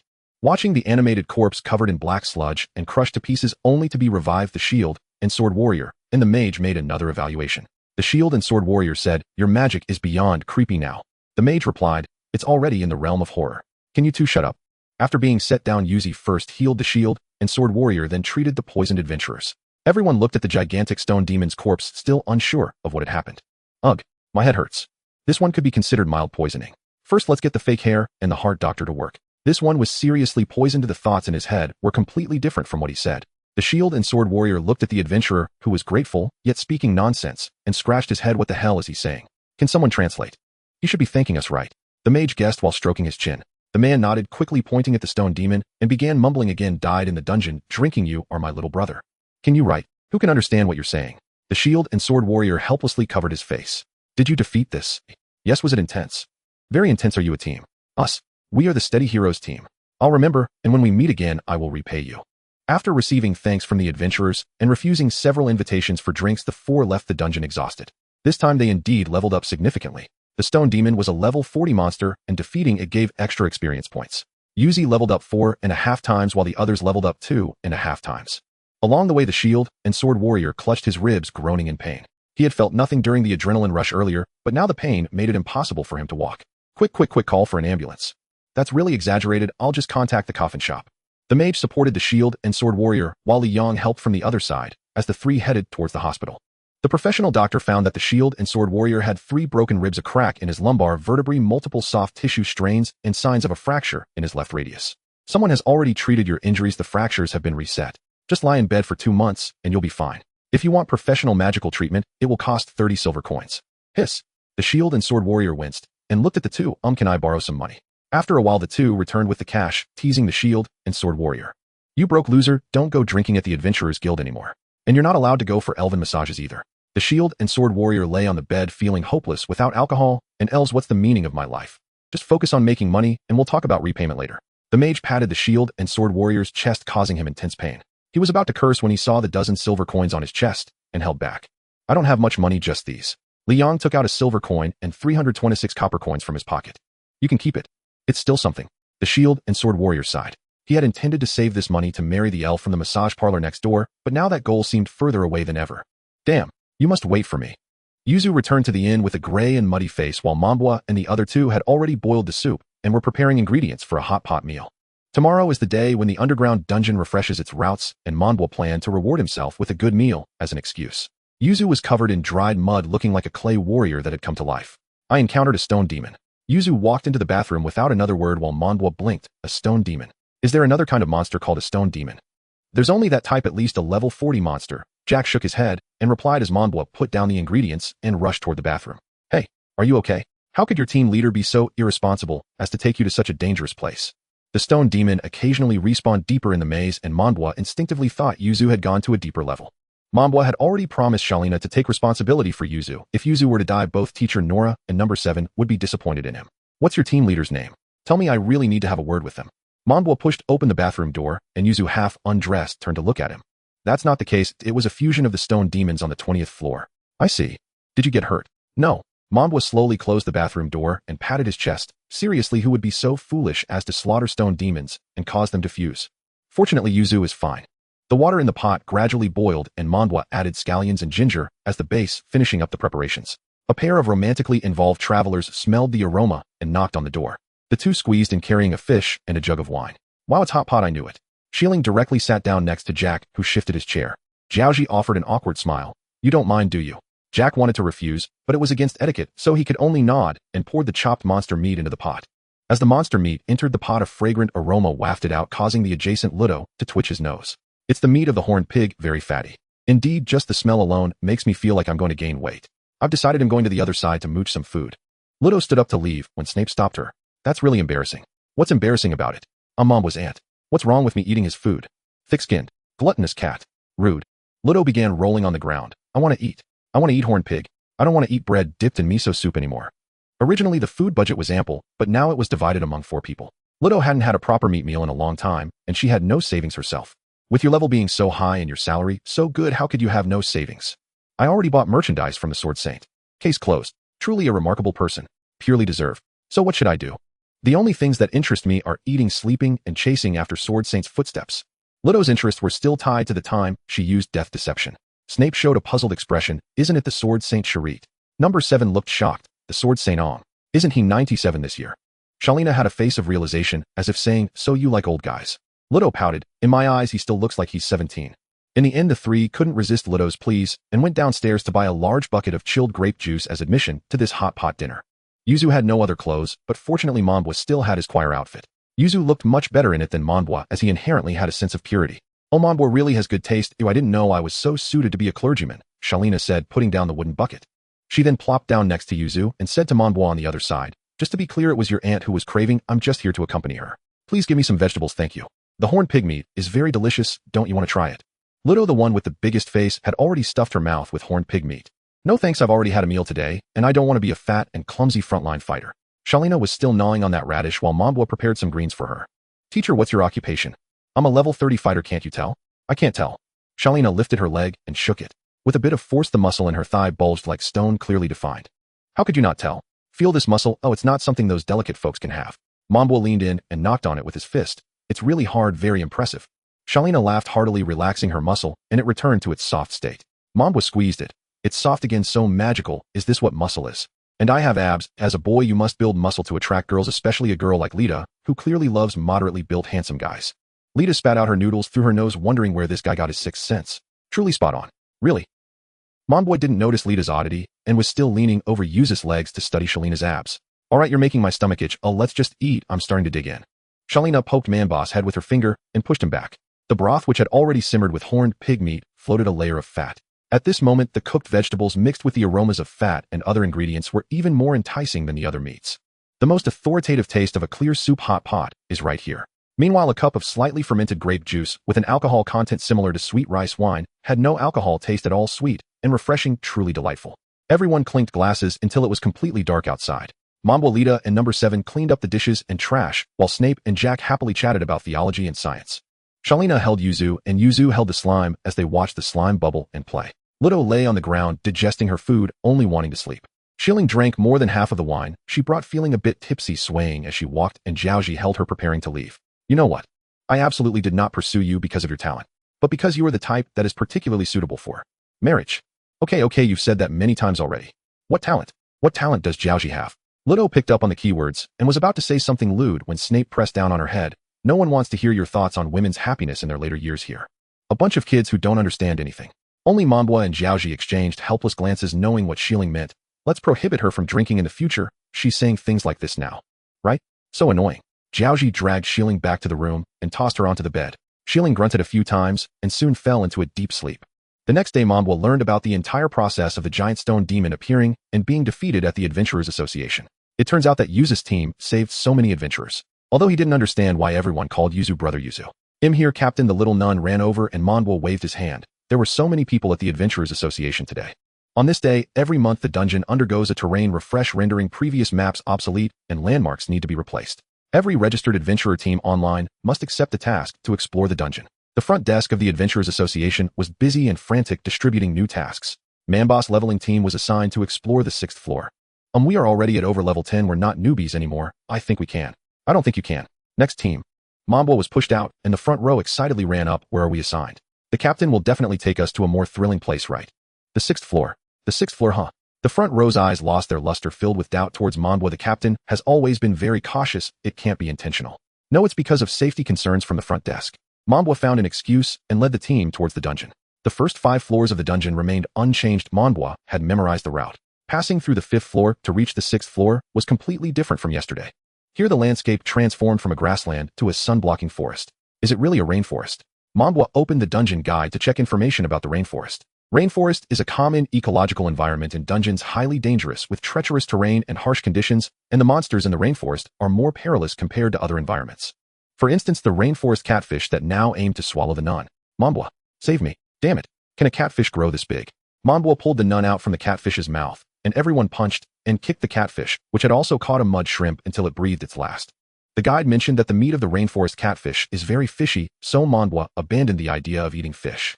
The nun was covered in catfish saliva and could only temporarily mask the smell, with deodorant feeling sticky and a bit disgusting. The rainforest is indeed not a good place. The shield and sword warrior began to understand why the front desk didn't allow them to venture deeper. Before entering the rainforest, Lita cast a magical shield on everyone, as there were many leeches and the magical shield could isolate them. The front row cleared the path with machetes, and Monbwa inserted a palm-sized stone tablet into the ground. After some time it would grow larger and record the layer they were in. Monsters in the rainforest always jumped out to attack the team, and the uneven ground made it very laborious for the team to advance. The monsters here have weak frontal confrontation abilities. They usually ambush. Monbwa meticulously recorded this area. Hey Captain, it's a side path. After cutting through some vines, the front row found a towering tree with a tumterhigh hollow in the middle. Monbwa took out the route stone tablet and engraved it saying, "Let's record this." The front row looked in curiously, and the little nun pulled him back, fearing he might slip in, while Lita helped Monbwa clear the leeches that were stuck to the magical shield. How about inserting it here? Is it obvious enough? Monbwa placed the stone tablet right in the center of the tree hollow, and it slowly grew to over a meter tall, while the three of them leaned in to observe closely. Captain, your handwriting. It's so ugly. Damn it. I have been trying really hard to imitate Jack's noble italics. It can't be that ugly, right? Lita was holding a plump leech and getting goosebumps. She sensed a very faint surge of magic nearby right next to the three of them. Monbwa has something. Lita was suddenly pushed by something and fell towards the side path. Monbwa tried to grab Lita, but was pushed by something as well. Then came the front row and the little nun. Is it that invisible corpse construct again? Monbwa turned to see a standing chameleon gradually losing its camouflage, emitting strange sounds. Looks like there's going to be meat to eat again. The chameleon man, the only humanoid monster in the rainforest environment with some intelligence, was good at setting traps. You picked the wrong person, Monbwa said to the chameleon man while falling. The chameleon man was stunned. How could this human child speak its language? Bang! Monbwa and the others fell into a deep pit, which was pitch black. Lita illuminated the entire pit, revealing only a giant earth dragon sleeping in the center. Earth dragon is a high-intelligence monster with species levels between 30 and 70, able to absorb magic from the land to survive. It loves to sleep and will kill intruders who disturb its slumber. The sword and shield warrior dared not breathe while Monbwa and Lita exchanged glances, deciding to go out and teach that damn chameleon man a lesson. Float. Lita cast a flying spell for everyone, slowly drifting towards the exit. Just as they were about to reach the exit, the chameleon man crawled in. Its tongue wrapped around a crimson gem. Lita's floating spell became disoriented and then failed, causing them to fall back down. Ouch. This caused several people to feel dizzy, and Monbwa and the front row rubbed their behinds, asking what was that. Alchemy tool Heart of the Entombage. It can create an almost magical vacuum environment to a certain extent. Lita knew that item of Ace's had been tricked by it, otherwise he wouldn't have fallen into such a simple death-like state. Why does this involve me again? Monbwa replied, big idiot, while Lita said, careless fool. The magic was blocked, preventing the earth dragon from continuing its sleep. It got up and sniffed the ground, wondering why the magic had suddenly disappeared. How strange. It felt a bit angry, breathing heavily through its nose. Upon turning around, it saw 4 small figures leaning against the wall. Oh woo. You guys. How dare you disturb my sweet sleep? Oh woo. That wasn't us. It was him. Monbwa pointed at the upside-down chameleon man hanging from the cave ceiling. The chameleon man and the earth dragon slowly formed a question mark. This human could even speak the earth dragon language. The chameleon man instantly turned invisible, and the earth dragon looked up, seeing nothing, becoming even angrier. Dare to mock me? I'll smash you into a meat pie. Monbwa swallowed hard and walked behind the front row, preparing to knock out the front row and the little nun so he could use the demon lord's power. Then when they woke up, he would use the 3 saints to fool them. Just as he was about to act, the earth dragon suddenly stopped. As a high-level monster, it could sense other high-level monsters, but it had been too irritable to notice before. Now it saw that the little girl over there was not quite right. It slowly stretched its neck, bringing its nose close to Lita, and sniffed. Oh, Lita pinched its big nose, finding the texture quite nice. Earth dragon, good boy, the bad guys have been chased away. I'll return to normal now. The earth dragon remembered it was the land merman, a characteristic monster of the demon lord's castle with an initial level of 80. Moreover, it smelled at least 100 years old. Lita said with a smirk, if you mention age again, you'll die here. The chameleon man just crawled out along the roof, waiting for the earth dragon to kill these people so it could have a hearty meal. Staying in the earth dragon's cave was still a bit too dangerous. The ground shook violently, indicating that the earth dragon had begun to hunt these 4 humans. Bang! The tree hole was pushed open and the earth dragon's head emerged, its body stuck and unable to come out further. Sorry, I can only take you this far. It's alright, you're quite the dragon. Mambo and his team jumped off the earth dragon's head while the chameleon man stared blankly. Greta made a disdainful expression towards the chameleon man. Lowly magical creature. The chameleon man spat out the heart of the entombage again, positioning it in front of his chest. What does lowly magical creature mean? Yes, it's fine, your magic is ineffective against me. The chameleon man took a step back, his eyes frantically darting around. Right? No problem, your magic doesn't work on me. The chameleon man charged forward with a sharp wooden spear, while the frontline guy raised his shield to block it, and Mambo reached into his cloak. I didn't expect to really use it, Professor Snape. A finely crafted revolver was drawn by Mambo, and the chameleon man recognized the object, turning its entire body white. Click. The safety was disengaged, the hammer slowly pulled back and lifted the bright silver barrel pressed against the chameleon man's forehead. The chameleon man wanted to escape, but unfortunately the gun was faster at 7 steps away, and even quicker and more precise within 7 steps. The hammer struck the firing pin, which slammed into the primer, igniting the gunpowder. The granular gunpowder burned rapidly, pushing the bullet out and causing it to spin along the rifling of the barrel. A scorching stream of air burst forth, and the copper-lead projectile penetrated the chameleon's skull, the violent cavitation effect tearing its brain to mush before exiting through the back of its head and flying off into the distance. The .38 caliber bullet seemed unimpressive, yet the recoil jolted Mambo back. The stylish one-handed grip caused a sharp pain to shoot through his wrist. Greedo was startled by Mambo's sudden yell, and he trembled as he engaged the safety, dropping the pistol and clutching his wrist in agony. What's wrong? Did the bullet hit you? Greedo leaned closer, while the little nun and the frontline guy were completely stunned. The ringing in their ears from the gunfire made it impossible to hear what Mambo was saying. Is that a gun? Has Captain Mambo always carried such a thing? So scary. Mambo fell to the ground, and whoever was foolish enough to say that small caliber bullets were ineffective online should go try 2 shots from the Americans. When I get back, I'll swap it for a .22 revolver with Professor Snape. That thing can definitely kill within 100 meters unless your skull and skin are 4 millimeters of steel plate. Gradually, the ringing subsided, and the 3 of them could hear Mambo shouting. It turned out he thought his wrist was broken. The little nun used healing magic to check Mambo's wrist and confirmed that it was indeed broken. She gently lifted Mambo's right hand and signaled the others with her eyes. Due to her lower rank, the bone-setting spell was still locked, so the little nun could only manually realign Mambo's bone. Wait, are you reliable? Please bear with it, Captain. I always scored full marks in healing class at the seminary. Greedo pressed Mambo's head down gleefully. Serves you right. You wanted to show off. Professor Snape told you long ago to use both hands to hold the gun. The frontline guy held down Mambo's legs to prevent him from kicking around. Damn, saying small caliber firearms are ineffective can be really harmful. Before Mambo could finish, a more intense pain shot through his right wrist. The sound of the gun and Mambo's cries echoed throughout the 6th level of the underground city, causing the monsters to panic and hide, while the adventurers exploring also looked towards the source of the sound. Is that gunfire? Should we go over? An adventurer stopped a companion who wanted to approach. Firearms are not something we low-level adventurers can contend with. Just report it to the Adventurers Association, and that will suffice. The Adventurers Association quickly figured out the situation. The receptionist crossed her arms and tapped her right foot, impatiently watching Mambo and Snape. How did you even think to give a child a pistol? A revolver, no less. Because revolvers don't jam. Who the hell asked you whether it jams or not? The receptionist slammed the desk and shouted, do you not realize how dangerous this is? He's much more mature than other kids his age. He won't misuse it. Luckily, the little nun is a healing type support, so no one knows that Mambo's hand actually broke once because of the wrong way of holding the gun. Note: general healing spells can only stop bleeding, reduce inflammation, and heal surface injuries. Only professions like nuns, priests, healers, and plague doctors can treat serious injuries like fractures, ruptured organs, or severe poisoning. Even if he's mature, he's still a child. What if he shows off and accidentally fires it, or if he gets emotional and shoots a teammate? He's already mature enough to take advantage of pretty female teachers. I'm not worried that he's that immature. Mambo stumbled. Let's not speak of such things. I was just appreciating the muscles. The receptionist facepalmed. In any case, I'll keep this gun for you. He'll return it when you leave this town. Mambo lamented the loss of his pistol. He had never seen such a thing in his previous life and was eager to hold it while sleeping. After receiving a scolding from Snape, Mambo walked together toward the inn, and Snape patted Mambo's head. Next time, I'll get you a silenced one. I knew this would help you. Thank you, teacher. I have something for you too. Mambo gifted Snape the remaining quarter of the heart of the anti-mage, as Snape, who specialized in ranged attacks, feared close encounters. This was the moment to activate this alchemical device. Those melee enemies clad in numerous buffs would instantly lose their support, and the completely mechanical physics artifact could easily penetrate their skulls. Good child, keep it. I already have one. Snape pulled another heart of the ontomage from his chest. Seasoned marksmen are always cautious. This thing can sell for several silver coins. As the two faced the setting sun on their way home, the owner of the Adventurers Association looked at their backs, pondering something. Is that level 7 chameleon man too clever? Moreover, that monster seems to recognize guns. Go, Ophelia, take your team to investigate the rainforest on the 6th level. Ophelia hesitated and reluctantly called her teammates. Boss, we are a team of adventurers above level 50. We still have to continue down the Demon King's path tomorrow. Just because you're high level, hurry up and go. It won't take long. It's nice to be able to command people. Ophelia stepped out with her great sword. What's there to check about a chameleon man? If others see us, we'll be accused of bullying newbies. Alright, it's all for the safety of the adventurers. The healer in the team chuckled. The dwarf remained silent, and the elven archer shrugged indifferently. Well, it's nice to occasionally play around in the lower levels. The next day, the door of Manbo's room was knocked by a group called Christmas Tonight. Who is it? Mambo poked his head out while brushing his teeth to look outside.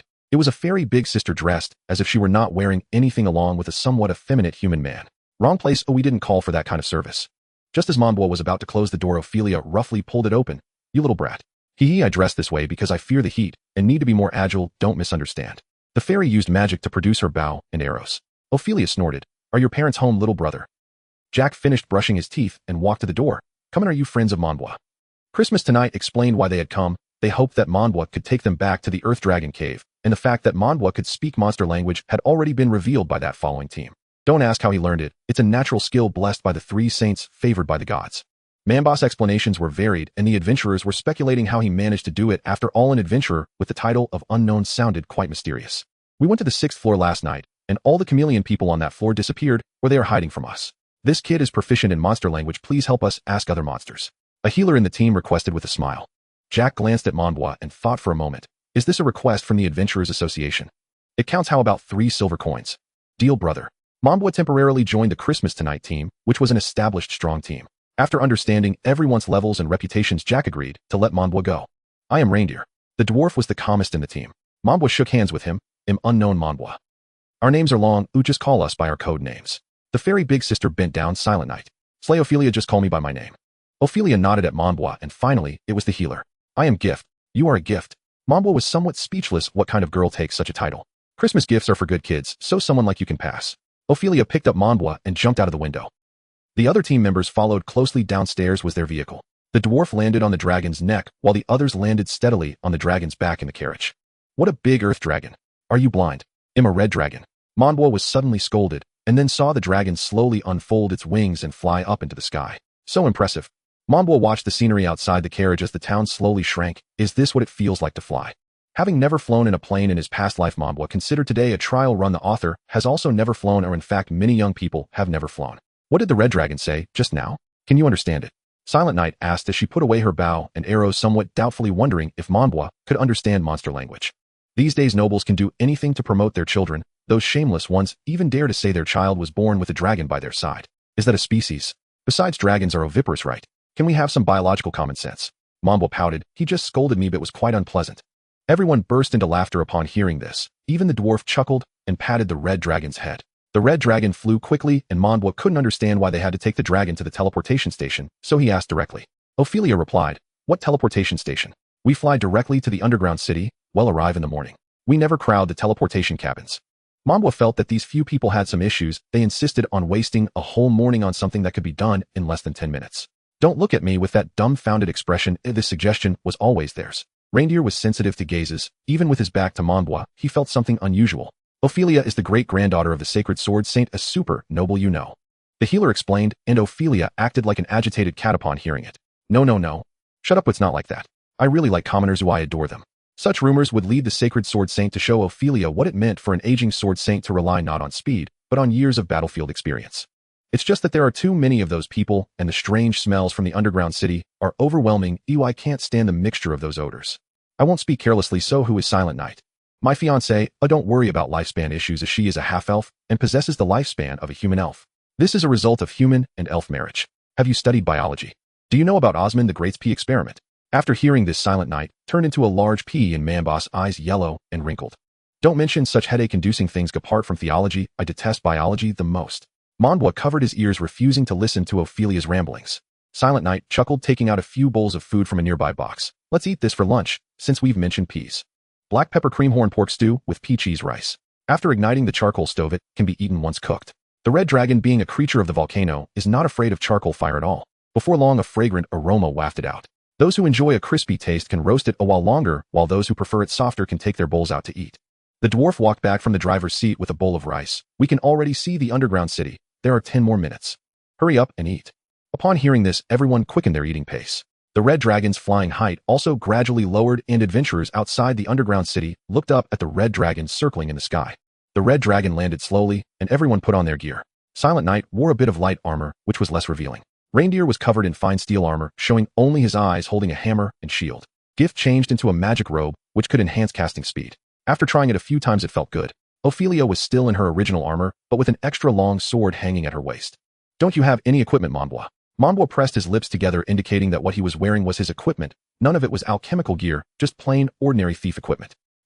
Alright, when we come back, I'll get you a set of beginner's equipment. No need to pity me. This set of equipment was handcrafted by my adoptive father. It suits me better than those alchemical tools. Monbois pulled down his goggles to cover his eyes as he replied. He draped on a rain cloak, tightened his leg bindings, and checked his dagger set, considering it done. Ophelia's expression changed slightly. As for his equipment, not to mention that it was made by his father, even if it were handpicked, he hadn't seen his father for a long time. His father was always busy governing the city with endless work, constantly criticizing him. I see. The red dragon quietly found a patch of ground to lie down, while Ophelia picked up Monbois to guide the way. In front of these few people, Mamba's speed was still too slow.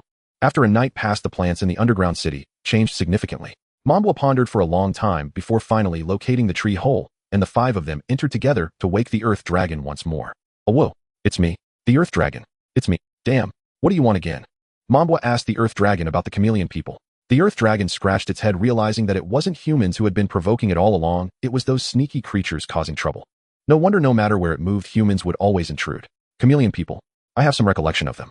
I saw many when looking for a new home in the underground fortress. Where? I have an old nest made of white mud, you can see it once you go in. Thank you. After receiving the information, Ophelia took a sack of apples as a reward, which was just a mouthful for the Earth Dragon. After swallowing it, fell back into a deep slumber. The nurse used a lighting spell to walk through the Earth Dragon's lair, still able to hear the distant breathing of the Earth Dragon. Deodorization. The Earth Dragon was actually a gigantic worm. Eating, excreting, and sleeping constituted its entire life. Once a nest was full, it would dig another. Without deodorization magic, Ophelia's keen sense of smell would not be able to endure. Fortunately, the Earth Dragon's lairs were generally well ventilated, otherwise the few of them would be suffocated upon entering. This white mud must be the place. The dwarf scratched off a chunk of soil from the tunnel wall and said, "Gift," amplifying the lighting spell's range, revealing a vast area of white mud. Within the expanse of white mud and dragon dung, there was a spot that completely did not belong to the white mud cave, a large door that should not logically exist here. Ophelia stepped forward and slowly pushed open the door. This was a side path. A familiar scene made Mambwa quickly turn around, and sure enough, a vague figure was approaching. Be careful. Before Mambwa could finish, the reindeer swung its hammer towards the figure, and with the sound of a head bursting, a chameleon person gradually came into view. I knew something was watching me. The dwarf scampered over to pick up the hammer. Ophelia stroked her chin, deciding to go down. The 6th level side path was still just level 26. Then let's go, the dwarf said as he retrieved the hammer, cast a defensive buff on himself, and jumped down. Kutan. Then came the sound of splashing water. Below the side path seemed to be a pool. The voice of the reindeer called out, "Come down, it's very safe here."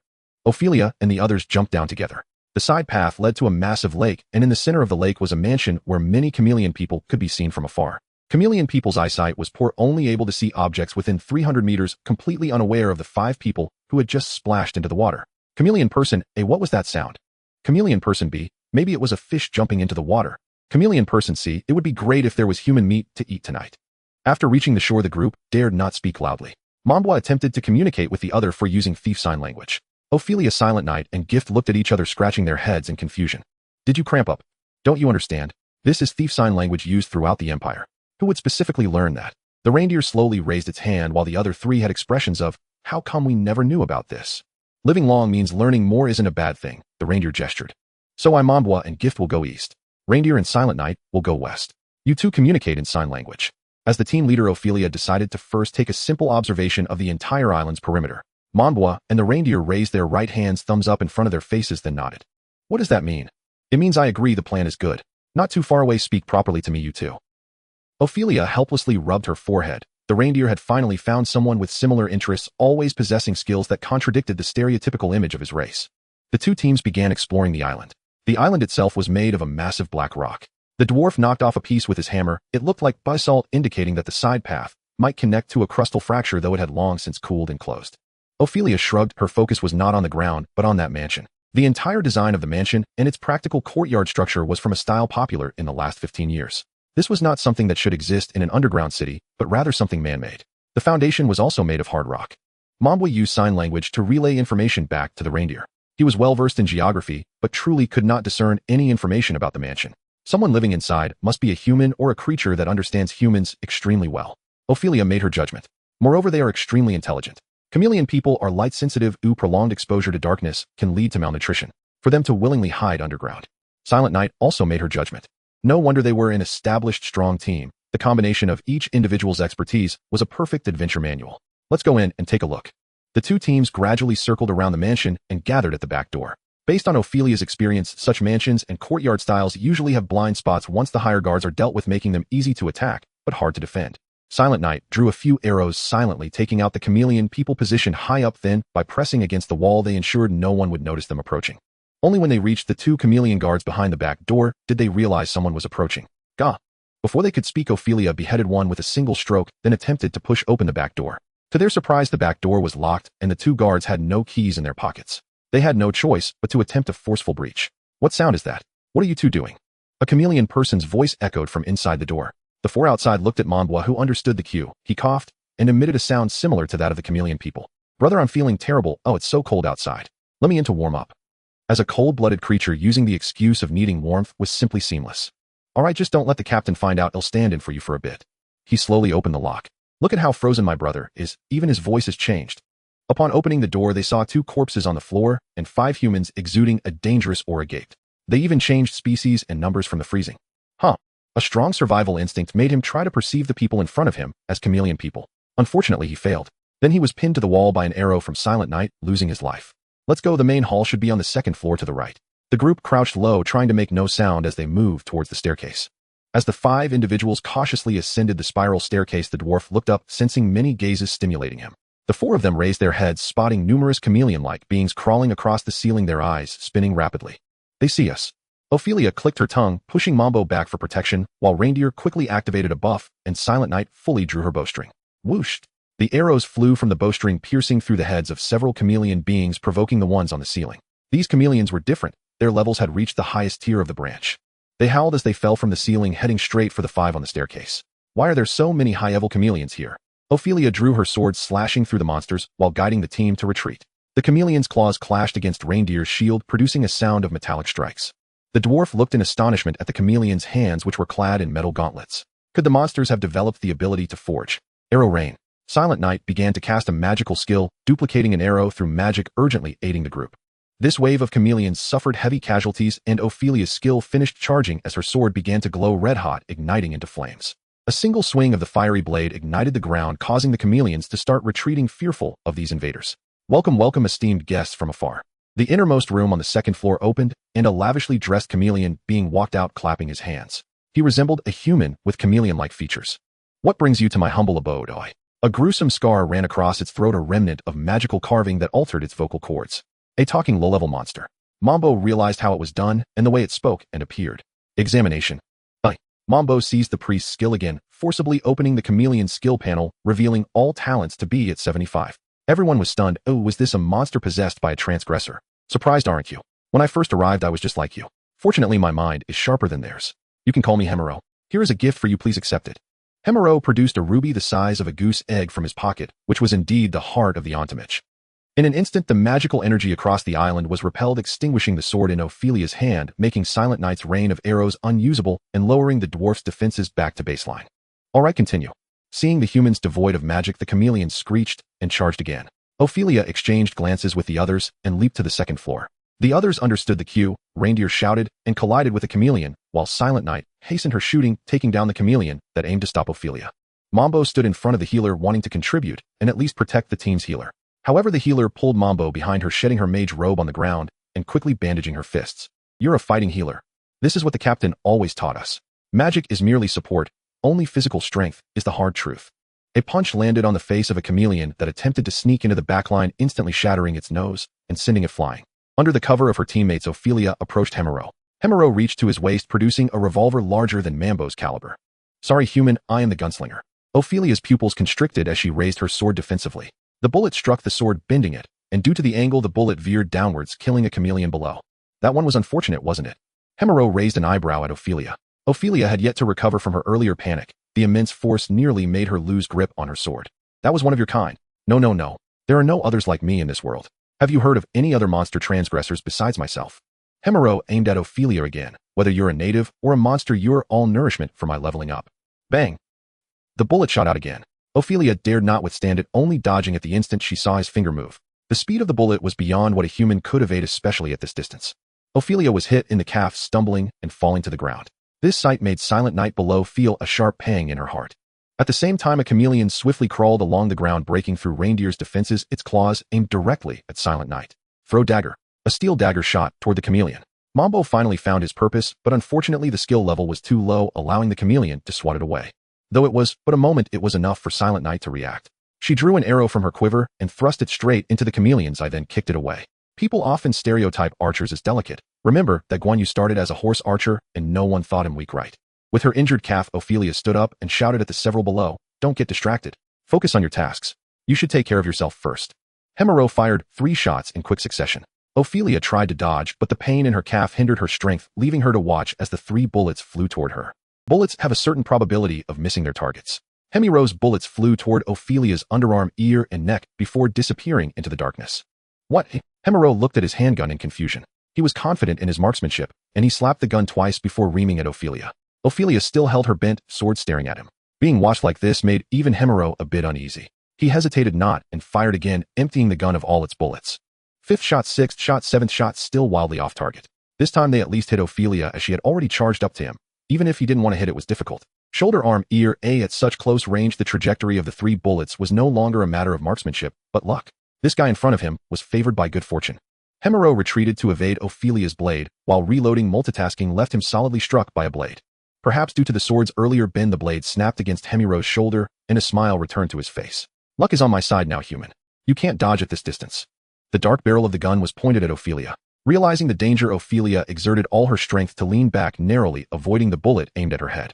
Then with great force, she kicked Hemiro, sending him flying. In midair, Hemiro clicked his tongue and shot at Ophelia's body again. Even though he aimed for her heart, the bullet still deviated, only piercing through Ophelia's lung. What on earth is happening? Hemiro, who had been pretending to be gentle and composed, revealed his true nature. He crawled up from the ground and walked toward Ophelia, who was struggling to breathe due to the punctured lung. His ribs were broken from the kick, causing him to walk with a limp. Ophelia felt as if her lung had shrunk. She knelt on the ground, gasping for air, gradually losing even the strength to maintain her kneeling position. A bow and arrow shot toward Hemiro. Being sensitive to such attacks, he raised his arm to block the arrow with his forearm. The arrow lodged itself in his forearm, and Hemiro coldly gazed at Silent Night. He means a lot to you. Great. You all stop her, don't let her cause any trouble. The chameleon people began to attack more frantically. Reindeer was exhausted and Silent Night felt uneasy, while the faces of the chameleon people showed signs of victory. By consuming these high-ranking humans, they could escape to deeper levels and then upgrade further. This was the cycle etched in the instincts of the monsters. Reindeer's hammer could no longer be swung, the shield was gradually cracking and denting, and the armor was becoming increasingly scarred. Gift was also surrounded by chameleon people who had stolen their rear. Don't. Stop it. Silent Night once again drew back her bowstring, but this time the bowstring suddenly snapped. The arrow grazed Hemiro's head, and he wore a disdainful smile as he pressed the gun against Ophelia's forehead. Silent Night turned to look, realizing that a chameleon person had cut the bowstring with a fingertip. Silent Night's expression shifted from despair to anger, her face contorted as she punched that chameleon person, tearing off its chin with her hands. You bastard. You thief. Mambo used the stealing spell again, and Hemiro laughed. It's useless. Magic doesn't work here. Would you like to hear the story of the Holy Sun and the thief? What? The pitiful Transmigrator who never went to school. The stealing magic is the highest spatial magic granted to thieves by the Holy Sun. Alchemical tools are useless against him. What? Stealing a handgun is much easier than stealing bullets.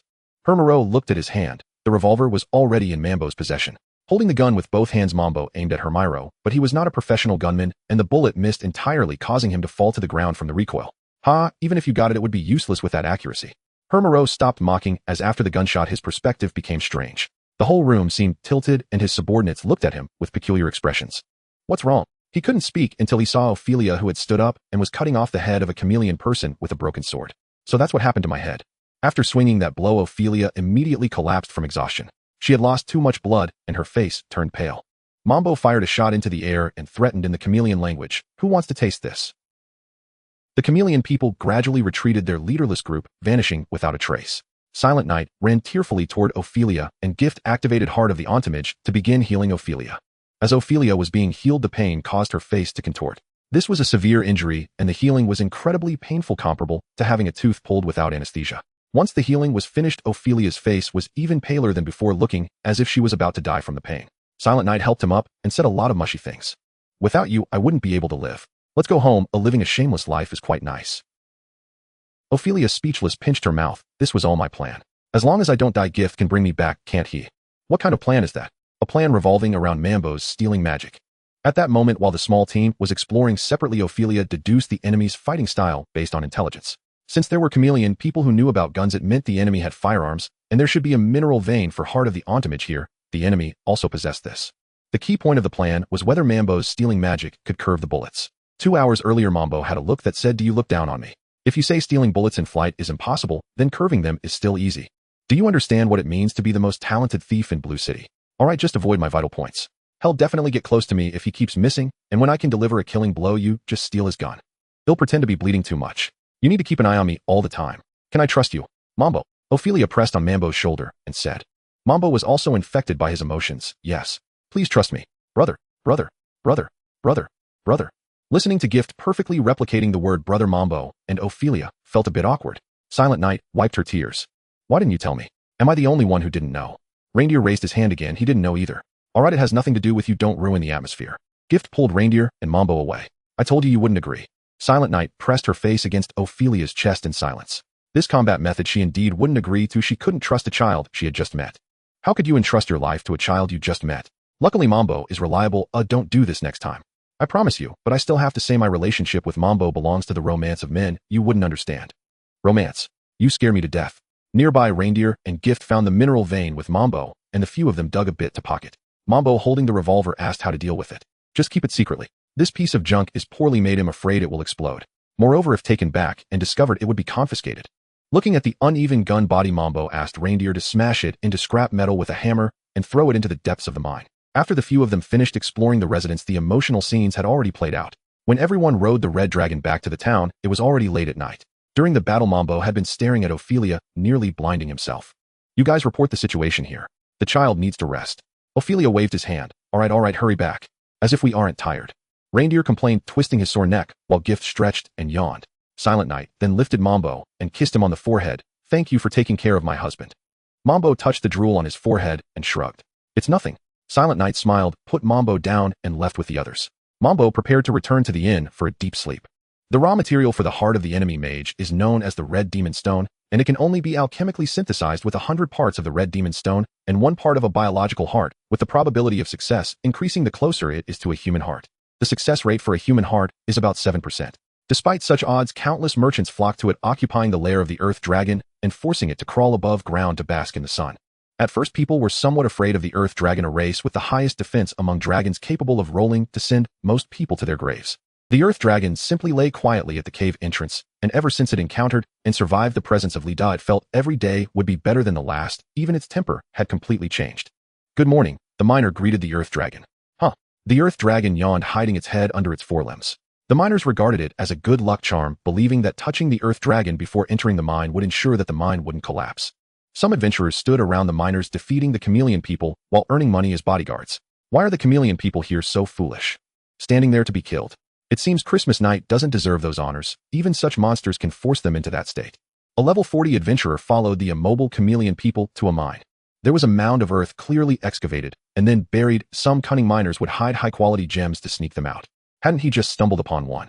After digging for half a day, his shovel struck something hard, and he excitedly dropped the shovel, carefully brushing away the loose dirt to pick up the hard object. What the hell, it's just a broken gun. Clang, your body belongs to me. A strange shriek echoed in the adventurer's mind.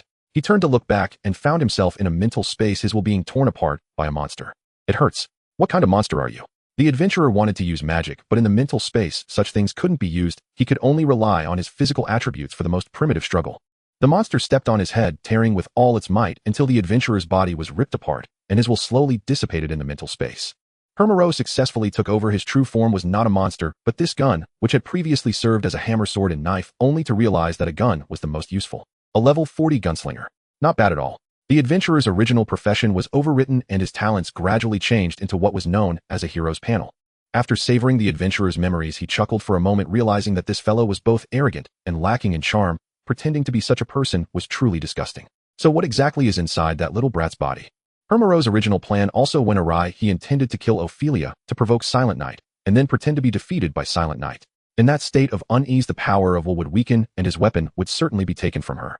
Moreover, it was quite reasonable for one's personality to change drastically after losing a loved one. It's just a pity that a little brat took away the weapon. Taking over this little brat would also be fine. Upon entering the mental space, there was a huge mark in the sky which he did not recognize as the mark of the Demon King. He felt as if he would be crushed alive, and within there were 4 distinct wills, making it impossible to distinguish who was who. One had an overwhelmingly high magical power, another had explosive vitality, one was relatively balanced, and the last felt no threat at all, just a bald-headed man, the appearance of Mambo in his past life. Before he could think further, the pressure from the mark in the sky increased again, nearly making Hermero lose control, forcing him to hastily exit Mambo's mental space. Avathis scratched his head with a deck of cards. Did you feel like bugs entered the room? Are you out of your mind? There are no bugs here. The second generation scratched his backside, while the first generation agreed with Avath's feeling. I felt it too. Could it be that Mambo's mental world needs pest control, just like reality? Strange, huh? Strange, huh? Strange, huh? After repeating strange 3 times, the first-generation uncle really found 3 cans of insecticide and had everyone help with pest control. After reflecting on everything, Hermero clenched his fist. Fortunately, he was finally human. He didn't cross into another world just to be with those disgusting monsters. What he wanted was to adventure with beautiful girls. The broken gun in Hermero's hand reshaped itself, returning to its pristine state, while the chameleon people continued to walk into the mine under Hermero's control. All right, you are of no value anymore. The chameleon people were systematically killed and Hermero's experience points soared, leveling up to 42 before stopping, while the entire mine was filled with the corpses of the chameleon people. Too little, I need more nourishment. To remain strong, not even goblins would take a glance at me. It seems this body has a childhood friend. Hermero stretched as he walked out of the underground city, settling the bodyguard fees. He finally saw the true sunlight, not the fake light from the underground city. The sun is so big, so bright, so hot. First, let's go to the Adventurers Guild to find that person and boost my presence. Upon arriving at the Adventurers Guild, Hermero assessed his state: flamboyant, arrogant, and fond of boasting. He leaned his elbow on the front desk, raising an eyebrow at the receptionist. Sarah, guess what I did today? The receptionist sighed. Let me guess, you went down to the 100th floor and killed a poisonous dragon, right?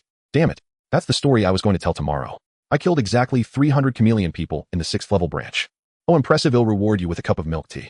Is this a reward for my courage? I suppose. The receptionist had loved listening to his unrealistic adventure stories in her childhood and believed that the adventurer's current personality had a lot to do with her influence. The milk tea still couldn't stop Hermero's chatter. He began to elaborate on how he lured the chameleon people into the cave and suffocated them all. The Christmas night team drinking nearby exchanged glances. Those chameleon people weren't that foolish, and this guy was bragging again. Jack and Mambo were also having dinner here. Jack patted Mambo's shoulder. It must be scenario 3, right? You said those chameleon people were super cunning. Let me finish this piece, and then we can go. Mambo rolled up his pizza, preparing to finish it in a few bites. Just after taking 2 bites, the adventurer team responsible for miner safety walked in. Miss Receptionist, the branch in the 6th level of the underground city has been cleared by someone else. The receptionist pushed aside the still boasting Hermero, frowning as she inquired, what happened? Didn't you say there were at least 100 of those monsters? They're all dead. The corpses are piled up in mine, A28. Upon hearing this, everyone in the Adventurers Guild looked at Hermero. It was almost identical to the story he had told. Hermero patted his chest and laughed heartily. See, Sarah, I really wasn't bragging. I told you long ago.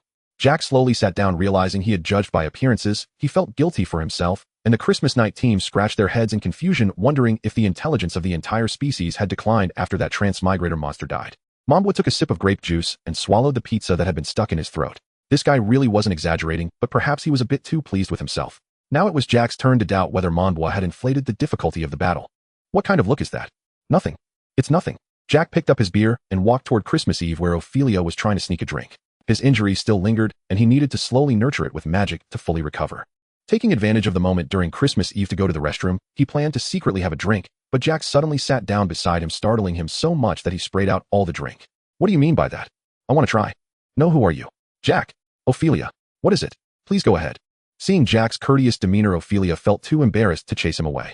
It's about the chameleon people. Did they really just suddenly become stupid? Was Mambo lying to me? Indeed, there are others as intelligent as we are. Ophelia looked at Jack with a gaze that suggested they were kindred spirits. Immature monsters refresh daily, but adult monsters that exceed level 10 do not. Their species' behavior becomes more cautious after the leader dies until a new leader emerges. To be honest, I can't figure it out. The monsterology expert in this city also thinks something is off. If it's that big shot, they might actually know why. Which big shot? Professor Nora, the strictest mother of goblins. But I've heard she has gone mad in the novice village conducting experiments that completely violate human ethics. For example, genetic modification of monsters. Jack brought over the slime from Mambo's head and placed it on the dining table as they all stared at the slowly wriggling slime devouring food scraps. This is the monster modified by Nora. Ophelia poked the slime with her fork and the slime made a gurgling sound. Don't mess around, he said. Don't mess around. Mambo came over. It seemed he had heard Professor Nora's name. What about the biochemical clone army? How do you explain that? Wait a moment. Not long after Yuzu was placed on the dining table, blinking her eyes. Can I just sit here? What does that mean? Biochemical clones, this is the one. No, that's not it. Biochemical clones should be the kind that can pop out a mechanical folding knife from their arms with several blood-red mechanical eyes that can unleash deadly magical lasers, a few heads bobbing on their necks, and grafted limbs extending from their chest, like tentacles, 8 steel claws that can easily pierce through shields. Yuzu tilted her head, scratching her arm and flexing her toes, realizing she didn't have any splitting function. If she were really that powerful, it would be great. If such a thing existed, the Ottoman Empire would change its name to the Nora Principality. The next day, Jack and Mambo explained helplessly. These stigmas were probably attached because Nora was unwilling to share her immortality technology. She couldn't distinguish who was a time traveler and who was not. If this technology were truly handed over to a time traveler, it would be a nightmare for the entire nation, the entire continent. and even the whole world. Can I come down now? Manbwa picked up Yuzu and lowered her, preparing a cup of hot tea for her to drink while they waited to head home together. I have a chameleon person's corpse here. If Manbwa has a good relationship with Professor Nora, please help out a bit. Sure, Nora loves researching these things. If you send it over, she might be pleased. Ophelia looked at Manbwa's team with newfound respect. I didn't expect you all to know that kind of big shot. Who knew she was so authoritative? Let's do it. Let's do it. Before Manbwa could finish his grape juice, Ophelia only felt a chill breeze at his neck. He stiffly turned his head and found that Christmas Eve had returned from the restroom. You don't know that you can't drink while healing. Oh, it turns out it's grape juice. Who spilled beer on you? Christmas Eve took out a handkerchief to wipe the moisture off Ophelia's chest. Ophelia looked down in confusion. The beer had turned into grape juice. He looked at Reindeer and Gift, who both pointed at Manbwa. Theft technique. Manbwa passed his cup to Jack, who rolled his eyes at Manbwa as he was about to say something, but Manbwa covered his mouth. Please bring another cup of grape juice. They'll cover the costs of Gravel the hero. Ophelia laughed heartily, now not worried about being reprimanded. Christmas Eve put away the handkerchief and gently caressed Ophelia's face. Hurry up and eat. Your injury needs rest. If it continues like this, when will you fully recover? I think I should be fine by next week. A coffin engraved with preservation magic was delivered to the entrance of the Research Institute in Brew City, and Nora shook her head in confusion as she looked at the coffin. Mister. Manbwa asked me to. The adventurer delivering it felt a bit intimidated and couldn't even finish speaking. Nora reached into her bosom, and the adventurer closed his eyes in fear, covering his head. When he slowly opened his eyes, there were only 3 silver coins lying on the ground. He picked them up and ran away. Nora smiled, opening the coffin, which contained not only the corpse, but also a letter where Manbwa greeted Nora. To my mentor, Professor Nora, your teachings have always guided me like a high mountain, clearing the thorns along my path like a sharp axe. However, I am but a dull student, and solving the current dilemma is as difficult as crossing the ocean with a mountain on my back. My knowledge is like gravel in a desert compared to yours, which is precisely what worries me. Nora read the letter and sighed, reminiscing about her youth when she had reached the peak of the world, studying these things back when everyone praised her. Now, as she gradually aged and was forgotten, nearing her end, there were still young people who knocked on her door, eager for some guidance. Nora felt both amused and a bit angry. Is Manbwa testing me now? So will you accept it, mother? Oh no, she's fallen asleep again. When Nora woke up, she immediately began to dissect the corpse, eventually discovering extremely hidden and strange damage deep within the brain. Collective will of monsters. A parasitic type of monster that can control other monsters. Nora snorted. She had proposed the definition of this thing.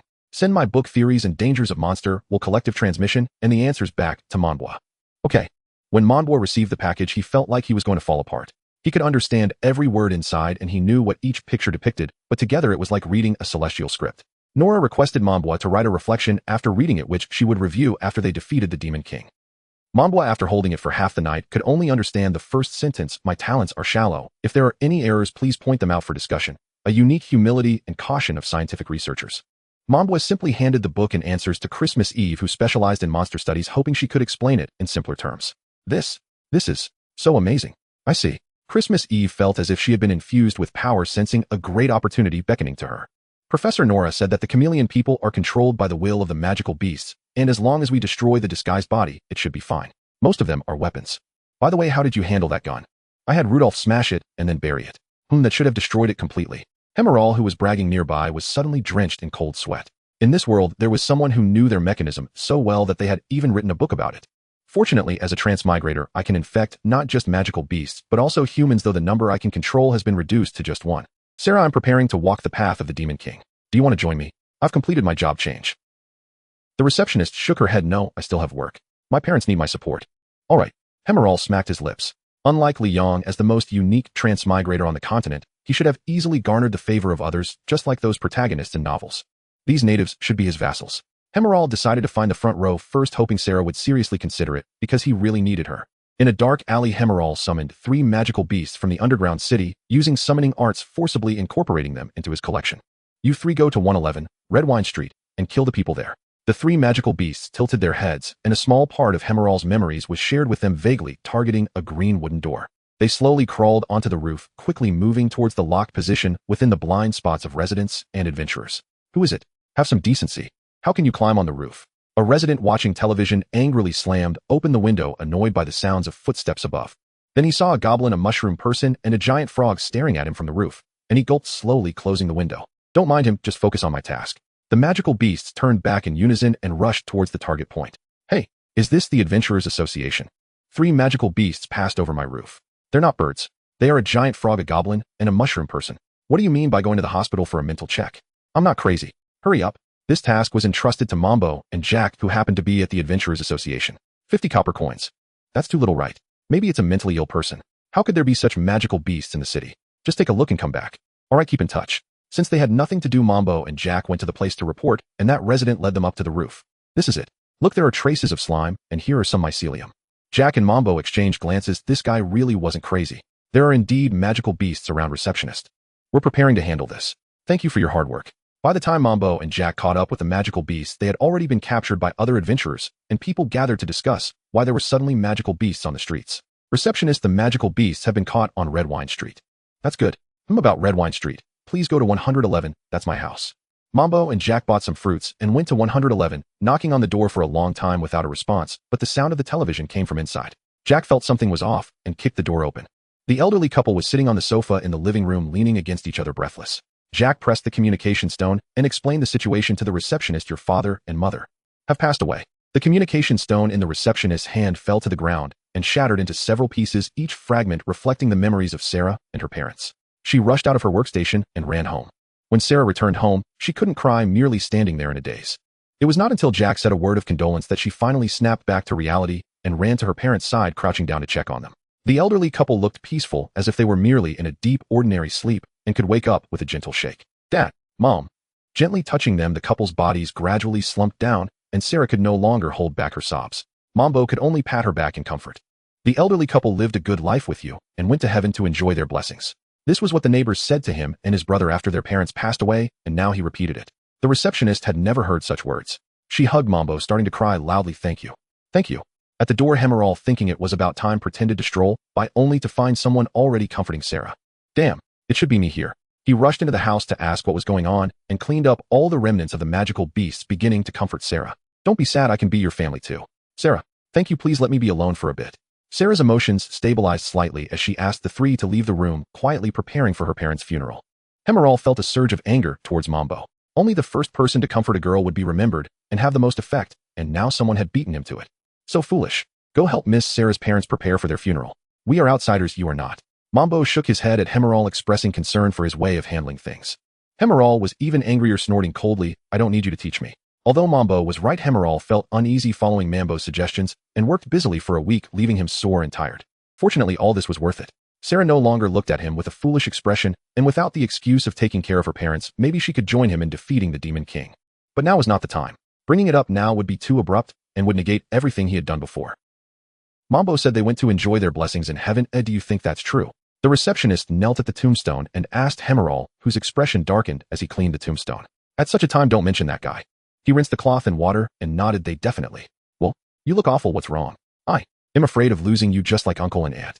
Sarah looked at the strangely behaving Hemerald, gently wiping the dust from his face, leaning on his shoulder. These days have been busy. You've worked hard. No, not hard. If you feel lonely, just move in with me. My house has a spare room. That's not what I meant. Hemerald once again took a step further in his suggestion. Of course I know. When I was a kid, I always insisted on staying at your place and slept in that room. Sarah closed her eyes and began to reminisce about her childhood, longing for a time when she could sleep soundly without worrying about anything, peacefully and happily snuggling into bed. Half asleep, her mother would say it was too late and she should go to sleep, and with reluctance yet satisfaction, she would fall asleep, burying her face in the sun-warmed quilt, the little clock ticking away, reminding her not to forget her backpack for school, the crayons borrowed from her deskmate that hadn't been returned, and the delightful aroma from the snack stall at the school gate. In her blurred vision, a pair of hands tucked the quilt tightly around Sarah. Was she dreaming? Sarah could not distinguish. As the wind lifted the curtains, the voices from outside grew increasingly faint, and she subsequently fell into a deep sleep. Of course, all of this was orchestrated by Hemerald, who turned off the room's lights and slowly closed the door. Rely on me a little more, want you? This is how a traveler should be. This is the life of a protagonist. Whatever I desire, I can obtain. The room was completely engulfed in darkness, leaving only the steady sound of Sarah's breathing. Hemerald returned to his room to sift through a stack of adventurers to find the teammates he wanted. Wouldn't it be strange if they were all women? Let them be envious then. With a record of single-handedly slaying 300 chameleon people, Hemerald found it quite easy to recruit teammates and was about to complete his team within a week. Only one support position remained. I'm starting to want to leave this place, Miss Sarah said suddenly while wiping a cup at the front desk. What's wrong? Hemerald was currently interviewing a new support and had already thought of a reason to reject them. Being here always reminds me of sad things. Hemerald waved his hand, interrupting the new support. Sorry, adventurer, you seem too nervous. We might be teammates in the future, but you can't handle monsters in such a tense state. Come back when your heart is a little stronger. The new adventurer left with some disappointment. Hemerald nodded at Sarah. So what now? Would you like to join our team for some adventures? Have you been waiting for me to say this? After all, it's not polite to ask directly. The Mambo team returned from leveling up and rested nearby, whispering. This guy finally showed some emotional intelligence for once. Given his previous performance, I bet someone is giving him advice behind the scenes. Rather than saying someone is advising him, I think he's just had a breakthrough in that area. Jack chewed on his steak. What breakthrough are you talking about? Look, there's still someone who hasn't figured it out. Whispers reached Hemiro's ears. He suppressed his anger and pretended not to hear, smiling slightly. Let's talk somewhere else, Sarah. Sarah also heard the words of Mambo and Lita. She turned back and glared at them. If it were the old you would have definitely had a big argument with them. You've indeed changed quite a bit now. I'm holding back, you're more important than that. Mambo, love really can change a person. Lita, love really can change a person. Other adventurers chimed in, love really can change a person. Enough. Are you done yet? For the first time, Hemiro felt that being human came with so many troubles. Seeing Hemiro getting anxious, the adventurers turned their heads away as if nothing had happened, yet their ears were perked up ready to hear whether Sarah would join or not. So what should we name our team? Sarah chose to join the team. Mambo took out a silver coin and slapped it on the table. Bets are open, ladies and gentlemen, for a certain respected one at 1-1. Respected 1 10 copper coins. Great King 10 copper coins. Everyone was not relying on this to make money. It was purely for fun betting. Sarah looked at the pale-faced Hemiro and laughed. Well, it's time for the traditional performance. What name will you come up with? Hemiro's pale face was because he originally wanted to name it after some respected one great king or lord, but now he had to change the name. Let's call it the protagonist of the play. We will definitely cut through and defeat the Demon King, just like the protagonist of a play. Hemiro turned back and grinned at the adventurers, leading his team away from there. The owner of the Adventurers Association hung up a recruitment sign at the front desk and took charge himself. Mambo calculated the bets and found he had lost 10 copper coins. Damn it, no one used to bet on anything else. Times have changed, and people no longer take those cliché names. Lita yawned and said this. Mambo, infected by Lita, also yawned. Leveling up every day was exhausting, and as the captain, he had to take care of his clumsy teammates. Jack, I'm already level 17, can I go to the next town? Assist in killing the chameleon leader to level up 3 levels, others level up once every 5 days. No, it's too dangerous. Christmas Eve has already injured those chameleon people at level 20, and do you think you're better than them? Mambo pouted, I'm definitely better than them. As soon as he said this, Silent Night grabbed Mambo and began to squeeze him hard. I haven't settled the score with you for putting Ophelia in danger last time. You little brat dare to look down on us. Help, there's a rogue bullying a little boy. Reindeer and Gift exchanged glances and pretended not to see. Ophelia took the opportunity to gulp down a drink. Why is this tea?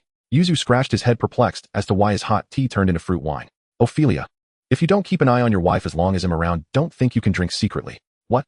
Ophelia, were you secretly drinking? This is tea. Tea. Ophelia raised the cup and the liquid inside had turned back to fruit wine with some tea leaves floating on top. Silent Night huffed and turned to leave. Anyway, it's not me who is hurt. I'm going home now.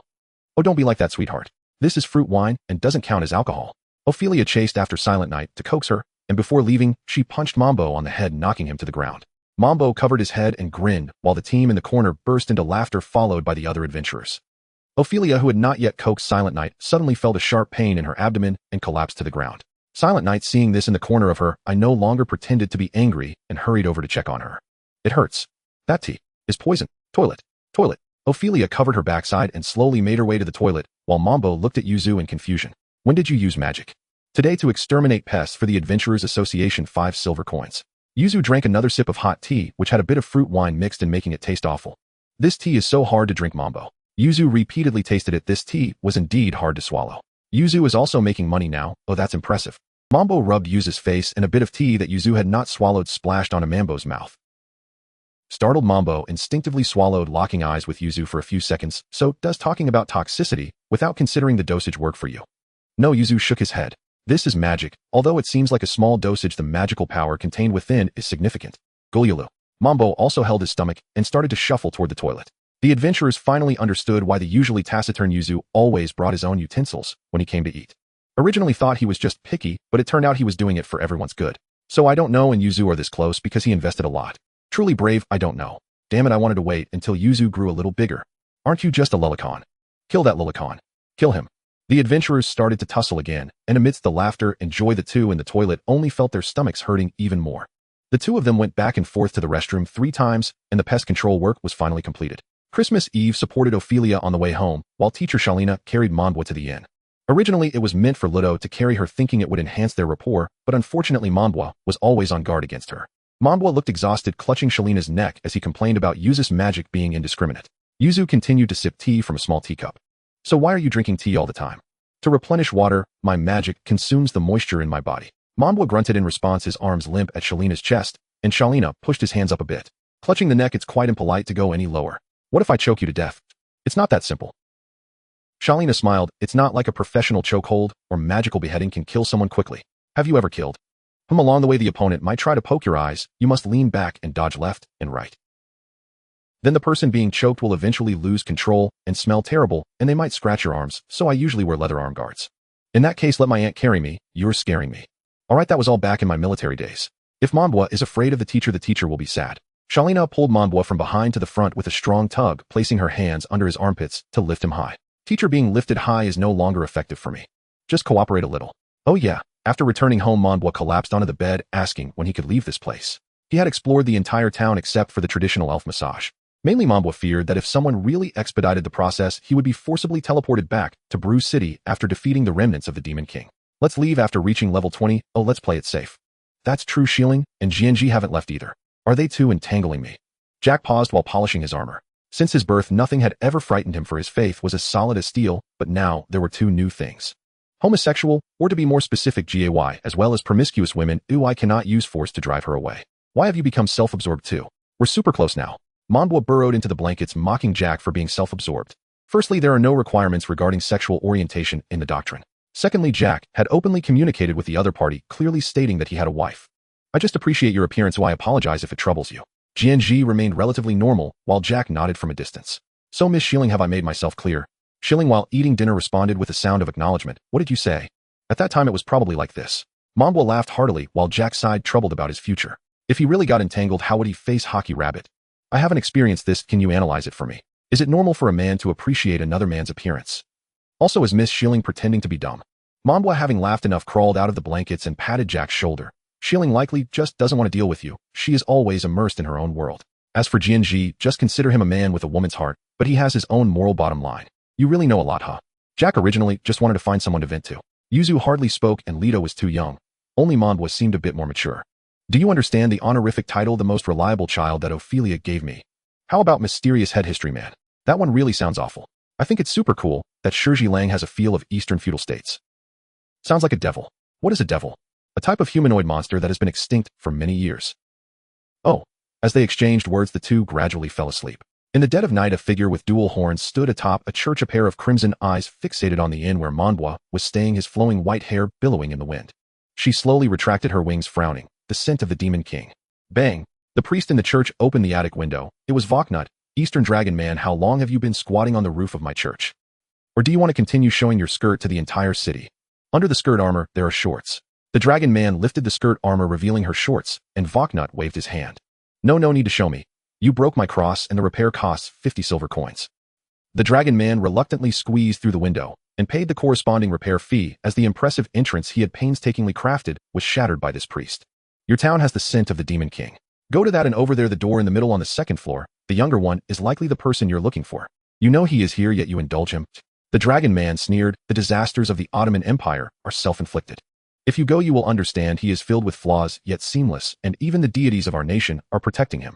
The priest turned on the light, and the Dragon Man saw the grotesque scar on his face. The Dragon Man immediately recognized that the scar was left from a weapon that had cleaved the skull. In dragon tradition, leaving scars from battling enemies is a symbol of honor. The near-fatal scar on the man before him inspired the Dragon Man to admire him and attempt to trust the priest's words.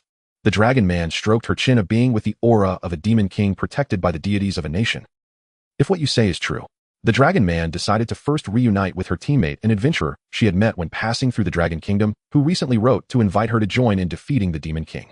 The Eastern Dragon Kingdom is not plagued by dungeons. Instead, it is besieged by an evil cult known as the Demon King's Church. As long as the Demon King is defeated, the Demon King's Church will disappear until the next Demon King appears. Where is the salty candy Twilight Inn? It's the inn I just pointed out. The priest thought the Dragon Man still wanted to inquire about the Demon King's aura. He snorted. Go ahead, it would be better if you could prove my suspicion. The closer the Dragon Man got to the inn, the heavier the dangerous aura became. She ignored the curious gazes of the people, placing her hand on the hilt of her sword as she knocked on the door of the address on the letter. She was drenched in cold sweat. This was no ordinary member of the Demon King's Church. This feeling was at least that of a priest. No, it should be an archbishop. Who is it? A striking figure slowly opened the door. The Dragon Man lowered her head. Sorry, I knocked on the wrong door. No, you didn't. It's right here. Shieling pulled the Dragon Man into the room, and the Dragon Man finally saw the person she had been longing for. GNG, I'm here. Shieling looked at GNG, who was coughing violently, and GNG finally realized that this was the good brother Shieling had been mentioning. Is it you, this good brother? Why are your pectorals so exaggerated? And her gender seems off too, right? The dragon man stepped forward and poked and prodded Jieji, squeezing her arms then her legs, leaving her profoundly unsettled. You haven't exercised in quite some time, have you? Why, it's been a long while. How can an explorer neglect physical training? I've changed professions, am now an archaeologist. Huh, are those two roles even remotely related? Never mind. You're not the same as before, you feel strangely off. Let's go quickly, this place reeks of the Demon Lord cult. It's dangerous here. He immediately reached to pull them both away, but Shieling gently restrained him, insisting Shed misread the scent. No living sacrifices lingered here, all was safe. Even if they fled, it would wait until morning to depart with his brother at his side. I have this strange feeling. You're Jieji. Spot on. How does she know you so well? Of course my brother knows me inside out. Ah, Cho, let me introduce you. This is Shieling, my comrade, who got separated from me earlier. When they crossed over, they landed in different regions. One sold into Long Kingdom, the other still in their homeland. In Long Kingdom, Jieji, occupying her own body, forged a deep, unshakable bond with Cho, nearly close enough to bathe together in the same pool. Now back in the present, Cho wrapped an arm around Jie, she scrutinizing her closely. Something felt deeply wrong, as though her brother wore another's skin. Jieji meanwhile glared fixedly at Shieling. They exchanged silent sign language. So, she's always this physically affectionate with you. She's always been like this. She's just rather slow when it comes to matters of love. Cho, Shieling and I are already in a romantic relationship. Your behavior right now is inappropriate. Jieji stared blankly at the chest, barreling straight toward her face. Is that so? Then yes, we must observe proper decorum. Cho released her grip and stroked her chin, perplexed. This person bore little resemblance to the Jieji she remembered. No matter how I look at it. You simply aren't Jieji. She is. What on earth has happened? Damn, what did you two go through? Jieji signed frantically, eyes blazing with envy. Shieling buried her face in her hands, feigning blindness. Finally, Jieji broke the silence.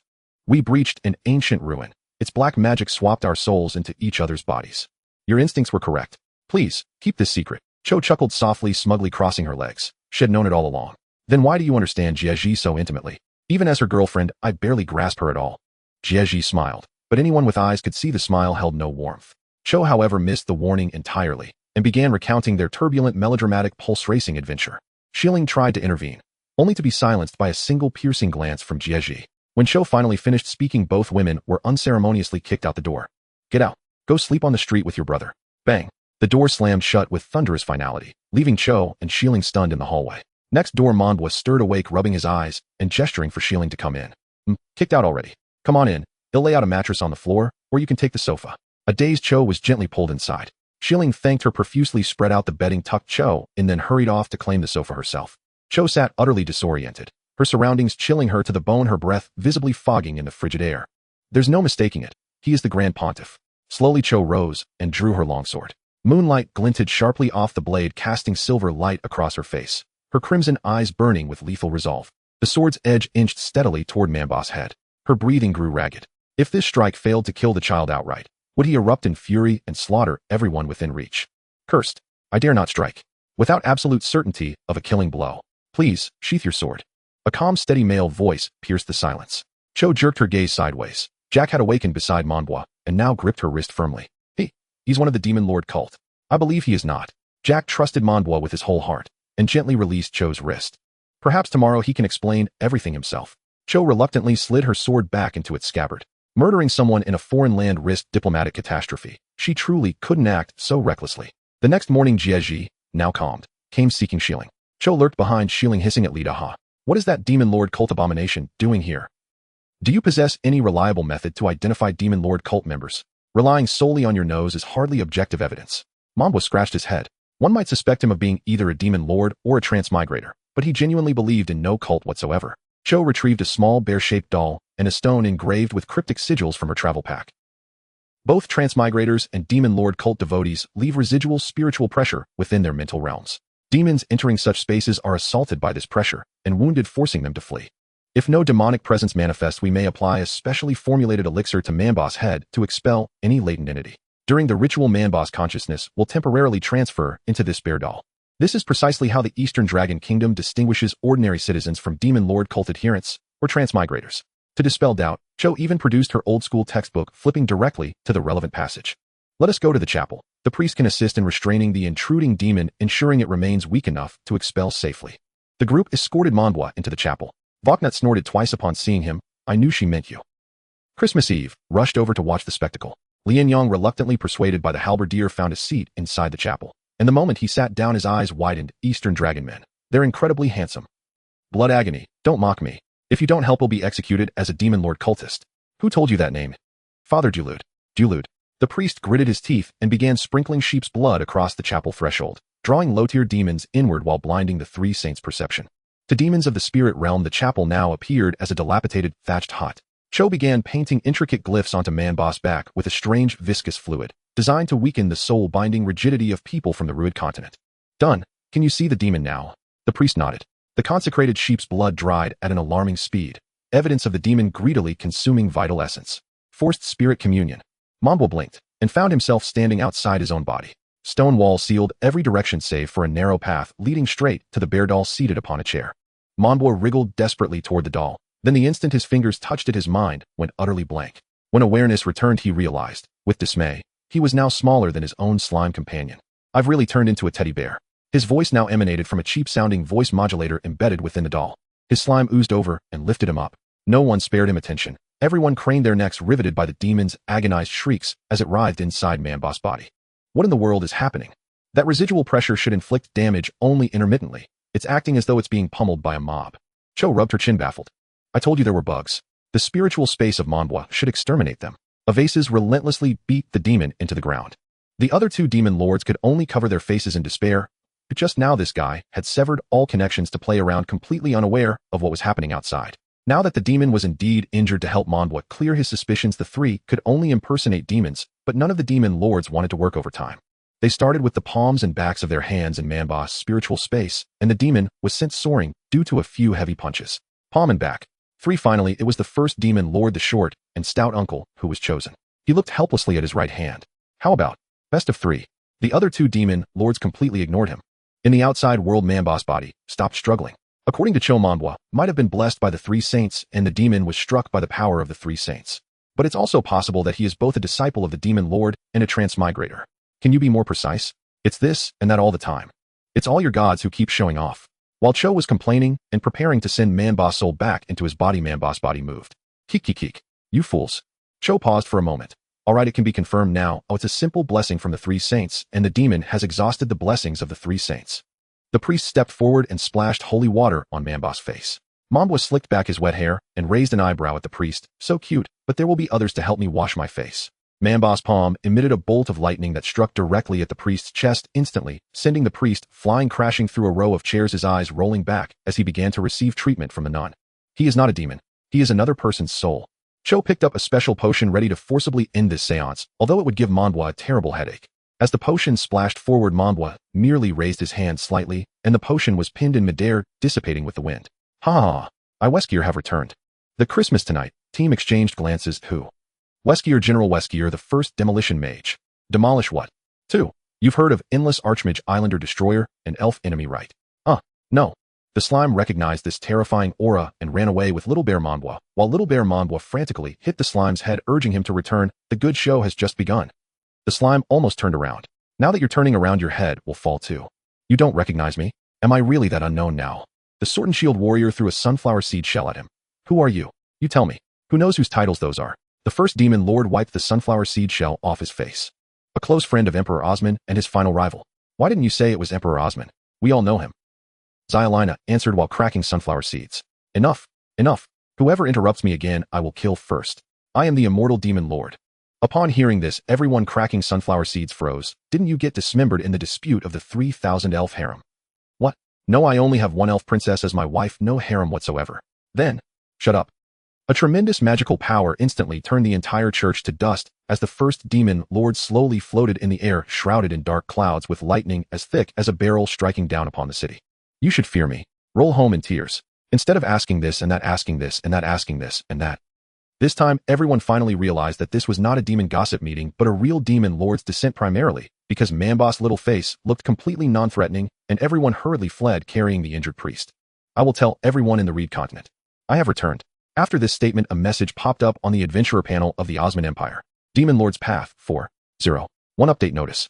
New event: Weskier's return has been unlocked. Go to Pick City to save the children possessed by Weskier Manbo and share in millions of experience points based on your contributions. Event introduction. Background story. Limited NPCs: Steady Hero, Gravel Hero, Nameless Hero, the team of Man-Boss Ant Christmas Tonight team. Everyone returned to the inn to find little bear Monbois and the slime waiting for them at the front desk. All right, no need for explanations. I have the announcement here. Monbois silently complained. Which demon lord thought of this announcement? It's so unreliable. The second demon lord shrugged. Isn't it good? We've done this for all special events before. Monbois was speechless. As long as the locals felt that there was nothing unusual, it was fine. Oh right, these tens of millions of experience points will be deducted from our shared experience. You don't need to pay for it yourself. Then thank you all very much. Far away in the sub-capital, Little Ka looked at the announcement in disbelief, glancing at the righteous thief. It can't be Monbois. It definitely isn't Monbois. Little Ka, what will you do if this person is Monbois? The righteous thief did not comfort Little Ka. Bad news was never something to evade. He pressed down on Little Ka's shoulder and asked, I will. Go rescue him. We will go rescue him. In nearly 2 months, Little Ka felt as if he had cleared his meridians. He just practicing magic had raised his level by 3. Yes, it should be like this. Little Ka's parents wanted to stop him, but the executioner allowed this activity. I will go see too. It's been a while since I exercised. I will protect him. Little Ka's parents looked at the righteous thief, who nodded and tapped his chest. The church's clergy heard about this and gave Little Ka a device to suppress seances to hang around his neck. Brave boy, may the 3 saints be with you. Little Ka's classmates' escort went out for drinks and happened to see this scene at the church. Big brother righteous thief, where are you going so late? To Pick City to handle some matters. What?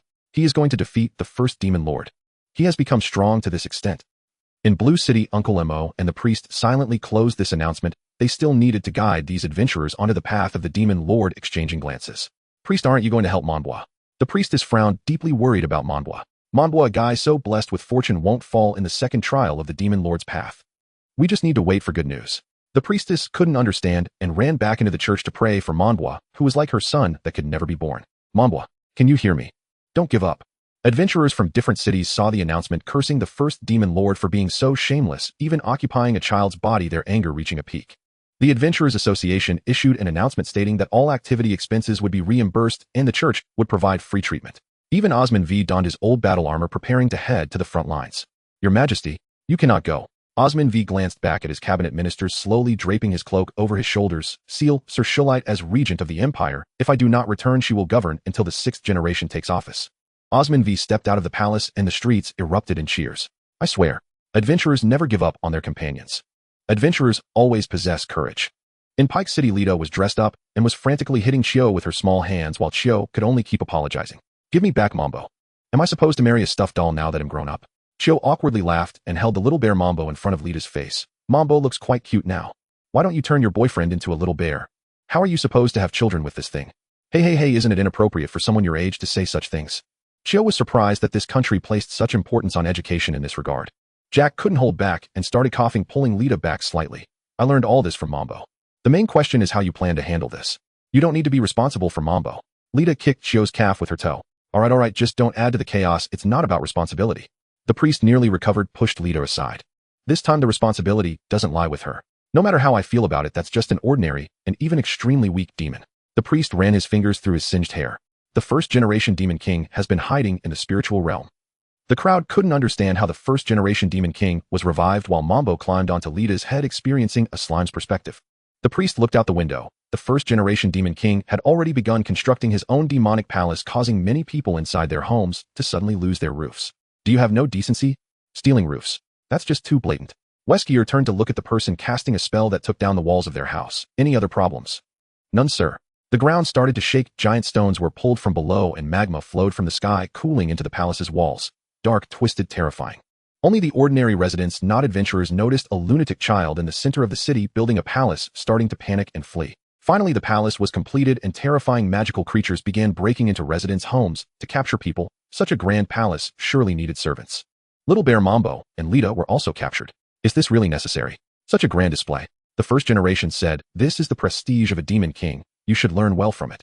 Starting from scratch with Demon King education, do you understand? The second generation chimed in. Everyone does this. So why capture the two of us? It's easier to deal with someone familiar, isn't it?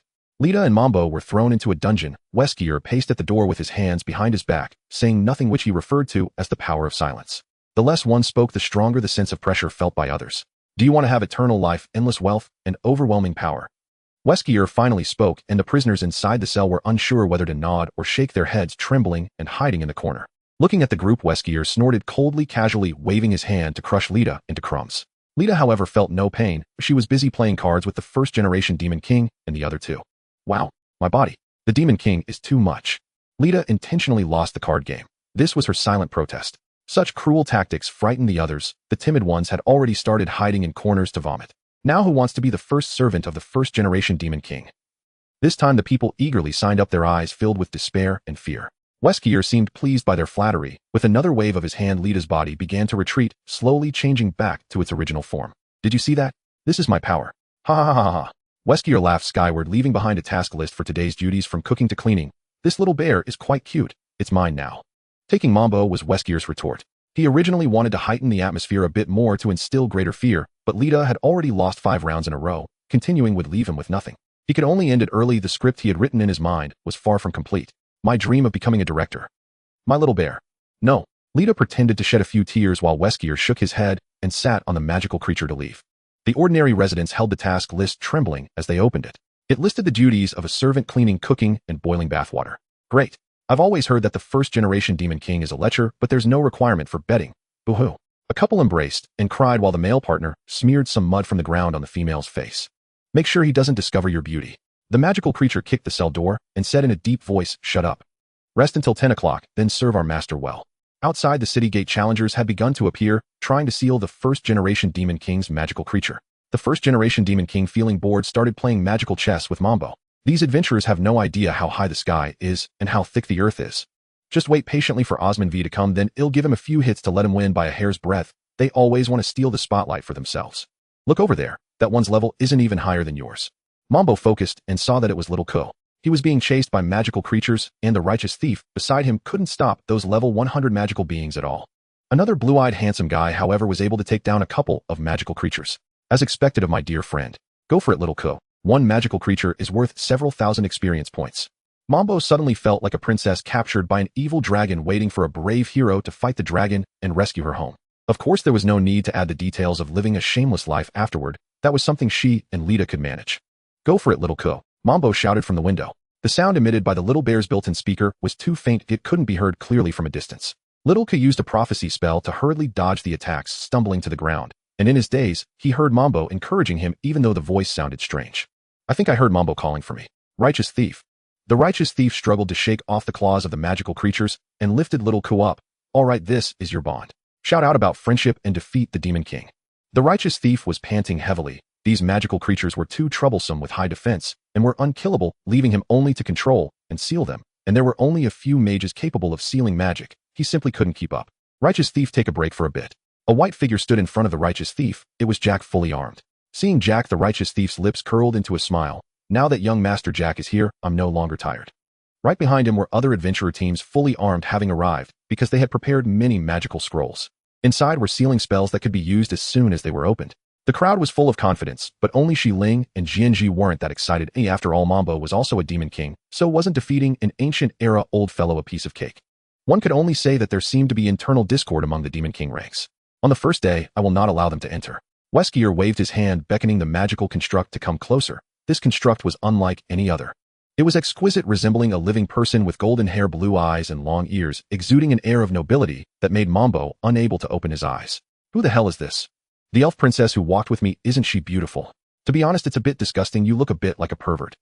Weskier turned his head. In my day, I was also a national idol. Later, I became a Demon King, directing multi-front battles, and I stopped exercising to maintain the balance of yin and yang. Will she come for this expedition? Yes, she might even team up with Osman V. Just thinking about it makes me envious. Weskier recounted to Mambo the backward and extremely feudal era from hundreds of years ago, how he learned advanced magic in the Elven Kingdom with the great Emperor Osman, and how he met the princess. My lord, it's time to eat. The elf golem reminded Weskier. What did they make? Tomato braised pig knuckle with beans, mustard, honey, vegetable salad, dragon bone soup. The staple is dried fruit bread, and dessert is milk cocoa pudding. The few captured servants trembled as they placed the dishes on the table ready to flee. Come back, each of you, serve yourself a portion of every dish. Taste test. Weskier used the magical construct to force them to sample their own food. Those who had not eaten found their dishes particularly delicious, having never put in so much effort into cooking before, and wanted to eat a bit more. Until the last chef who made the pudding flatly refused to eat it, a guilty conscience evident in his eyes. Using the child, it appears we are not so different. Weskier, hands behind his back, approached the man, grasped his neck, and forcibly fed him the pudding. Do not conflate me with you. This child died, but he will share your fate. A great hero. The man's breathing grew rapid, the sugar coating on the pudding mingling with the deadly cyanide. Did you ever ask him if he wanted to be this hero? This question extinguished the last bit of spirit in the man, leaving him staring blankly at the little bear Mambo. Weskier picked up the lid and covered the remaining pudding as cyanide would release toxic gases upon hydrolysis. I hope this kind of thing doesn't happen again. Weskier waved his hand, and the magical constructs escorted them back to their cell. Others, noticing one less person, inquired about what had happened. Our poisoning plan has failed. That little bear is right next to the Demon King, and we couldn't steal him back. I sincerely apologize, Lita. Lita nodded, her head hanging low in understanding. Cyanide can cause untreatable death within 5 minutes. Even magic cannot reverse it. Outside the palace, a corpse and a pudding were discarded. A little K looked anxiously at the body lying on the ground, fearing that the first Demon King would destroy Mambo's body. Let's leave it here for today, little K. The righteous thief blocked little K, who wanted to go deeper.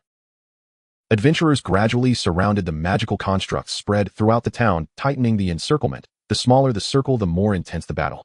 Now it was the stage for those high-ranking adventurers. The ordinary adventurers like the righteous thief had already done all they could. All right.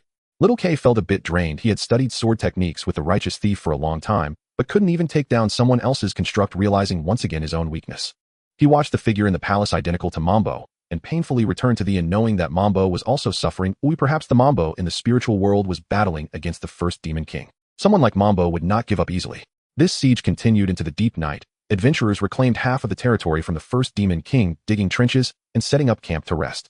My legs hurt so much. I can't see any more, mommy. Cough, cough, cough. The crackling of the campfire mingled with the moans of the wounded, increasing the psychological pressure on the adventurers, for closing their eyes would lead to nightmares. This was only the first day. What if this siege lasted a week? A month? A year? Just as the adventurers' spirits were sinking, Osman V entered the camp, cloaked in darkness, and his underlings, the clerical healers, began treating the wounded. Who is in command here? Osman V bent down to inquire of the adventurer, who was eating. It is the boss of the Adventurers Association.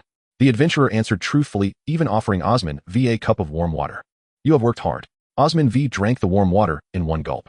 My king, how can you drink? This is against the rules. Next to him was a cabinet minister who was insistent on coming along. If I doubt my own people, who else will believe them? Let's go meet that commander who has worked hard all day. Osman V set down the cup, and the adventurer stared blankly at the person in front of him. Who is this guy? My king. Osman V. Did I just see Osman V? Osman V has come. Osman V turned around and pinched his mouth. Don't shout, everyone is asleep. Finish your meal and rest well. The adventurer nodded. Osman V smiled and nodded back, heading towards the temporary command post. Inside the temporary command post, the boss of the Adventurers Association had completely lost his previously calm and steady demeanor. He commanded the adventurers as if it were second nature. All the nearby adventurers surged in, most of whom were injured and severely lacking medical personnel. Some even challenged his command, wanting to seize the command position. Those kinds of people to be commanders. Don't be ridiculous. Nepotism and obstinacy would only lead to more sacrifices among the adventurers. The nobles in the city were also putting pressure on him, indifferent to whether the first Demon King or the third Demon King was coming. They only knew that tomorrow's tea party could not proceed. Nobles. Nobles. Damn it. The boss of the Adventurers Association crumpled the letter accusing him and tossed it into the trash can. At that moment, a figure retrieved the letter from the trash can, unfolded it, and examined it carefully. Feels so stupid. Whose letter is this? It's from Count Laoshu, Alexander's niece. Previously, Lita's father thought Mambo belonged to that family. As mentioned earlier, Mr. Laoshu, it seems I need to ask him what happened when I get back. Even if it's a child, he needs proper education. What an irresponsible uncle. The boss of the Adventurers Association felt that this voice was very familiar, often heard on television and radio. The voice from his memory gradually overlapped with the voice by his side.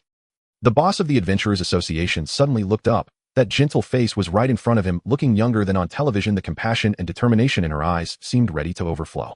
I'm so proud of you. What is your name? Your Majesty, Osman V. You have come. My name is not important. Please take a seat. The boss of the Adventurers Association cleared a spot, giving the main seat to him. No, your name is very important. I will remember it. My name is Muse. I remember. Please explain the current situation. Muse laid out all the information on the table and began to explain the situation on the front lines to Osman V. The Demon King's summon is level 100, indicating that the Demon King's power has not fully recovered. After gaining a preliminary understanding of the situation, Osman V first threw the arrogant usurper into prison. The charge was suspected pre-war rebellion. He would be detained for a few years before further actions were considered. The troublesome noble had his house raided. Do you enjoy hosting tea parties when there's a war? Why didn't you bring your mattress when fleeing? In any case, Laosho would take care of her, so there was no fear of her truly falling into despair. Dressed in her pajamas, Natasha Alexander ran outside, pointing at the soldiers and complaining, how rude. You brute. Have you no manners? Young lady, this is Osman versus personal guard. You should come back. The helpless butler waved at his young mistress. Huh. Does Lord Osman not have friends? Surely he can defeat something like the Demon King with a wave of his hand, but the tea party is also very important. Osman V helplessly rubbed his temples, wondering how a noblewoman could be this oblivious. I wish I could just wave my hand and slay the Demon King too. Go give her a punch to the head so she stays at home and doesn't cause trouble. Yes. The personal guard didn't care whether you were Alexander or an apple. They stepped up and threw a punch, causing Natasha to crouch down holding her head. Tears momentarily welled in her eyes as she looked up at the personal guard and exclaimed, "Ugh." Osman V declared, "Natasha Alexander, please go back to sleep and do not cause trouble." After saying this, the guard turned on his heel and marched away. "What is your name?" The personal guard turned back and stood at attention, saying, "My name is Ivan Petrov. I will remember you." Natasha gritted her teeth and said, feeling that this fellow was far from a gentleman. Not only was he the fastest during the raid, but he also struck a lady. "No need to thank me." Ivan returned to the temporary command post while Osman V sighed, realizing that this guard had no sense. He should have been more gentle, as Laozho had guarded the borders for many years with no children, and this was his only niece. "Tomorrow you will guard me." "Yes." Sure enough, the letter from Laozho was placed on Osman V's desk the next day. "The cold winds of the north bite to the bone. Ooh, can my king's holy body find warmth? My niece is frail and has a stubborn temperament, so she may have offended. Ooh, do not hold it against her. My king, do not be angry. Ooh, I bow and prostrate myself, whip my body, and tear my flesh. The nation is in peril and the country faces calamity. To privately seize military resources is a crime deserving death." Osman V felt exhausted just reading this. Laozho was promoted by the great Osman, a winter count belonging to the humans who possessed the lifespan of elves. Since the death of the great Osman, he had never stepped outside the borders, and before each succession of the Osman throne there was always that saying, if any thieves wish to seize Osman's lands, they should seek Count Laozho in the east. Osman V waved his arms, scattering the memories in his head. His final decision was to read and not reply, pretending this letter had never been sent. First, he focused on the matters at hand. Osman reorganized the original team of 4 to 5 people into a 3-man squad consisting of 1 frontline, 1 damage dealer, and 1 support. At noon, the Dwarf King and the Elven Flower Knight arrived. No matter the time or place, as long as someone was fighting the Demon King, we elves and dwarves had to contribute. It's the first Demon King. The Dwarf King scratched his beard and elbowed the Flower Knight's thigh. The Flower Knight kicked the Dwarf King, saying, "Why are you bringing that up now? With both of you here, I extend a welcome on behalf of the entire Osman Empire, but regrettably the country faces a crisis, so I apologize for the lack of proper etiquette." Osman V stood up to greet the two. It doesn't matter, I'll just go to the underground city to get some good, or as a reward." Barbarians. The Flower Knight despised the Dwarf King, who always teased her about having lived with the first Demon King in the past. The whole world believed she was rescued from the hands of the Demon King, but those who fought alongside her back then knew that was not the case. At that time, the Flower Knight was still an elven princess. She cried profusely when the first Demon King died, insisting on performing a dramatic act of love, which was not a beautiful rumor. Go away. Can't you just not mention it?" The Flower Knight kicked the gossiping Dwarf King, as the great Osman had promised not to disclose this matter, so no one in the Empire knew. All right, I didn't hear anything clearly." Osman V was also shocked.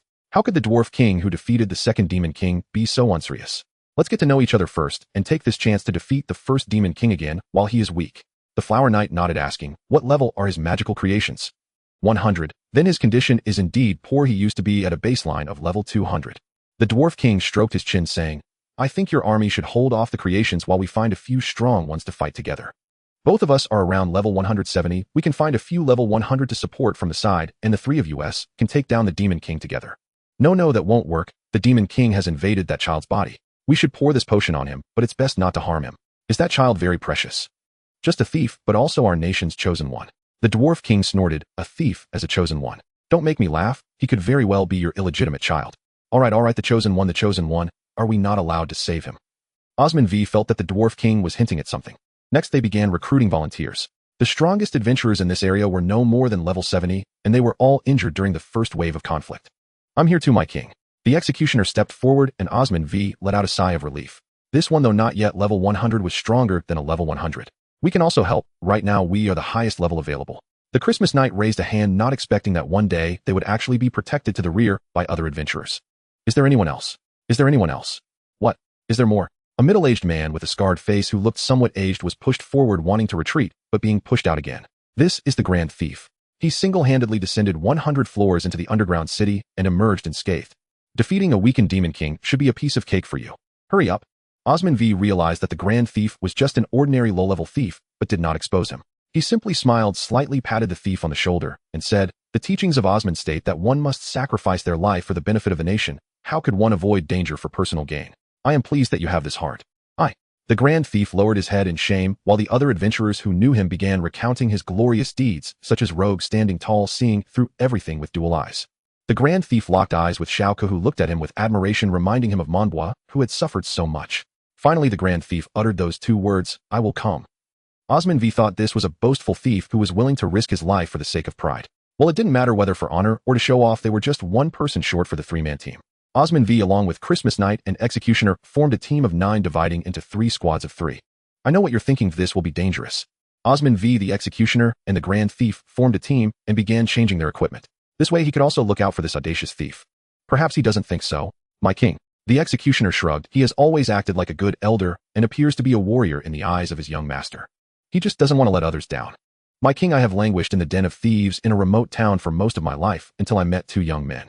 The righteous thief looked towards the Demon King's palace. One was the controlled Monbois, who showed me a clear path and pulled me out of the mire. The other was Xiao Ke, who granted me honor, self-worth, and dignity. Regardless, I must go, not because of a beggar or a thief seeking glory, but as a matter of basic human decency. If I stand by idly, how am I any different from the monsters? Osman V donned his helmet of fine speech before battle.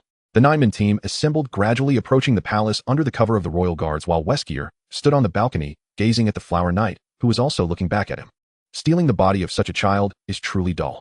The Flower Knight shot Weskier a glare, but Weskier was not angered. Instead, he smacked his lips while Monbois jumped up and kicked Weskier. Don't make that disgusting expression using my body. Monbois now deeply understood the feelings of the cocoon weaver, having his own body occupied by another to do things he found embarrassing.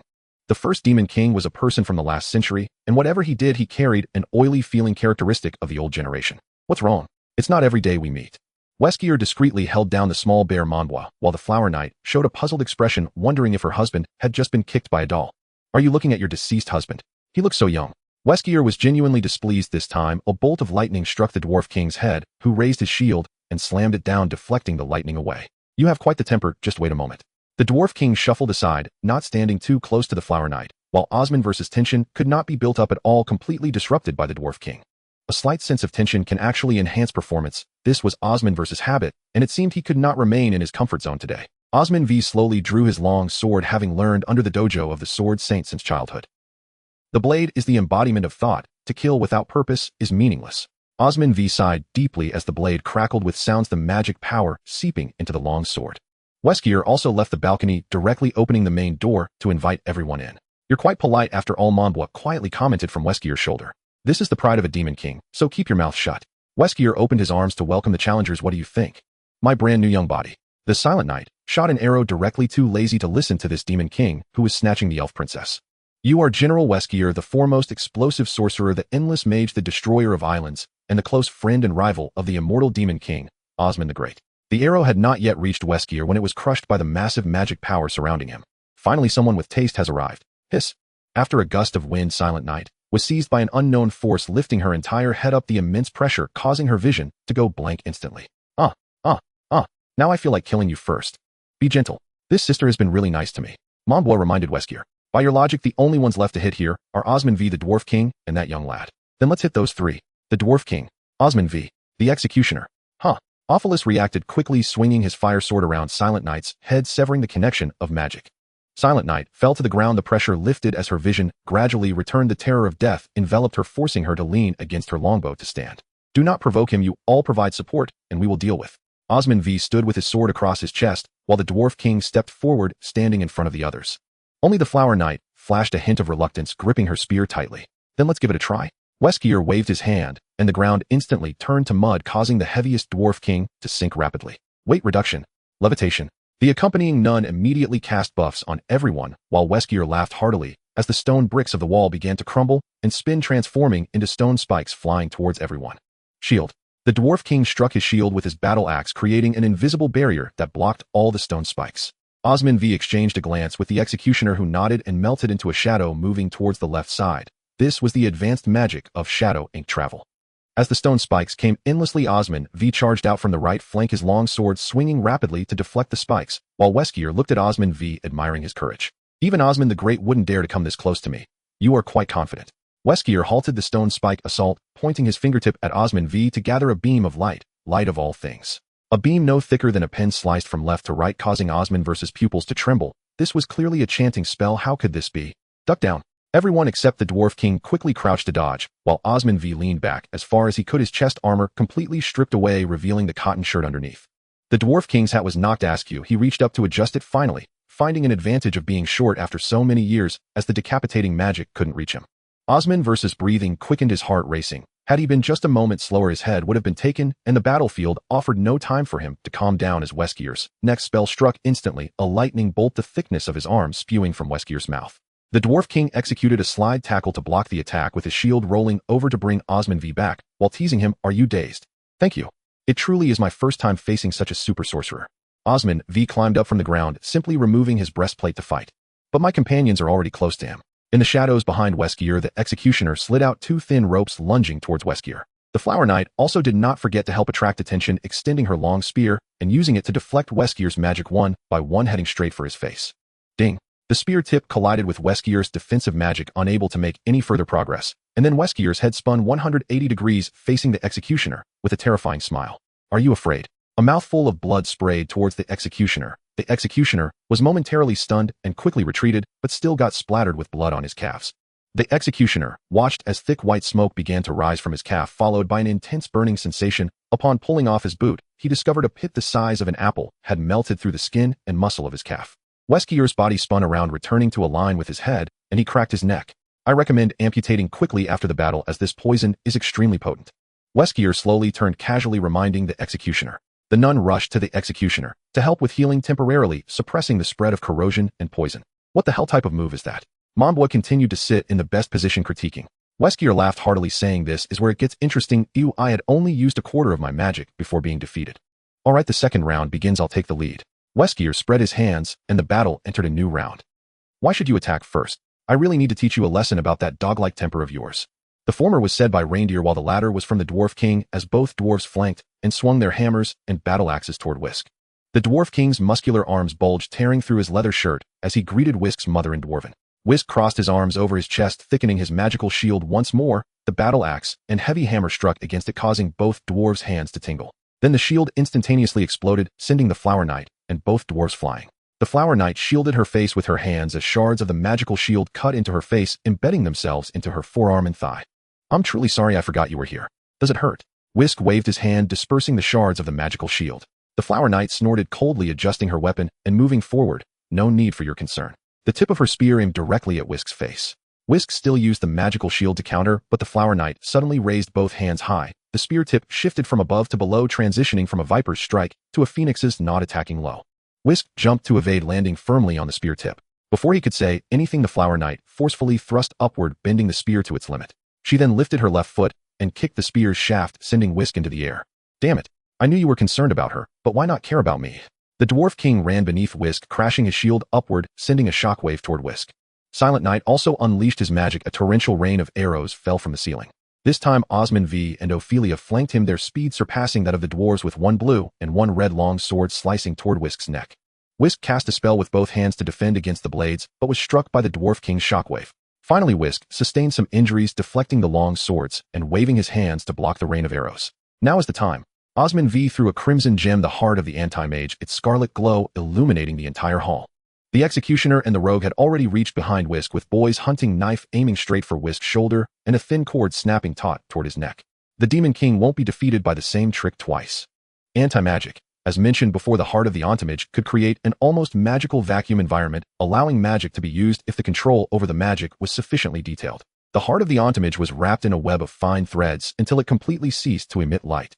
The rogue's knife could no longer be retracted as Whisk in midair gripped his windpipe, rendering him unable to breathe. The hunting knife struck Whisk, but shattered into fragments.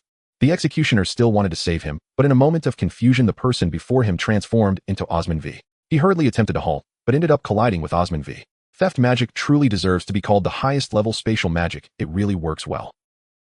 After lamenting, Whisk turned to the rogue, level 27, coming to die.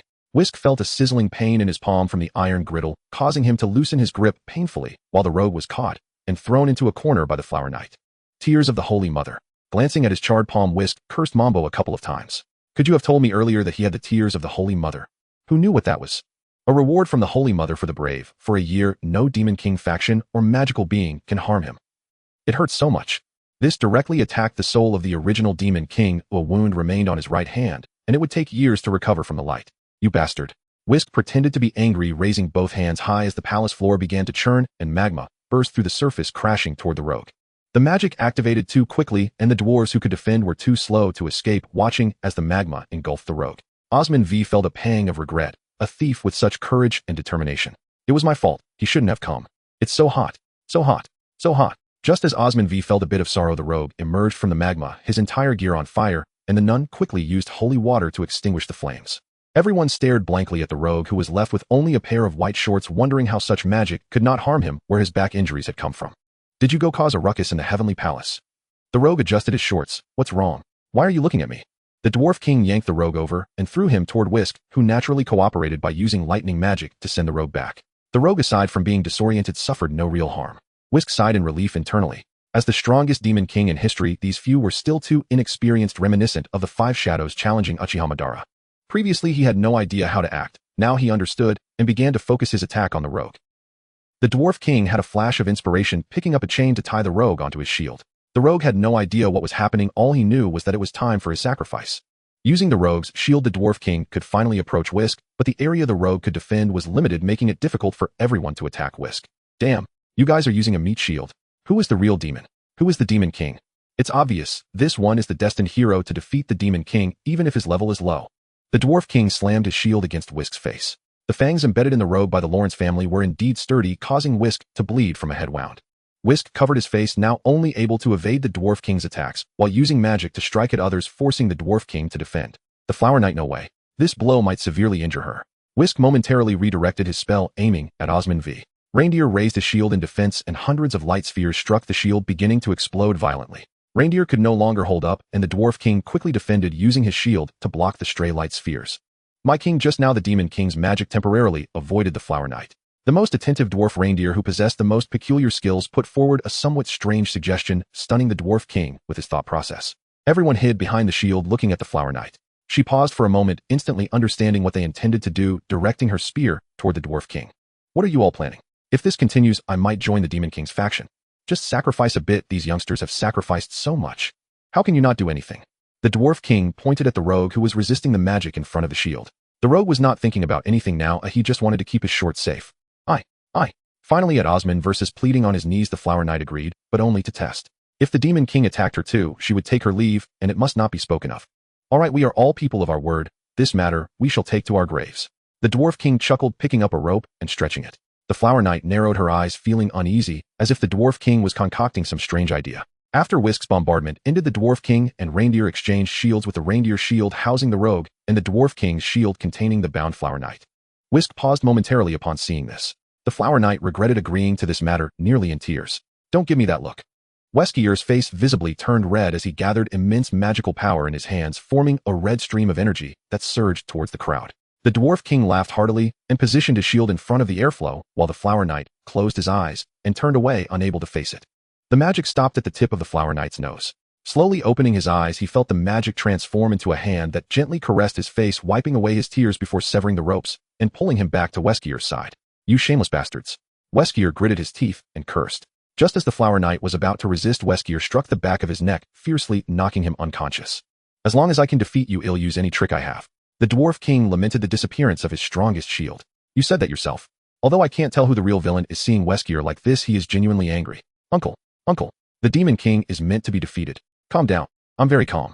Weskier shouted loudly, unleashing his signature spell, Great Submersion. The terrifying magic that once sank an entire archipelago caused a meteorite to be forcibly deflected from its orbit, slowly heading towards the Ottoman Empire.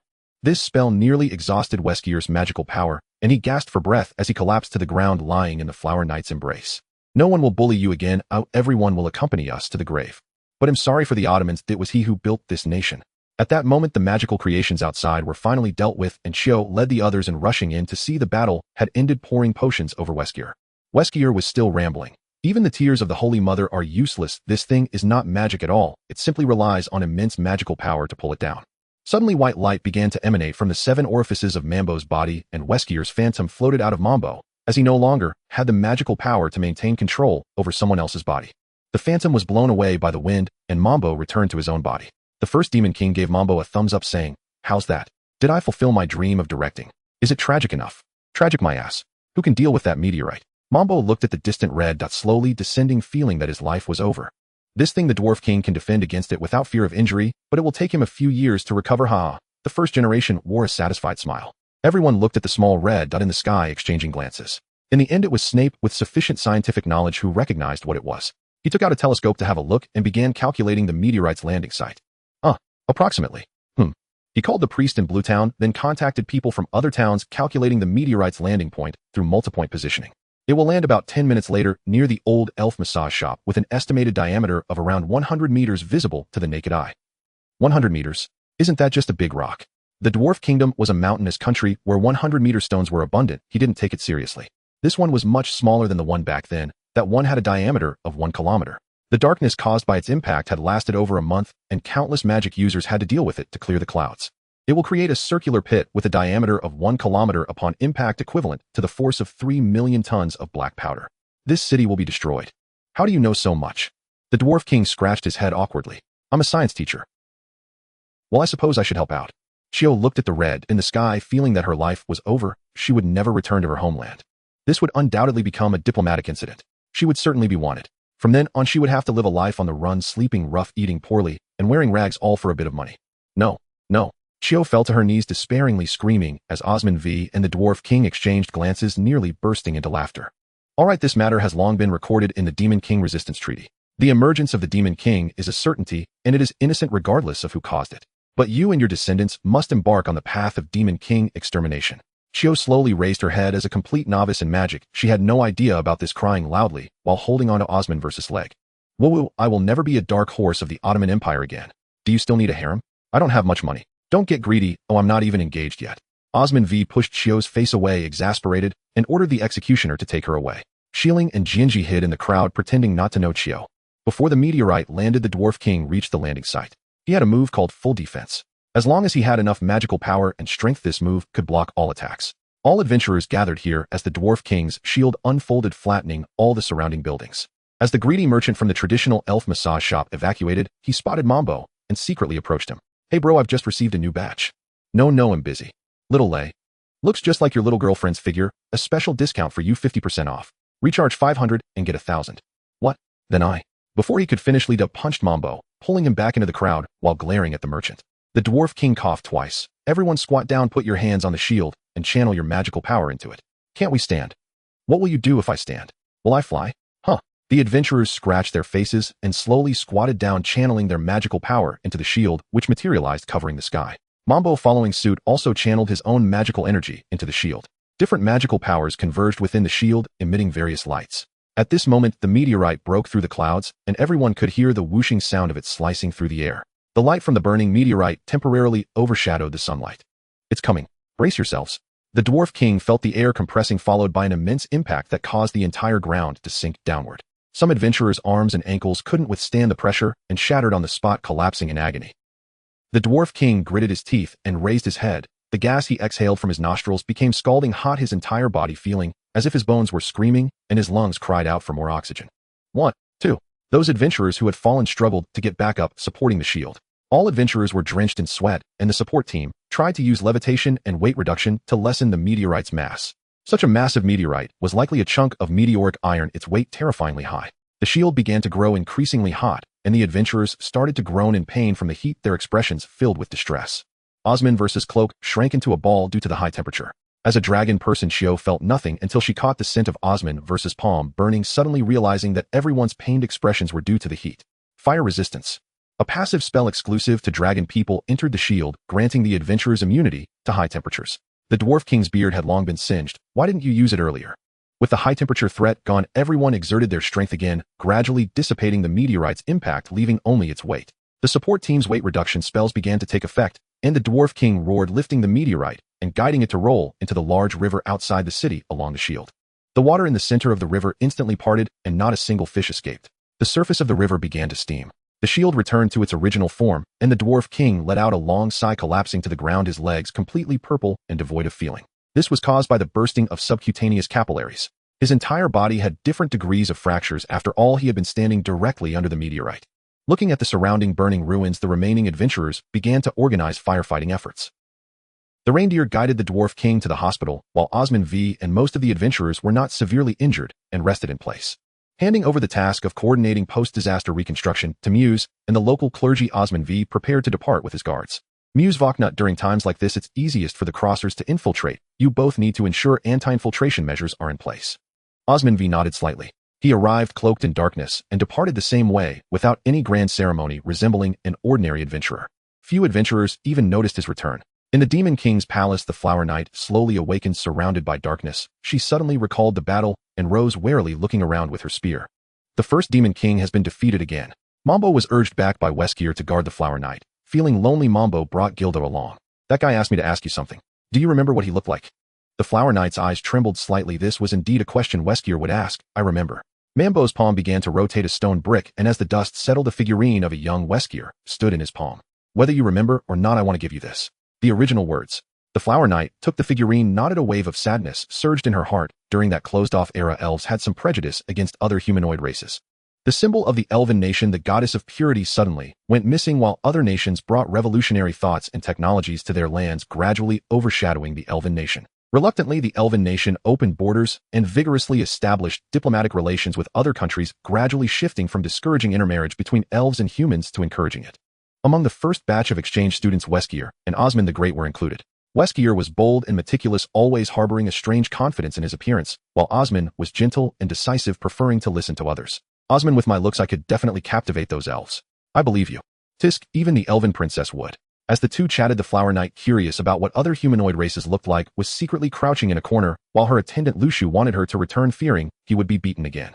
Weskier turned his head and met her gaze, pretending nothing had happened, directly cutting off the topic. The Flower Knight, no longer hiding, ran up to Weskier and said, "What would even the princess do?"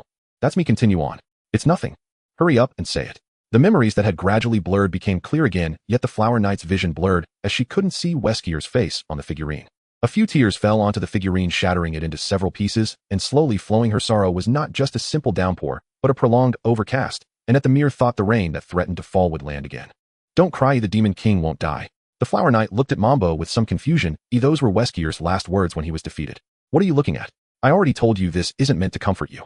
Mambo's voice echoed Weskier's, leaving the Flower Knight momentarily stunned. Mambo threw up his hands and turned to leave. The Flower Knight placed the figurine against her chest and thanked him. Since the Demon King had been defeated, she should return home. In the mental space, Weskier expressed his gratitude to Mambo, while the other two looked on with disdain. "Who else has a wife or sister to send my regards to before I change my mind? Fulfill your dreams." Mambo relished the feeling of being thanked, feeling truly needed. The second-generation Demon King said, "Women only keep me from having time to work on my muscles."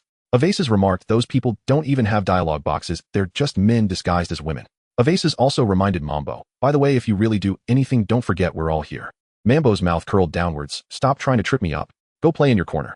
These three had reliable character. When the time came, they would cut off external connections. The only question was whether Mambo could overcome this psychological hurdle. The Demon Kings were amused by Mambo's expression, while Avaces understood how to strike at the heart. Mambo returned home in silence with Gilda, and upon opening the door to their room, he found that half of it was gone, having been temporarily propped up with wooden pillars. Jack was trying to make a makeshift bed, while Yuzu stood in the corner, waiting for Mambo to return. "I'll go sleep on the sofa at Gilda's place." Jack looked up and saw Mambo pushing against the adjacent wall, which suddenly collapsed with a loud crash. "Their room has been empty for a long time. Our luggage is next door." "Yes, it's all gone." Jack set up a makeshift bed and invited Mambo. "It gets quite cold at night in autumn. Why not come in and lie down?" Mambo waved his hand. "Forget it, I'll ask if we can get a different room." He led Yuzu down the rickety staircase to the front desk, where the owner was processing checkouts for adventurers. "How can we switch rooms? Just as long as it doesn't collapse or let in the wind." The owner, finally encountering someone not checking out, agreed to the room change. "A triple room. Which big bed would you like?" "Baba Laba Baba, I think I heard someone wanting to book a big bedroom." Avaces emerged from Mambo's mind in a flamboyant outfit to cause mischief. "Oh yeah, big bedroom. Are you ready to hold on to both of them tightly?" "You little rascal." Avaces danced next to him, leaning on his staff with great flair.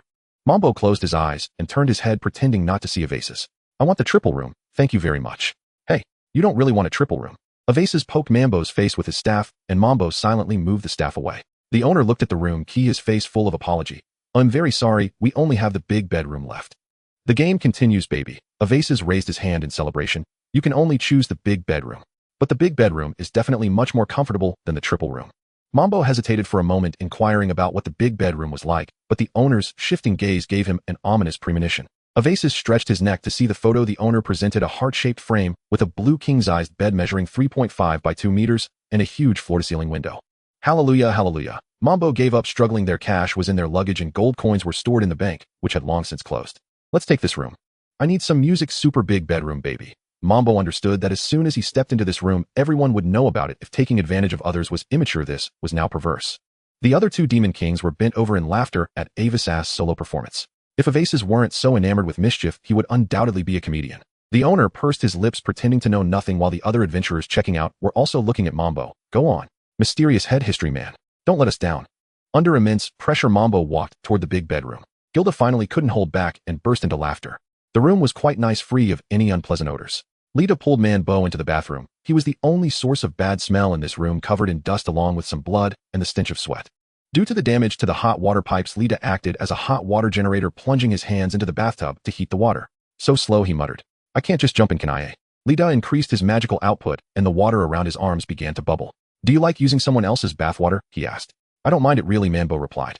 That's so twisted, Lita said, kicking Mambo lightly, who laughed heartily. Just kidding. He then patted Lita's arm, only to yelp in pain from the heat. Just as the two were joking around, they received the notification that the Demon King Resurgence event had ended. Adventurers, the Demon King Visk has been defeated. Thank you for your contributions. The Reed continent has regained its peace. According to contributions, the Demon King's path will issue corresponding rewards: 1 for special contribution, 10 for first-class contribution, 100 for second-class contribution, 500 for third-class contribution, as well as fourth-class contribution and participation contribution. Contribution list. TXT. When Mambo saw this file extension, he was stunned. Opening the file, he found that special contribution was neither Osman V, nor the Dwarf King, nor the Flower Knight. Instead, it was the rogue who undoubtedly received the highest contribution for withstanding the most magic and attacks, earning a whopping 1 million experience points. The other 8 were listed under first-class contribution, and among the remaining 2 was Mambo, whose frail body had managed to withstand a significant portion of the Demon King's power.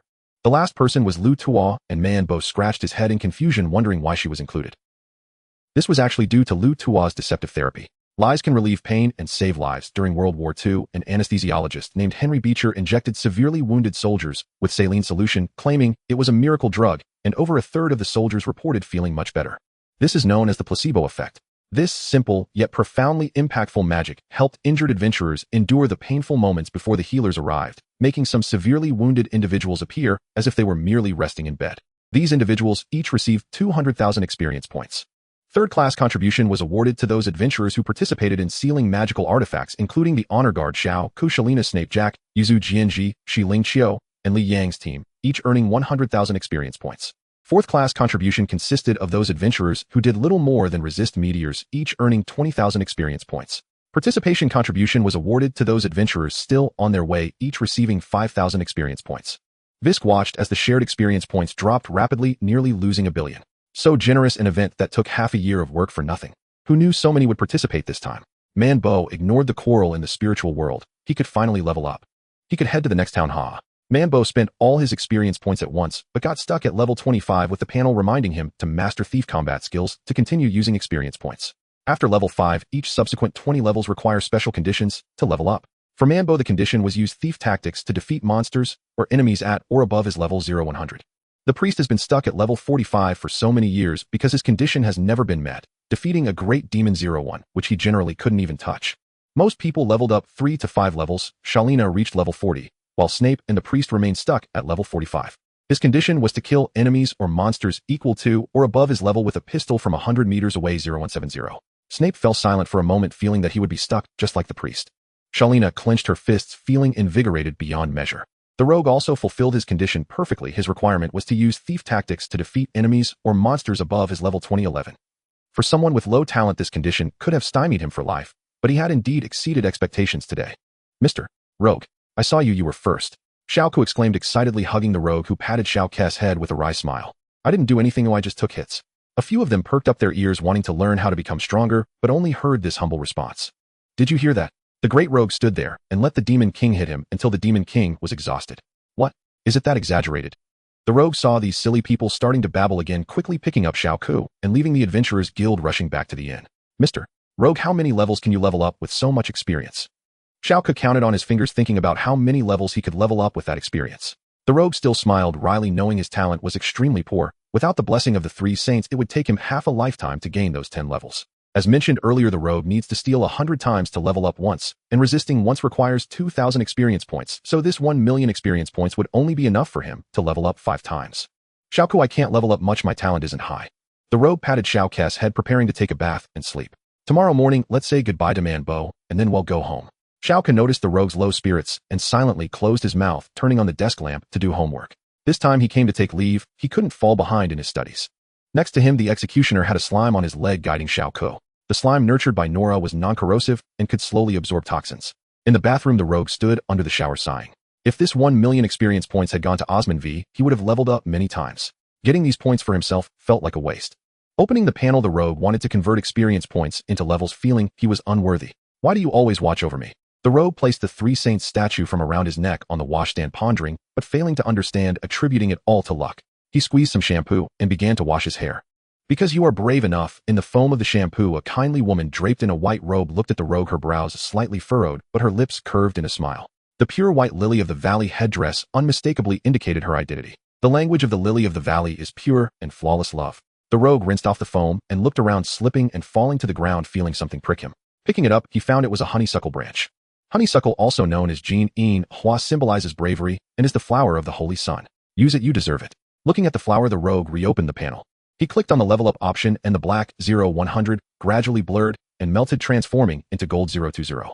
The rogue seemed to understand something. He must have some significant task at hand, hoping not to disappoint the three saints. With a press of his finger, the rogue reached level 45, simultaneously unlocking a new condition, reached the underground city, level 100 alone completed. Manbo, excited after leveling up, had the hot water ready. As Lita finished her magic and left, Manbo took the opportunity to take a bath while changing into her sleepwear.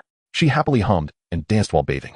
The increase in level significantly enhanced Manbo's agility, allowing her to finally utilize the skills she had always dreamed of. After drying off and putting on her sleepwear, she rolled out of the bathroom, first supporting herself with her left hand on the ground, spinning her feet, then switching to her right shoulder and back, while continuing to spin her feet, repeating the process. Watching Manbo roll on the ground, Lita threw a pillow, interrupting the performance. What are you doing? Am I cool? Manbo asked, holding the pillow. You're so cool, go to sleep now. Lita patted the space between herself and Yuzu, and Manbo, scratching her face, lifted Lita to the middle, while also suppressing the thought of Awasa's in her mind, who was ready to wear formal attire and hold a scepter, preventing him from performing. Once I grow up and can truly take on this responsibility, then we'll talk, Manbo expressed, indicating she could not hold back and just wanted to sleep beside someone. I thought you would like it. Lita shifted slightly, making room for Manbo, who turned her back to Lita and hummed twice. Indeed, she liked it. Lita turned around, leaning her back against Manbo and looking at the already sleeping Yuzu, saying, humans' bodies are still a bit afraid of the cold. Come a little closer to me. Manbo swallowed nervously and slowly turned around, her hands awkwardly placing on Lita's shoulders. Lita moved back a bit and Manbo naturally embraced her. Yes, yes, yes. 4. Well, can you three get out of here? Okay. The three cut off their connection to the outside world, allowing Manbo to enjoy herself alone. Holding Lita, Manbo quickly fell asleep. Far away in Blue City, the priest and Uncle Mo received the notification that the event had ended. The two prepared a small meal in the churchyard to eat and drink. In the quiet of the night, only the moon accompanied them. I told you worrying was unnecessary.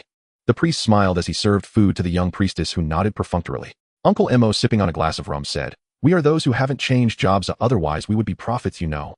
It was already the stage of boasting after drinking. Although they said that the three of them were not sleeping at this time, it was just that they couldn't sleep, waiting until they confirmed Manbo was fine before relaxing. So have you seen the contribution list? No, when the event ended you called me, and when I arrived you insisted on eating first with the food and drink. The priest, due to his faith, couldn't drink alcohol and had been drinking beverages, remaining relatively sober. I forgot to check too. The young priestess swallowed her food and eagerly opened the contribution list. Where could little Manbo be? Could she be first? The young priestess said with a smile, but then her smile froze on her face. Who is it? Is Manbo really first? The priest and Uncle Mo moved closer to the young priestess to see her expression. They too froze upon seeing who was ranked first on the list. Uncle Mo, startled by the drink, exclaimed, what the hell? If I had known it was this easy, we would have gone too. Could it be that the thief has a special attack against the first demon king? The priest pondered, stroking his chin. The list had been out for a while, and each person's photo was filled in next to their names. After all, there could be people with the same name. In the photo, the righteous thief rose from the magma, raising molten rock with one hand, while supporting himself with the other, his eyes fixed ahead, his entire body enveloped in flames like a phoenix reborn from ashes. Don't ask who took the screenshot. Oh, just know it was Gallo who gave it to Mudazizi. Uncle Mo was astonished. Who the hell is this? The priest was puzzled. What happened in this world? The young priestess sighed. Has he always been this strong? The three of them, like being locked in a newspaper by Doflamingo, expressed that they found little credibility in this. Fortunately, Manbo's ranking was not low, and after finishing their meal, they went to sleep with peace of mind. In the coffin at the stable, Liang was immersed in the joy of obtaining a great opportunity. His corpse manipulation technique could completely sever Westgear's link to magical creations, directly leading the team into third-class contribution, leveling up to level 45. Moreover, he also found a beautifully crafted puppet in the ruins of the Demon King's palace, which belonged to the corpse. After manipulating it, he discovered this puppet was a full level 125. The materials used for its creation were peculiar. It looked and felt like a sleeping elf. The only flaw was that the puppet's appearance and race did not meet Liang's aesthetic, causing him to pinch its face all night. Revenge. No, I don't have time for that. Liang tore open his chest where a bank card lay quietly in the left atrium. I want to go home. While everyone else fell asleep, only 3 people wandered the streets: Chang, Ji Xiling, and Xiao. Xiao spent all her money compensating for the Chuch's cross, and Chang Ji and Xiling had long forgotten where their luggage had gone. The 3 had not a single penny. The Adventurers Association's compensation fund had not yet arrived, so they could only find a place to sleep on the street. Aren't you 3 cold? Voknut observed these 3 for half the night. They were lingering around the church next door, almost wanting to ask to stay the night. Voknut himself couldn't sleep due to an old head injury, and coming out to see the moon was disturbed by the 3, which only made his head hurt more. Cold. Of course it's cold. Come in then. The 3 entered the church with grins. The priest tossed them 3 sleepwear sets and pointed to his bed. Only this one sleep here. Voknut enjoyed himself sleeping alone on a double bed. What about you? Xiao quickly undressed and got into the blanket covered in scales and not afraid of exposure, while Chang Ji helped her put on sleepwear. Voknut turned his head, not wanting to talk to the 3 much, turned off the light, and returned to gaze at the moon. With no one roaming the streets, the pain in his head gradually subsided. Voknut got up preparing to go back, but saw 3 mushroom people standing at the church door. He drew out his whip, puzzled as to why mushroom people would appear here. These low-level monsters were instantly defeated by Voknut. Following the traces, he arrived at a gravestone. Sarah Shelson, father and mother, Tony Shelson and Mana Shelson rest here. The soil was covered in white mycelium, and many nearly matured mushroom people were emerging from the ground as speculation dawned upon Voknut. He picked up a shovel and smashed the mushroom people, starting to dig the grave. With each scoop, more and more white mycelium appeared, densely packed. Even Xiao could smell the scent of monsters, but was held back by the other 2, told not to cause more trouble. Finally, as dawn broke, Voknut unearthed the coffin. He used the shovel to pry it open, and sure enough, the bodies of the old couple were tightly bound by the mycelium of the mushroom people. This indicated that the 2 had not died of natural causes, but rather had perished due to the memory devouring of the mushroom people.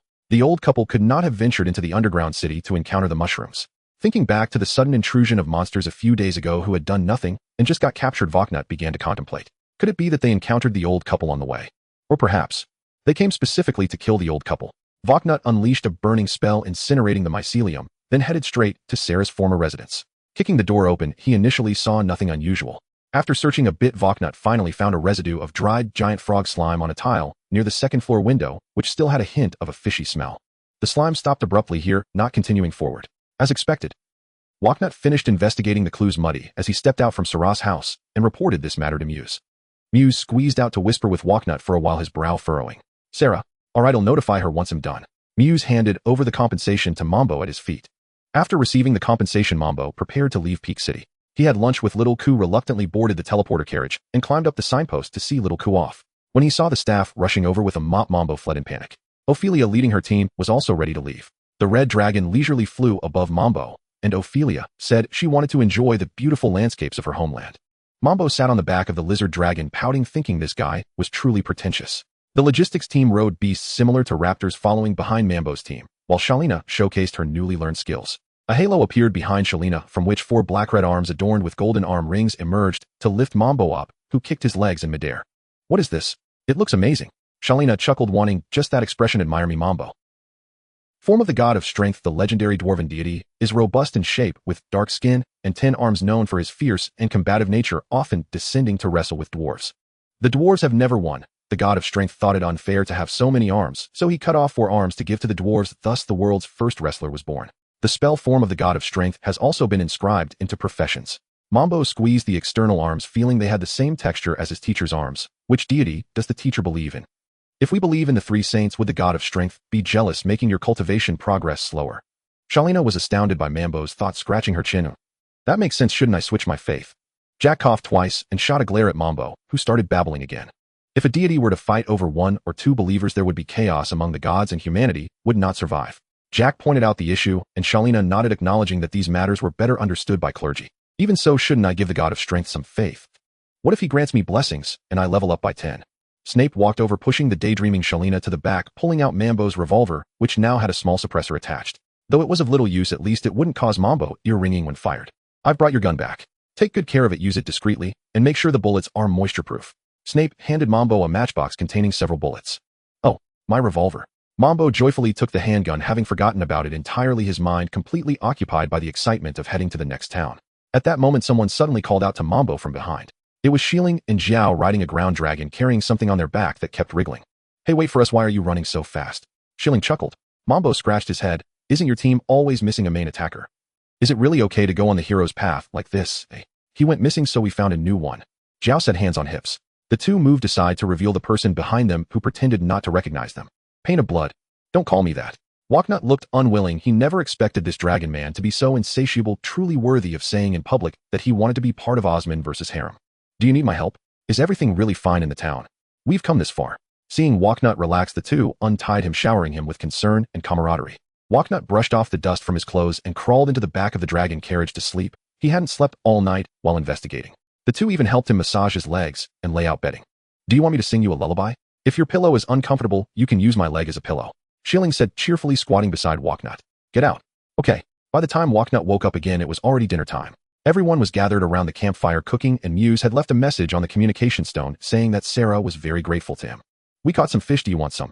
Jack said, carrying a basin of small fish. Walknut nodded and went to the river to help process the fish, scaling, gutting, and cleaning. "Where did Mambo go?" Walknut scanned the area but didn't see Mambo. "He's preparing a special meal for his girlfriend. Elita doesn't eat fish." Snape walked over carrying a large bird, also preparing to gut and pluck. Mambo picked some wild berries, repeatedly comparing them to Uncle Mo's recipes to confirm they were non-toxic and ripe. Then he used a theft spell to steal a piece of honey from a beehive and ran off. He caught a rabbit, skinned it for meat, chopped it finely, then mixed it with dough to make a flatbread, adding the minced meat with butter, sprinkling some salt, pepper, and wild fruit jam into a baking tray, and tossing it into the coals for a while. After taking it out, he drizzled honey over it, and a honey-flavored rabbit meat berry pizza was ready. "Give it a try." Mambo borrowed Shalina's skill, growing a hand to tear off a small piece of pizza and place it on a plate. Shalina, who was arm wrestling and drinking with Reindeer, caught a glimpse of Mambo using a subpar version of Form of the God of Strength and stumbled, instantly losing the first round. "Ha ha ha, drink up, you lost. Little girl, you're still too young." Reindeer struck a classic bodybuilding pose before smoothly transitioning into a son of Zeus. "Did you see that? That's what real muscles look like. What you did was just exercise." "Wait a minute, Mambo just seemed to have stolen my skill." Shalina stood up, pressing down on Reindeer's head, and Reindeer adjusted his helmet. "What a fuss, Mambo can even steal priest skills." The two walked up to Mambo, asking him to use that move again. Mambo, with Yuzu and Lita's mouth stuffed full, looked up at the two. "Want to eat some?" "No, how did you use Form of the God of Strength?" "I stole it." Mambo mimicked Shalina, a blurry halo appearing behind him as four thin, shriveled arms slowly stretched out.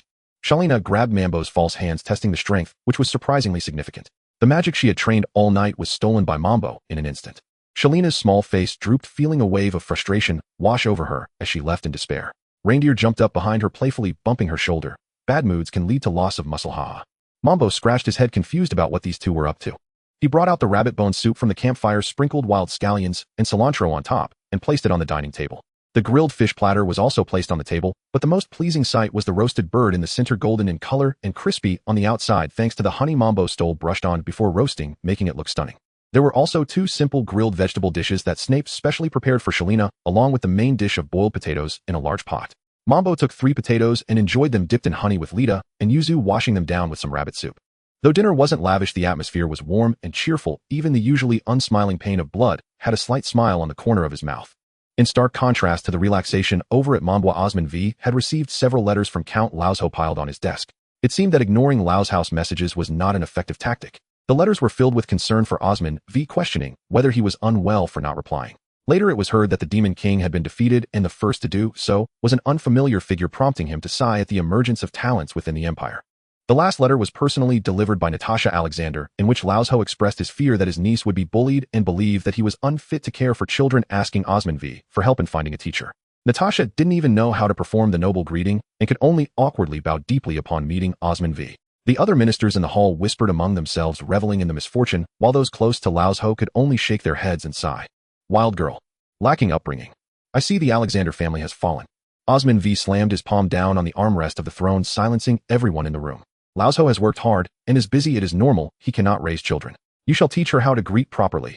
Osman V instructed his royal guard to provide the teaching. Ivan set down his spear and stepped off the platform, mimicking the gestures of the women in his family, raising his skirt, slightly bending his right leg, while positioning his left leg behind it, slightly bowing his head. My king as well. Natasha attempted to stand on one foot, placing her leg behind her, but since she did not lift her skirt, she stepped on it and fell forward. Ivan reached out to grab the back of Natasha's collar, pulling her up, while Osman V couldn't help but but chuckle at Natasha's foolishness.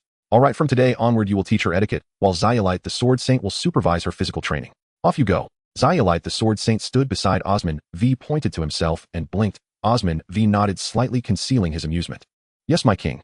Ivan dragged the blushing Natasha out of the council chamber, and Zyolite bowed before following. With the interruption over, Osman V began discussing which individuals had excelled during this event, and which needed more time to develop. I think Mr. Ophelia, not possible, too fickle, only knows about love and relationships, unfit for great responsibilities. Before the minister could finish, the elderly Sword Saint Ong directly interrupted him.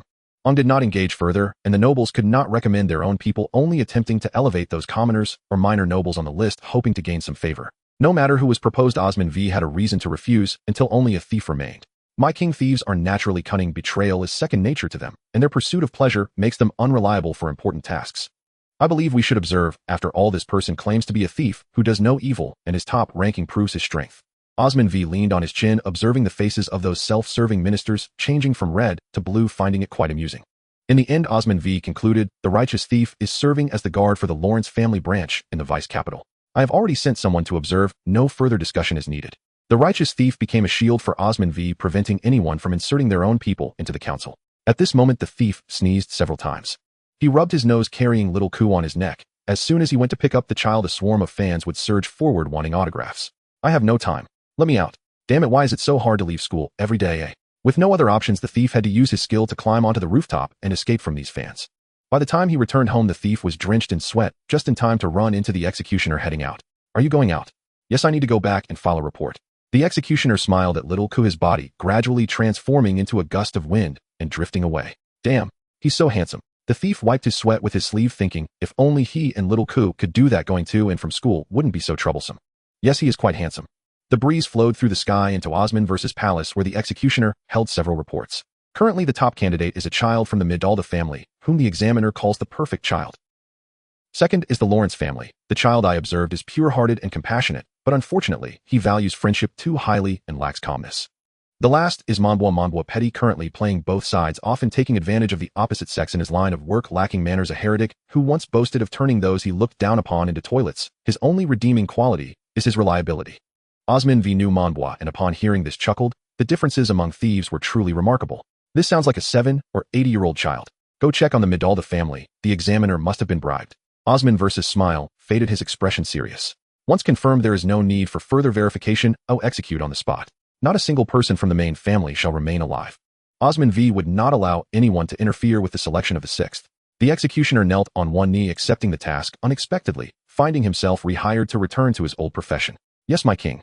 In the distance, the Midalda family was engaged in revelry. Their patriarch had participated in a royal selection once, and the moment the examiner appeared, he understood what was happening. Through various means, they persuaded the examiner, who was unable to resist temptation and was now colluding with this family. Your Excellency, you have written my child so favorably. We will ensure you are exalted in the future. It's just a matter of a few strokes. In the streetlights of the night, a blue gaze gathered, followed by a body and weapons. Crash! The glass roof of the restaurant shattered. The patriarch snorted coldly, wondering who dared to break his windows. Go find out who did this. If they can't pay, just kill them. Yes, my lord. Before the steward could finish his sentence, a streak of blood appeared from his neck, and a large head slowly fell to the ground, the body following suit. Who? The lord sprang up from his chair. He was a level 80 archer, practically ruling over this town. He summoned his short bow, aiming at the others at the dining table. A drop of cold sweat rolled down his forehead, blinding his vision, and in the blink of an eye his hands vanished. A sky-blue figure gradually materialized at the dining table. It seems I can surpass level 85 today. The executioner had the most specialized profession of killing, with very strict conditions to kill noble peers. 498-705-0000. Lord Midalda had already lost all honor as an adventurer, leaving only a seemingly impressive level. My hand. It's you. It's you. The lord recognized the executioner, turning to flee in an attempt to escape, only to be cleaved in half, his organs spilling everywhere. Our family. Our family. We were in service to Osman IV. The noblewoman collapsed to the ground, threatening loudly. I have killed everyone who served the great Osman. What is the 4th worth? As long as you dare to threaten the empire. Even the 5th I would dare to kill. The noblewoman was stunned by this outrageous declaration, only to have her head roll to the ground shortly after. In the mansion, blood filled the skies. The Midalda family no longer existed in the Osman Empire. The massacre had no impact on the path of the Demon King. At dawn, Jack roused the sleeping companions, and together they rose, washed, and brushed their teeth. Monbois carried a basin to the river to fetch water, and there encountered Li Yang's party, who had also come for water. This narrow river was the only nearby source, so many adventurers crowded its banks. The young nun greeted Captain Monbois. Still brushing his teeth, Monbois nodded in return. Li Yang was washing the face of a puppet, an enigmatic construct abandoned by some unknown master. Astonishingly, it could metabolize food as a source of energy. Even a cursory study of such corpse-born constructs would mark a tremendous leap forward. Indeed, Li Yang himself found his own creations unsettling. Especially those assembled from humanoid monsters. Such things would easily serve as mini-bosses in a horror game. After finishing his brushing, Monbois gently wiped Yuzi's face. Their actions mirrored each other precisely. Li Yang felt eyes upon him, looked up, and met Monbois' gaze. A silent question passed between them. Li Yang, is Yuzi also a corpse-born construct? Monbois, is that figure beside you a bioclone being? Li Yang, what is a bioclone being? Monbois, what is a corpse-born construct? Slowly they drew nearer, circling one another, each assessing the person at their side. Monbois pinched the puppet's cheek. It glanced at him silent. Li Yang pinched Yuzi's cheek, and she cried out in pain. Monbois roused Whisk from his slumber within the mental realm, summoning the master artisan to consult. Wait. How did that boy steal my floral knight? Whisk instantly recognized it as his own creation. Though its appearance and race had shifted, its core essence remained unchanged. He merely picked up something you left behind. That explained it. No wonder it seemed so lifelike. It was Whisk's handiwork. Yuzi is an exceptional support. That is an exceptional puppet. Yuzi says her captain is reliable and gentle. The nun says her captain is steady and composed. They exchanged polite professional praise, but Monbois still failed to recognize Li Yang as the cross-dimensional traveler he'd met before. Glancing at Li Yang's hair, he felt a pang of envy for his innate talent. Li Yang, Monbois. They shook hands, formally introducing themselves. Monbois invited Li Yang to join their large party. Li Yang waved politely in refusal. No, I'm in a rush to level up. I'll take my leave first. Monbois nodded. Li Yang called over the nun, who had been reuniting with Voknut, and they departed in their carriage. It was not drawn by dragons, but by several corpse-born constructs straining forward in unison. It was an audacious tactic unlike living creatures. Constructs never fatigue or shirk duty. Their own lizard dragon, by contrast, insisted on resting after just 1 hour, and delighted in idleness. Should they transform the lizard dragon into a corpse-born construct? Grazing peacefully by the riverbank, the lizard dragon suddenly sensed danger, turned its head, and locked eyes with Monbois' calculating stare. Swallowing hard, it resolved to slack off less over the coming days. In the end, Monbois refrained. The lizard dragon had served him faithfully for a long time. Whisk pondered deeply, and gradually pieced something together. Monbois, I am a mage who has specialized into a puppet archmage. In magical construct craft, no puppeteer surpasses my mastery of arcane artifice. Only one profession can forcibly seize magical constructs, the necropaster, a dark mage archetype. Monbois stroked his chin. Are dark mages dangerous? Not inherently, but their ascension rites often demand profoundly sinister rituals. One of my former subordinates, a level 45 blood mage, required a concoction of 100 distinct maiden blood samples. The second generation nodded in agreement. He commanded more dark mages than any other demon king. His entire demon citadel teemed with deranged minds, each more unhinged than the last. Avaces, by contrast, employed no dark mages, only half-human monsters like Lita. Far ahead, Li Yang opened his interface. Its message tightened his brow. Level 45 Ascension condition, friend. It is time to attempt vivisectional corpse forging. 01. He closed the interface, then glanced at his teammates playing cards behind him. His heart began pounding violently. No, impossible. They cannot be used. If you refuse, you will never level up. You will never return home. Think of your father. If you delay, he will die. They are the easiest targets. No one will ever discover it. Captain, what are you thinking about? A voice snapped him back to awareness. Here, drink some water. Your lips are cracked and bleeding. The young nun had brewed chrysanthemum tea for everyone. Li Yang swallowed dryly, accepted the cup, and gently stroked her hair in gratitude. Seeing how captivated he was by her hair, the nun sat beside him, waiting patiently until he finished. Unit 1. I am here, master. If I ever act to harm them, attack me without hesitation. Understood, master. Li Yang paused, then added firmly, do not cease regardless of what I say at that moment. Shall this directive become my foundational protocol, master? Set it as the highest priority foundational protocol. Yes, master. Li Yang released his grip, massaging his temples. I feel. I'm changing. Do you sense it too? Of course, I've always sensed it. The nun blew gently across her chrysanthemum tea. She preferred it cooled. I'm truly sorry. There's no need to apologize for speaking more. It doesn't disturb us. Puzzled, the nun wondered why her captain suddenly offered an apology. Li Yang blinked, stunned. They hadn't noticed his transformation at all. It's fine. Go play with them. Li Yang drained the tea in one gulp, then resumed commanding the corpse-born constructs forward, toward the next town where he would ask the mayor for assistance in locating a death row convict. He would become the executioner, for one night only. But even if granted permission, the mayor would likely deliver a bound cross-dimensional traveler, and black mages would certainly be expelled on sight. Li Yang sank into troubled thought. To him, natives were no different from kin. Killing one for personal gain was unconscionable. As he pondered his passive ability, Necropaster, activated, he sensed fresh remains nearby. Female. Age 27. Occupation warrior. Cause of death gunshot. Time elapsed 10 minutes. Li Yang halted the carriage and followed the resonance. only to find a man intimately embracing another woman. Embarrassed, he turned away. Yet the corpse sense persisted right there. He glanced back and saw the woman unmistakably dead, moving with the stiff insectal precision of a cordyceps-infected host. Step away from that woman. She died long ago. Liang spoke aloud. The man turned, and it was Hemero. The fallen woman was his party's frontline warrior. Are you a pervert? Why are you spying on us?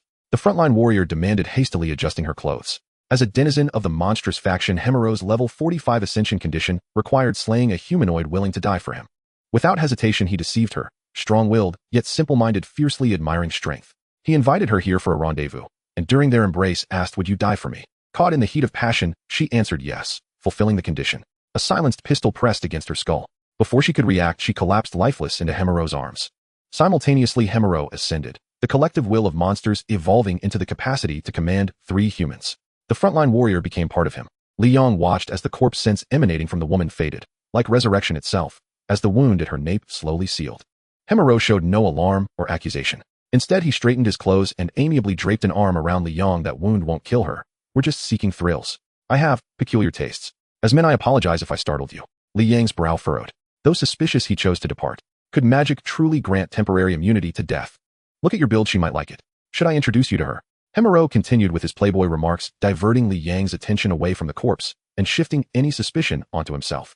Liang indeed fell for it. Disgusted, he pushed Hemero's arm away, apologizing for interrupting the two's enjoyment.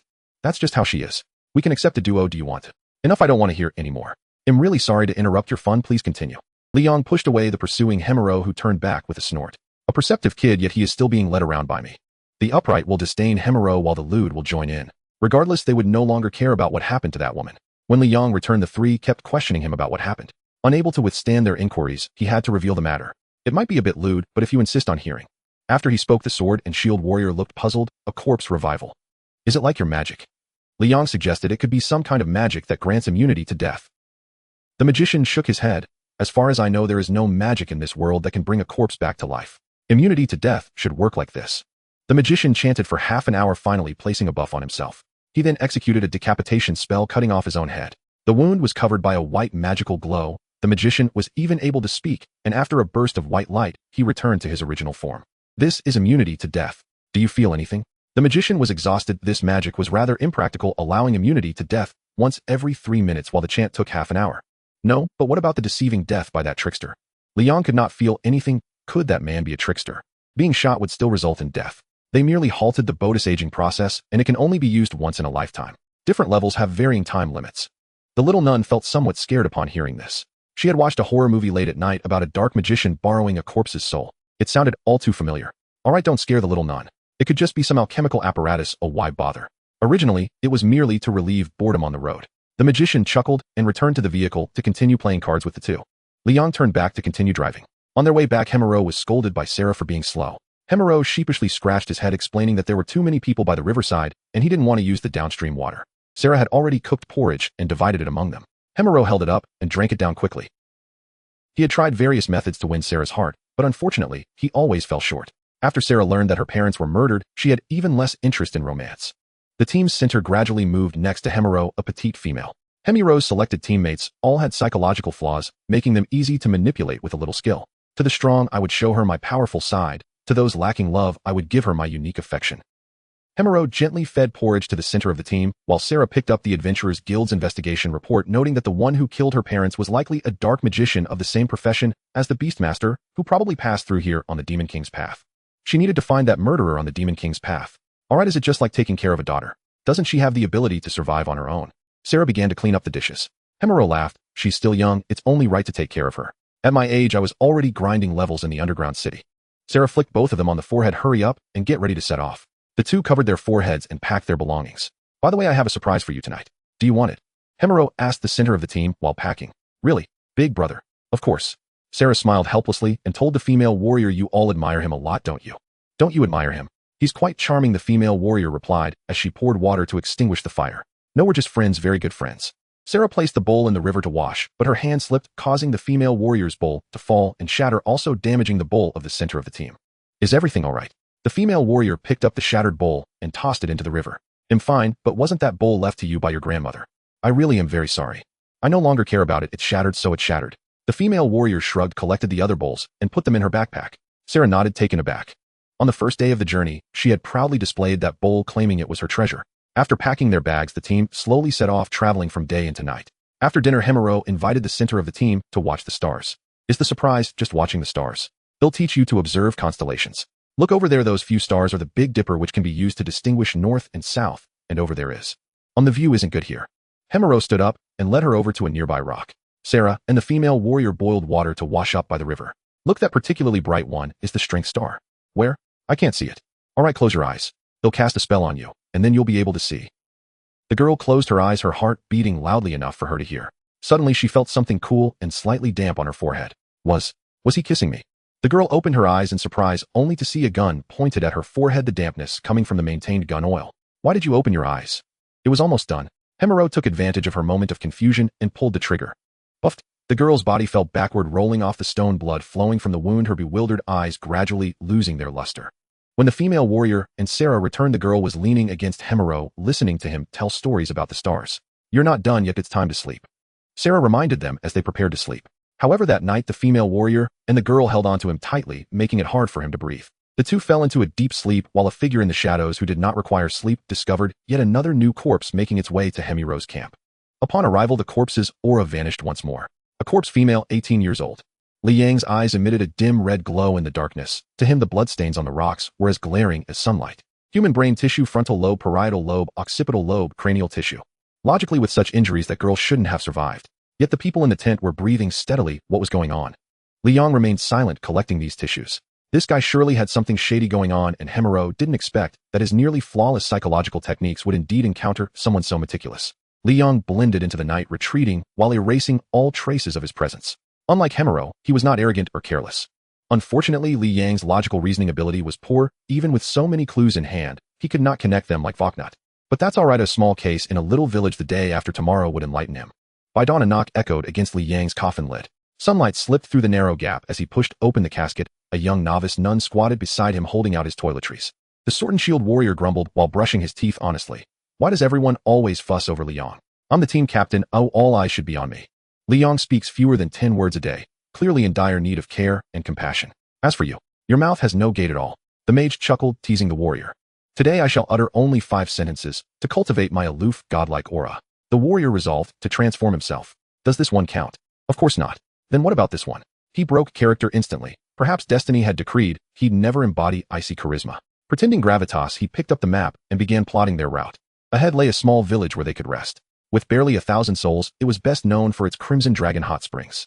The party studied the map and exchanged glances, then decided to try the springs. Li Yang reinforced his body with potent buffs to prevent accelerated decay from the heat. Monbois remained behind while Ophelia led the rest of the party onward. Red dragons and crimson fire drakes clashed fiercely when near one another, so she wisely avoided that volatile entanglement. Welcome, esteemed adventurers. The village's most prominent figures gathered to greet them: the affluent proprietress of the hot springs, a lawyer, and his female assistant, and the middle-aged village chief, who also served as director of the orphanage. The lawyer peeled a banana, tossed the peel aside upon spotting the adventurers, and stepped forward to welcome them. The Crimson Dragon hot springs constituted the village's largest economic pillar, aside from tea cultivation, and villagers greeted the party with warm enthusiasm, guiding them toward the springs nestled beside the settlement. A fire drake lounged beside a massive stone-built pool divided by a low wall into separate men's and women's bathing areas. Eager to soak, the group plunged in, only to find something strange. A figure floated motionless at the pool's center. It was Li Yang, utterly buoyant, unable to sink. With no choice, Li Yang tied 2 heavy stones to his legs just to submerge properly. Though the water's scalding heat invigorated adults, it proved overwhelming for Monbois, a child whose head soon spun with dizziness. He staggered out to recover, and happened upon Lita emerging from the bath at the same moment. Lita's damp hair clung to her face, lending her an unexpected ethereal charm. Monbois gently swept it back, and surreptitiously borrowed her thermal wind magic to dry it. This is no place for children. Shall we stroll through town instead? Lita suggested once her hair was dry, wrapped in her bathrobe. Monbois readily agreed, only to realize just before stepping out that something was amiss. Where's Yuzi? They dashed back and hauled her, nearly unconscious, from the steaming water, then dragged her along for their walk. Jack handed Monbois a silver coin, urging him to let the girls enjoy themselves. The trio sampled delicacies along the food street, then wandered to the lawyer's office, where an elderly man stood sweating profusely before the door, clutching a letter and pacing anxiously. What are you doing? Oh, the post station's collecting taxes, but I can't read the beastfolk script. I needed to know if I'm being swindled. Monbois stepped closer, offering his fluency in tongues. He translated the letter and confirmed the tax was legitimate. You've done me a tremendous favor, child. I owe you one. The old man hurried off with the letter. Moments later the lawyer emerged ruffling Mambua's hair. Little one, that translation just cost me 20 copper coins. Few legal cases arose in this quiet village. The lawyer sustained himself largely by translating documents, and occasionally officiated sacred rites, doubling as a clergyman. Sorry, I'll reimburse you. Mambua produced 20 copper coins, but the lawyer burst into laughter, confessing it was all in jest, and invited them inside for tea. Truly remarkable young adventurers. At my age, I wouldn't dare dream of adventuring, let alone hold a young lady's hand. Mambua grinned sheepishly, and slowly released Lita's hand. The lawyer's tea was exquisite, fragrant, and refined, far superior to Yuzi's rough portable brew. This is our village's signature floral tea. Delicious, isn't it? Only Chief Villager knows how to cultivate it. You'll find none like it elsewhere. Yuzi took a sip, and for once spoke unprompted. So delicious. Then buy some. I'll give you a special price, 300 copper coins per tea cake. The lawyer revealed his true intent with a sly smile. Ugh, so you're moonlighting as a tea merchant now? Mambua muttered, exchanging glances with Lita. She nodded. It was exceptional, and Yuzi too seemed content to purchase a few cakes. At least professional teaselers feigned decorum. The lawyer accepted the coins with glee, packed the order meticulously, and even threw in generous complimentary samples. Thank you for your patronage. He peeled 3 bananas, handing one to each of them, and ate one himself, tossing the peel out the window as usual. No class whatsoever. Mambua dropped the peel into a nearby bin. The lawyer merely smiled, unfazed. We're off now. Thanks for the bananas, and the tea was wonderful. Mambua patted his trousers and prepared to leave with Lita and Yuzi. Do come again. As he opened the door, he collided headlong with something solid and tumbled backward onto the floor. Lawyer, my daughter has vanished. Do you take detective work? A poised matron entered. Mambua rubbed his nose. Her perfume was overpowering, stinging his sinuses. Vanished. Didn't she volunteer at the orphanage? I checked. I found no trace. The lawyer weighed the tea money in his palm, studying the woman, her gaze distant, evasive. How much will you pay? My share in the bathhouse. I'll give you everything. Just bring her back. Her composure shattered, she dissolved into muffled sobs. All right, I accept the case. This tiny village had no adventurers guild, so the lawyer assumed that role. Mambua stroked his chin. At 7 years old, stumbling upon a disappearance. This convergence felt uncanny, as if fate itself were summoning him. Mambua ushered Lita and Yuzi toward the exit. He had no time for cosplay theatrics. The lawyer shut the office door behind them. Mambua glanced at the sky. Dinner time approached, and set off toward the hot spring inn. But the moment he stepped forward, the world tilted violently. See bull. Mambua slipped on a banana peel and crashed to the ground, cursing the lawyer's careless littering. One day karma will strike you. Ow. Yuzi knelt, casting healing magic on Mambua's twisted ankle. Lita sat cross-legged, offering her thigh as a pillow for his head. An adult might have broken a leg from that fall. Mambua groaned through the sting of treatment. Back at the inn, he vented to Jack about the incident. Jack could only offer a wry, sympathetic smile. Even the front desk clerk joined in, drawn by gossip. The elegant proprietress was the chief's estranged wife. Years earlier they'd divorced, yet recently she'd tamed a fire drake, enabling the inn's opening. I paid my dues too, but failed to tame one. Now I'm stuck working here. The clerk sighed. Jack clapped his shoulder. It'll pass. I admire your courage to reshape your life. The clerk nodded, limping away with a small package. Could you help me? I won't ask for free. Just buy a packet of tea. Mambua stared dumbfounded. Was everyone in this village secretly a tea peddler? Oh, you're here too. The lawyer investigated the orphanage and discovered an important clue from the orphans inside. The volunteer had arranged to meet someone at a hot spring hotel to exchange information, but too much time has passed, and they could no longer trace who it was. He then arrived here, and as soon as he entered, he saw Mambua. Mambua jumped up and delivered a powerful kick, which was intercepted midair by Jack. You reckless beast, throwing banana peels everywhere. You almost killed me. Haha, my apologies, but you have to take some responsibility for not watching where you're going.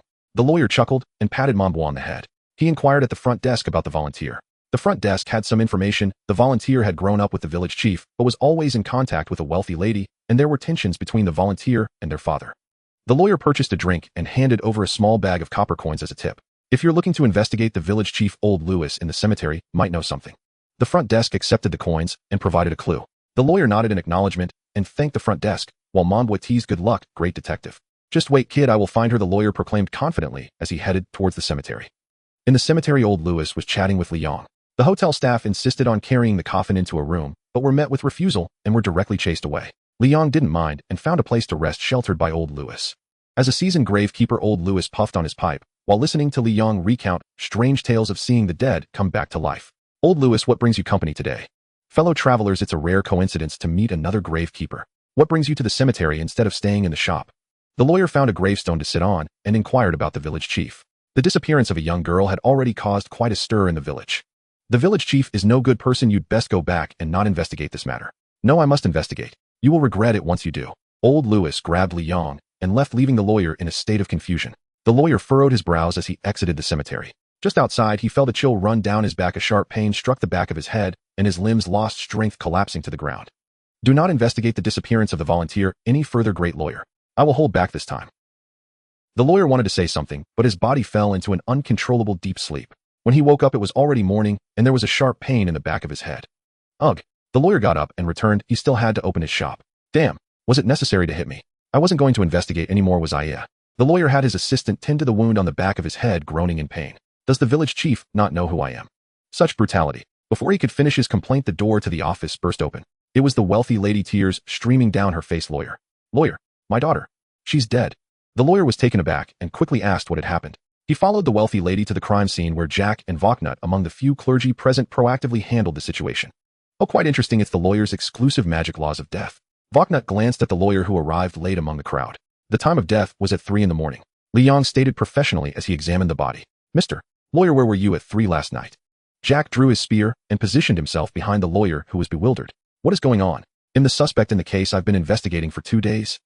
Are you kidding me? The lawyer took a step back, realizing someone was framing him. He had to escape. Catch him. Jack and Voknut flanked him and pinned the lawyer to the ground while Mondwa watched the scene unfold and shook his head in disapproval. It's over. The great detective has been caught. No, it wasn't me. Haha, I know, but you must be captured first. Mondwa raised an eyebrow. When Lida received the cup of tea, he immediately sensed something was off. As a magical creature, he had encountered that kind of flower tea before, which must have been watered with human blood before maturity. That was a specialty of the Demon King's castle. Mondwa and Voknut exchanged glances. Voknut nodded. Although Mondwa lacked reasoning skills, Voknut could guess most of it just by listening. The volunteer, having broken the flower tea that required blood, was killed by the village chief and framed the lawyer, who wanted to uncover the truth. All right, everyone disperse, or we will handle this matter. The crowd gradually dispersed, and Voknut and Jack tied the lawyer to a pillar in the square. The village chief thanked the two and returned home with a smile.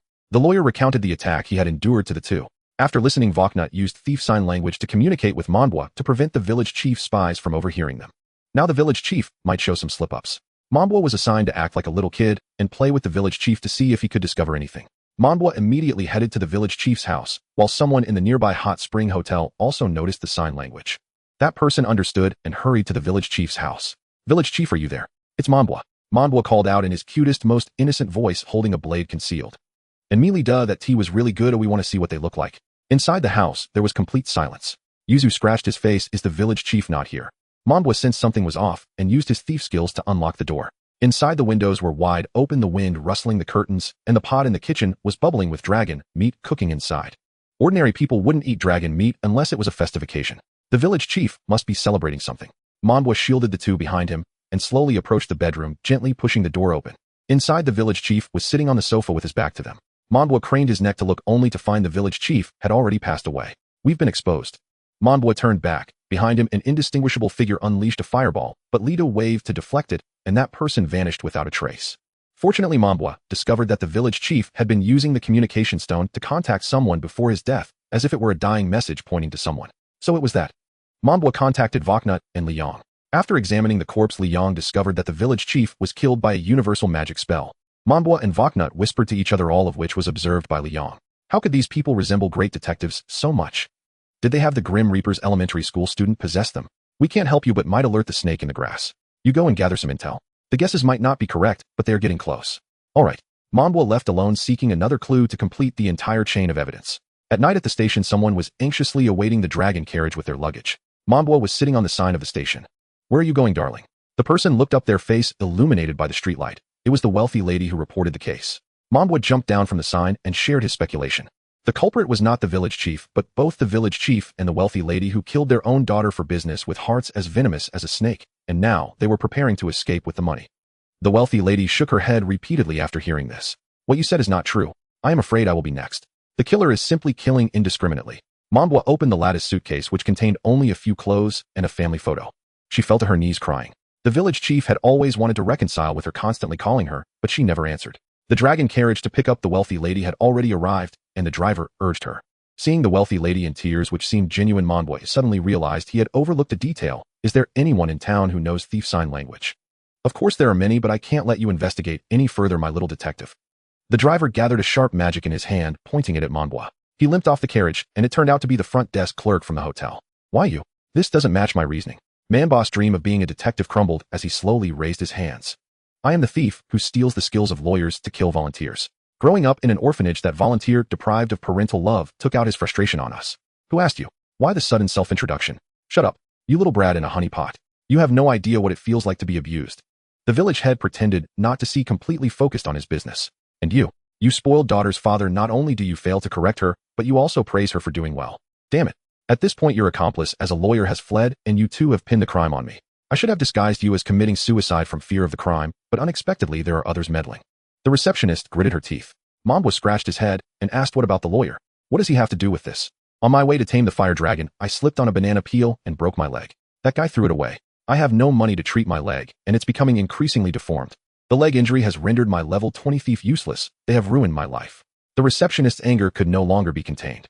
This time I won't hold back. The sharp magic began to spiral and contract, ready to burst forth. Wait, aren't you curious why I know she would escape at this moment? Mambwa waved his hand to stop him from releasing the magic. What? This was indeed a question. According to the plan, Mambwa should not have been here.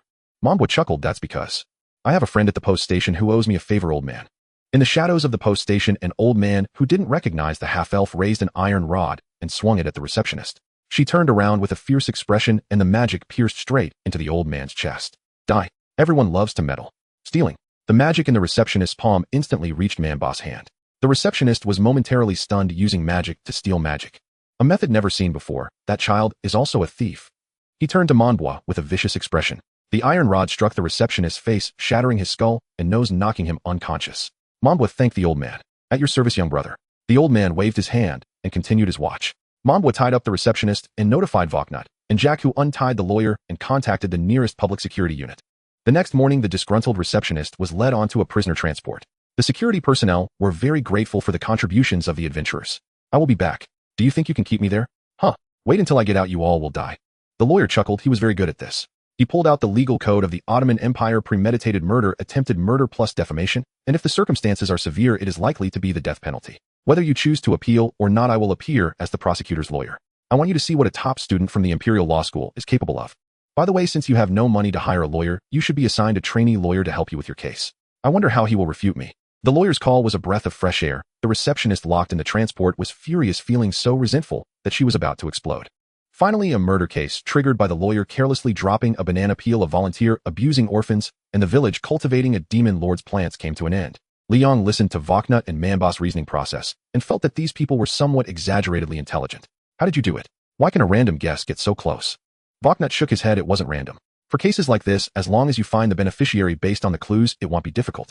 At the same time, we must rule out impossible options based on known evidence.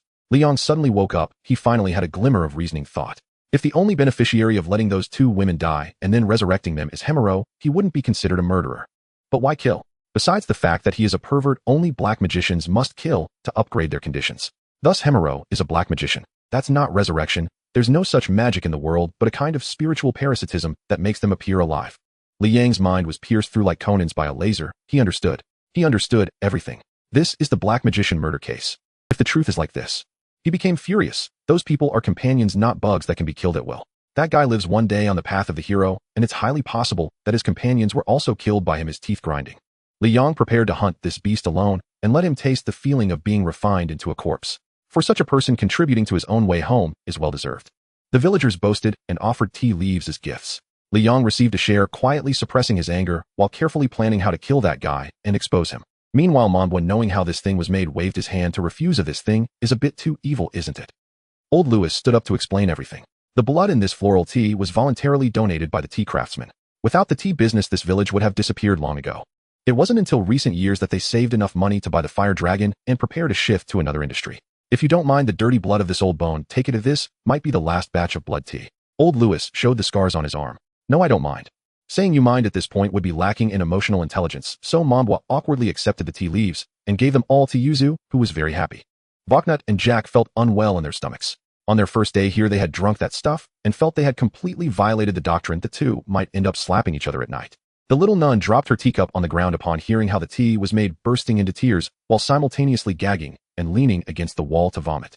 The sword and shield warrior and the magician had just woken up from a hangover, completely skipping the entire event. How did you do that? The sword and shield warrior nudged Liang, who impatiently shooed him away. What did I do? Can't you see him brainstorming? Shalina didn't understand the evidence chain Voknut was talking about. She only knew that Mambwa was amazing for finding the murderer. She hugged Monbwa, tightly bumping her chin against his head. So impressive, so impressive. No wonder you are my student. So painful, so painful, so painful.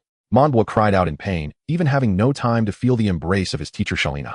Lutua quietly added a new merit to Monbwa in the material's clear logic sharp mind. This observation subject finally seemed a bit interesting. Before leaving, Monbwa and his group selected a new village chief among the villagers, who was the lawyer, now carrying a garbage bag. After eating a banana, he would throw it into the garbage bag. He never expected that a small banana peel could ruin a person's life and almost cost him his own. Now you know not to litter right. Why didn't you think about it when you slipped me up? Don't mock me. And the village chief now show some respect. Let's go. The lawyer, unable to save face, broke off a banana and stuffed it into Manba's hand. Monbwa weighed the banana, mounted the lizard dragon, waved goodbye, and left with Lutua and Li Yang's group closely following. The lizard dragon carriage continued to move slowly as Jack checked the map to confirm the route. There are no villages to rest at until we reach Golan City. Golan City, has Jack been there before? I went there when I was young. There's a famous attraction there, and I even took pictures. Jack took out an album from his luggage. The first page showed Hockey Rabbit holding flowers. The two would occasionally chat using communication stones. Jack smiled, awkwardly flipping through the pages until he reached a photo from 10 years ago where a youthful boy was captured trying to lift a sword in front of a fountain. Only those destined to defeat the Demon King can draw the sword of Osman the Great. The story is somewhat cliched, but everyone believes they are that person. It costs 100 copper coins for a try with a photo included. Monbwa nodded. Oh, wasn't this just the sword in the stone? Will you want to give it a try, Monbwa? Shalina really wants to try as she has enough strength and might pull the sword out by brute force. No, I definitely can't do it. Monbwa grinned. Isn't it ridiculous for the Demon King to attempt to pull the hero's sword? I want to try too. Does Monbwa lack confidence in herself? Chio suddenly jumped in, declaring herself to be the rare martial arts prodigy. Jianzi hurriedly covered Chio's mouth and pulled her back. Don't interrupt when others are chatting. After all, she was the Demon King. Saying this directly was no different from revealing to a werewolf in a game that she was the prophet. Chio was forcibly pulled away from the conversation, scratching her head in confusion. Then let's go see how far it is. Monbwa thought it would be quite fun to play. Severus used a compass and ruler to measure while checking the sun to predict their current speed. Before Christmas, we should at least make it there. What a... Monbwa jumped up. The distance between the two towns was so far. If we were riding a red dragon, we would have arrived in half a day. Severus replied as he put down the compass and ruler. Monbwa counted the days on her fingers. It was the end of September in autumn and nearly 3 months until Christmas. Lizard. Hearing Manba shout, the lizard dragon raised its head to look at her. It could now understand some human speech. If we don't reach the next town before Christmas, I really will turn you into a corpse construct. The lizard dragon was momentarily stunned, then took off running. The whole carriage became very bumpy, and Monbwa was thrown to the ground with a thud while the slime bounced around the carriage like a basketball. Enough. No need to go so fast. Just don't slack off. Monbwa climbed out and punched the lizard dragon, which then slowed down from a run to a jog. No dragon's rights. Oh, great dragon god, strike down this tyrant landlord with divine punishment. Are you cursing me?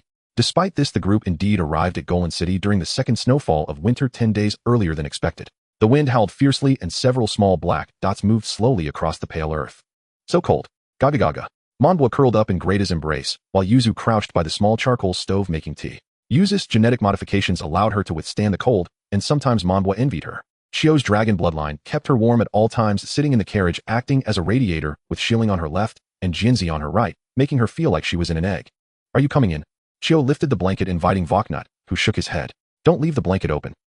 The cold wind is coming in. Chio. Yes, yes. The situation in Ludo's group was even worse. Seven, Severus and Ludo were all thin-skinned and could only huddle together for warmth. Shalina was leading the way ahead. The snow outside was too heavy and the lizard dragon had poor vision and needed someone to guide it. I can see the town now. Finally, Shalina was still in her crop top and shorts, now wearing a short cotton jacket outside to cover herself. Great. Jack patted the dragon, poking his head into the carriage as the wind and snow whipped inside. We're almost at the town, or just hang on a little longer. Got it. Hurry up and get out. Monbwa waved her hand to hurry them, while Yuzu heated up a few cups of tea from the small charcoal stove and handed 2 to Jack. Thank you, it's not blood tea, is it? No. Jack pulled his head back and handed the hot tea to Shalina, who happily climbed back onto the lizard dragon's back to drink. My feet are numb, Greta. Aren't you good at stealing? Just heat up my body and steal that warmth over. Greta said as she wiped Manbo's running nose. Monbwa pouted, not knowing how to pamper herself while being cute. Using Greta's body heat, her feet gradually warmed up. The dragon carriage gradually came to a stop, indicating they had arrived at Golan City. The dragon carriage halted in front of an inn, and Monbwa and the others eagerly rushed into the inn to book a room. Seeing the hurried appearance of the group and their thin clothing, the innkeeper chuckled and directly told them there were only 2 family suites left. Would that be acceptable? The family suite had 2 large beds, 2 single beds, a kitchen, and 2 bathrooms. It was the most profitable room in the inn. 30 silver coins for a month, but I can offer you a discount at 20 copper coins per month. The innkeeper had them figured out. All right. Monbwa took out a bag of silver coins and placed it on the counter. Here are 60 coins, hurry, and get us a room. Jack and Voknut secured the lizard dragon and went to ask the dwarf craftsman to engrave some warming magic inscriptions on the carriage, which could usually provide heat for 3 months. When they returned, the group had already divided up the rooms and beds. Shieling, Jianzi, Monbwa, and Greta shared a large room. The remaining 4 shared the single beds. No way Monbwa and Greta get a single bed. I'll share a big bed with the paladin. Huh, blood pain, are you bullying a child? Monbwa crossed her arms, expressing her disagreement. If you want to sleep in the big bed, Greta can swap with Jack too. Oh, at your age, it's not good for your growth to sleep with someone of the opposite sex. Voknut sat down seriously, and Monbwa scratched her head, not feeling anything wrong. It's time to discuss gender issues, although I know you understand a lot. Yes, I know a lot, Jack often asks me. Monbwa also sat down. Jianzi, who was drinking water nearby, choked, not expecting Jack to be so pure. It was quite too good to be true. Jack, who was helping move things, suddenly felt goosebumps all over, as if something were watching him. Too early and too frequent stimulation in that aspect will cause you to become neither male nor female when you grow up. Monbwa, you should cherish your body. Seeing Voknut so concerned about her, Monbwa felt embarrassed to rebut. Was it because this was why Rudy in anime sometimes didn't work well as he grew up? Alright, I'll switch with Chio, you have to treat Greta well. Chio covered her nose and refused, saying that the smell of the Demon King on Monbwa and Greta was too strong, and she wouldn't be able to sleep. No, I'll sleep in the next room on a single bed. Then only you two will have to make do. I want to sleep in a double standard room with Greta. Is that okay? Monbwa settled for second best. Voknut patted Manbwa's head, pleased with her obedience. Finally, room A was shared by Jianzi, Shilling, the priest, Jack, Monbwa, and Greta. Room B was occupied by Shalina, Yuzu, Seven, Ludo, and Severus. After some time, the heavy snow gradually subsided, and Jack suggested that everyone go buy some warm clothing while also settling the room expenses. Lu Tua felt a pang of regret as she had initially planned to mooch off Manbwa's room payments, but now had to spend her own money. Jack was always responsible for the small expenses of the group, while Monbwa took care of the larger expenses, mainly to prevent Jack from being too generous and giving everything away. Jack took out 5 silver coins, which were meant for Monbwa and the others to buy clothes. He and Voknut would need to buy their outfits at the church. Their coats had strict requirements. Monbwa chose a brown leather jacket made of wool lined with a thick hoodie and paired it with loose textured felt pants to hide the bulkiness of her padded trousers.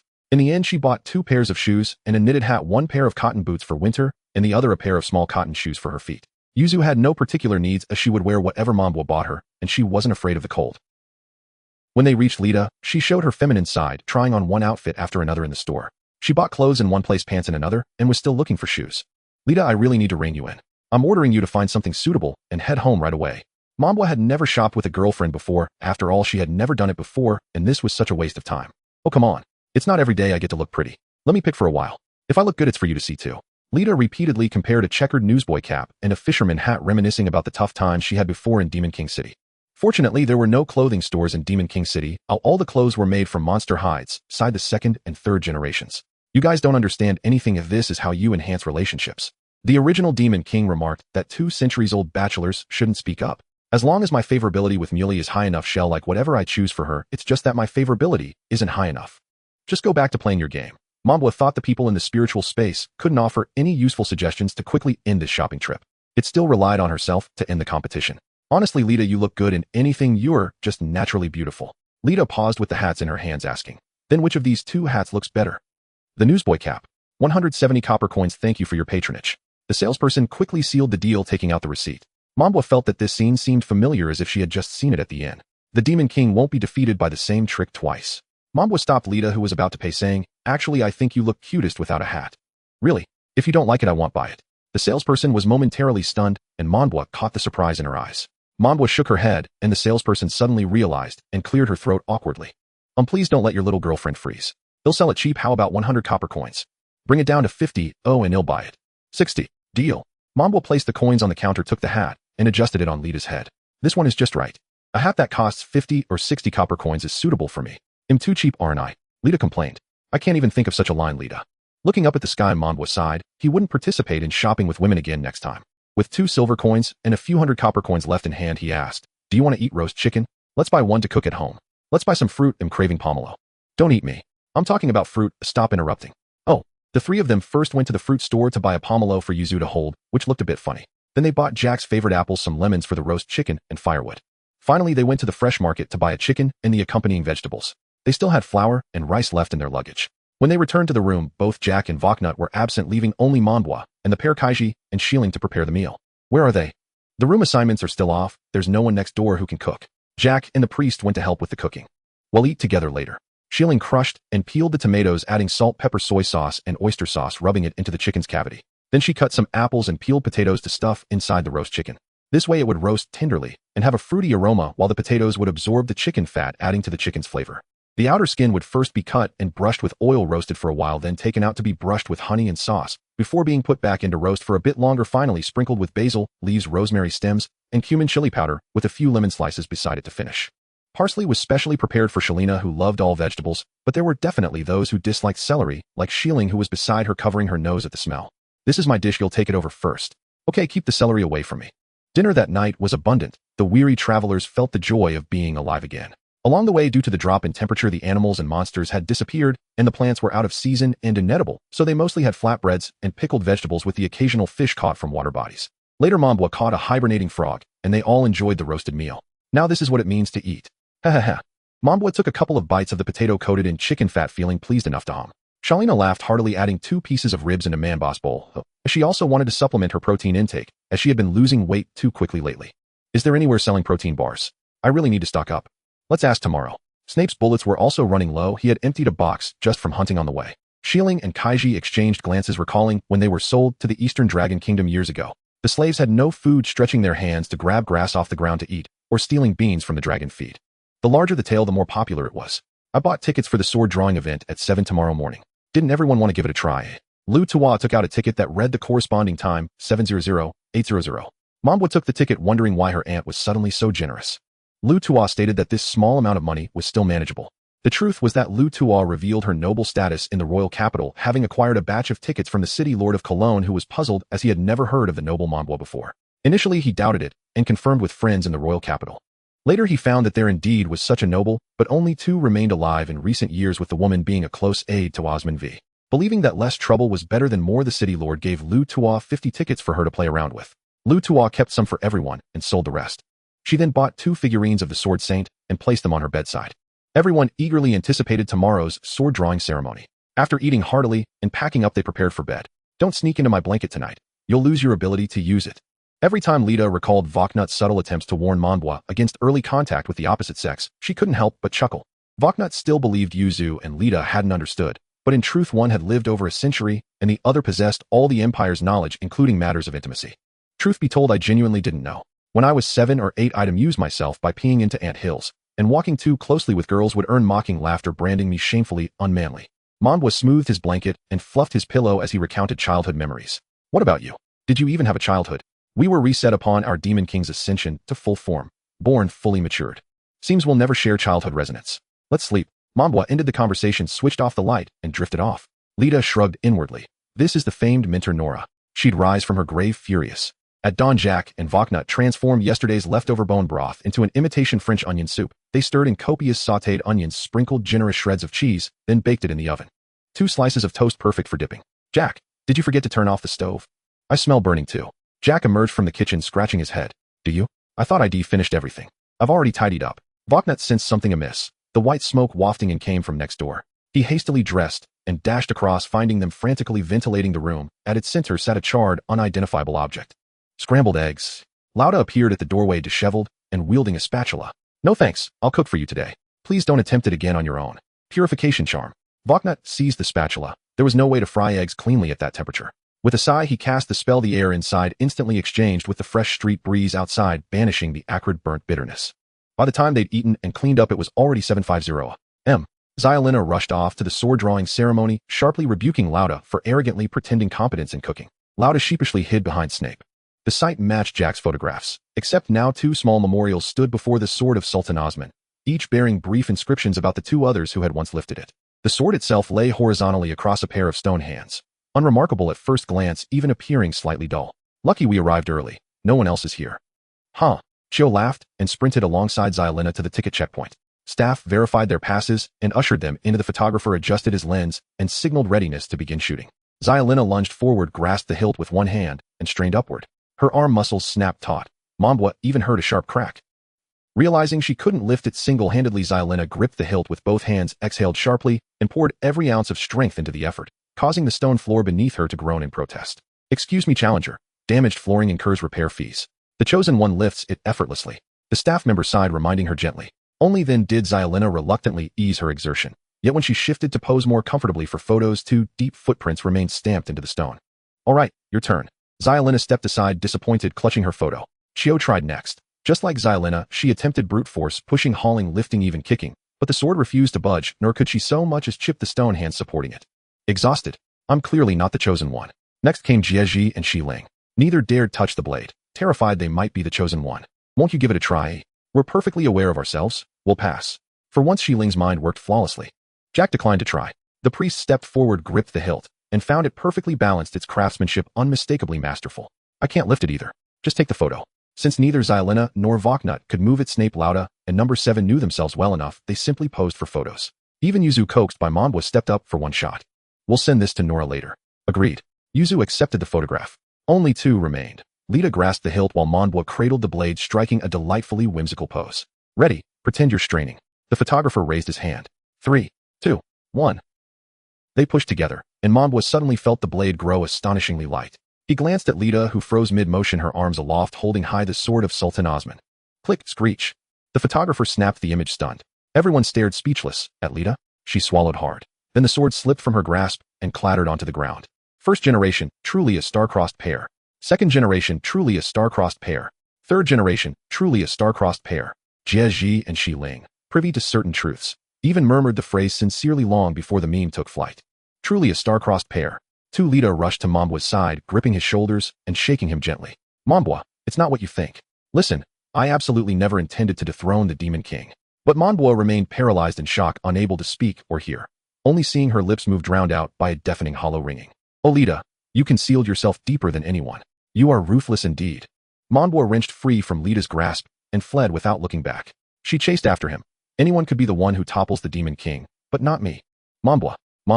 Xialina scratched her head. So, he's fine accepting that he's not the chosen one. But he can't bear anyone among us being chosen. Shall we go after them? Jack started forward, only to be stopped by Voknut. Monbwa will find his own clarity. Number 7 watched them vanish into the distance. Though Monbwa usually seemed carefree and unserious, deep within him had long lain a seed, a quiet, stubborn desire to overthrow the Demon King. Lauda hashed a sly test, crouching beside Yuzu. He draped an arm around her shoulder. Tell you what, Yuzu, while their bond is fractured, strike straight through. Snape immediately punched Lauda square on the head. Can't you teach something wholesome? That's outright infidelity. Yuzu blinked, still processing why Monbwa had fled, but she'd understood Lauda's meaning. If Monbwa ordered it, I would obey without hesitation. He hasn't given the command yet. Damn, so obedient. Lauda winced, clutching his skull. Snape really is hopeless. Can't even take a joke.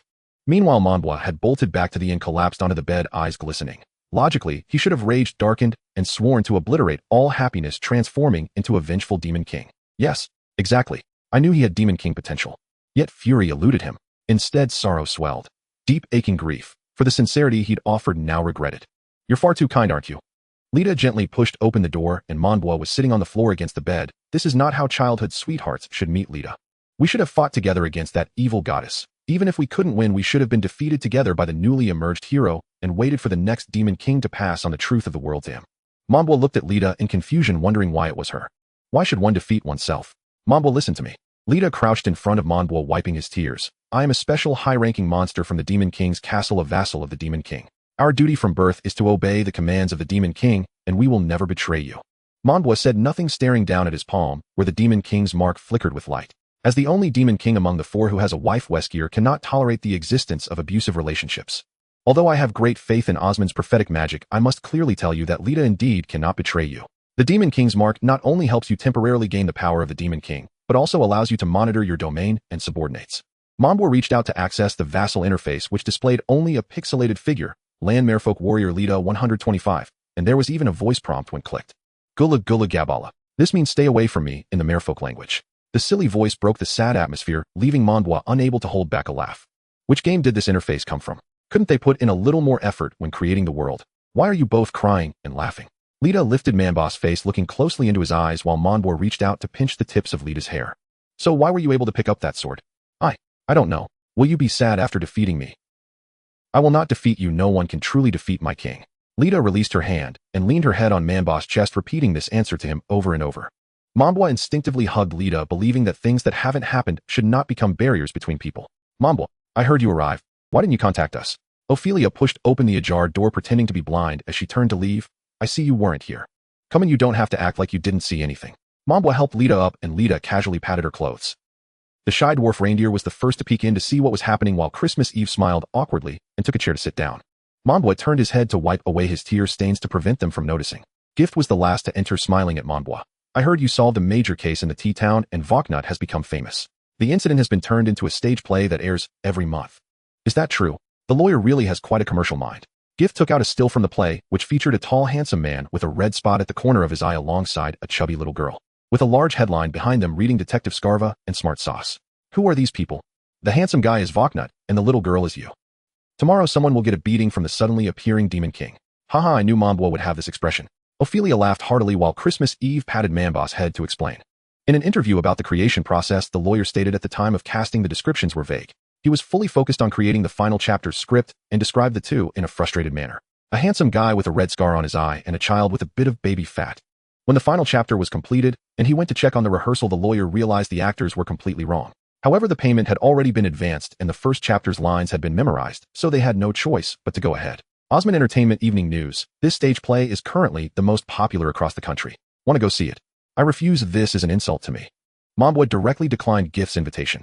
Oh, the famous one is Shia. We came here just to take you out to have fun. Ophelia picked Monbois up and headed towards the direction of the stage play. Christmas Eve tilted her head to Lita. Do you want me to carry you? No thank you. Lita summoned her hat and followed the others out. The others showed little interest in the stage play. Jack had watched that stuff since childhood and was already tired of it, while Charlena, Snape, Chio, and Ludo found such things made them easily fall asleep. Number 7 despised noble activities.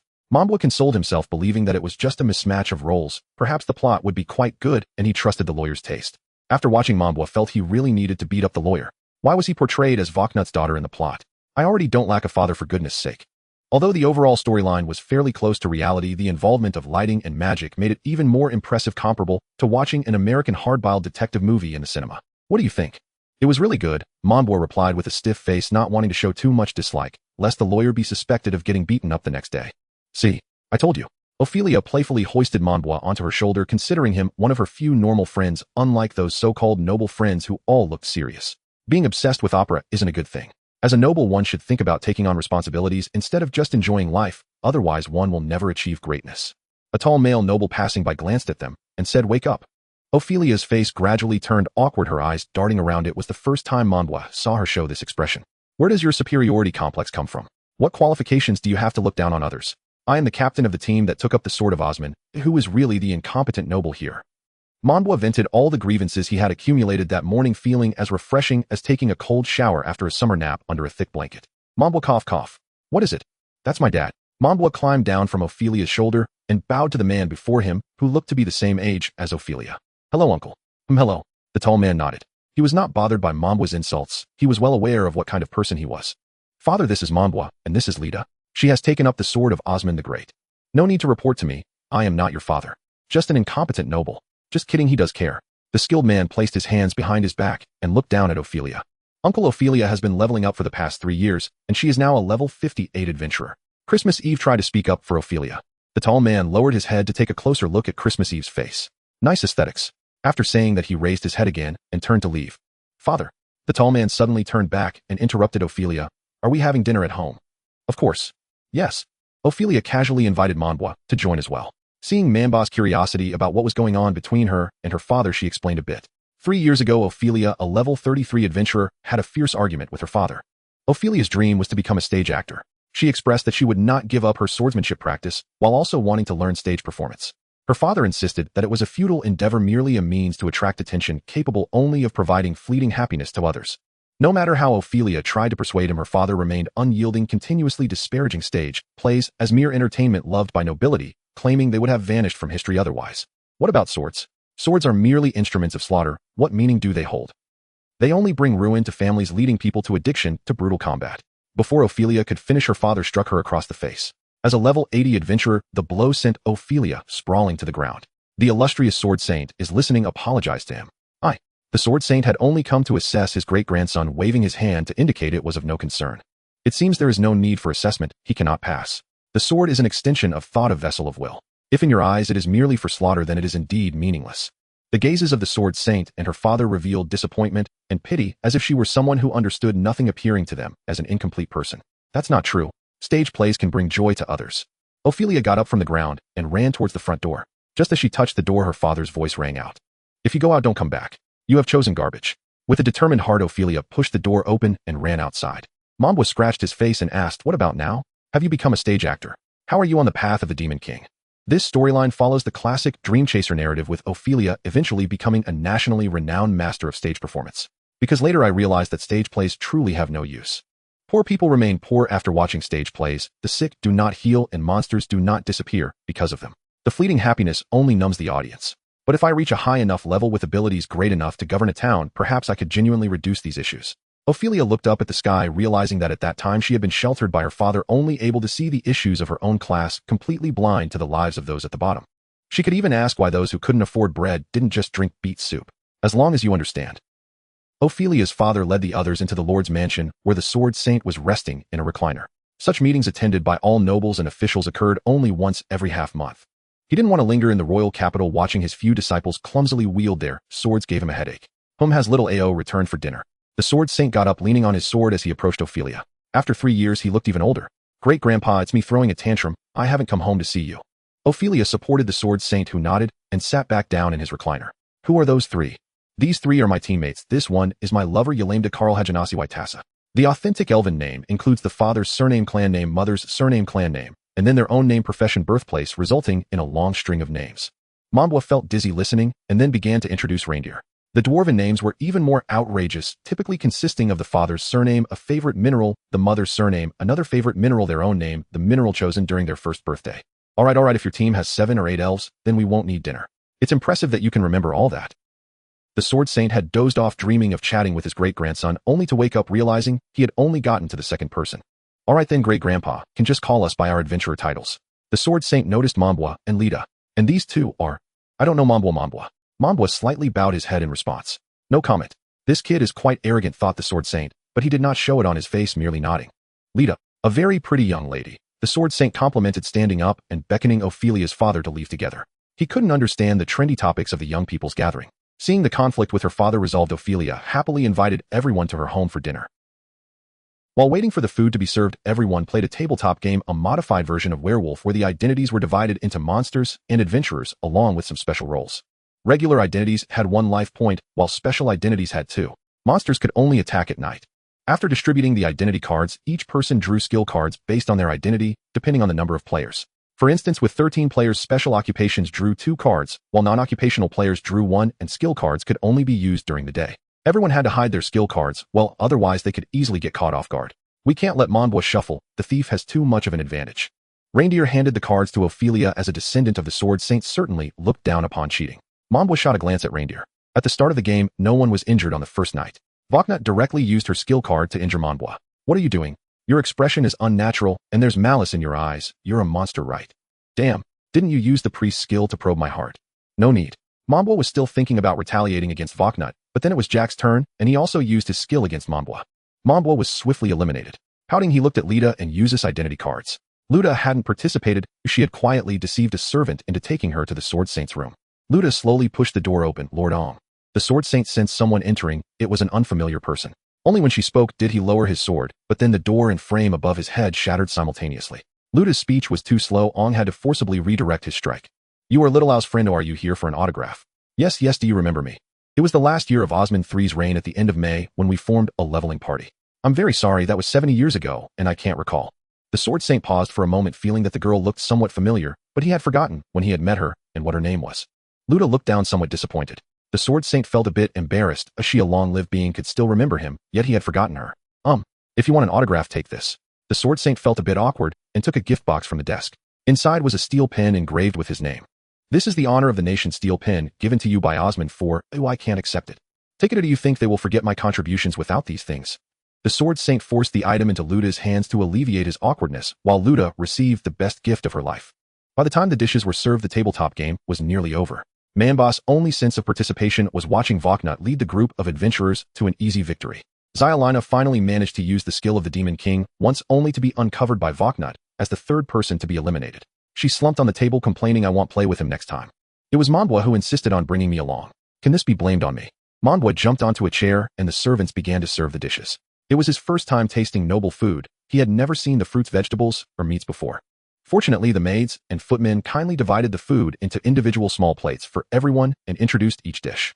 Basil grilled ice dragon meat. As a dragon species that survives in extremely cold regions, ice dragon meat contains a certain amount of fat to withstand the cold, making it more tender than ordinary dragon meat, suitable for grilling and stir-frying. Dungeon Fresh 3 Delicacies. This dish is made from 3 uniquely flavored vegetarian dishes from the dungeon, which could also be referred to as the 3 fresh delicacies of the land. Mambwa took a bite and grinned. This was indeed the 3 fresh delicacies of the land, a cuisine left behind by some traveler. Golden Slime Honey Tea. A jelly milk tea made from the purified liquid of slimes. Whether it's the ingredients or just a psychological effect, these noble dishes were indeed tastier than what he usually had, even making him eat an extra piece of bread. The dessert after the meal was wine-soaked fruits which tasted sweet, but after eating a few more pieces his vision became blurred. Mambwa struggled to open his eyes wide, but all he could see were 4 or 5 Gletus. How strange. How come there are so many Gletus? Have I already formed my own army? Mambwa used his fingers to pry open his eyelids, trying to see if the few people in front of him were real. If they were, how would he distinguish who was who in the future? Alright, I'll help you home to sleep. It seems you are indeed Glyda. Mambwa nodded, then saw the other Gletus moving along with him. It was time to test their bond. Mambwa silently asked himself which one was Glyda. Was it the one in the middle? Mambwa staggered towards the Glyda in the middle, thinking he was walking straight, but in reality, he was walking in circles, not knowing where he was going. He lunged forward, fell to the ground, and lost consciousness in one go. Yuzu squatted on the ground, poking Mamba's head with her finger. Her body metabolized alcohol much faster than ordinary people, so she wouldn't get drunk, but the downside was that the alcohol was quickly metabolized into water, making her need to urinate. Mambwa, wake up, tell me where the bathroom is. Yuzu began to poke Mamba's head forcefully, as she was getting a bit anxious. Let me take you there. You should have said so earlier. Glyda ignored Mambwa on the ground, and first took Yuzu to find the bathroom. It seems Mamba's alcohol tolerance isn't very good. The brandy-soaked plum crisp peach isn't very strong. Using a toothpick, Silent Night speared a piece of fruit and chewed it. Ophelia looked at Mambwa on the ground and burst out laughing. He was going to capture this scene. After a while, Glyda and Yuzu helped Mambwa up. Ophelia instructed the butler to drive the 3 of them back first, while others were still not full, such as Zyalina, who disguised herself as slow, but was actually eating greedily. Tomorrow, Mambwa will have to go to the dungeon to grind for conditions. Snape brought up this matter at the dining table, just like many teachers do on the first day back from vacation. Our progress has already fallen behind classmates. Tomorrow we will remind him. Shieling and Jianji nodded. At the end, Glyda and Yuzu helped Mambwa onto the bed and assisted him in changing into pajamas. Mambwa still had some awareness, just enough to comprehend human speech and cooperate. Alright, go to sleep. Finally finished with Mambwa, Glyda wiped the sweat from her brow, and Mambwa could no longer hold on and drifted off to sleep. Glyda sat by the bed. Although Mambwa had forgotten about the unpleasantness of the morning, Glyda could not forget. She silently opened her panel. Destined Hero trait has been unlocked. Inflicts an additional 120 holy damage when dealing damage to the Demon King monsters and other evil beings. Sword of the Great Osman weapon has been unlocked. When equipped, if this weapon is within 5 meters of an evil creature whose level is 20 levels lower than the wielder, it inflicts purification to forcibly kill the enemy. Glyda felt humiliated. This was her Waterloo as a monster. Now even a pinch to herself would result in additional damage striking back. Most importantly, with Mamba's ascension, those demon generals and demon lords would gradually resurrect along the hero's path. How would she face them? They would definitely recognize her as a monster, but once she made a move, all her holy light would be an impossible explanation. They would absolutely think she had manipulated the Demon King and would secretly berate her madly. Glyda irritably slammed her hand against the panel, but the panel was a projection and she could only fight with the air. Inadvertently, she struck Mambwa with a punch. The holy attack hit Mambwa on the head. Although it didn't cause any harm, it did singe his hair. Glyda hurriedly used a pillow to extinguish the fire. She knew that these were the 4 things Mambwa had to protect after crossing over. After extinguishing the fire, Lida returned to bed feeling guilty and fell asleep until the next morning when Mambwa pondered as she looked at her right side where her hair was tangled together. Lida, what happened yesterday? I forgot all about dessert after dinner. Sorry, the magic went out of control. So what kind of situation would make you attack my hair? Mambwa still didn't understand. It was obvious her head was on fire. That's how it is. Lida forcefully patted Mamba's shoulder and a beam of holy light struck it, burning a small hole in Mamba's pajamas. That's quite impressive. Mambwa said, taking off her pajamas and running her hand through the hole. Can't you control it? For now, no. Since she couldn't control it, Mambwa wouldn't blame Lida. What exactly did she do last night to provoke Lida into punching her? Could it be that she had to kiss her forcibly? Mambwa pulled a blade from between her fingers and scraped off the scorched hair, at least making it look less strange. Mambwa, it's time to find teammates for leveling up. Shi Ling and Jianji knocked on the door to remind her. Mambwa brushed off the hair fragments and realized she still had conditions to fulfill. Yuzu had already met the requirements during their previous leveling in the town, and now she was a level 30 big shot, so they had to level separately. Mambwa wrote her information on a piece of paper to post an announcement. After spending some time at the Adventurers Guild, the little nun from the Yang team found the 2 of them and said, Captain Mambwa, it's me again. Thank you for your hard work. It's no problem as long as the front row isn't that unreliable one. Oh, Captain Mambois, what a coincidence. The previously arrogant young man from the front row suddenly emerged from somewhere. With a helpless gesture, Mambois held his forehead, wondering how this guy could be so persistent. He really did not want this careless fellow in the front row. Mambo hesitated, reluctant to decline a familiar face's request to join the party. Having traversed the rainforest terrain of levels 514, the group arrived at level 15, where the library from earlier had randomly shifted to another layer, leaving this level transformed into a peculiar empty chamber, zone 50,000 randomly generated rooms, plus one true exit. Fortunately, other adventurers had already passed through. Clear markings on the floor guided them safely toward the next level's entrance. This chamber holds a Dorahan. Extremely dangerous, remarked the young man in the front row, scanning the warning inscription on the door as he advanced. A succubus's chamber, connected to the giant frog's stomach. The frostbound expanse. At least here they need not fear sudden ambushes by monsters leaping from swamps. Mumbo peered curiously. Some doors, if intriguing enough, might even be worth opening. For instance, one chamber linked to a tiny island in the sea. Mumbo opened the door, leaned halfway through, and retrieved a small seashell from the sandy shore, handing it to Lita.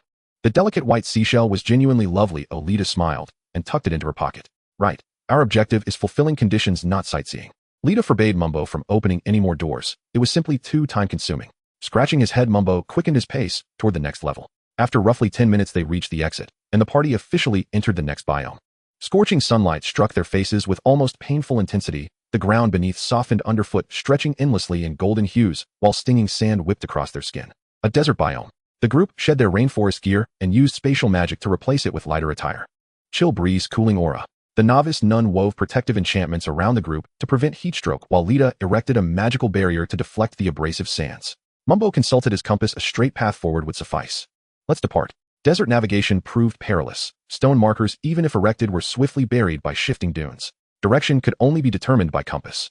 Fortunately, the layer number remained low, otherwise misjudging the exit would have been catastrophic.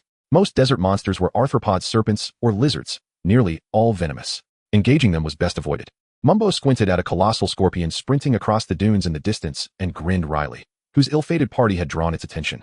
After brief observation, the scorpion crumpled under magical assault. Clearly no assistance was needed, and intervening might invite suspicion of experience grinding. Mumbo turned to continue onward, only to find himself suddenly atop a dune's crest, then tumbling headlong down its slope in a chaotic tumble. Lita slid down after him, brushing sand from his hair. Mumbo spat out mouthfuls of grit, coughing tui, tui. The front row youth and the novice nun stifled laughter while helping dust sand from Mumbo's clothes. Embarrassed, Mumbo took a long swig of water. I wasn't watching my step. I was distracted by that scorpion attack party over there. Mind yourself first, Lita replied, scooping up a nearby slime and placing it atop Mumbo's head, though it bubbled incessantly, emitting soft gurgling sounds. It hopped off his head and began climbing back up the dune. Only then, after Mumbo scratched his ear, did he finally hear the slime speak. Run. Something's beneath us. The slime's bolting first. Yet the slime, unadapted to deserts, clung with gritted sand and tumbled back down the dune. The slime says something lurks underground. Mumbo glanced downward. Lita surveyed their surroundings. They stood precisely at the center of a funnel-shaped sinkhole. From the dune's crest, a massive sand serpent spotted the trapped group and lunged downward. The slime rolled back to Mumbo's feet. Master, save me. Now? Lita recognized the locale instantly. She cast a repelling spell, but the serpent only grew fiercer. Though flung aside by magic, it coiled and launched itself from the dune with renewed ferocity. Sand serpent impact. The serpent believed these slender, agile humans would make easy prey, only to slam headfirst into Lita's shimmering barrier, nearly wrenching its spine. Tap, tap, tap. An eerie percussion echoed beneath them. Then the ground dropped away. In an instant, all four humans, the serpent, and the slime plummeted into darkness. Lita attempted levitation magic, but the exit sealed shut before she could stabilize them. The void's ambient mana was too thin to sustain four floating bodies. She could only soften their impact. What in the world is happening? A desert worm. We're falling directly into its gastric chamber, Lita replied. Its cultivation rank was modest, yet notoriously tenacious. We lacked sufficient mass initially, until that colossal, dim-witted serpent leapt in. Lita illuminated the surroundings with a light spell. Fleshy, pulsating walls loomed close, visceral and unsettling. Here Lita bore an uncanny resemblance to Seo from the Song of Seo. So that's how it works. Lita layered protective enchantments upon the group just as they neared the stomach's base, allowing them to land gently before contacting the corrosive gastric fluid, which rose only to Mumbo's knees. Its stench, however, was overwhelming, so foul it nearly forced Mumbo's breakfast back up. Lita cast a deodorizing charm and gently patted his back. Don't feed the worm. Let's carve an escape tunnel instead. Mumbo spat several times, nodding. But first, one matter demanded immediate attention. He stomped over to the dazed serpent and delivered a furious barrage of kicks and punches. This is all your fault. All your fault. Are you utterly brainless? The serpent, slow-witted and stunned, writhed helplessly on the spot. Stop. Stop. I'm sorry. Enough. Lita restrained Mumbo, pointing urgently at the stomach wall, already secreting fresh gastric acid. We must leave, now, or we'll drown in it. Mumbo nodded and joined the front row youth in hacking at the stomach lining. A resilient fibrous barrier evolved specifically to prevent prey from escaping. Only when the acidic fluid rose to their waists did they breach the first layer. Wounds bled freely and the gastric acid thickened, its corrosiveness intensifying dramatically. Monster blood carried residual arcane energy, gradually ambient mana thickened. Lita gestured for Mumbo to step aside, and gathered raw power within her palms. Piercing hex. A spiraling razor-sharp vortex of magic condensed, then erupted violently from her palm, its recoil hurling Lita backward. The worm convulsed violently, nearly toppling the group into the churning acid. Clearly the blow had struck deep. It didn't pierce through Miss Lita. The front row youth examined the wound. The final membrane remained intact. Worse, the trauma triggered massive hemorrhaging, blood mixed with acid surged upward, submerging Mumbo to his chest. No matter, we've more in reserve. The Destined Hero ability activated. A surge of divine damage manifested, spontaneously detonating at the wound site. The stomach wall shattered completely. Blood and acid gushed through the breach into the worm's abdominal cavity. The sand serpent, now recovered, roared and charged the wound. Great serpent impact. In agony, the worm erupted from the earth, violently retching. Before the group could widen the abdominal breach, they were expelled in a torrent of bile and viscera. The colossal worm thrashed across the dunes, its own gastric fluids corroding its abdomen. A massive internal bleeding sapped its strength. The sand serpent, evidently lacking cerebral capacity, rushed back to tear at the worm's wounds. Mumbo wiped viscous fluid from his face and plucked a fragment of shredded flesh from Lita's hair. Lita dabbed at Mumbo's face, though the gesture only smeared the grime further. Ugh, this is revolting. According to the map, a verdant oasis lies half a kilometer west. Let's bathe there. Fine. Ignoring the serpent entirely, the four set off toward the oasis. Upon reaching the oasis, they found a fountain surrounded entirely by quicksand. They would first need to cast a levitation spell to cross the treacherous sands before bathing. Lita waved her hands, lifting and melting sand into a translucent dome-shaped chamber. We'll bathe here. No peeking, understood. Qianpai snorted disdainfully from the front. We'd never spy on an underdeveloped girl. That would be an insult to our dignity. Lita said nothing, only fixed her gaze upon someone. Following Lita's line of sight, Qianpai turned toward Monbois, who blinked innocently at them both. Why are you staring at me? The captain is admittedly the right age for such mischief. Qianpai nodded solemnly, only to receive a sharp elbow strike from Monbois, sending him tumbling headfirst into the fountain with a startled cry. Monbois and Qianpai tumbled about in playful scuffle, while Lita led the young nun into the sandy chamber to bathe. Their garments were simply rubbed clean and dried within minutes under the desert sun. Clothes clung damply to their skin. Monbois and Qianpai fared well enough, and Lita, with her innate body heat regulation, had long since dried off. Yet the young nun's habit remained so clinging that neither Monbois nor Qianpai dared glance back. Lita too sensed the impropriety and activated a drying spell upon the nun, though this magic left its caster parched, and she had preferred to conserve precious water rather than use it.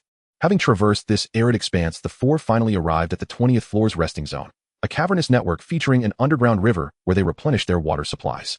As a land-dwelling merfolk, Lita bore thirst more poorly than any other affliction. She purified the river water with her purification ability and drank until her belly swelled. Oh, I'm alive again. Earlier, Lita had drained Monbois' entire water ration. Had she not known this level offered replenishment, she would have withdrawn long before. Thankfully, the cavern's unique topography offered relative safety, though its labyrinthine passages invited disorientation, and its denizens were light-averse bats easily deterred by sustained illumination magic. Guided by map and markings left by prior explorers, they navigated the vast subterranean maze for nearly 2 hours before finally emerging. I hereby declare this underground cavern the most absurd special zone I've ever encountered. Monbois scoffed at the zone's sheer impracticality, and as dusk deepened, rising floodwaters within the cavern nearly drowned him. Monbois was just too short. If he were taller, he'd never have choked on the surge. Indeed, standing among the three, Monbois was unmistakably the shortest. His mouth tightened further, until Lita tilted her head gently in reassurance. He's older than you now, but you're still growing. You may well surpass him one day. Lita speaks wisely. I must optimize my nutrition. Once I grow into a tall, wealthy, charismatic man, I'll laugh heartily at every one of you. And with that resolve, Monbois vowed to drink a glass of milk each morning. Today, let's find a place to rest for a while. By tomorrow morning, we will reach the 25th level of the everlasting bronze palace. Lita suggested, gazing at the faux sun in the underground city that was nearing the horizon.